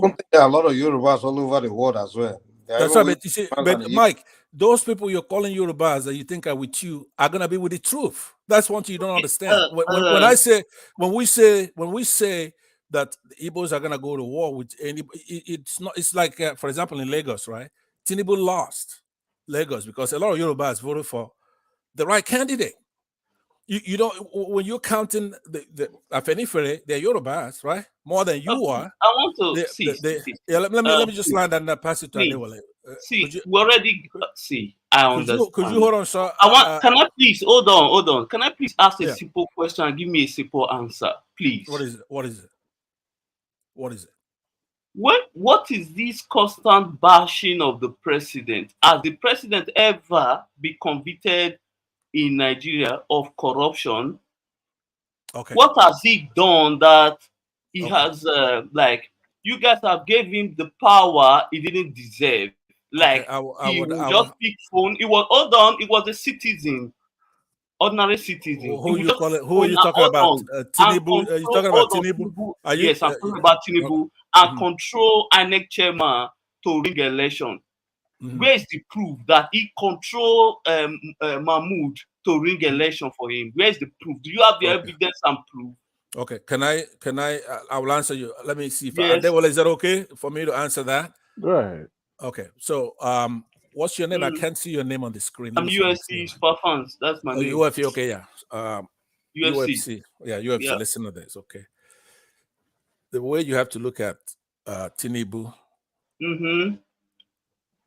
we have electoral laws. They're not criminal statutes where you have to prove a case beyond a reasonable doubt to a moral, moral certainty, right?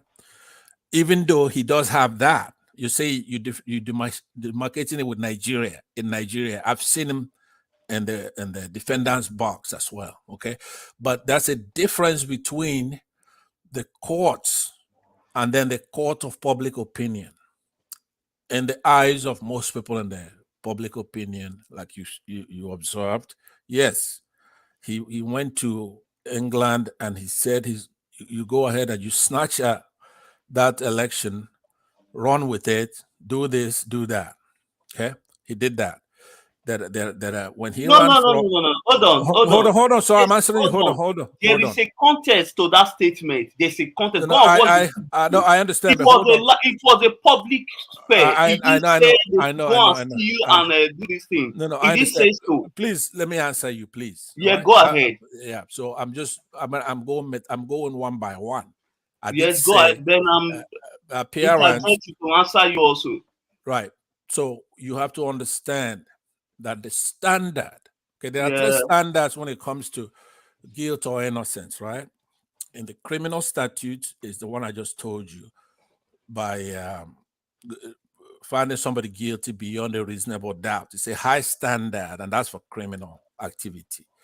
And then there's a second one, it's a lower standard, but it's also a standard of proof, which is by preponderance of the evidence, right? Let's say you sue somebody, you go on a court and you sue that person, right? Now, the other one is just a minimal, even by observation, is what one is called a prima facie standard. Now, I believe in all three standards in his case have been met. It's a forfeited 400,000 as a drug heroin dealer in the United States. He forfeited that money. Hold on, sir. Let me respond again. I know, but respond at the end. Hold on. Where's the evidence that he was dealing on drugs in the United States? Do you have the evidence? Yes, I do, and it's not. Then provide it. Send the link here now. Let me see the evidence. You have to do because it's not in dispute. You don't be lazy. Google it. It's right there. Once you Google it, if you don't find it, then I'll tell you. Hold on. UFC. It is fake news. No, UFC is not. Hold on. So okay, now, go ahead. Yeah. So now, answer the rest of the question. Also, when he was governor, when he ran for governor, there are opponents of his that were whacked, right? That were killed. They were whacked. Funso, I can't put up the whole name, but you have to Google a lot of these things for you. Okay, but let me come down. Let me land, please. Because you are making an accusation, fake an accusation. I'm not. But here's one that I probably the only one. See. UFC, you're not being fair. You're not being fair. This is the problem I have with my Eastern brothers. They always dwell in propaganda without facts. They will come on like one did it yesterday. He said Nigeria is not the third largest economy in Africa. I said no, they are the first still. I said they will provide data. He said no. You have his own data. Okay, post the data. Let's see it. Then okay, but UFC, you said somebody yesterday and from the southeast and me. That's only two people. So how could you say the entire Southeast brothers, your Southeast brothers? Hold on. I will say this. You see, no matter who you are, sometimes always be fair and balanced in your discussion when it comes to politics. All these things you are accusing the man for. Okay, but you hold on. You interrupted a discussion but here. What is your tribe? What is your UFC? What's your tribe? You guys are UFC. What's your tribe? What is your tribe? No, hold on. Answer this. What is your tribe? What is your tribe? I'm from Edo State. I'm an Edo man. So what is your tribe? I just answer you. I know, but you're from Edo State. But what is your? No, tribe? I'm not going to give you more because we are on.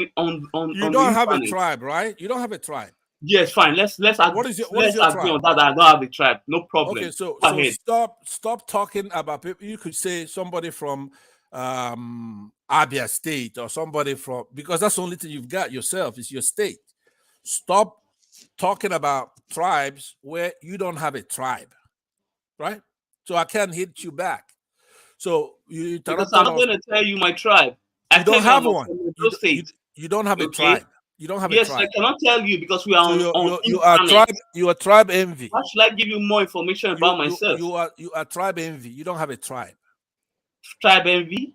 Yeah. Envy of what? If somebody does something to you, envy of what? you could then knock me by my state because that's the only If, thing you hold on, got is your state. if you observe, then If I'm even the Enugu state, minority tribe, if even I'm the an minority Enugu, tribe in Nigeria, they don't pardon, cry as who? you guys. You They don't don't have a come online and you cry don't and have cry and a cry. I They don't care rather what you do. You compete. don't have a They rather tribe. compete with the rest of the No, you like to of the come and nation. set But two this you tribes. guys fight You for like to everything. come and have two You want tribes everything fighting. to be handed over to you for free. Yeah. You don't know how to compete in politics or nothing. Let me ask you something. In your You want Edo the state, presidency to be given to you. what can you compete? Let's say somebody from Enugu State. What do you have in Edo State to compete with an Enugu State? Okay. What do you What do you have have in above the? what do you have in do you Enugu have State? more? What Do you have more have? degrees? What do you have? What do you have? What do you have? Okay, so What do your state have? Well, let me tell you. Let me tell you Yeah. something. Now, by the way, I like at least you took that correction. When you're gonna be discussing something with anybody you consider to be from the Southeast, find out their state, and then if you want to be general, talk about their state. Don't go Tired aiming of your hearing gun all at these fake the news, all mighty these without facts. Igbo tribe This is that what where causing division you in the country. don't have a People will goddamn come online tribe. and be saying all sorts of BS. He did Yeah. this, he did this, he did this, but you don't have the proof. Like what? What did I say? Give me what? What did I say? Give me. That Tinubu is he killed his opponent. Do you have the evidence that he killed I was Fashion telling you, I Williams? was giving you the evidence, but you're not listening. Because you don't have it. You You are just interrupted me. quoting. Okay, so why don't you then wait for the tribunal who's looking at it? Hold on. The tribunal. Let me tell you something. The Let me tribunal. tell you in the tribunal right now. Could you hold on? The Let me finish what I'm saying. Now, hold on. let me finish. Let me finish. The Let me president finish. will remain Let president. me insist Nothing on will this. happen. Nigeria Let will me not insist. fall. Nigeria will not break. You Maybe you're understand right. me? Maybe you're You right. will come Okay? online and complain and cry also. No, We'll I be will here not. watching. I will not. If the tribunal doesn't do the right thing, we're gonna get in gear to make him do the right thing. Okay, I'm not gonna complain to you. That's what You've all never you seen guys me. see. You never heard me. You saw the Fulani tribe for 8 years. Okay, Then when it there comes you to go. election, There you now go. Talking pretend about that you not tribe. like them, that they should You come like to, to, they because should you know. come Let in me and tell vote you, for you. UFC. Let me tell you what it is. You think People like the you Northerners who are don't, stupid. you don't have a tribe. So your job in Nigeria is to set two tribes to be fighting one another, right? I just asked you, what's your tribe? I You don't don't need have to one. even see. The thing is that the good thing about the South is that you don't even need to push them to do anything. They by themselves know how to divide. It is as simple with their words and the way they do things. Okay, thank you. So Thank you you. don't need any push. You don't. You're right. What is wrong with that? That's Nothing. the way It we is are. good. But see, Okay. the reason why I'm tired is that if you want to, one of your leaders, you want him to become president, at least those that will support you in the future, don't insult them now. Hold on. And Who when it won? comes to Who time won for Edo State? election, and Who start won playing Who won everybody your with them. state? They Who are won fools. Edo State? Who won Edo State? Your state. Who won? Yes, Peter Obi won. Okay, then. So and so what? So what are you talking about? What are you talking? I mean, your point is you're making P2B to be a southeastern or Igbo candidate, and it's not. He won your state. He won Lagos State. Let me ask right? you simple. He won. Hold on. He won. Now, Yoruba people are being called bigots. But that's not your business because you're not Yoruba, right? What is your tribe? Hold on. What is your tribe? Some of them vote for Obi. Some of them vote for Obi. Penifere vote for Obi. But if you look at the result from the southeast, Tinubu did get up to 5%. But who are the bigots now? Is the Yoruba, not the Igbo. Okay, so you make an important point there, right? Hold on. Yeah. Let me answer you because I encountered you about a month ago. The first time I saw you was about a month ago with two Niger. I don't know if you recall that discussion between the three of us. Do you remember? Do you remember you and I being in a conversation with two Niger about a month ago? Yes, of course. UFC. Okay. I know because that's the reason why I came in, because I hear your voice again. You are into the election BS again. All right, thank you. I just want you to know that I do recall you coming in with the same kind of sentiment. But I boiled it down for you then, and I'm boiling it down for you now. You are behaving like a minority For example, here in the United States, the Jews play that politics in But the at U.S. least you are not Congress. majority. You are not majority in Nigeria. You're also a minority. Can you let me You land? understand me? You are not the majority. I know, but can you let me land? Let me land. My point is not nasty. It's not trying to pick on you. I'm trying to tell you, it's a normal phenomenon when you have a tiny minority, and all they want to do is to have two big giants fighting, right, all the time. But what they forget is that when two elephants fight, those little ants get crushed in the grass, right? Which is what's happening to you. For example, when the first And time you I can came on say this that. program, I'm okay are with you? that. I'm not going to cry over that. Go No, ahead no, I and speak. understand. I understand. Let me tell you why I said that. The first time I came on this show, there No, were you about. don't have to explain why you said that. Just Are say, you sure? give your opinion. I'm okay with it. You can insult me. I'm Fine. not right. Trust me. You're a youngster. No, it's okay. I want to be able to tell you why I'm doing something so you know. I'm not against you. Trust me. The No. phenomenon of See, it's you called can say whatever band. you want. I want you I'm to okay with I it. want you to Google it. It's called bandwagoning effect. That's what minorities do, right? Weaker people do that. Okay. If you are not strong, you try to If you use the bandwagon. word, Hold on. When I'm making a bandwagon point. effect. Okay. I know the Just people Google that it. does, I'm not. I I'm know not. the people that did that I'm in not the making. past election Hold who just don't people see. on. You see, I want to explain something to the audience and wagon yourself. It's called bandwagoning wagon effect. effect. Yes, I know Yeah. about it. What is But it? you guys are the one. Hold on. What is it? What does it mean? You guys are the one What does it mean? involved in bandwagon effect because What does it if you mean, look though? at it, hold on. Majority of the people they said they wanted to vote for the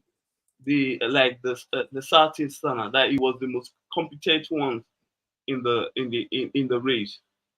But have you heard both of the three of the candidates speak? If you are honest deep down when they answer questions, have you seen the way they because Obi, I have listened to Obi. When they ask him any question, he hardly answer anything. Hardly. It will bypass this question and answer another thing. If you pay attention, listen to him speak. Okay, Whenever all right. they ask him Remember, question, that's not he what we're doesn't. talking about. I am not here to defend Obi. You may be right in what you're saying. But a lot of people voted for him and said he's the most competent. Right. Okay. But hold on. I don't know if you watched Dr. Damages on last Saturday, about a week ago. Did you watch the guest that came on that show? Yeah, doctor. Yes, the doctor. Dr. Wumi, right? Okay. Dr. Wumi. Yes, I watched. Right. I watched it. Do you think he's a rational person? Yes, of course, because he gave his opinion, and I agree with some of his opinion. Okay, good. You do you think he's educated? Yes, he's a highly educated man. Yeah. Okay. Do you think he knows history and historical figures, especially in Nigeria, more than the average person? Right? You do? So, do you think he's a good man, a patriot? Transfer. The man was only telling you what you wanted to hear. You didn't want to be insulted in Dr. Damages. Hold on. I watched that show. That man was telling all of you what you want to hear. Hold on. I'm not going to say he's a patriot. All what he did in that show is that he just gave his opinion. I understand, but what I'm saying, and he also gave them what he wanted to hear, so that way they don't insult him. As a matter of fact, he was treading softly. He said, I think he was at the point it was measured. They were calculating and watching what he was going to say. But when he was started towing that line of obedience, they gave him soft landing. But okay, but hold on. The interview itself was a shit show from get go. Hold on. I was gonna ask. Let me say something. The reason why hold on. USC, don't want to speak the truth is that hold on. They don't want to offend. They don't want to offend our Eastern brothers. Okay, they don't want to ask speak you. the truth My and next offend question our to you Eastern was gonna brothers. be: For me, do you think Dr. Wumi is a coward? Do you? What will I say? No, Is a coward? He gave his opinion. Oh, hold on. Okay, do you or do you not? I mean, anybody else could answer that. Do you really think that Dr. I'm not going to call him a coward. But you're not, right? You think he's I'm not going to courageous? call him a coward. But he gave his cannot opinion. be But intimidated. opinions are not facts. Okay, hold on. Okay, Mike, do you think Dr. Wumi is a coward? Coward in what sense? in the sense that because he's because you have an head. because I'm not going to he was insult him. afraid of say obedience, or because he's afraid of Southeasterners, or he's afraid of even the owner of the show. Not, But I'm not hold on, saying they please. are afraid. They don't just Look. want to say it You so know, that the only thing that person irritates answer. me, the only thing that irritates me is when somebody's not being civil. We're having a conversation here. Relax. So my question to Mike and Adewale and yourself, you want to answer it, is: do you think Dr. Wumi is the kind of person that would say he will support Obi because he's afraid of the crowd, or the host, or me? Because I did have an engagement with him. Are you saying that Dr. Wumi, who's written scores of articles against he's been in government, against the most brutal dictators, he's been against Buhari, he's fought the good fight against people who could actually do something to him. You are saying here, without shame, without respect, you're saying that he's a coward. Nobody says a coward, Pastor. Who says the coward? Nobody call him coward. Well, You are the one asking. if you say half a dozen, you mean 6, right? If you say that he would do you want me to say give you my he gave the opinion answers about he gave because No, he didn't want to deal with the headache of the obedience. He just didn't have time for you guys. So he just have to agree with your rubbish and just move on. Because That's I'm all. not the person that is speaking now. You are the one who accused the is it the journalist, former journalist in Sarah reporter, that he was biased against former petroleum minister and. Oh, so you did watch my Yes, deal I with my did. gig with him. It Because if wasn't you observe him. what It you hold wasn't on, if him. you It observe what wasn't. you did there, Yeah. you single out the people from your tribe only that you believe he was biased against. But you did point out But other it people wasn't that him. It was not him. I said the organization, not him. yeah, the organization. But you did he point out other no, other him, people, other tribes. So you but guys always claim that other UFC, tribes are bigots, but you are the one. Because what you did there, you only point out people from your tribe that you thought he was hold on, but you biased see, against. you are the only one here who talks about tribe. Nobody else is talking Yes, tribe. because I have You to know mention why? it Because because you don't have a tribe. The people you single out and mention their name, they are from your tribe. You're from Edo. You don't have a guys will tribe. not let anybody interject. You just Go going ahead. at this Go with ahead. each This other. kid is just See, annoying. let me speak to that. I'm tired of the older generation causing division and Adewume's creating division in the interview. country. You know, if You you guys have put us in studied, this position. hold on, man, hold on. Pastor, if you have studied Dr. Damages very well, when he conduct interview, he put his interviewee in a very comfortable position. How do you will see him throwing jabs or putting them in a tight corner so that they will be free to express themselves and express it freely. But at a point, this man was sounding, you know, he may be academic, may be good in academic and all that, but when what he was saying at the point was not actually, to me, wasn't coherent enough. What, as someone who had contested for governorship, California, twice or three times, I expect him to be more. He wasn't fluent. At the point, it was. That's not the same. That's not the same guy. Hold, You're wrong. That's not the same guy. Dr. Adewomi, the interview last week. I watched the show. I watched. No, but the he interview. didn't contest for anything in California. That's not. You're talking about the. I guess a week. No. I remember the one you were talking about. Oh, that old man in New York. Oh, okay. I thought you were talking about the one that was in the Californians and all that. Well, yeah, if it were to be for that particular man in New York, I think he was. He too was playing safe at the time. At the point, he was. It was more or less meeting the obedient in the middle, because they both agree that Nigeria's situation is more than meet the high and all that. But where he disagreed with them was, I believe, when he was talking about the system itself in general, how what he believes and all that. And a lot of people on the show were actually not in agreement with him. But the last interview with the one in California was one I was trying to speak to, because that one was just a messed up interview. The man wasn't able coherent at the point. He was churning out the conspiracy when he was talking about turn by turns and all that. And I was like, wait a minute.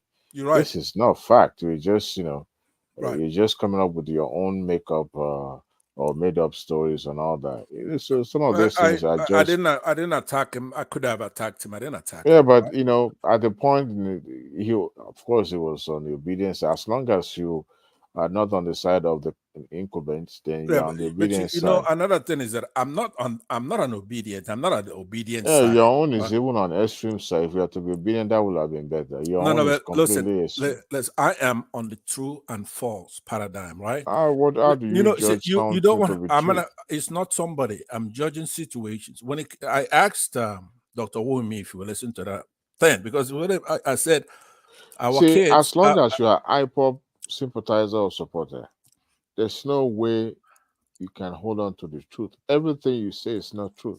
Okay, are you trying to derail us or send us way back? Forget about IPOP for now. There's no. Let me that's not what we're talking about. That's not what we're talking about. Pansa, let me go a little bit more deeper.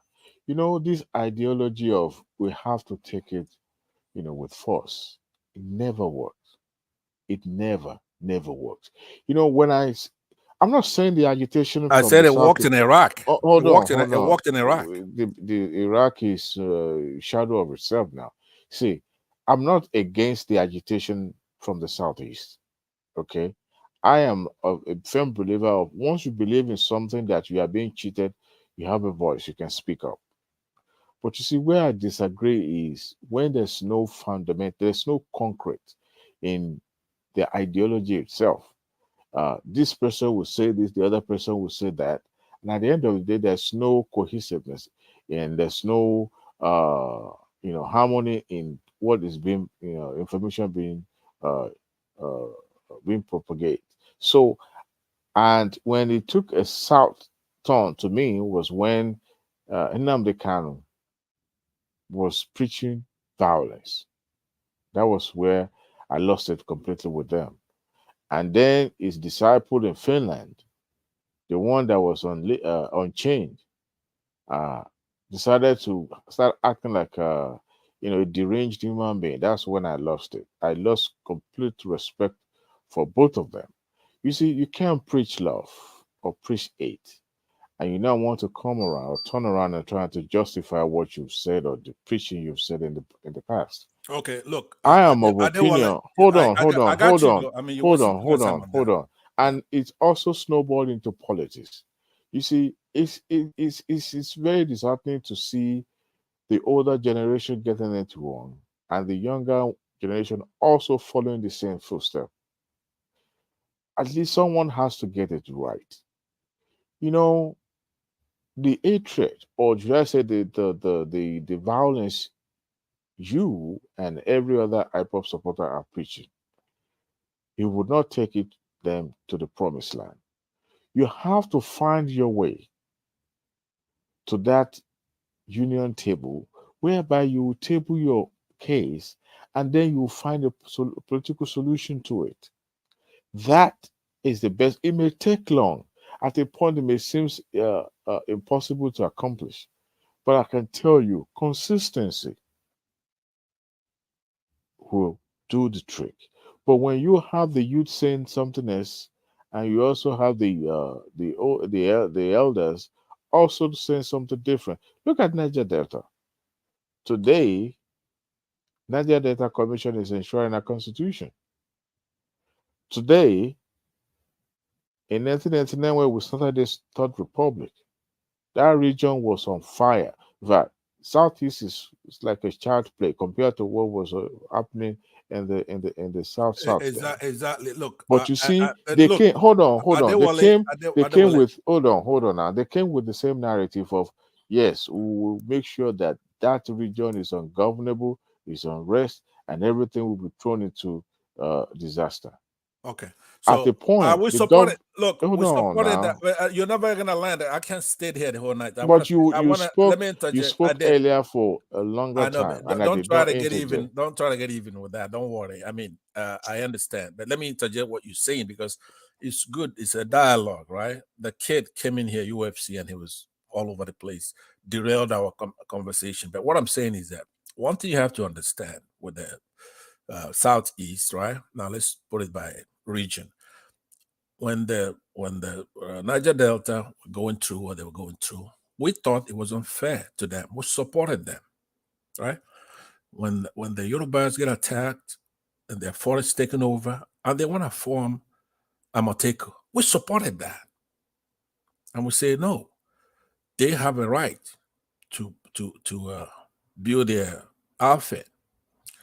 Anybody, it could be in Benue, and they want to create something in their constitution to prevent people from taking cattle and menacing them and killing them, taking over their lands. We support anything that's progressive in the country.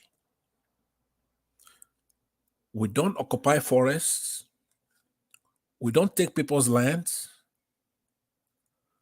So what is the problem? Like this kid here, UFC. But you're trying to claim even Southside as Biafra. Let me land. I'm telling the truth, right? Let me give you the difference between what the Southwest leaders did and what the Southeast did. No. I'm not talking about that. Hold on. They handle the security are you issue. only a host when I'm talking? Try to control this kid. Try to mute him because he keeps interrupting me. I'm making a very good point. The point I'm making is that he comes in here with a strategy employed by weaker tribes or weaker states or entities. People who find themselves in a weak position is to bandwagon.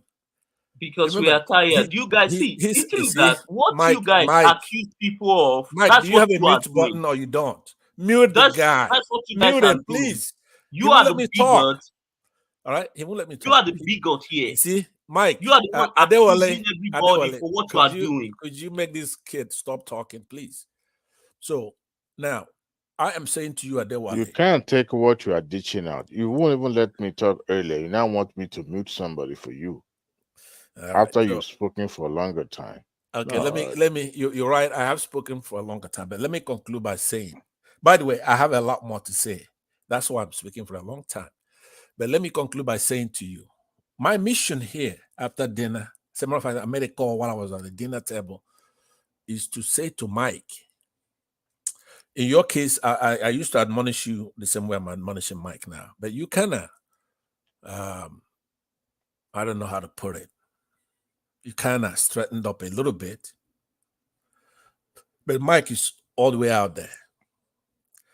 And usually, when I listen, his reason are probably what kids say in the chat room about Yorubas, or historically, what's alleged to have been said between us. And we have ours. Answer, if the care is not taken, your people, they will miss the chance of being in charge of the affair of this country. No, but what is there to cherish about that? Being in charge, I don't even think the average Igbo person cares about that president. Yeah. Honestly yeah, speaking. right. Now I'm telling you, right. When the entire region voted a mass for that something. Listen. The only people who care are one Nigerian. Okay, real Igbo people. You see, the only people you guys know. They did not care, but they voted 98% for their son. If you go and look, that's the same way they voted for Atiku, for example. When you have that's not true. Go and look. All right. When they voted with them, the PDP, just those two parties alone is enough to demarcate, to differentiate the two. Okay, APC, the evil party. So the other regions are not matured enough yet, like the Southeastern. And I'm going to tell you why. This is not knocking them. It goes in metamorphosis. Okay, if you look at metamorphosis, there are two types of metamorphosis: the complete metamorphosis and the incomplete metamorphosis. Because of the war and other reasons, the Southeasterners went through the entire complete metamorphosis. They went because they're like a butterfly. They went from the egg to the larvae to the pupa, then to the adult. Okay, each one of the stages in that type of metamorphosis, the youngster is very different. The egg is different from the larvae. The larvae is different from the pupa, and then to that adult. Right, and it emerges and it flies. But the Yorubas and the other tribes, they underwent what's called incomplete metamorphosis, like the cockroach. They went from the egg and then emerged as a nymph, looking like the adult. Do you follow me? It's metamorphosis, but you didn't go through the complete metamorphosis. You just emerged as an adult, right? You look like an adult, but you're a nymph, right? You don't have wings, you can't fly. But every other feature, you look. So that's what's happening. The other He tribe. metamorphosed into confused people. That's what happened. Man. See, he's The way taking you it. guys conducted yourself, you're confused, man. That's what happened to you. he's taking it as a tribal war, right? But let me finish. Listen to this, Mike. What I'm saying to you is that we want progress in the country, right? We are not all the same. Like me, I'm different from Namdekano and Simon Eba, right? I understand what they're trying to do, but it's woefully inadequate. So I'm not against them, but they are to my left. We have to use our head here. We can't take that country. And that's going to be the only salvation that Africans have, because if we don't, we're going to be in perpetual regression until these people kill us all in that country. We can't let them do that. They're weak. It's about 1,000 people talking Mike, nonsense. I would have believed that you guys would have been able to fix the country. What was but that? with the evidence on ground, I don't think you guys can do the same also. Yeah, we can, because after like I said years, before, you know, let me end by telling this to you. There's the guy that I quoted earlier. His name is Mr. Shalabi from Iraq. There's something that he said that's remarkable, and it's indelible in my mind. He says to the United States, he says, look, when America punishes her friends and rewards her enemies, the world makes progress. That was a remarkable statement.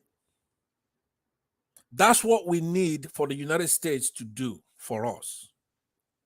Either stay out of it, make sure Britain stays out of it. Let us handle it. Let the Igbos handle it. We can handle it. If the West, hold on. Let me land. Hold on. Let me say this. Even without the Britain, the America, it will end up the same result as it were before. No, it's not, because it will. When we I'm telling you, because you went in the war. I was in the war. Let me land. Let me land. You other generation want to lead the new generation into disaster again, because you don't think you believe everything is done by violence, and violence doesn't end Germany and Britain, right? Britain would never let Germany rest. Especially, they went into First World War and they lost. So Britain were just sucking it to them, right? But eventually, the Germans went back again. They did lose the Second War. With American help and everything else, they lost. But they won a perennial peace after that. They were left alone after that war. Because Britain, they got to see what these people are made out of. So it's the same thing that we have. They were not left alone after the war. It was until 1990 that the Berlin. Whatever. Yeah, but what I'm saying, the process of say United States occupied for about 50 years. Right. Okay, but at least they without the United States, they were going to take over that Europe, and they know that. So what I'm saying to you is that what's going on in Nigeria, right? Remember, the good forces are coming. It's not the Igbos, it's not the Southeasterners, it's everybody who wants the right thing in that Africa. Okay, even African countries are on the side of the right thing, right?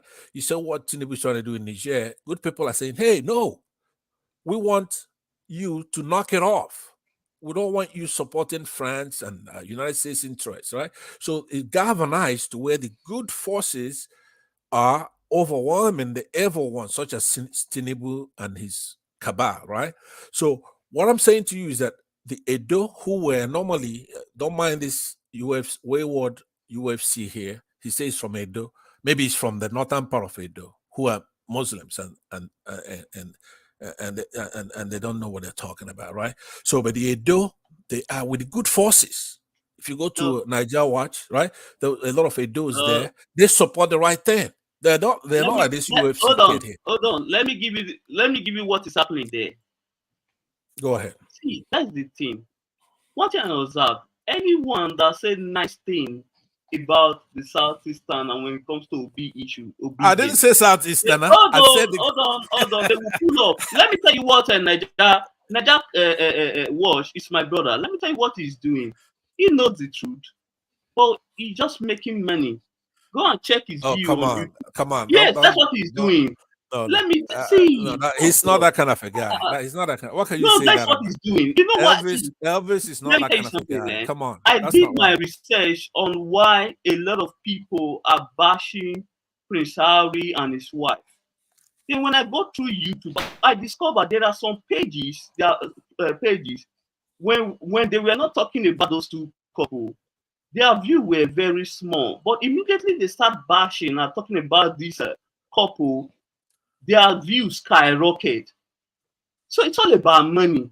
When That's not people true. come and say all kind of things about obedience, they are just gaining popularity and Okay, making hold money on. from views. Can I ask you something? It is as UFC. simple as Naija that. was using them to grow his channel. They don't even Thank know you that. very much. That's But not And people then are not collect donation from them. That's all.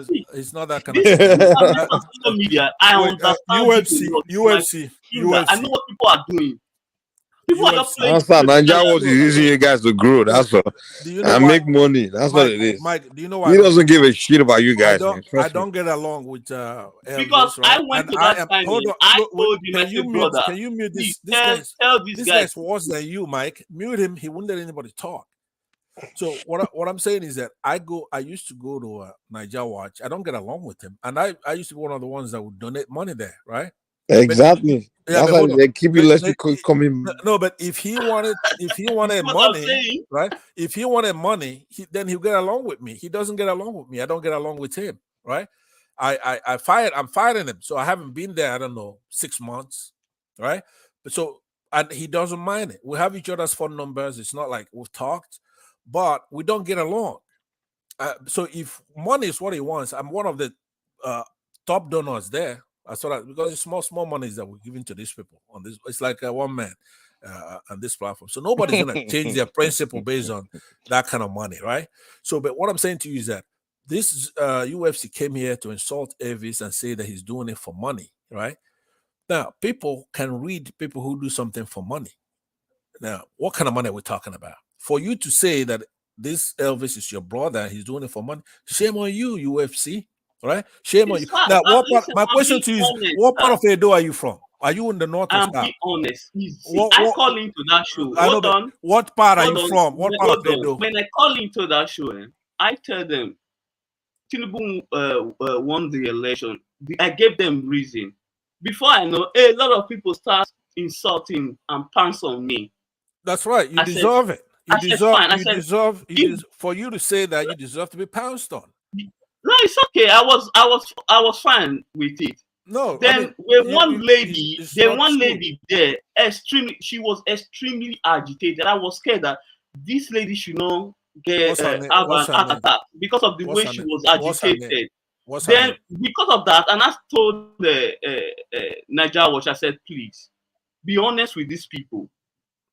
Be honest. Just tell them you have the you are educated, you have the information. Just tell them the truth. Even Which if is what? bitter. Which is what? Because it was regarding the issue of I think the last court case. I don't know the issue of the last case before the swearing when they said they are not going to swear the president in. And I told them just tell them the truth that it will be impossible for that to happen. The court will not rule in favor of that. Be honest. Okay, but wait, UFC. Okay, let me. First of all, I want you to apologize to Elvis. He works very hard. I disagree with him on things, not in the issues, right? I really don't think if it's your brother, like but you said. If I was the owner of the channel, I would have told the people. Could you hold on? It would be possible for that to happen.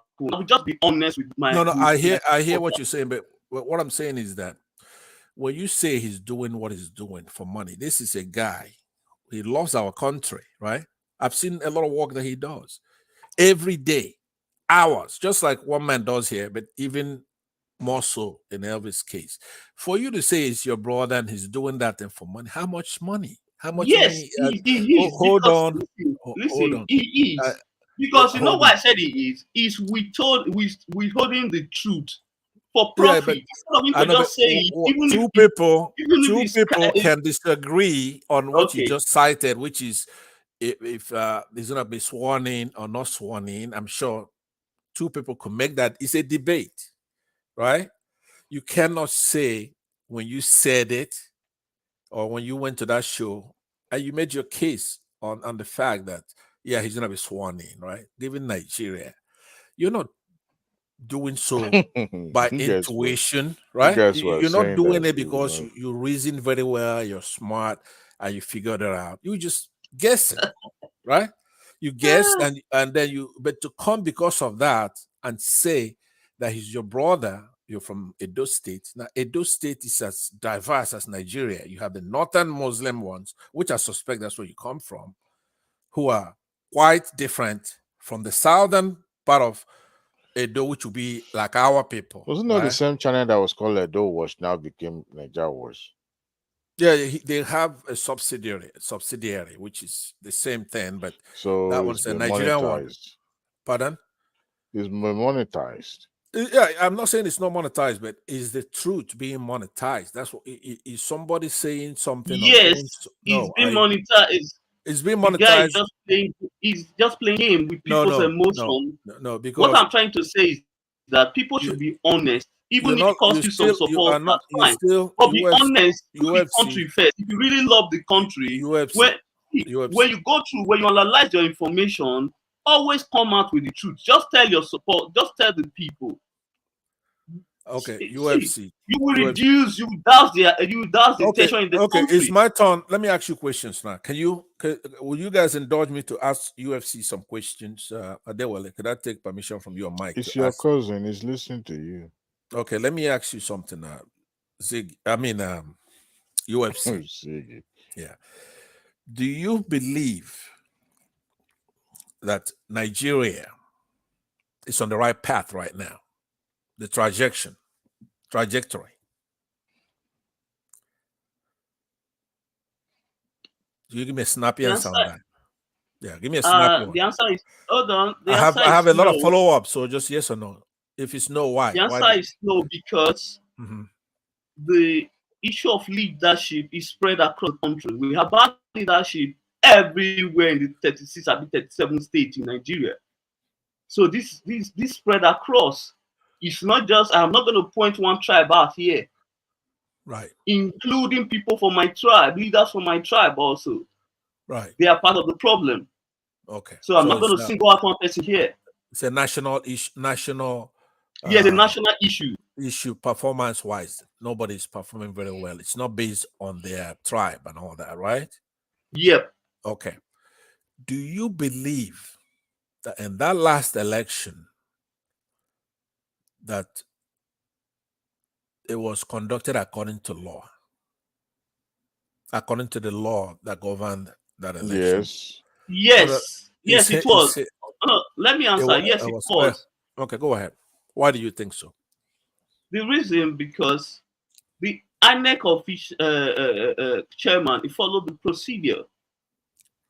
Yes, they didn't post the result at first on time, but the posting of the result take off that very day, that very Saturday evening. They started posting the result on the 25th of that same February. day. In the evening of it, they started posting the result of the election. Okay. If hold on. If you're saying okay, he conducted the election according to the guidelines, right? So if you were to find out that the guideline clause 38 of that guideline calls for that election to be transmitted from the polling unit, right? Now, this is not an opinion thing. You don't have a choice in it. That's just what the law says, that the election results should be transmitted from the polling unit directly to the center. Yeah, I'm almost on. That's what you are reading. It's not from the Constitution. It's from the INEC rules, right? Rule book, not from the Constitution. Exactly. Because the Constitution is focused on the hard copy of the election, not the transmission or whatever. It's from the original hard copy. Okay. That's the evidence you need to provide to the court or anything, not what they post on social media or anything. Okay, but on the website. listen. The point is that you are making a differentiation between the Constitution and that clause 38 of the electoral procedure and guideline, but there's also the Electoral Act, section 60 to 65, that gave authority to INEC to pick the date of that election and do that procedure and guideline, which are extensions of the law now, right? So that Electoral Act of 2022, it's in tandem with the Constitution, but it's an electoral act that was passed by our National Assembly, ascended to by the president. So they're all laws, right, that gave INEC, for example, INEC, when they published that procedure and guideline, they picked a date for the election, for example. They picked February 25th, right? So they couldn't, after they publish that and it becomes law, right? There are people who would use all kinds of nomenclature, right? I mean, I call it law, right? So if, for example, they conducted that election after they published that thing and they picked February 25th, they couldn't, for example, run that election on the 10th. Let's say Mahmoud, hey, look, I know you guys are waiting for the 25th. We published that in our guideline, but we now had it on the 10th. And here's the winner, right? They couldn't do that because that 25th is sacrosanct. That's the law. Now, they have the power to change that, but it's not Mahmoud. It's not going to be him. Say, look, I changed it. They have to go back as a commission and then vote on it and then come up with another date, for example, on another. So that's the way it works.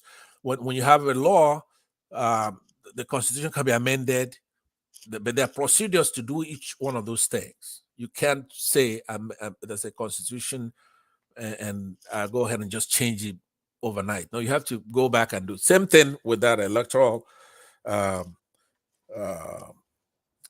clause. On that clause 38, procedure and guideline, that is what it is. He cannot change it unless it goes back to the commission and they do it as a commission. Mahmoud couldn't go on TV like some people say, oh, he says it, he changed his mind on it. He doesn't have that kind of power. So that's what I want you to understand, because you're just talking as a layman and say, oh, they did it exactly the way it's stated. No, because that law also specified that if you, for whatever reason, you're unable to transmit that result from that polling unit, then you cancel it and rerun. That's the way it does it. And also, if you tamper with that and you don't do that, then it says you go to jail for 6 months and you pay 500,000 naira or whatever it is, million naira, right? So that's the law. So I was telling that day earlier, we cannot be in a country where there are laws there, and then you're gonna come out and say, hey, do your worst. Tinubu won the election. That's bullshit, right? That is language. In this, yeah. So what I'm saying is that it's now time for us, now for any good African, even if I was born in Togo, once I know this is going on in Nigeria, I will don my helmet, get my AK, and go over there and do that battle, because that's the battle we have to do in Nigeria. Okay, the law is sacrosanct, right? Technology, true and false. Those three things. You see, and for anybody else who comes and they say they're gonna go any of this, the good thing about this conversation is that the court will prove INEC right. You understand me? When the court, when they deliver their judgment, right, the court will prove INEC right. You see, they were clear. See, people, I always tell people, if you want to remove incumbents in Nigeria, it is simple. You have to go back to history. There's a way APC removed PDP from power. You know why? It was because of the unity of the opposition. Because the opposition, all of them came together. Let me call the names. Kwankwaso was part of it. Atiku was part of it. Buhari, Bukola Saraki, a lot of political heavyweights, they came together and they united. They were able to remove PDP from power. This past election, I told a lot of people, I beg, even some of the obedience, I said, I know Atiku will not step down, but if Obi can step down for Atiku, so they can unite, they'll be able to remove APC from power. But I was insulted, I was bombarded. Even there's this other guy, You should be. Hold on, this activist, popular activist in Nigeria, Deji, same thing with Deji. Deji said same thing. We were bombarded because people were being too emotional. They didn't see the bigger picture. We saw it coming. I know, but what you just said is ridiculous, though. I mean, no. How do you miss it? How don't you get it? I mean, what you just said Listen, there. No, hold on. Could you guys can miss you it tell me? because you Can know you why? tell me? Can you tell me what part of Edo are you from? What part of Edo are you from? What part of that state are you from? Can you tell me? I really want to know. Are you from the north? I'm from Benin. Can you speak Benin language? Then let me respond to you. Then you know I'm a Benin boy. No, I believe you. If you say I don't understand. It's like you thought that everybody in Benin, like Edo speaking, that they all support obedience. This is just a fake news you are okay, projecting all right, here. okay. By the way, I appreciate that, and you didn't have to, but you told me where you're from. And unfortunately, there's a few of you over there. You can speak the Benin language, and I will respond to you. No, I cannot speak. I cannot speak. Okay, I cannot then. speak. Okay, but I believe you, though. I'm not doubting you. I wanted you to answer that, and you did. You're sincere. I believe you. But what I'm saying to you, though, particularly you, UFC, I'm very surprised at you as a young man, right?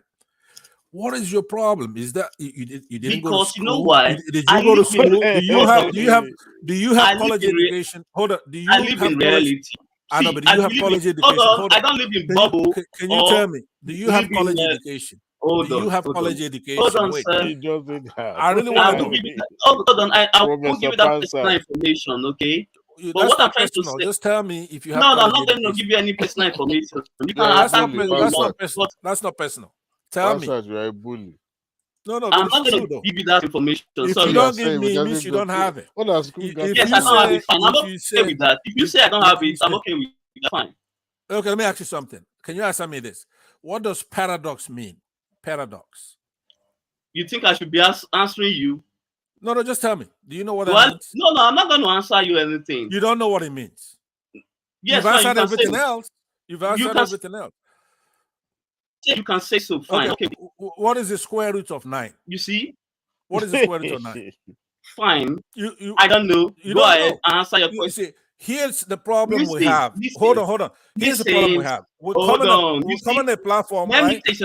In Nigeria, we're gonna let somebody who is not educated, right? You don't have education, but you want to come here. Hold on. Let me explain. You want to come here with primordial. You cannot. Hold on. Antediluvian. You cannot battle me in this debate, and you are bringing up other things because you need to go to school. You need to go to school. You are spreading fake news here. Because once you go to school, you will understand. Okay, hold on. With your education and exposure, what have you done to develop your region? Okay, can I tell you? To impact life there. What have you done? Nothing. You are there in America, wherever you are, developing other people's country and be there causing trouble in your country. I know, but can I answer you? Let me answer you, because that is one thing. See, I've been trying to figure you out. I don't get it. You say you're from Benin. Because you cannot figure me out. Hold on. But you see, the problem is that you think that our dignity is in our buildings or our roads. No. That's a mistake the Northerners make all the time, right? The thing is that the Southeast is so livable. Make Southeast livable for people to stay behind instead of running away from there to other states. Let me Make answer the you, right? region livable for your people. If you can do that, then I'll take you serious. Did you go? It seems you went to evening class, evening school, right? And you're accusing someone and asking the square root of 9. Yeah. You are a real bully, man. No. What it is that I kept trying to figure out UFC, right? You don't have to. And now say it's he's from my door. been What else he's do been you need irrational. from him? Oh, no, but because you know the reason why But he's surprised that never dawned he on finally me met that- an adult man who does not support No, obedience that's and their not what it movement. is. So No, he's that's not what it is. surprised. I just You told think you that everybody in Benin I has some used to go to that Niger Watch. I don't get along with them over there, right? So I have a fight with them. Every time I go there, I have a fight there with them, right? So, but that's not the point, though.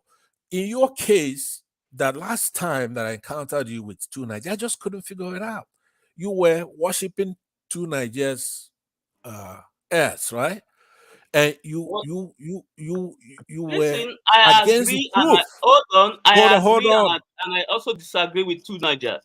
You Okay, hold understand on. But me? I'm saying. I agree with Oh, some by of the his way, points, and also disagree with some of his how points. old were you when you left Nigeria? How old were you? Can you tell me? It was 13 years old. No, hold on now. I'm in Now, Edo this is not a State joke. here. I live in Edo State here. Oh, Even you're did back Nigeria. home. Yes, still He back never home. travel. Oh, Yeah. okay. All right. Okay. The man never travel anywhere, and yet you're Okay. accusing I him got it. of Okay. See, you that that's you've been in America see, for 50 years. Now What I a finally, fool. you see, I have to apologize to you because I kept trying to figure out what is the matter with this kid, right? But you see, you're back home, you don't have a boot to piss in or a window to throw it out of, right? Because our internet in America here, that is YouTube that you're on, right? It's an American thing. Even these British people that you see around here, like Adewale and who's the other kid here, right?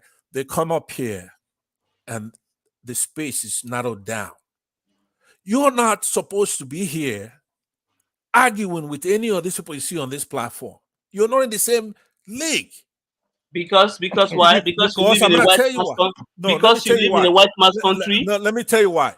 Now, when I left Nigeria, right? When I left Nigeria, okay, I was as sharp as they come, right? I was smart, right? Yeah. And I was courageous. I was brave. I was a tough guy, right? Okay. But I left Nigeria. I stopped over in Frankfurt. Then I came to America, right? I came to understand how dumb I was, right? Until you left, because you're back home, right? Anymore. You have never left. The day you step your foot outside of that Nigeria and go to, say, New York, Atlanta, Los Angeles or whatever, you're gonna know how dumb and stupid you are, right? Because nobody's gonna understand what you're saying. You're not gonna understand what anybody's saying for a couple of years, and you'll be dressed like a bum, right? You'll be the most stupid person in your city, right?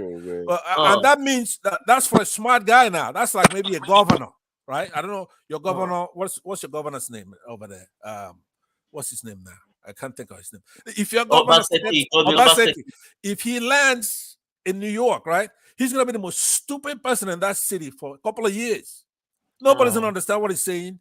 He's not gonna understand what they're saying. He'll be doing everything wrong, right?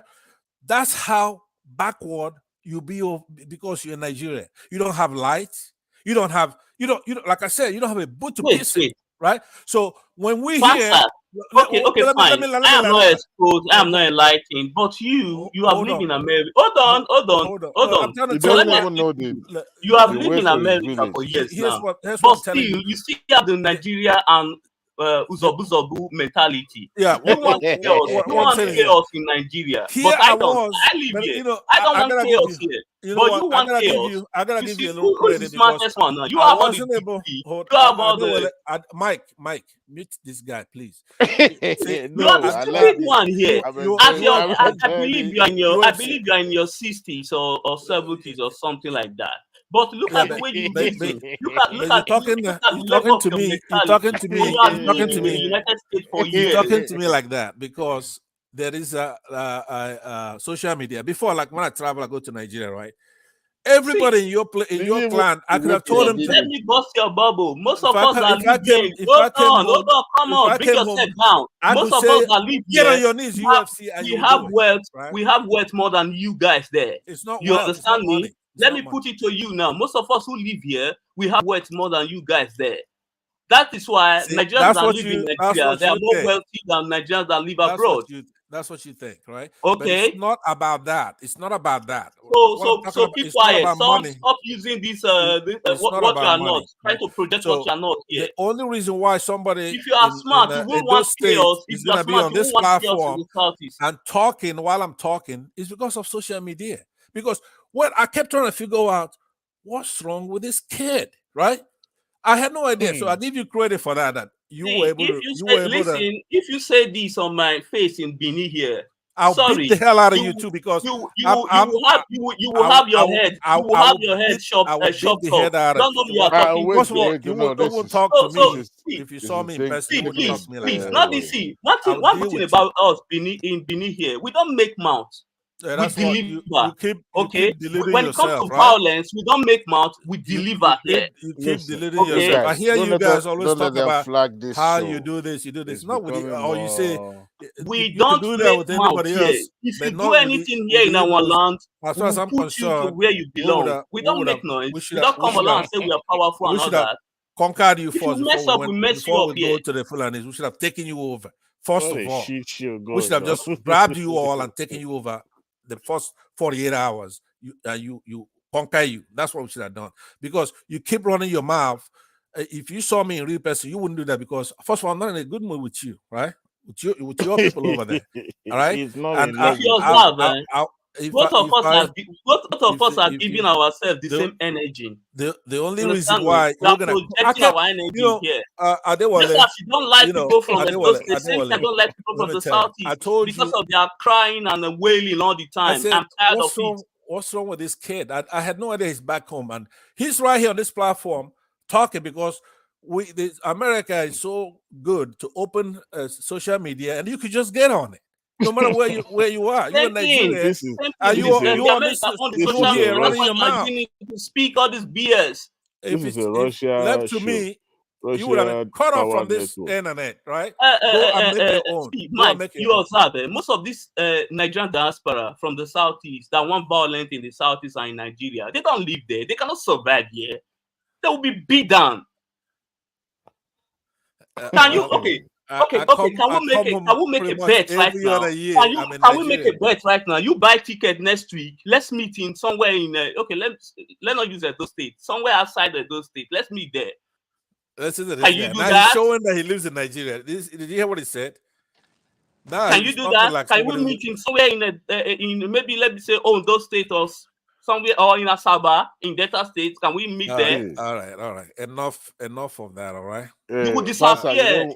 Now that I know he's in Nigeria, I'm never ever gonna spend 1 ounce of energy talking to that kid, right? Because you know why? Not because you live a bunch in of the United bullshit States doesn't mean you know more than people that live in Nigeria here. You don't know more than people that live in Nigeria here. All you get is the news we want you to hear there. But sometimes that's the thing. Get your news from WhatsApp. I forced it out of you eventually to show that people such as yourself in Nigeria, you're fighting Nigerians who are in diaspora. You think you're smarter than we are, right? When people come home, you rip them off. The reason why we believe we are smarter because most of you don't have the lever, lever to join the political structure in Nigeria and wrest the power from them. You don't have the political, you don't have the lever to do that. If you have the lever, do you see that it's not just me? This kid is insulting. It's the so-called leaders, you said they are not doing anything. Remove them from power. Let's see. Since you said you are so powerful, you guys you have a complex against people who are in diaspora, right? That's what your problem is. Because let me tell you something. I don't blame you for that is because some of us that live here, we have a lot. Hold on, we have a lot to lose. You in Nigeria, I would have kicked you. I have a lot to lose here. Go and protest. I have business here. Protest and get the government back. Here. I have a lot to lose. You don't. Okay, fine. You don't because you have second passport. I don't have. Good for you. You're just jealous. I will do everything to protect this country. you got a complex against people in diaspora because you think we're all Because I guess most of you are sellout there. we're security Most of you guards are and we sellout. sell out Sold your country out to and we're get peanuts. stupid. We don't have a Most of you gun. are We can't fight you when you come home. You rip us off and you do all kinds of things, and we just ignore your ignorant ass, right?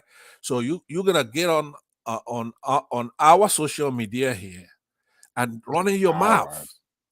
Yeah, it's our social media. They don't have because one it's back trying home. to put you guys on where you belong. Because You most see? of you, You see what I'm saying? we need to put you where you belong. Mike, over to you. Fight your mates. Most of you want to cause chaos. You said you AK-47 and call me. Do you know the terrain of this place? Do you know the terrain? Do you think you can match with the locals here? You will be beat down. See? You what now? Hey, hello, guys. Yeah, but Hey, first daddy. Come on, excuse me. you know, it's been funny for the past. It's been hilarious in the past couple of hours with Pansat and UFC. But Pansat, why are you profiling UFC? What are you trying to gain? What are you trying to do to him? No, it was just that it was a conundrum, right? Here's this voice. It's not based on just tonight, right? There was something wrong, right? If a rational person, somebody who's in diaspora, right, the choices he's making is just so irrational that I thought he was outside, like Britain, United States, or somewhere, Germany, something. But I had no idea. If I knew he's in No, Nigeria, are you saying that makes him less intelligent, or he shouldn't share his opinion as he sees fit? absolutely makes him less intelligent. Now, hold on. Before you, it's not a political correction. Hold on. Now, do you recall, Prince Daddy? Did you ever live in Nigeria? No. Yes. Okay. He How live in old were you Iraq. when you left Nigeria and went overseas? How old? 1 year old. Hold on. This serious stuff. You were smart, right? In Nigeria, I'm sure. If you were an adult, but did you leave Nigeria when you were an adult? Don't profile me like UFC. I'm trying to get to the point. No, here's my point is that normally, because like me, like I told him, I was sharp, right? When I left Nigeria, I was the sharpest person you could imagine, right? But when you land, when you got to the United States, right? To his village no more. Then you're gonna find out how dumb you are, really. I don't care who it is. The moment you leave Nigeria for the first time, you go overseas, you're gonna find out that you were dumb. No, but remember, Pansat, you also said you came from the village. Now, someone that came from the village going to overseas like the U.S. or Great Britain would suffer a great shock. Okay, to the level of intelligence and perhaps the way people do things. But quite frankly, but hold on. But quite frankly, when I left Lagos and landed overseas, I wasn't that shocked. But you were shocked, right? You had a culture shock, didn't you? Well, somewhat, because if you live in a cosmopolitan city like Lagos and exposed to a lot of things, you are already exposed to things before you got there. So it wasn't like a great shock. I know, but a little bit. I mean, that's still a shock. If you're in it goes both ways, though. You know, if a Westerner goes to Africa, also Nigeria, they too will suffer a culture shock. So it's not about. It will be counter. Okay. For example, if you left, let's say New York, and you go to Edo State, right? When you try to turn on your faucet and there's no water, then you're gonna be shocked and say, "Oh, wow! How come there's no water?" Or So they say, "Where could I use the toilet?" And they point you to the forest somewhere, right? You're gonna be shocked. You're gonna go, "God damn, where's the toilet?" Right? So yeah. Where is your village? Why? What difference does it make? I'm just saying. It doesn't make any difference. Every village is a village in Nigeria. I'm trying to profile you. I'm trying to fill you out. No, but you heard Prince. How long you been in America? How long you been in America? Hold up, Prince You've been Daddy, here right? 50 years, right? Wait a minute. I've been here longer before you were born. I've been. That's what I'm saying. That you were born. See, you're actually right, because I've been trying to figure you out. So that you've been gone for. But I go home every year though, so it doesn't matter, right? I go home every year. I've got a lot of things going Which on in local government Nigeria. you came from? Well, it doesn't matter. And I who could is come the from any. governor of Okay, your I could state? come from any hold on, local hold on. government. Okay, let me quickly ask him this question. Do you have businesses and properties in Nigeria? Yes, He I do. doesn't. No, you Yes, don't. I do. Doesn't. No, you don't. If Yes, you I do, do. And, no, and you I'm don't. about to. Let me tell you the No, big one. let me tell you. Let me give you. Hold Oh on. my Let God. me give you the reason why you don't have anything there. If you do, Why? you won't want chaos in the country. Okay, hold on. Let me tell you why you're wrong about Just that. as, Right? listen, I have See, interest you're here. I measuring have business. things. I have properties here. I don't want any chaos here. UFC. That's the reason why I'm here fighting let you me now. tell you. Let me tell you something. There's a difference between you and I, right? I don't worship money and that kind of things. Or I just told you my dignity is not in my properties, right? It's not in none of those. I love our people. I love my people. Africans, You don't. blacks, right? Let me say something. Hold on. If you Hold do, you won't on. support IPOP. You don't. Hold on. You don't like. I You don't just love your said, people. I said, Because the people you are supporting, they are I murdering said, your people there. You but don't like them. right now, I cannot have a conversation with you because number one, I know you in those states, right? You're not You should not exposed. be in this Let platform. me People who are land. extreme like Let me you land, right? Let me should not land. be in this platform. Let me land. Number one, you're not exposed. You and I are not equally yoked, right? You got no business even. The one who is not exposed. You have lived in the United States for years. I You still have profiles this you mentality to of find out that you're not even educated, let's right? You're not educated. You have respect or you worship in property, right? You're talking nonsense about property, right? But let me tell you, because just hear me out. I acquired these things by Since I've been myself talking, with my own hands. since I've been coming online, Okay, I have I never didn't talked rob, about I didn't steal to get it. I've never talked about Also, iPod, right? my family, I they have live never here. talked about I iPod, will right? do everything to But protect them. since Prince Daddy just came in, So let's if pass you it over want to Prince Daddy. war in I pass it over Nigeria, to I you. don't want war But in Nigeria. admonish this Things kid can be because done amicably. he needs I to have go. never He seen needs to any go of to your school. leaders He needs to go to school. present any motion for succession in the National Assembly. I have never seen it, and the Nigerian government reject it. Okay, So Prince what you Daddy, are go ahead and doing take is over. that you guys are playing dangerous game. They have Prince never. Can Daddy, you you show me here? any video whereby the Yeah, Southeast I'm leaders here. they present motion for succession and the Nigerian government reject it? Go ahead and take over. It's not when I want to talk now that you start talking. No, Right? Go ahead. let's answer. Let's just hit the Prince nail. Daddy is Prince Daddy wants Let's to. go at it. Can you point to me any video, anything I can watch that they present it and the National Assembly reject it? No, but It is that's not not the there. You cannot discussion. find it. You So, are why number why one. the chaos? Listen, UFC. I am not here to talk about iPop. I've never given Yes, my but you opinion are on part that. of them, and we need to discuss it because No. what you guys I are have not. doing, I have you not. guys are I'm not against. fraud. I'm You not guys are against using them. it to meet your people and No, collect money from I'm them. not against them, but money seems to be an issue with you. Know that we're not That's talking what you about money guys. here, That's what you guys right? love most. You don't have any money. You guys are the You don't greatest even know sellout what in money is, Nigeria. right? You know what money You guys is. are the So greatest sellout in Nigeria. you don't have the courage to come on this platform and talk because number one, you're not educated. Number two, you're all the way back home in a Edo state somewhere, right? Yes, You're fine. not But at exposed. least I I live just in my told you that country. even I if didn't run. I didn't run. Because see, you did Governor hold on, you did Obaseki, succeed here. You if did Governor But succeed here. You no, were a failure. You were a failure back Pansat. home here. Then yeah. you run away. You were a failure back home here and you run away. See, that's what they think about Pansat. us. You were a Yeah. failure. You were a total failure. See, educate.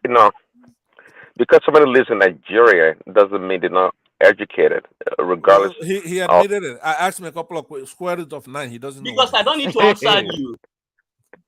Well, then what Because you is it? sound No, Okay, ask him. Ask him. it did not. It didn't want to Okay, indulge you ask him in then. trying to Okay, you profile him. No, indulge him. yeah, that's what Ask him. no. is trying to do. Ask him. Since See, he knows me. So you guys can no. ask and look and search for my information. I won't do anything. I mean, I can only agree with you, Pansat, that when people are well traveled or they've been to different places, they have perhaps a better frame of reference to a lot of things.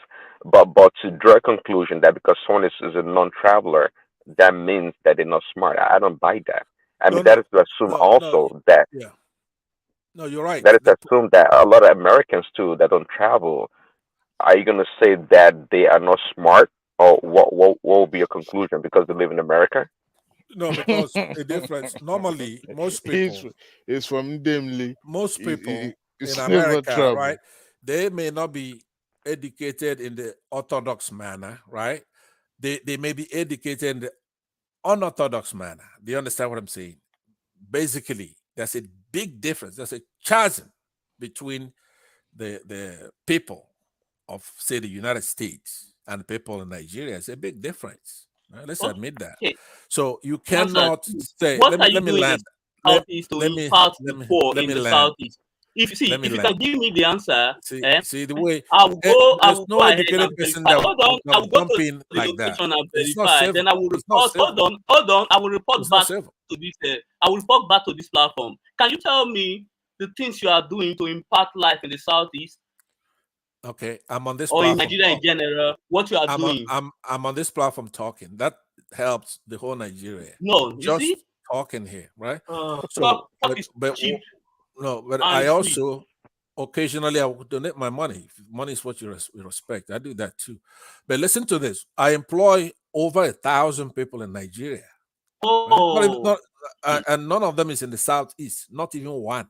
Mm. So one thing you have to understand is that this debate, when we come say on this platform especially, it's usually couched in tribal terms, right? We respond to that. And most of it is caused by people such as yourself. Not because you are in a do somewhere, but because you're uneducated.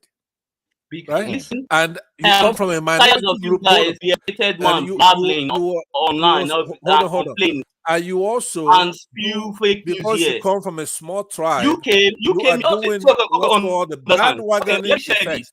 I'm not educated, fine. But you came here. You can't let me talk. Hold on, you guys, you're being rude. You that is swearing. You came here. You accuse someone falsely with evidence. You came here. You accused Tinubu. You say killed son William. You killed the man. You accuse him of different stuff, but you don't have the evidence here. No, but you before claim oh, by the way, Prince Daddy. Could you mute him? Let me respond to that. Prince Daddy, are you there? You know that. Prince Daddy, you should know that. Yeah, I'm here. I'm here. I don't know if you missed the dialogue between he and I on that issue that's raising. He raised the issue of the, accusing Tinubu of stuff without evidence, right? So I tried to tell him in law, in courtrooms, there are three types of standards to judge somebody, if it's criminal or if it's just, a lawsuit, civil lawsuit, or if it's a simple infraction and you just need a prima facie to deal with that. And then the court of public opinion, right? So I try to elucidate these things for him. And I spent quite a long time doing that. He apparently doesn't understand. In essence, like when you talk about standards, and you go down and say, okay, you need to convict somebody beyond a reasonable doubt here and there to a moral certainty. You've actually answered that question, but he doesn't understand things like that. Do you follow me? Hold on. So could you then explain how would you answer what he just said right there? Because I've already gone through the exercise. I spent time with him now. I trying to know if he's understanding what I'm saying, right? I said, what is the meaning of paradox? He doesn't know. I wasn't trying to ridicule him, but it's because in order for me to communicate with him, when I use words, he has to understand what I'm saying. You follow me? Do you understand? So that's what it is. It's not, at that time, I didn't know where he was. So, but now that I know that he's just in a state somewhere, hustling, for money, because the easy access to get on a platform such as this with people in diaspora. I was trying to tell him, everybody you see here, everybody you see here on this platform, it's not the same thing as you. I can afford internet. I live here in peace. Right. Okay. And I live here in peace. You get credit for that. You could also be watching the house for a malam somewhere, and he has internet access, and you are a houseboy somewhere in the backyard. Yes, yeah, fine. So we can't judge you based on the fact that you have I'm not doing human trafficking. I'm not selling drugs and all that. I don't think you It's are. an You don't honest come living. across. You don't come across as a criminal or some bad actor somewhere. You just come across as an ignorant person. Period. That didn't go to You are the school. ignorant Because one. you keep You are the wanting ignorant one. tribal animals, and you want divisions among You are tribes. you are the And hold on. So that ignorant one. Yes. places you, You are like for me, every time I've you have lived encountered you, all your life what you're talking in the about United is States. tribal, right? If you are not, Tribal. Can I land? Will you be quiet? most of you guys are the one See? spreading If tribal all language you talk about is here on tribal this all the platform. time, Because you that go means you didn't go to school. I gave an example. You go to Dr. Zambi's page platform. You accuse the former presenter of Sarah Reporters. But what you did there, you thought you were smart. You singularly picked people that you thought they were attacking, and those two people you single out were people from your tribe. Some of us are observing. We might not come there to speak all the time, but we know what you guys are doing. Yeah, I did question people. There was Maybe a if you are decline. single out Hold other on, people, hold on. Let me respond to that. There was a kid there who was an editor. from Will you be your quiet? tribe that Will you thought you please? Let's have or you order. thought you Let's were have smart. order. No, let's have order. I was there. There was a kid there called Declan that used to be an editor at Sahara Reporters, and I was questioning Sahara Reporters about the way they treated Dora Kunyuli, for example, right? If you go through that publication, you're gonna see that they published pictures of her in the hospital undergoing chemotherapy treatment, and they published the pictures of her at the hospital, and they were just writing a lot of articles, negative stuff about her. Plus, they also wrote 151 articles on Ngozi Okonjo-Iweala, okay? 151 with one neutral and 150 negative articles. And I thought that was unfair, right? So I was questioning that, right? And the kid himself declined, said that he's the one who did the Dora Akunyili one, but he was also confusing it with Desiani, the former petroleum minister. But all of them come under what I thought was unfair treatment of women at Sahara Reporter. But now it begins to make sense.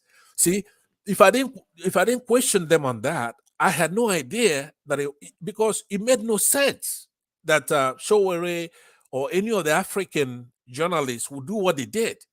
So he identified himself as the one who did it. That particular Dora Akunyili one, he's the one who did it. No African really with sense would do anything like that. We have respect. Number one, we have respect for women. Number two, their privacy, and then the sick, people who are dying. There's no way any African, actually continental, continent-wide. So that was, it opened my eyes. So now I'm gonna go back to go look at, there are certain things I want to see, because it was perplexing at the time for me. I couldn't figure out why would Showeri do this, but it's not him. Declan said that he did it, and that makes sense. He may be African. I don't know where he's from, but he ain't no damn African. Yeah. So, but Adewale, you understand what I'm saying, though, right? So now the piece of the puzzle that I've been, because it was a conundrum. Showere publishing this article against Dora Akunyili, who is a public servant. A daughter of Igbo land. I don't know if he did any fraud or not. That's not actually the issue. But my thing is, in a country where you have people like Erufai, for example, who was active at the time, Buhari, and so many other very, very bad actors who involved in killing people, genocide, and all kinds of things, then you're just picking on these women who are public servants. Maybe they're a little corrupt here and there, they get a BMW here. but to go that far, you couldn't be an African to do that. So, but I have pinned that on Showere's head all along as I was going through this thing. But this Declan says in front of the world, it's like a confession. Say, look, I did that. Now, because that one is the most egregious. Remember, that's not even what I started with. They wanted an example. So I used the one that has magnitude. not intensity. The one with Ngozi Okonjo-Iweala was significant. It's 151 articles with one neutral, the rest negative, right? So I use that example, and then in passing, I just mentioned the Dora Akunyili one, and he took credit for it. And then it started making sense. Sowore wasn't the one doing a lot of those articles. You had somebody who was detached from our culture, who had no sense whatsoever of propriety. Yeah. Okay. So that's what it was. Prince Daddy. Thank you. And Adewale is gone. So if there's nothing else, I will be going to. Is there something else? So See, UFC, that's what I okay, mean. hold on, sir. Please, I will beg you with one thing. If you have kids, I will beg you, I'll plead with you. Please, don't transfer this hatred you have for your mother country to those kids. Please. Let them grow up in a society where they will love their neighbor as themselves. Because what I observe is that most of you pass down the same hatred. There's one guy I normally bow to here, but he's a young fella. He was born in the United States. Always have this mentality. It's like they transfer the thing. My kids no are one older is your than enemy. you. The Nigeria political structure, the entire Nigeria political structure is the problem. Is the My problem kids of the are older country. and smarter Not than you. across My all kids tribes. are older You and smarter understand than me? you. Then we should I focus understand. on those people. We can bash the politicians, fine. It's not a bad advice, but too late. My kids are older and smarter than you are, right? I pray so. I pray so they should be smarter than you also, and not follow your ways. No, because you can't be smart enough. See, if you live in Nigeria, if you live in Nigeria and you are saying all this thing, you want to sponsor violence, I won't take you serious. Because I know, okay, you can go out there and do what you say you want to do. You cannot be living in the United States and want to cause chaos here. All right. That's why I don't take some of you serious here. Because you live far away. Right. You have 2 passports. You have options. Some of us don't have that. Too bad. Go get you some options. You No, cannot. I'm not going to do that. You are not a I was super born and Nigerian. raised here. I will live here. You I'm are not a comfortable super here. Nigerian because you're still in Nigeria.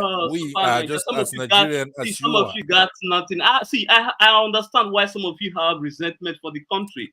You guys were a failure here. Then sometimes, so you guys are also struggling there. Okay. I get it. All right. Well, you could make that. Somebody, a rational person, could make that argument. But as far as I'm concerned, there's no difference. We're all the same, right? Some are in Nigeria, some are outside Nigeria, but we all are patriotic. We love our country. You're not a super Nigerian because you haven't left. As a matter of fact, we're here trying to make life better. You know why? I don't encourage violence in the Southeast. I don't like the killing that is going on there. It's not only the Southeast where you have violence. You have violence. Yeah, but listen, listen, my state is more closer. My state is more closer than you guys. Instead of for me measuring northern state, I'm more closer than you guys. I understand, but you also have violence in Edo State, right? You have Fulanis in your forests raping. Yeah, but they are not doing any. They are not causing any harm there. Oh, really? Let's ask Tony. Tony, let's look in the comment section. Tony, would you answer this guy here from your state? He says there's no violence in your state. As a matter of fact, not long ago, maybe last year, you have Fulanis or Islamic terrorists ransack a train going to Edo State that was packed with people from Edo State, and they hijacked them and killed. Hold on, and killed a lot of them. Can I land? Let me land. Hold on, I live here. Let me explain to you. I had about it. It doesn't matter where you live. Hold on. The people that carry out that operation, they were people from Edo State, not Northerners. Are they Islamic? Yeah, they were people from Edo State here. They were our brothers and sisters. But are they Islamic in nature? Is it Islamic they are not. terrorism? They are not. No. They were Christians. They were not Islamic in nature. They were Christians. Yes, they were. Why would they do that then? What was the rationale? Why do you say? Do you know who did it? Do you know who did it? Oh, you apprehended them? Did you apprehend them? Yes, some of them were apprehended. You can Google it. You are online here now. Well, I disagree with you, but go ahead. I thought it was terrorism. It was This Islamic is the terrorism. thing. It's like Boko See, Haram. let me hold on. Let me say something here. I don't live in the United States. I don't have all the facts there. I'm not going to come here and argue with you that live there. I'm not going to do that because I know you have more information than me because you live there. This is the problem. Some Okay, of you that live read abroad, what you will get Tony. information. Tony You won't. Tony is Mr. Edo State himself. Tony Africa. Oh. He just called you a useless See, guy. what I'm right? trying to say is that if you are living Tony outside, just called you a useless guy from Edo State. always research your information. The information you get, always process it. I know, but First, UFC, so you take position. Tony Africa is from Edo State. He says you're a useless guy. It's You're fine. not. He can says also share his opinion. You're not original Edo. That's what he says. He can say that. That's okay. And I believe him. I believe him. By the way, Tony says okay it the with way it that. is. I'm okay with that. Okay, then. You have the right to share his opinion. Then get lost, all right? If you're useless, You then see, get you lost. see the difference? I can allow people to say whatever they want. I'm okay with it. You are a Hausa Fulani guy that lives in Edo State. That's what it says. So get lost. You see. I believe Tony. And okay, you hear him now. You are here to defend terrorists. He's the saint. You're trying to defend terrorists. Oh, get out of here.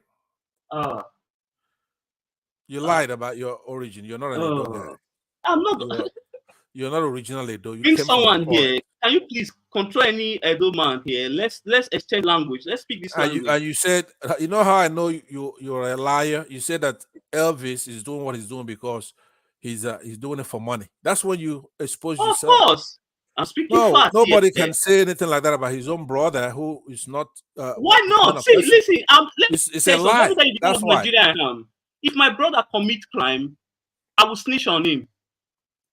No, but that's not a snitch. That's a no, lie. No, let me tell you, I'm just giving you the kind of person I am now. If my brother once you said crime, that, I know you. I will expose him. That's how I was raised. Once you said that, I'm not here to guide my. Listen, let me tell you the difference between me and you. You know, I'm it's not a here lie. to guide and protect my tribe here. If they you don't have a tribe. You don't have a tribe. Okay. Hey, my friend, you don't have a tribe. So knock it off. No, it's okay. It's okay. It's okay. As a matter of fact, go to your people's platform. This place is not for your people, right? Terrorists. So get the hell out of here. Go to school. See, I would say some of the most educated people in Nigeria, they are the most dangerous people. UFC. Okay, with all seriousness. But when they think, hold on, UFC with all seriousness. Our country is not developing. That's why our country is backward. You have people like this. Let me say this before I go. All right, with all seriousness, I gotta tell you, the next time I see you, I want us to have a polite discussion. Now I'm not going to have any policy as far because I made note here that you are a supporter of IPOP. There's nothing to discuss with people hold on. All right. Do you support Boko Haram? No, I don't. Okay. So why do you say I support IPOP? Why you do because someone confirmed me here earlier. Who? That you are a supporter of IPOP. Somebody said that I am, right? Yes. Someone but you didn't ask me.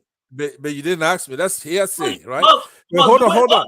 The things you are saying, you already is proving something, so I don't need to ask for. But listen, like when I say hearsay, you have to have gone to school to know what that means. You don't know what that concept is, right?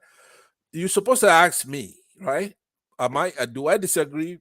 Let me just tell you. Do I disagree with IPOP in totality? No, I don't. Right? I believe that there should be fairness in the country. Do I think that the goal of IPOP should be bigger than what it is? Yes, I do. Right? So they are to my left.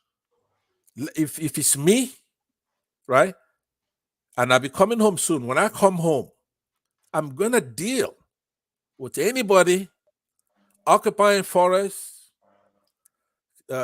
buying our people, being unreasonable, trying to push an Islamic agenda. I'll deal with them. Right? So my point I'm making to you, UFC, is that you cannot come to a country where you have a bunch of terrorists in the north harassing and killing people, and then you leave all that to go to people who are defending themselves. Defending Right? yourself. So, hold on. Now, if those people, you want them to go away, then stop your terrorism. If you don't want the reactionary thing of defending themselves or being criticized, they say, I come here and I'm criticizing Islamic fundamentalists, right? You don't want me to criticize you, then stop doing the wrong thing. No, you can't. Right? See, that's what Go I'm to school, right? That's what we are doing here. That's why we are criticizing the IPOB here. Now, listen to Because me. what they are doing I have not is said to evil. you're saying I'm IPOB because I'm from the Southeast, and that's okay. A lot of people make that mistake, right? I've already said many times, not only am I to the right, I told when at Dr. Damages, which I'm sure you watch all the time, when Simon Ekpa came there, I told him myself, one, I'm to your right. Number two, you haven't said anything wrong, right? But you need to expand your goal. Okay, can I ask you? Let me land. You were there. You saw me talk about that with Simon Ekpa himself, right? And that is my position. Okay, I believe that they're wasting time. We can take the country by war. We can. With this, I will agree with you. Yeah. Okay, let me ask you this question and be honest. And that will make me take a stand. Did Nnamdi Kanu commit any crime against Nigeria state? No, he did not. Okay, fine. I'm okay. Yeah. Then you come here and tell me you are not IPOB. I'm not IPOB. Okay, let me ask you another question. Did Osama bin Laden commit any crime? Okay, hold on. But before I answer the last one, right? You do know that Nnamdi Kanu has been through our courts. The only thing. Oh no! Hold on. And the courts. The courts have not made any ruling. The issue about what they are saying. Hold on. No. See, the courts have not made any ruling concerning the yes, the court. Hold on. No, they have not. No, they have not. Hold on, let me tell you. Hold on, they have not. The court up to the Court of Appeal discharged him. They have not made any ruling. The It's federal about the government bail. Hold on, appealing. it's about the bail. The issue of how to bail him out. No, that's not what it is. Okay, it's listen not the case again. in Listen, general. maybe that's why you're that way. You don't. Okay, answer the last one. You don't know. Okay, hold on. I'm gonna answer the last one. Answer the last one. Hold on. Answer the last one. No, hold on. Yeah. The Court of Appeal discharged Nnamdi Kanu, but the federal government is appealing that. That's all. Okay, so the last now, one. okay. So the last one did Osama bin Laden commit anything? Of course he did. He's a terrorist. He did a lot of bad things. He committed a lot of crime. Okay, Mike and everybody that is listening here, how can you reason with people like this? If you say Nnamdi Kanu did commit any crime, then how will I reason? And you say you have about the degree, you are exposed, and you think like this. Come on, be honest. Say the truth. I am saying the truth. You cannot swear yourself. Can you handle the truth? Hold on. You can say it's something like against the country, but based on what is going on in the country and what the Boko Haram are doing, Nigeria government pardon him and let him go. But don't come here. I want to think.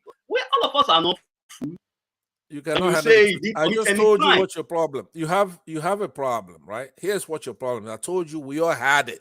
Everybody's here on this platform. Let me tell you what. Here's the problem you have. You guys are divorced from the truth. You guys are divorced from the truth. That's the big problem. No, listen to this. Let me give you the proof. If you take your time, man, you go to Dr. Dame's platform and watch any show, you will see that 90% or 95% of people from the Southeast, they all agree, they go the same way. See, I'm not zombie. Oh, that's a zombie statement you're making. Yes, no, it's what you guys do. Pay attention and listen. Whenever there's any issue, you guys go the same way. All right. That's my observation. What you're doing now is employing that strategy that I told you before. That is my observation. That strategy. That is my observation. So if you guys claim you are so educated, you are smart, as a weak and person, you guys always go 90% in the same direction. Come on. You want to align yourself with other bigger tribes. That is not smartness, sir. That is zombie behavior. Because of Southeast, you're trying to align with the Yorubas. If you look at it now, right? People from Edo It's State, they are called disagreeing with hold bandwagoning on. effect. People from Edo State, they are disagreeing with me. We are the same people, the same brothers, the same state. They are disagreeing with me, and I love it. They say you are fake. You're a fake. I don't want to hold on. He says I you're don't the want House of anyone Fulani to boy. agree with me, because when they start doing that, I'll be afraid. Well, that's your problem. I don't give You a see shit the difference? the way you see yourself. The point is that your Edo brother says Oh, you are a fake, that I should ignore no, you take and your I'm going time. to Just the. process what I said. You guys I think you are did. well educated, but you almost agree 95 or almost close to 99% all the time. It's Yeah, scaring me because whenever the I just truth. get on. Let me ask you something, It's right? crazy. Can I ask you something, right? Let me ask you something. If you ask everybody in Edo State, right, say one by one, right, not at the same time, you just call them on the phone and you say, what is 2 plus 2? What would they say? Every single one of them. Let me tell you something. What would they say? Answer that. Hold on. Let me give you why. No, please answer that first. Hold on. That is layman question.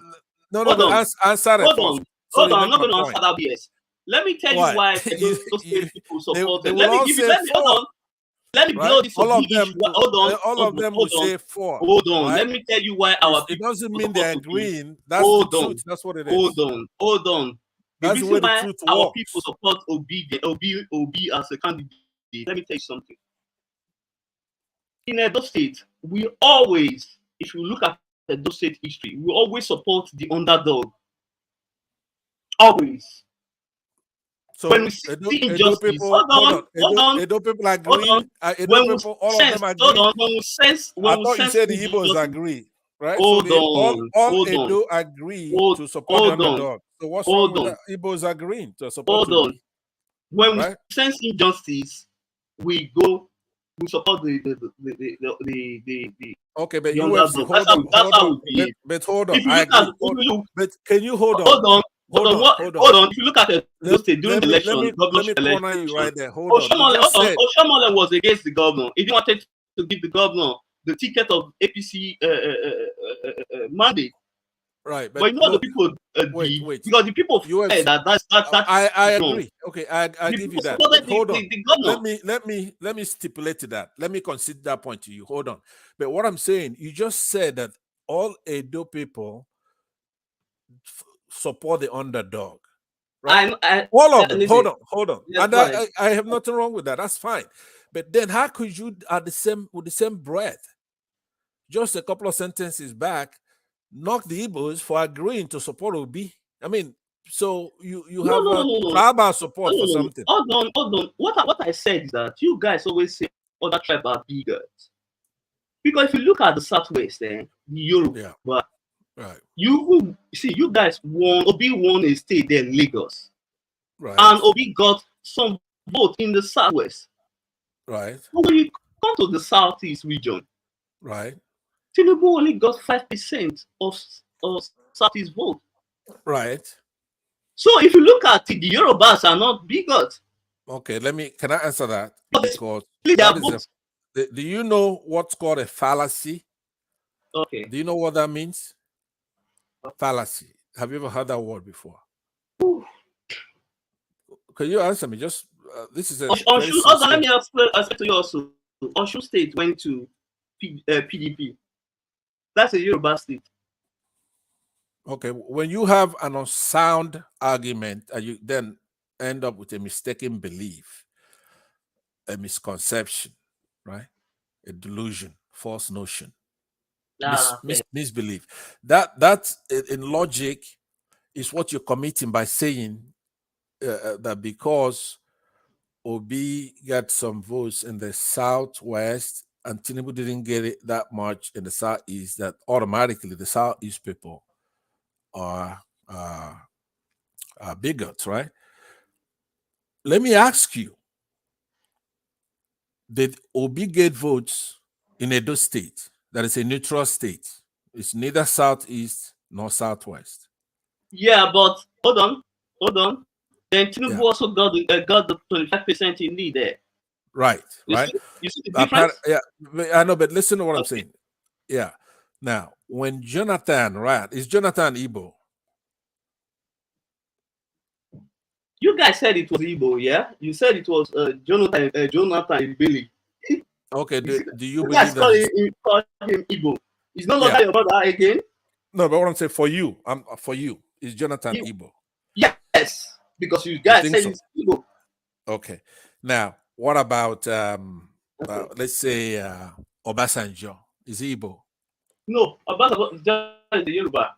But the Yoruba say he's Igbo. So let me use another example. Okay, fine, because- fine. I agree with them if they say so. Okay, what about Yaradua? Is Yaradua Igbo? No. Okay. What percentage did Yaradua get in Southeast when he ran? Because let me explain to you. No, but answer that first, and you could give me. No. Southeast has always been a PDP state. Okay, And so let me it's go partisan. Let me go by party here. So it's partisan. Hold on. Hold on, I got you. Hold on. So you're saying that's because it's partisan, right? It's they voted like that because the Igbos voted for PDP in those days mostly, right? Right. Yeah. Now that makes sense. If you say that, hold on. If you hold on. They did that, and also that was the reason why they got all the position they deserve, because they brought something to the table. Right. See, when I see people on the Southeast attack the APC, you guys didn't bring anything to the table. Okay, a game of number. Okay, if you bring something to the table, they will give you something. Hold on. Your opinion is the APC a good political party? Have they done well? Yeah, they have been fair with the Southeastern. Yeah. No. I'm not talking about Southeastern. I'm talking about have they been good for the country? Have they delivered? Hold on. The whole political structure in Nigeria has not been good to the country. Okay, not even APC. No, not even APC. All of them. Okay, hold on. So if somebody then votes against a political party that has not been good to them, those people can be considered to be rational, correct? Let me tell you something. Hold on. Look, if you're not gonna have, I want you to have an intellectual debate. You guys said they are not being good to you. No, the reason for that is that you didn't contribute anything to their victory, so you don't expect them to just hand over power and give it to you.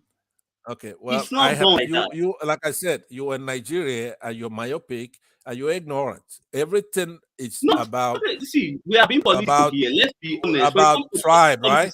Everything about game of number. If you bring something to the table, they will give you something. You have to bring something to the table.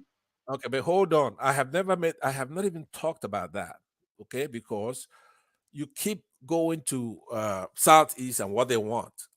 That's not my point here. That's not what I'm here for. I want you to rise above that tribal issue. If you're going to talk about the APC and how much they're delivering to Nigeria, okay, let's say to Edo State. You say you're from Edo State, right? Have the South state? Pardon? I said Edo State is the PDP state. Okay, so they have not delivered to your state. No, PDP have none of the party. That's not what I asked you. I'm saying APC has not delivered to your state, right? Yes, none of they have not. They have not, right? Okay, so if they have not delivered to you, and you choose as Edo State to accept them anyway, that you're entitled to that.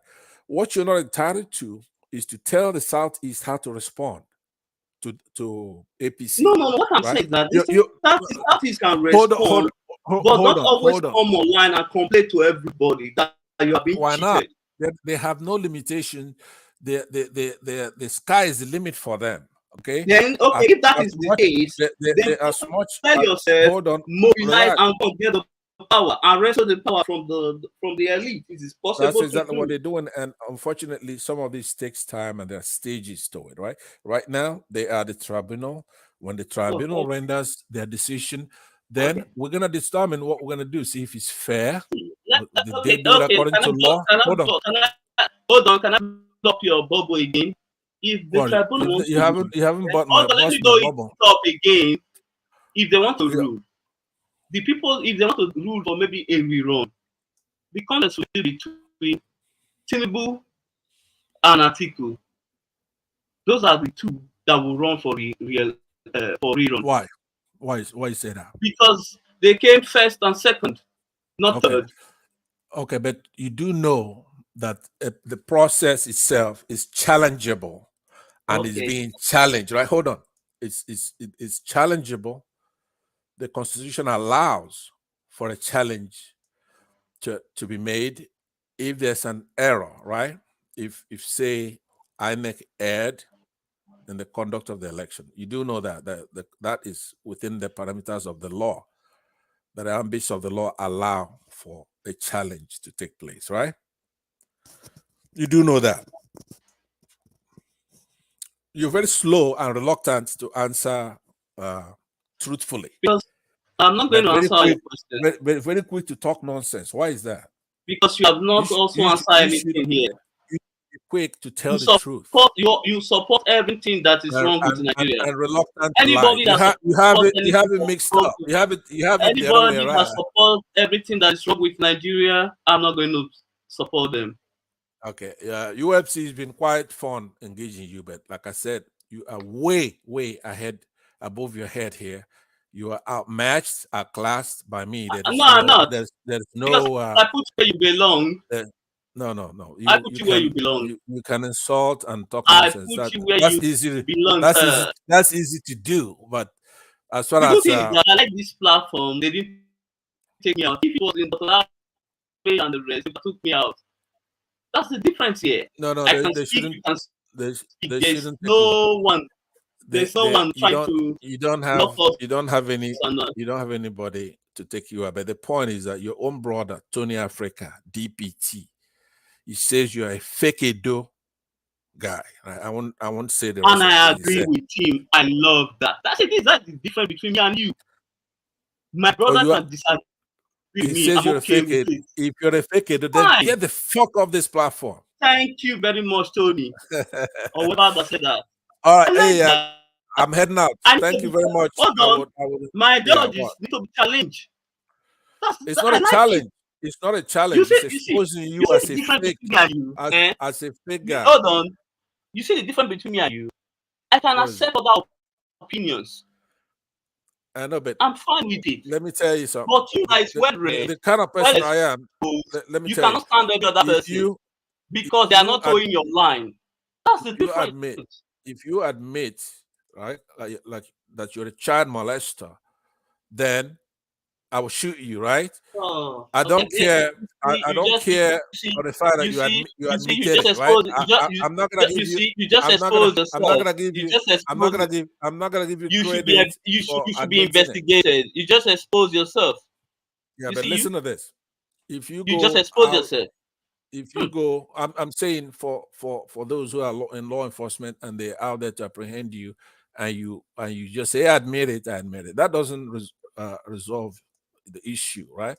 If you come in here and you're talking about Southeast all the time and making it look like the Edo people are against the Southeasterners, and somebody who's truly from Edo State is saying that you're fake, it means that you're trying to cause animosity between two tribes who don't have one, right? So hold on, let me land. So it has consequences. So you can disagree with me. I'm fine with it. Right? You can disagree with me. But listen, you don't understand what I'm saying. You don't understand. If you come in here and the Edo people are cordial with the Southeasterners, the both tribes respect one another, they don't have any issue aside from your usual thing that goes on between tribes, and you come in here purporting to be from Edo State and then keep hammering Southeasterners and bringing animosity to the Edo people, right? Hold on. So it has Tony. It has consequences. Tony, I beg if you enter this platform, more exchange language, more speak language. What is that supposed to mean? Just to confirm that you're from there.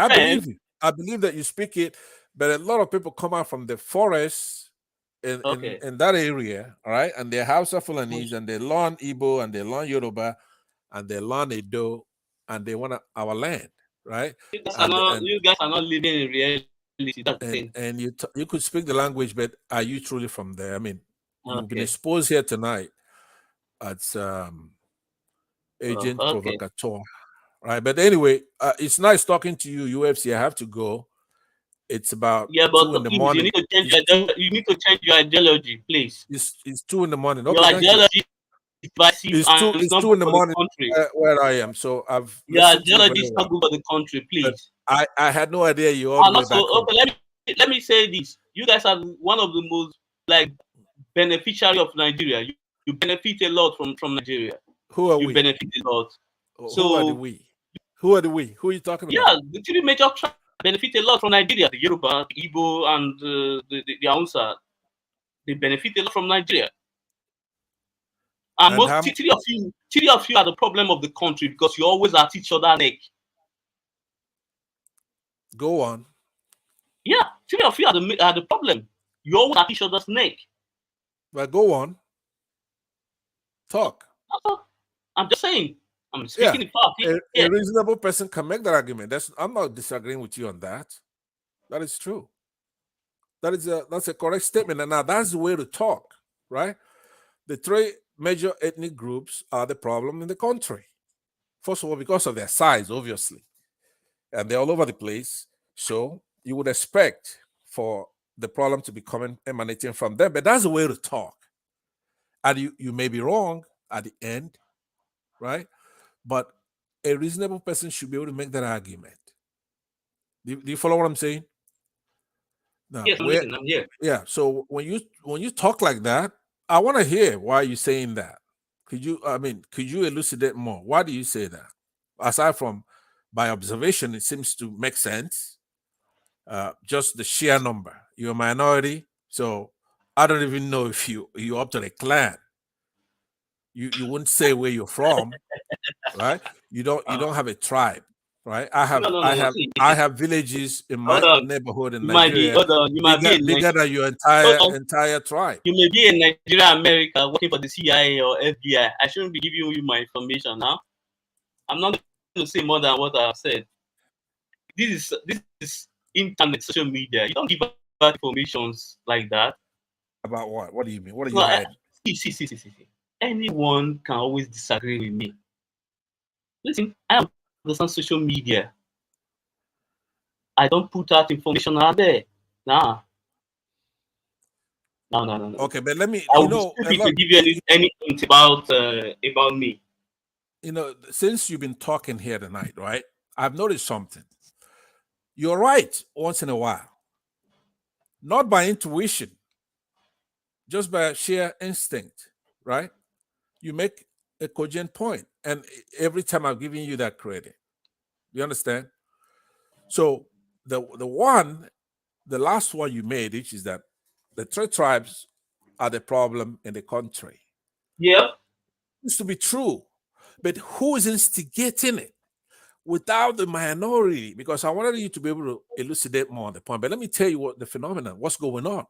For example, the war the Civil War, is actually caused by minorities, because they went to Aburi, the major tribes, the 2 sides basically, the eastern region and Nigeria. They went to Aburi. They made a deal that would have resolved everything. But when they came back, the minorities in the South, what they call South now, they said, hey, we don't want to be under the Igbos. Ojukwu they played you here and there, and they caused the war, right? So I also pointed out that you are practicing bad wagoning. You keep instigating the tribes. In every forum, who start the tribal wars? It's usually the minorities, people who don't have a tribe, right? They go and they start using the Yorubas to fight the Igbos, or using the Igbos to fight the Yorubas, right? So hold on. So the minority started the war. Yes. Yeah. Go and read the Aburi Accord. What are the names of the minority that started the war? The names? Yeah. Well, one of them are incidentally, by the way. I'll tell you. right? One of them, he started that war, ends up being in government, and these Fulanese gave him a bomb that blasted him in the South, right? Go and look it up. He was the stickler, one of the major sticklers. I say, oh, I What's want to the be. name of the person? Look, it's a historical figure. We don't want to invoke the name of the dead. Let them rest in peace. But go and ask your people. Ask to Nigeria and others you respect. All right. Now there are all. No. He to me started that war. Right. He started the war. And do you think that these Fulanese Muslims in the north had any respect for him after? No, they didn't. They still gave him a bomb that blasted his ass, right? And blew him into. So go check it out. So that is a typical example of what I mean. Yeah, the Yorubas and the Igbos, they go at it, and they include the Hausas and the Fulanese. But do you think the Fulanese get along with the Hausas? No, Okay, they don't. fine. Right? Okay. So the Fulanese don't get along with the Hausas. Let's agree on that. Yeah. Okay. So yeah, we agree on that. Okay, since 2015 in now, all that's been going on between the Southeast and the other two major tribes. Yes. The minority started that also.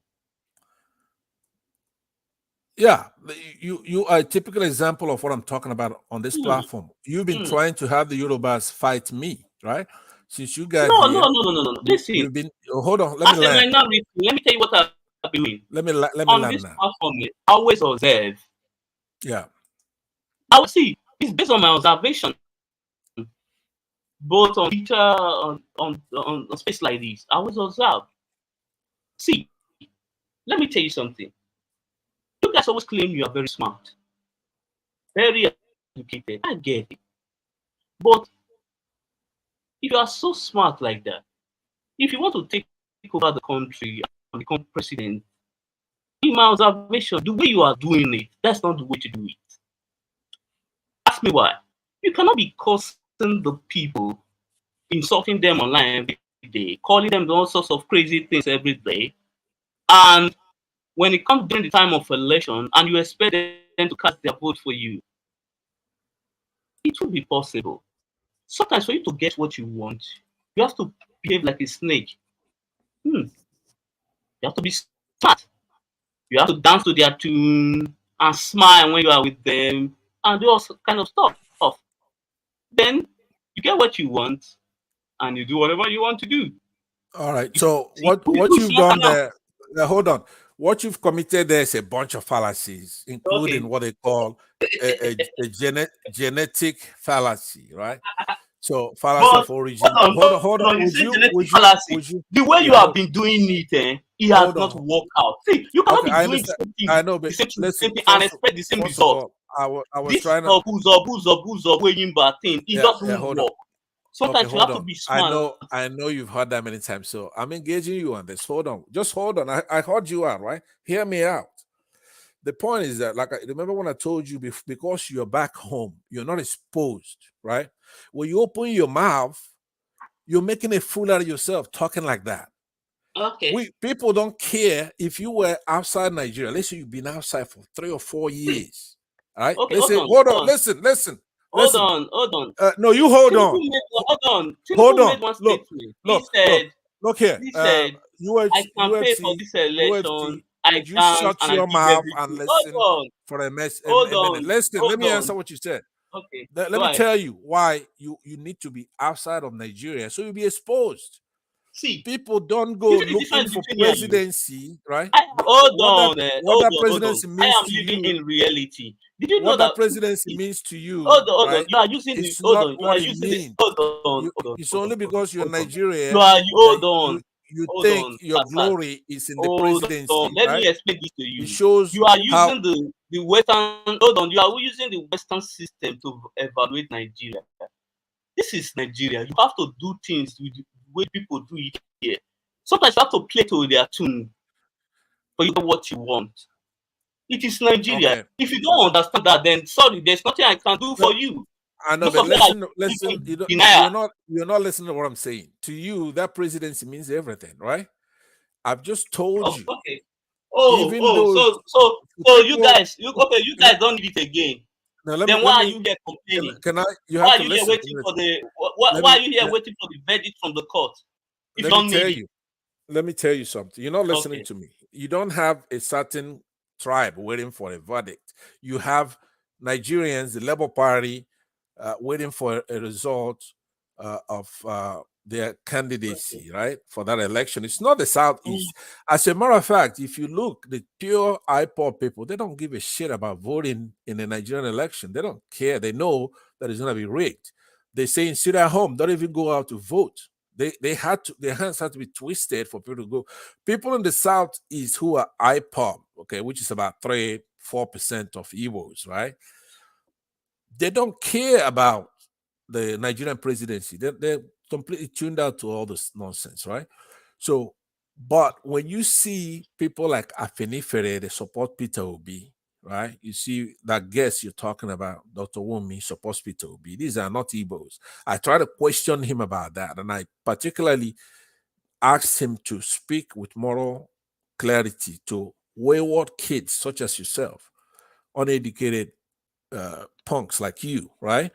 Who keeps attributing anybody who support P2B to be Southeast, even though it's glaring.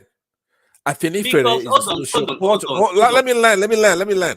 Afenifere you is a guys social made it. cultural group of the. You guys hold on, You're you not guys made listening. it so. You're not Hold listening. You on, you can't guys keep telling me to hold on. hold on. You guys made him so. You know why you end up making him so?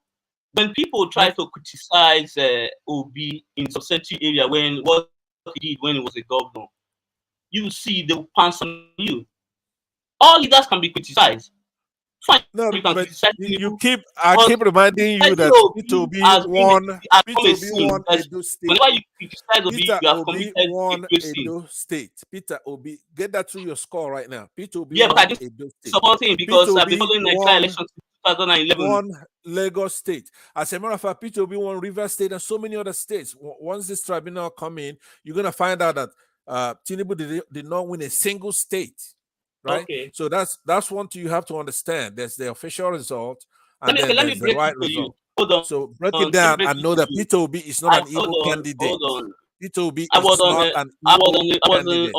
hold on. I was on the Peter Obi's space on Twitter. Someone asked him, "Are you challenging the result or what?" He said he's not challenging the result of the election. He's challenging the process. Right. That's what your leader said. He's not He challenging did the say result. that. He did He say said that. it on yeah. He said that. Yes. Yes, he said that. So Right. so what? If he's So changing the so result, what? then he says challenging the process. Yeah, but you have to be educated to understand what he meant, right? I wouldn't have put it that way, but he did put it that way, and the next day he tried to correct it. But he, in essence, what he's saying at that moment in time, okay, at that moment in time, he's challenging the process. He didn't correct anything. Yeah, he did. Came But back listen to and this. correct anything. It doesn't. He said It really challenging the does. process. It doesn't. You see, only somebody, right, would expect P2B to be perfect all the time. I don't expect. I'm not saying he's perfect all the time. So he could misspeak. He could say. He could say. Hold on. But hold on. So it's only you who thinks that P2B is some kind of giant superhuman being. He's not. He's a human being like all of us. So occasionally you may come across where he didn't say enough. He's errant. He's not inerrant, right? So he could make mistakes. He could say inadequate instead of being adequate, right? He could be improper instead of proper in certain situations. So no, you're not breaking any news. He did say that, and a lot of people said, well, especially his critics say that, oh, he automatically is conceding to Tinubu, but that's not what he was doing, and you know that. So he say it inadequately? Yeah, a case could be made there, right? No, when So, he but said that, he's not conceding. hold He would on, never, hold in on. that case, When he conceded the said election. that, hold on. When he said that, he put the issue of ringing to bed. Yeah. Because he didn't. No. He said it's not challenging the result; it's challenging the process. No. Only you see, that's what I'm saying now. There are people such as myself who is really eager and willing to deal one day, right? With punks who think that they have some kind of authority over us, that we have to walk on eggshells or we have to be perfect, right? I can't wait to show them that they're punks, right? So what you're doing is like he's walking on an eggshell. If he says that, automatically he means he's going to be defensive and start telling you, I didn't concede the election, because you are imbecilic translation of what he said, right? He's not walking on eggshell. He's a solid guy.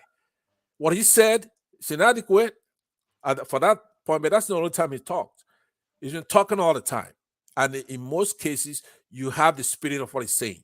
Number one, they rigged the election. Number two, he won. That's what he's saying. So if you go automatically, because he says, I'm challenging the process here, you go automatically consider, well, that's because you think you got some kind of power over us, whereas we could trash you in a war. And I can't wait to show you that you're the one who should be walking on eggshell. Wait, especially you, UFC, who come from a you small can trash tribe. you can trash who in a war? Who? Everybody. So you believe you can fight the Nigeria? You believe your people can fight the Nigeria army? Absolutely. You are Without a living. doubt, See, we could take over that country by force any day, and it wouldn't take weeks. See, this is what I'm saying. You guys are not living in the elite. Well, you're gonna You find see, out. you guys have submerged yourself in the bubble whereby. Hold on. You have put yourself in a bubble whereby they feed you. Hold on. Right? Hold on. How many soldiers come from your family? Hold on. You are feeding. How many veterans did you have during that war? How many in your village? None. You didn't have any soldiers in your entire village. You were defenseless.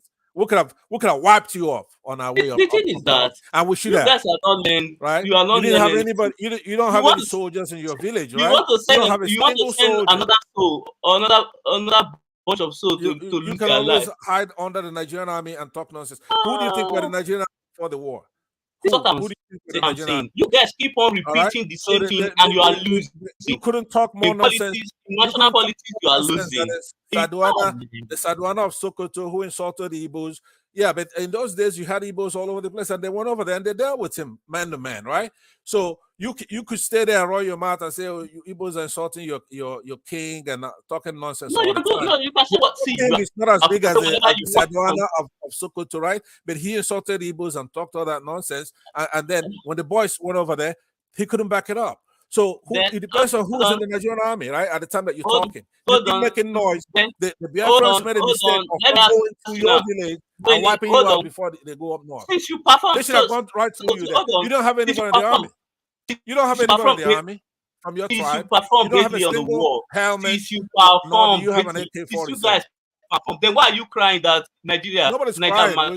We're gonna come after. We're gonna come for you. After we ask you to do the right thing, if you eventually don't do the right thing, when we finally come, now you're dealing with the people you're dealing with now. You haven't dealt with us, right? You haven't dealt with me. So if you don't do the right thing, right? At some point, we're gonna make you do it. We're gonna make you do the right thing. And we're not going to spare you this time. The minorities, the Biafran soldiers should have gone right through your village on their way. Let's meet in Asaba. Let's meet in Asaba. Buy ticket next week. Let's meet in Asaba. Let's see. So anyway, so I can beat you down and beat you down, cut off your head and stick it on the on this thing. Yes. Well, anyway, if you got nothing else, I have to. If you are so strong, you don't have any power. You don't have any soldiers. You don't have any soldiers in your village. Leave your comfort zone. Leave your comfort zone from your chair. How many soldiers from your village? How many soldiers from your village? How many? Let's see what you can do. You're defenseless, right? You know, it's funny. They're not UFC. Let me tell you something. UFC. Talk about truth. Let me tell you. Let me tell you something. Let me tell you something that's funny, right? When the South let me not go to extreme. No, hold on. When the South produce a president such as Jonathan, or they produce a chief justice such as what's his name there from the Cross River, right? Or even a CBN governor such as Emefiele, right? What normally happens is that they try to divide the Igbos from the South and give him this post, but then they wrestle that power right back from them and put them in jail. right? Or buy some of them. Somebody like Jonathan, they took the power from his hands. Somebody like that, on again, the Chief Justice, the Yorubas especially, they would Wait, take that hold on. from you, Let right? me. But So, let me land. so you Or see, Emefiele, they are so stupid. the You whole did see that CBN governor. Let me land. you Let did me see land. that Let me land. to Let get me land. the country. All you So have to say is that all you are seeing is the tribe let where me he's land from now. because Let me they are land. doing Let me it land. to him because he's an Igbo man. You see? No, let me land. What I'm saying is that the South, you only run your mouth when you're talking to an Igbo man, right? But you could stay there and the Fulanis will come down and take your oil, right? Or disgrace you out of office and you don't do anything. It's like CBN governor, right? What you are the good thing is that what you are or saying now, you Jonathan, can only right? say it in your comfort zone in the United States.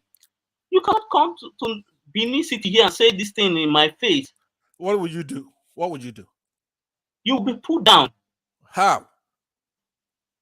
I'm not going to tell you. How many people have you I'm put just down? giving you an hint. How many people have you put down? Okay. How many people? How many people have you put down?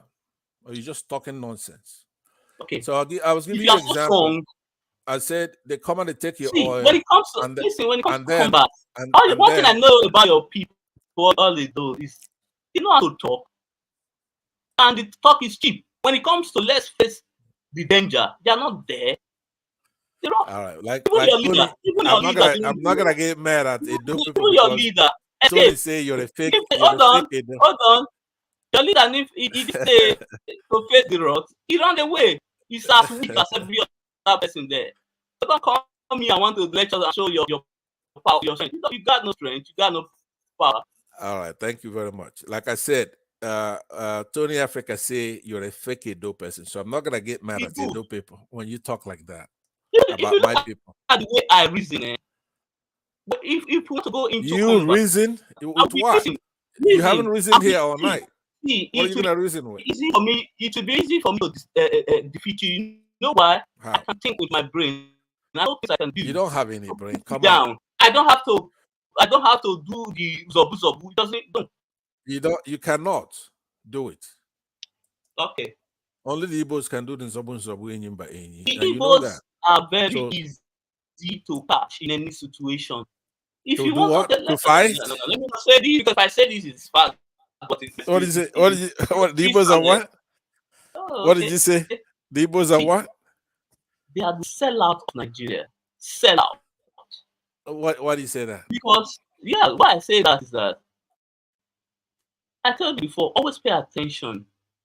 If you look at doing that last election, yes, you may call Yoruba bigoted or something, but if you observe what they did, that all the leaders, hold on, all the leaders, hold on, let me tell you something. All the leaders, both in opposition, the PDP, they all come and support what they call it, Tinubu with their full chest. That is power.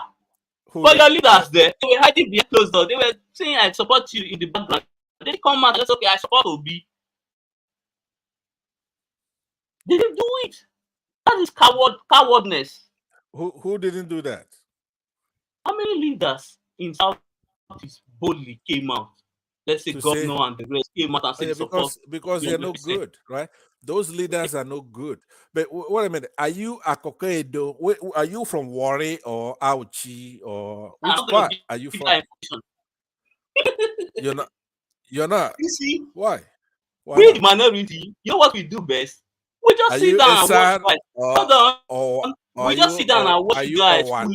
We just sit down and watch you guys fool yourself. Are you a Sako? Because we observe from behind the scene.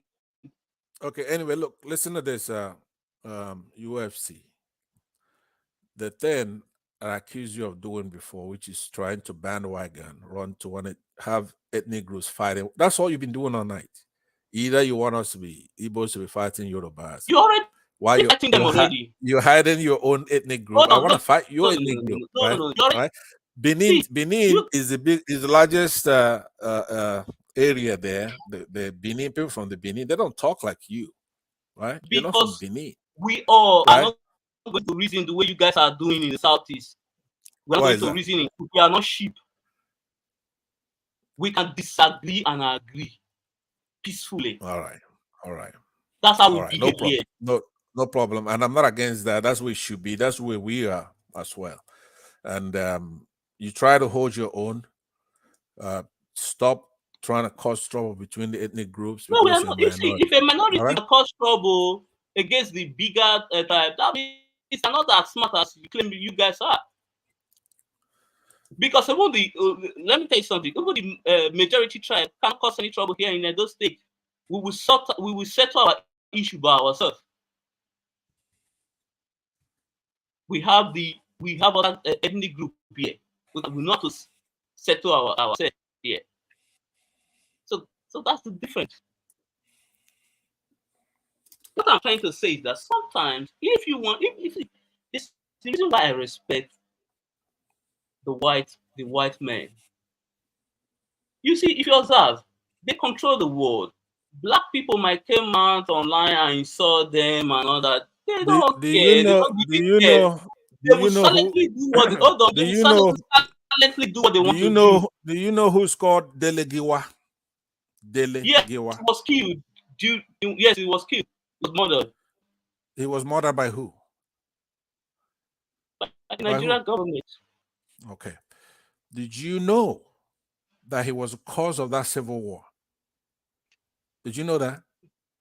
Did you know that when they went to Aburi and made a deal, that he went back and said to Gowon, hey, look, we don't want to be with the Igbos, blah, blah, blah. You need to rescind that Aburi Accord.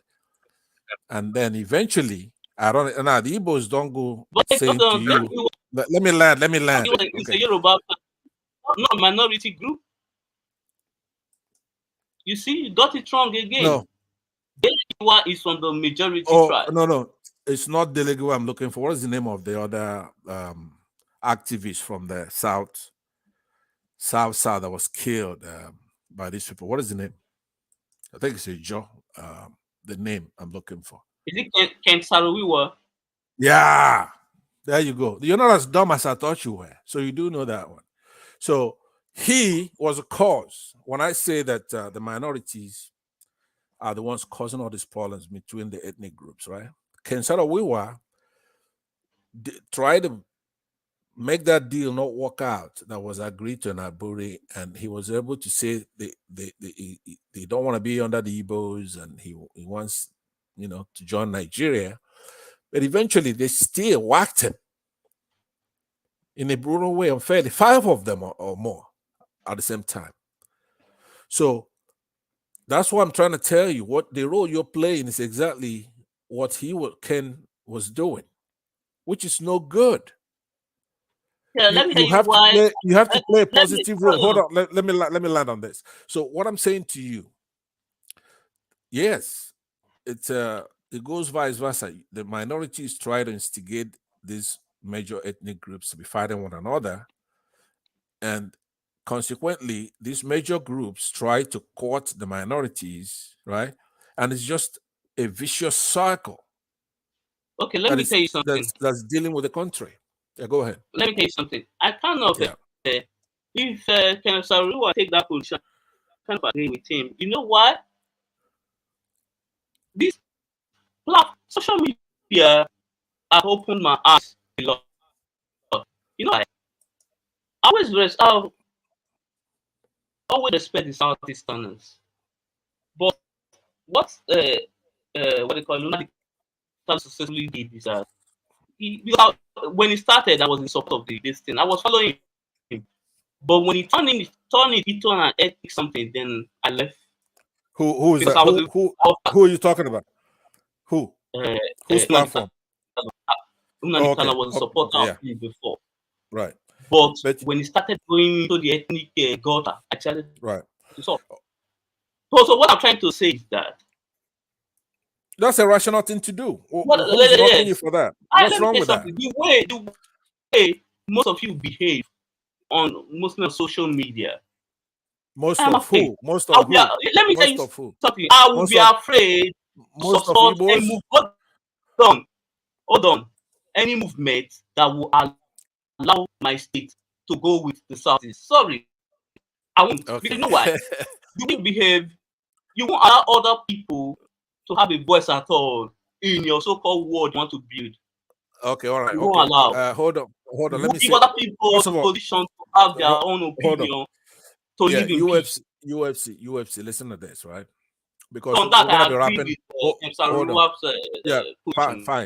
fine. Okay, and that's a rational thing to do. But the mistake you're making, like I said, you keep making that mistake over and over, which is to lump all Igbos don't agree. First of all, they don't agree on anything. You said that earlier today, right? Igbos they're not a monolith. They don't agree on anything. No, but Are you? Let me respond to what you're saying because I want to help you out here. Hold on, I want to help you out on this because it diminishes you whenever you lump any ethnic group together, even small ones such as your own little clan right there, right? You can't lump all of you together. How much more the Igbos? There's a lot of Igbos, millions, right? So Nnamdi Kanu was not elected by the Igbos to represent them on anything or do this or do that. He is a freedom fighter who is fighting for his right for self-determination, right? Hold on. It's not alone. It's a lot of people who agree with that fight. Some people agree with his logic.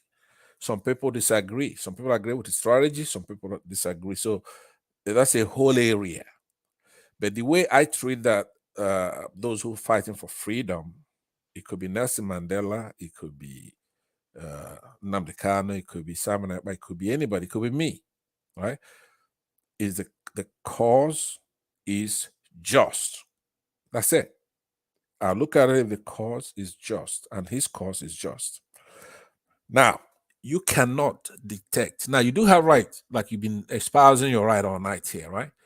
But you're like an ant compared to the Igbo cause and the Biafran cause. You are an insignificant little sand, not even a pebble.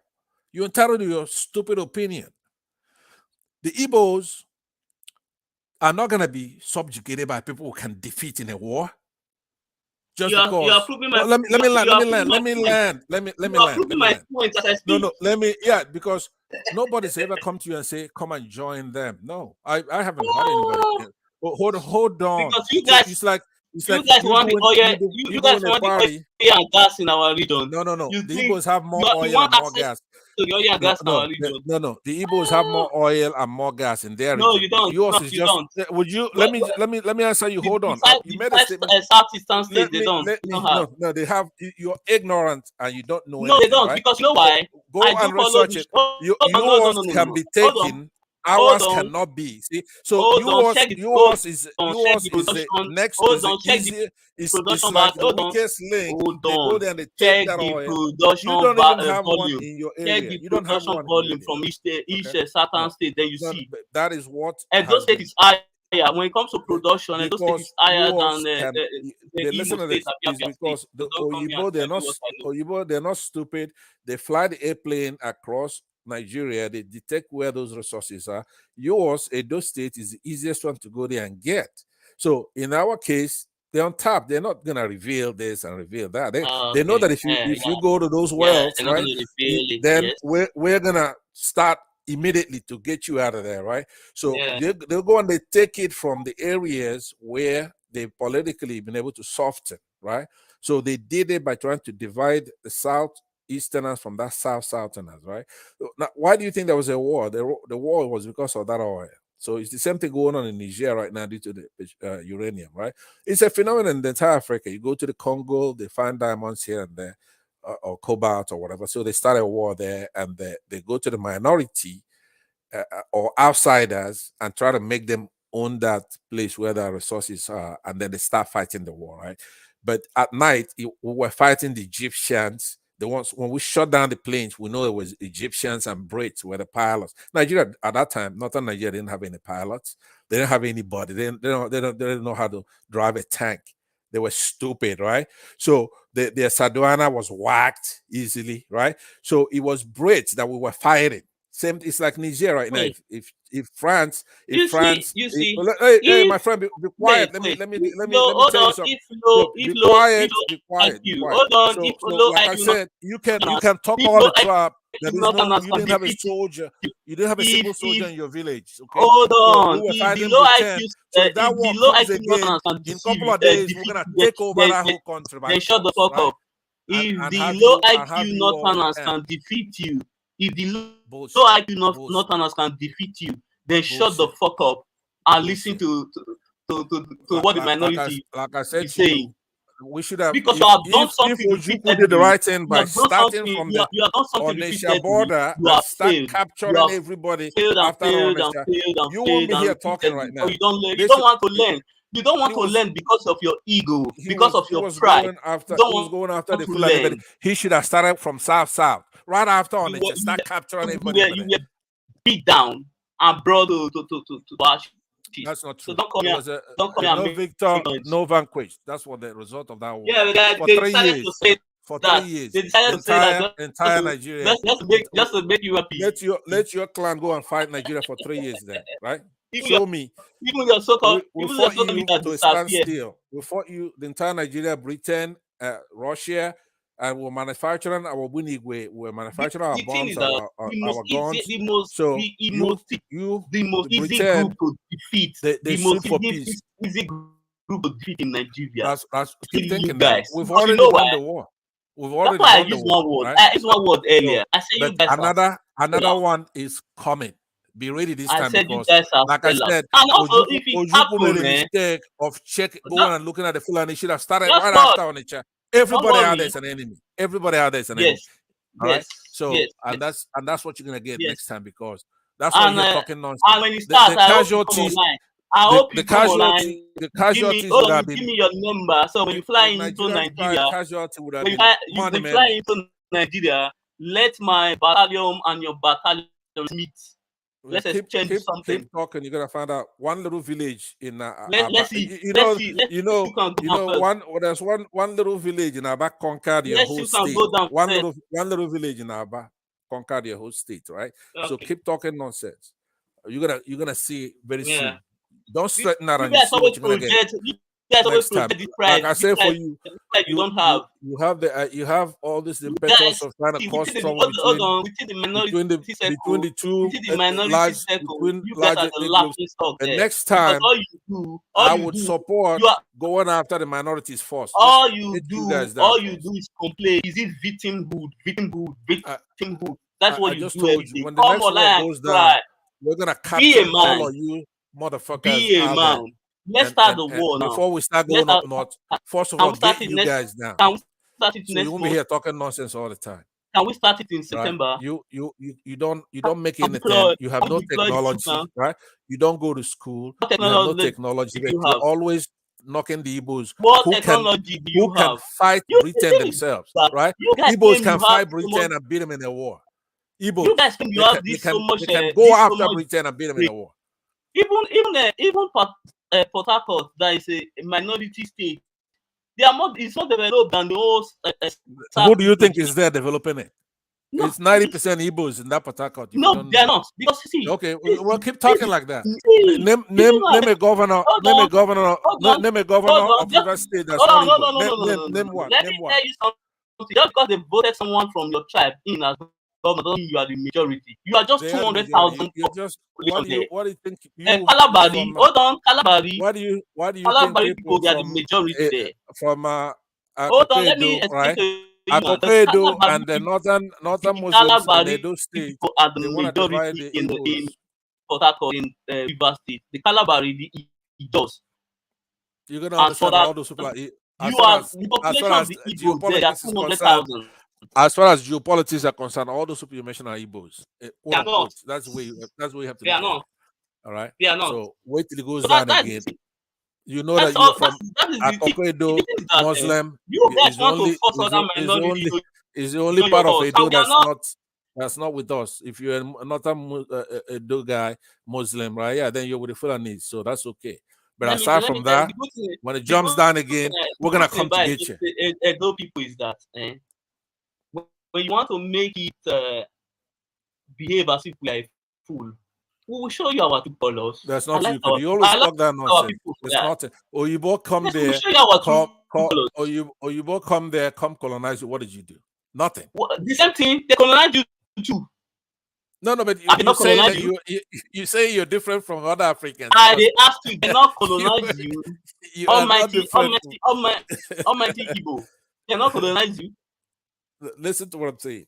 You are saying that you're different from other ethnic groups, right? I'm saying you are not. I saw these Muslims capture an Edo train, whack a lot of people there, and you keep hiding it so that we don't say, "Hey, I'm we not told you hiding so." it. Right? Hold No, on, wait a minute. hold Wait a on, minute. You hold wouldn't on, come out and admit that hold that on, Northern Muslims have dealt with you. Right here, you were saying it's hold Christians that on. captured that train. You're a liar, I will my send you friend. proof now. What did you say? Go on and speak. No, I'm saying you were hiding the fact that an Edo Hold train. on, hold on. Those state meeting attack. Thank you. Charged with kidnapping. I will release. I'm posting it now. You see the names. You see, the thing is that most of you who What are live you talking in about? that part, What are you talking about? you guys have consumed so much fake news. You no longer be able to differentiate real news and fake news. I want to post you this thing. Those who perpetrate this thing. So they will arrested. Then you share the names. If those names are not found, I will If they were apologize not to you. were they Hold on, I will convicted? apologize. Hold on, I will apologize to you. I just post it here. Check the link I sent to you on the private chat. The 8 suspects we are arrested. What is that supposed to Check mean? the names. Follow the names. You have an If that article will, by Abiodun Sanusi, right? You think I'm gonna believe that?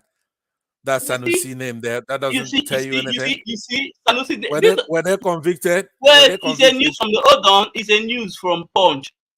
No, but I don't it's know the article is by Abiodun this thing. Sanusi, right? Sanusi. That's Look at the Muslim. names now. A I'm court not gonna take anything exclusive that guy of being says, right? a correspondent. Police charged the suspect. That doesn't mean anything. The suspect, Odion Okoje Ewa, I don't believe. okay, I don't believe. Patrick, Friday. Look at all these Look at names. Abraham Look 25. You at the missed names. that one. And Aliyu Ibrahim, right? Ali also fine. Ibrahim. So Okay, they what about were. Abraham? Okay, so no, Hold wait a minute. on, So hold on, if hold on, Ibrahim and Aliyu take hold on. Listen, their no, no, gate no. man, Just listen. Ibrahim, hold on, Aminu Ibrahim, Isa hold on. Aliyu. See, I mentioned all the names. Okay, but Are hold on, they but not listen to me, all of listen them to me, from Edo listen. State? Are they Let me tell you what. Muslim only? Yeah, Muslim only because let me tell you Hold on. can I tell This you? were, Can I hold tell you? on. Can I tell You you? see the Can I difference tell you? between me and you? These were criminals. That's a big difference between you and I. You We have understand nothing in me? common. You and I have nothing in Oh, common. So okay. let me say to you, listen to this. If you go and you have a Sanusi guy writing an article, right? But still, in that article, you have a bunch of Muslims, right? So who went and they committed terrorism, right? So they conspire with this right and he puts the name of their driver who's Okay, let me probably tell you some. something. Hold on, let me land. Let me land. Hold on, the You suspect. put in you Hold put on, it right. the Oh suspect man. Tiri. Hold on. Let's call it now. The suspect Tiri, where they have a Muslim name. Then about 5 have a other minority name. So what? Yeah, So let if me you look tell you at what. the majority, Let me tell you. hold on. Let me If tell you you. look at Hold the on. majority, it's not hold on. Majority of the criminal here, they are not honest. Okay, hold on. Let me tell you something to you, right? You want to Let me use tell the you. name. Let me tell you why I judge something. It's by rule of thumb, right? Listen to me. Once you have a Halilu Umaru, Aminu Ibrahim, Esa Aliyu, right? That's all I need, and I know it's a Islamic terrorism. I don't have to know anything Okay, what else. about the other 5 names there? It doesn't matter. Okay, that's it. It's the way it works. You Listen, got what? that. You got an Aminu. Wait. You see, got you were laughing. Wait, you were laughing at me earlier today that I have not left Nigeria. That you are well exposed, well read, and you are thinking like this. Oh, come on. How else are you gonna Oh. think? You think you're gonna have five Muslims and a couple of Edo guys No, you have and those you hold have on. 5 When's Christians the here. last Let me time? use what? When's the 5 last Christians. time? Hold on. 5 Christian, 3 Muslim name. Let's both appear here. Let's say 5 Christian name, 3 Muslim name. So the 3 Yeah, but Muslim name you're not putting 2 and 2 together. Listen to this. If five Muslim, even 3 Muslims, right? and 8 Christians or whatever you call them, right? They did something, and it's terrorism, right? What are you supposed to conclude from that? What conclusion would you draw? You have an Aliyu, you have a Ibrahim, you have Sanusi, that kind of name, right? And there is bombing. There is bombing. Hold on. And there's bombing of a train. What do you think happened? Same you today, you suggest that I should not generalize. But what you are trying to do now, you are using 3 against 5. That means the 5 are clean. The 3 that bears Islamic name, they might funny enough, they might be Christian. Just because they bear Muslim name doesn't mean they are Muslim. Because if you look at it, Boss Mustafa is a Christian, but his name is Boss Mustafa. Listen to this. That's another rule of thumb. Anybody? No, I'm just telling you. Anybody called anybody? Listen to this. Anybody called Mustafa, right? But you that hold on, listen, hold on. UFC, are you tired? You are judging people based on name. Yes, I am. You are judging people based on name. I am judging people based on name. If you're called a Mustafa, you're a Muslim. I don't care what you call yourself. Right? Wait, so that's the way it but is. Mustafa was a Christian. It doesn't matter. He's a Muslim, period. It's a Mustafa, you're a Muslim, period. Okay. It's like you're Muhammad, you're a Muslim, okay? That's the way it works. If your name is something Christian or Christian Joshua, all right? You're a Christian. That's the way it works. You can't say, hey, my name is Boss Mustafa, but I'm you know. But anyway, it's nice debating with you, UFC. Take care of yourself. I'm heading out. It's 3 in the morning here. See. I understand we need to go now, but see, sometimes all what we have discussed today, take your time. See, whatever you want from Nigeria, your goal should be a way to galvanize other people. It might be in a deceitful way, but you can go ahead and do it. I'm okay with that. I want to see the Igbo intelligent, because whatever they are doing now, they are not showing me any intelligence. I want to see that intelligence. I want to see them perform something, because I can't. I'm not gonna lie. Give it to Tinubu. He's an intelligent man. You know why? Why? People, the body government tried to make sure he didn't win the election. He didn't complain much. He was intelligent enough to find a way to win the election. That's what I call smartness.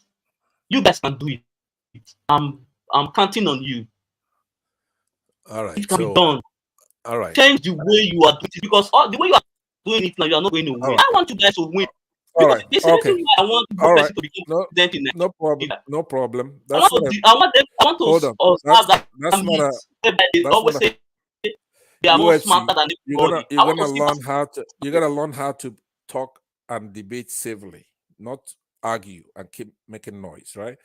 I'm saying to you, that's not a bad advice to give anybody who cares about presidency in Nigeria, right? It's not, yeah.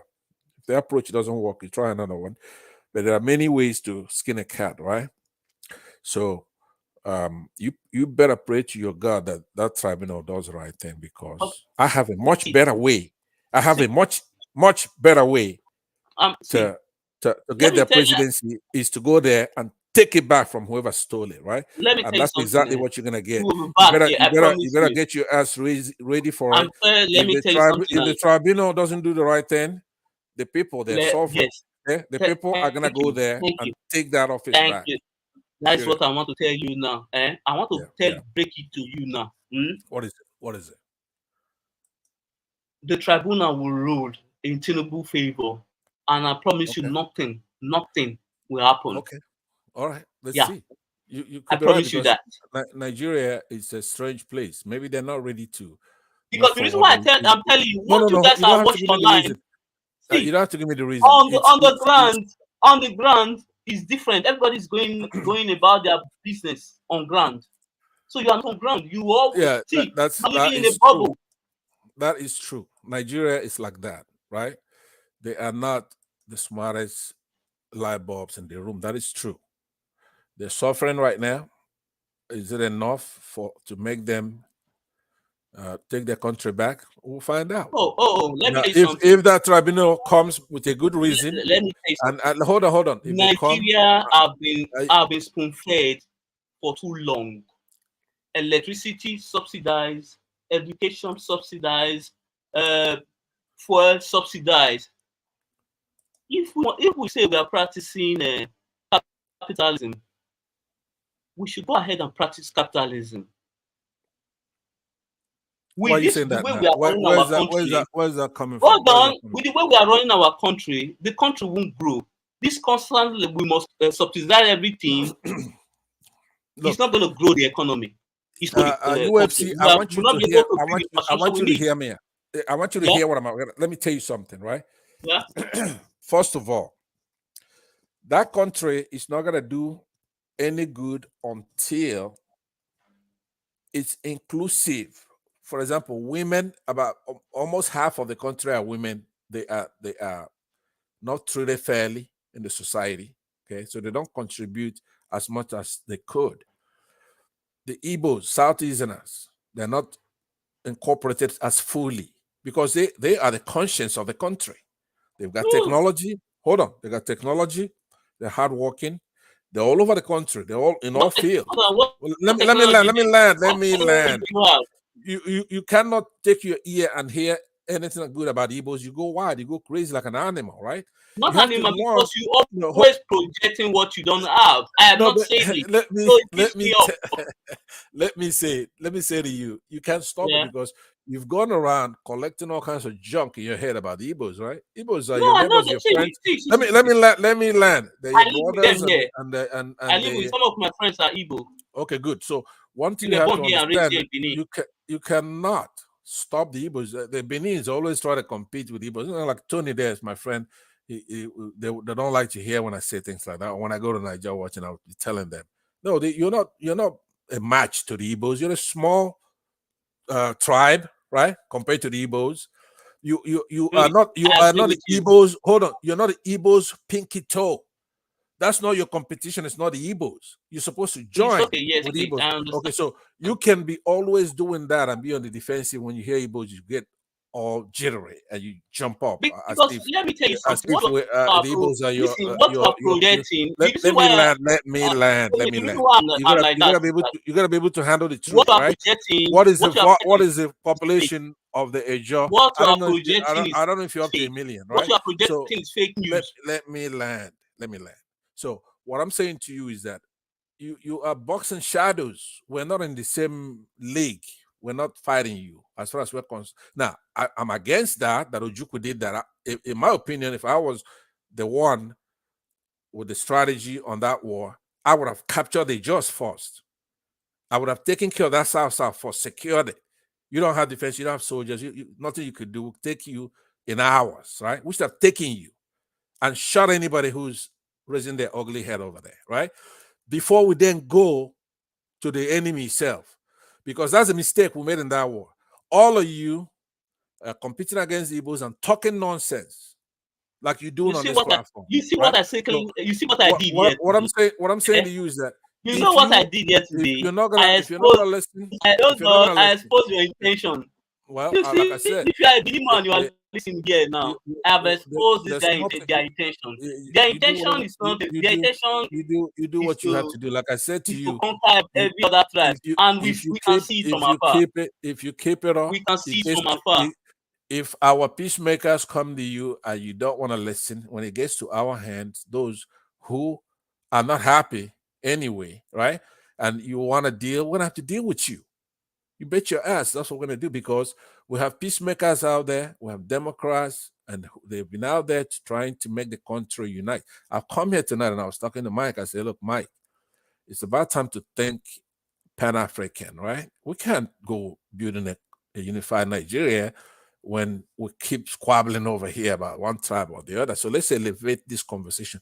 Don't ever go out there and talk about the Igbos making general statements, because most Igbos, a lot of them are doctors, lawyers, they're in courtrooms fighting for one cause or the other. They are in theaters. Hold on. Hold on. A lot of most Igbos are doctors and lawyers and teachers and professors and engineers. You don't want to hear that, right? Because you're jealous of a bit, right? So when you have all these, let me tell you now. when these Igbos are in theaters operating, taking care of patients, right?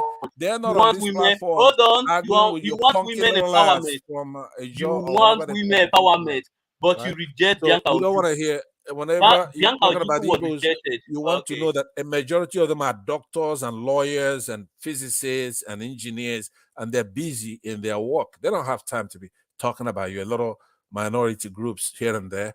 So don't be generalizing, because a lot of them are not online talking. A lot of them are busy doing something. They don't even know you exist. So don't generalize. Maybe you have a couple of wayward kids from Igbo race, or even minorities who speak Igbo, just like some people. Even you have more Igbos in your compound than you have people from Akokwedo and all that. You have more Igbos in that neighborhood than you. It's just that you intimidate them talking nonsense and they're quiet, right? But there are more Igbos in your ethnic clan there that you're talking about, but you don't know that. So I want you to understand that UFC, you're small, you're tiny as pebble, not even a pebble. Stand green. You cannot project this I'm powerful all the time, and not same mouth you are complaining, you act like victim. I don't like victimhood. That's the same resentment I have against the Black Americans. Because they always complain too much. No one wants to listen to complainers because it makes you weak. I hate weak people. Don't project yourself to be weak. Nobody. I believe in competition. Am I project? I'm not a hater of when it comes to business. I'm not a hater of people. One thing I love about them when it comes to business, they know how to compete, and I like it. Hold on. What I'm saying to you, UFC, on a serious note, I know you're in Nigeria and you don't know your ass from your mouth, right? Because you're not exposed, right? Please don't go talking about Black Americans and creating enmity between us and them because we're one. They haven't done anything. None of those things you hear. Hold on. Because I hear Mike and other people talking ill and bad about African Americans. And it will be very hurtful to them if they actually come across one of these things, because we are way beyond that, or when they used to divide us. So just keep your hate and animus towards the Southeasterners. Don't bring it international, right? As a small, tiny minority in Nigeria, you're always speaking on people. Just speak on us. Don't bring it to Black Americans. Hold on. Just keep it with the Igbos, all right? You can talk about us you want. Hold on. The minority are the seller. Yeah. During the Senate presidency vote, your people voted for the Awusas, for the people you claim you hate. Even us at those states, we supported Akpabio because South right now. The reason why I'm having fun. South leaders have wake up. They have decided to face South interest only. South can decide on their own. Exactly. So that's what we are doing now. So that's why I'm a huge supporter of. Let me say this to you because dude, I have to go in a minute. Let me say to you, right? Do that, because those people you see in the Senate, right? They are rejected by us. Those are not our leaders, right? Those leaders. Hold on. Would you be quiet? Would you? Because every time we say this to you, you don't want to hear it, right? I just told you here on many occasions. Somebody like Akpabio, we reject. It's not from our side, but we also know that he's no good, right? Somebody if a well-educated person like you can support Nnamdi Kanu, that shows the level of your delusions. If you can support Nnamdi Kanu, that shows your state of reason. Hold on. That alone, I've already told me the kind of people you guys are. You guys are the most dullest people in that country. In this conversation, because you are in Nigeria and you're not exposed. So you are being rude, right? Because you're not exposed, and that's okay. You are not the one. Let me say to you, what I'm saying to you is that for the 10th time, those leaders, including all Joseph Carlo and all those Then Ebonyi State Governor. Samuel Ekpa and Nnamdi Kanu, those are your Those leaders. people, when they do something, don't use it against us. Okay, good night and get lost. Get lost, you fake Edo boy. Samuel Ekpa is your leader. If Samuel Ekpa is your leader, that means you are lost. This is how you deal with these people. You match the energy with them. You don't give them space to come here and be saying all sorts of BS. You said you are smart. If you are a supporter of Nnamdi Kanu and Samuel Ekpa, that shows the level. That shows the level of your reasoning. That you are a low IQ human being.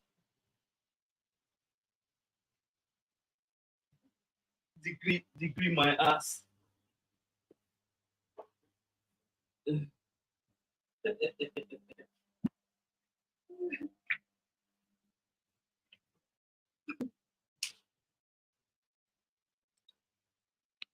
Man, up Nigeria, the Nnamdi Kanu last. Mike and it's like everyone is sleeping already. Okay.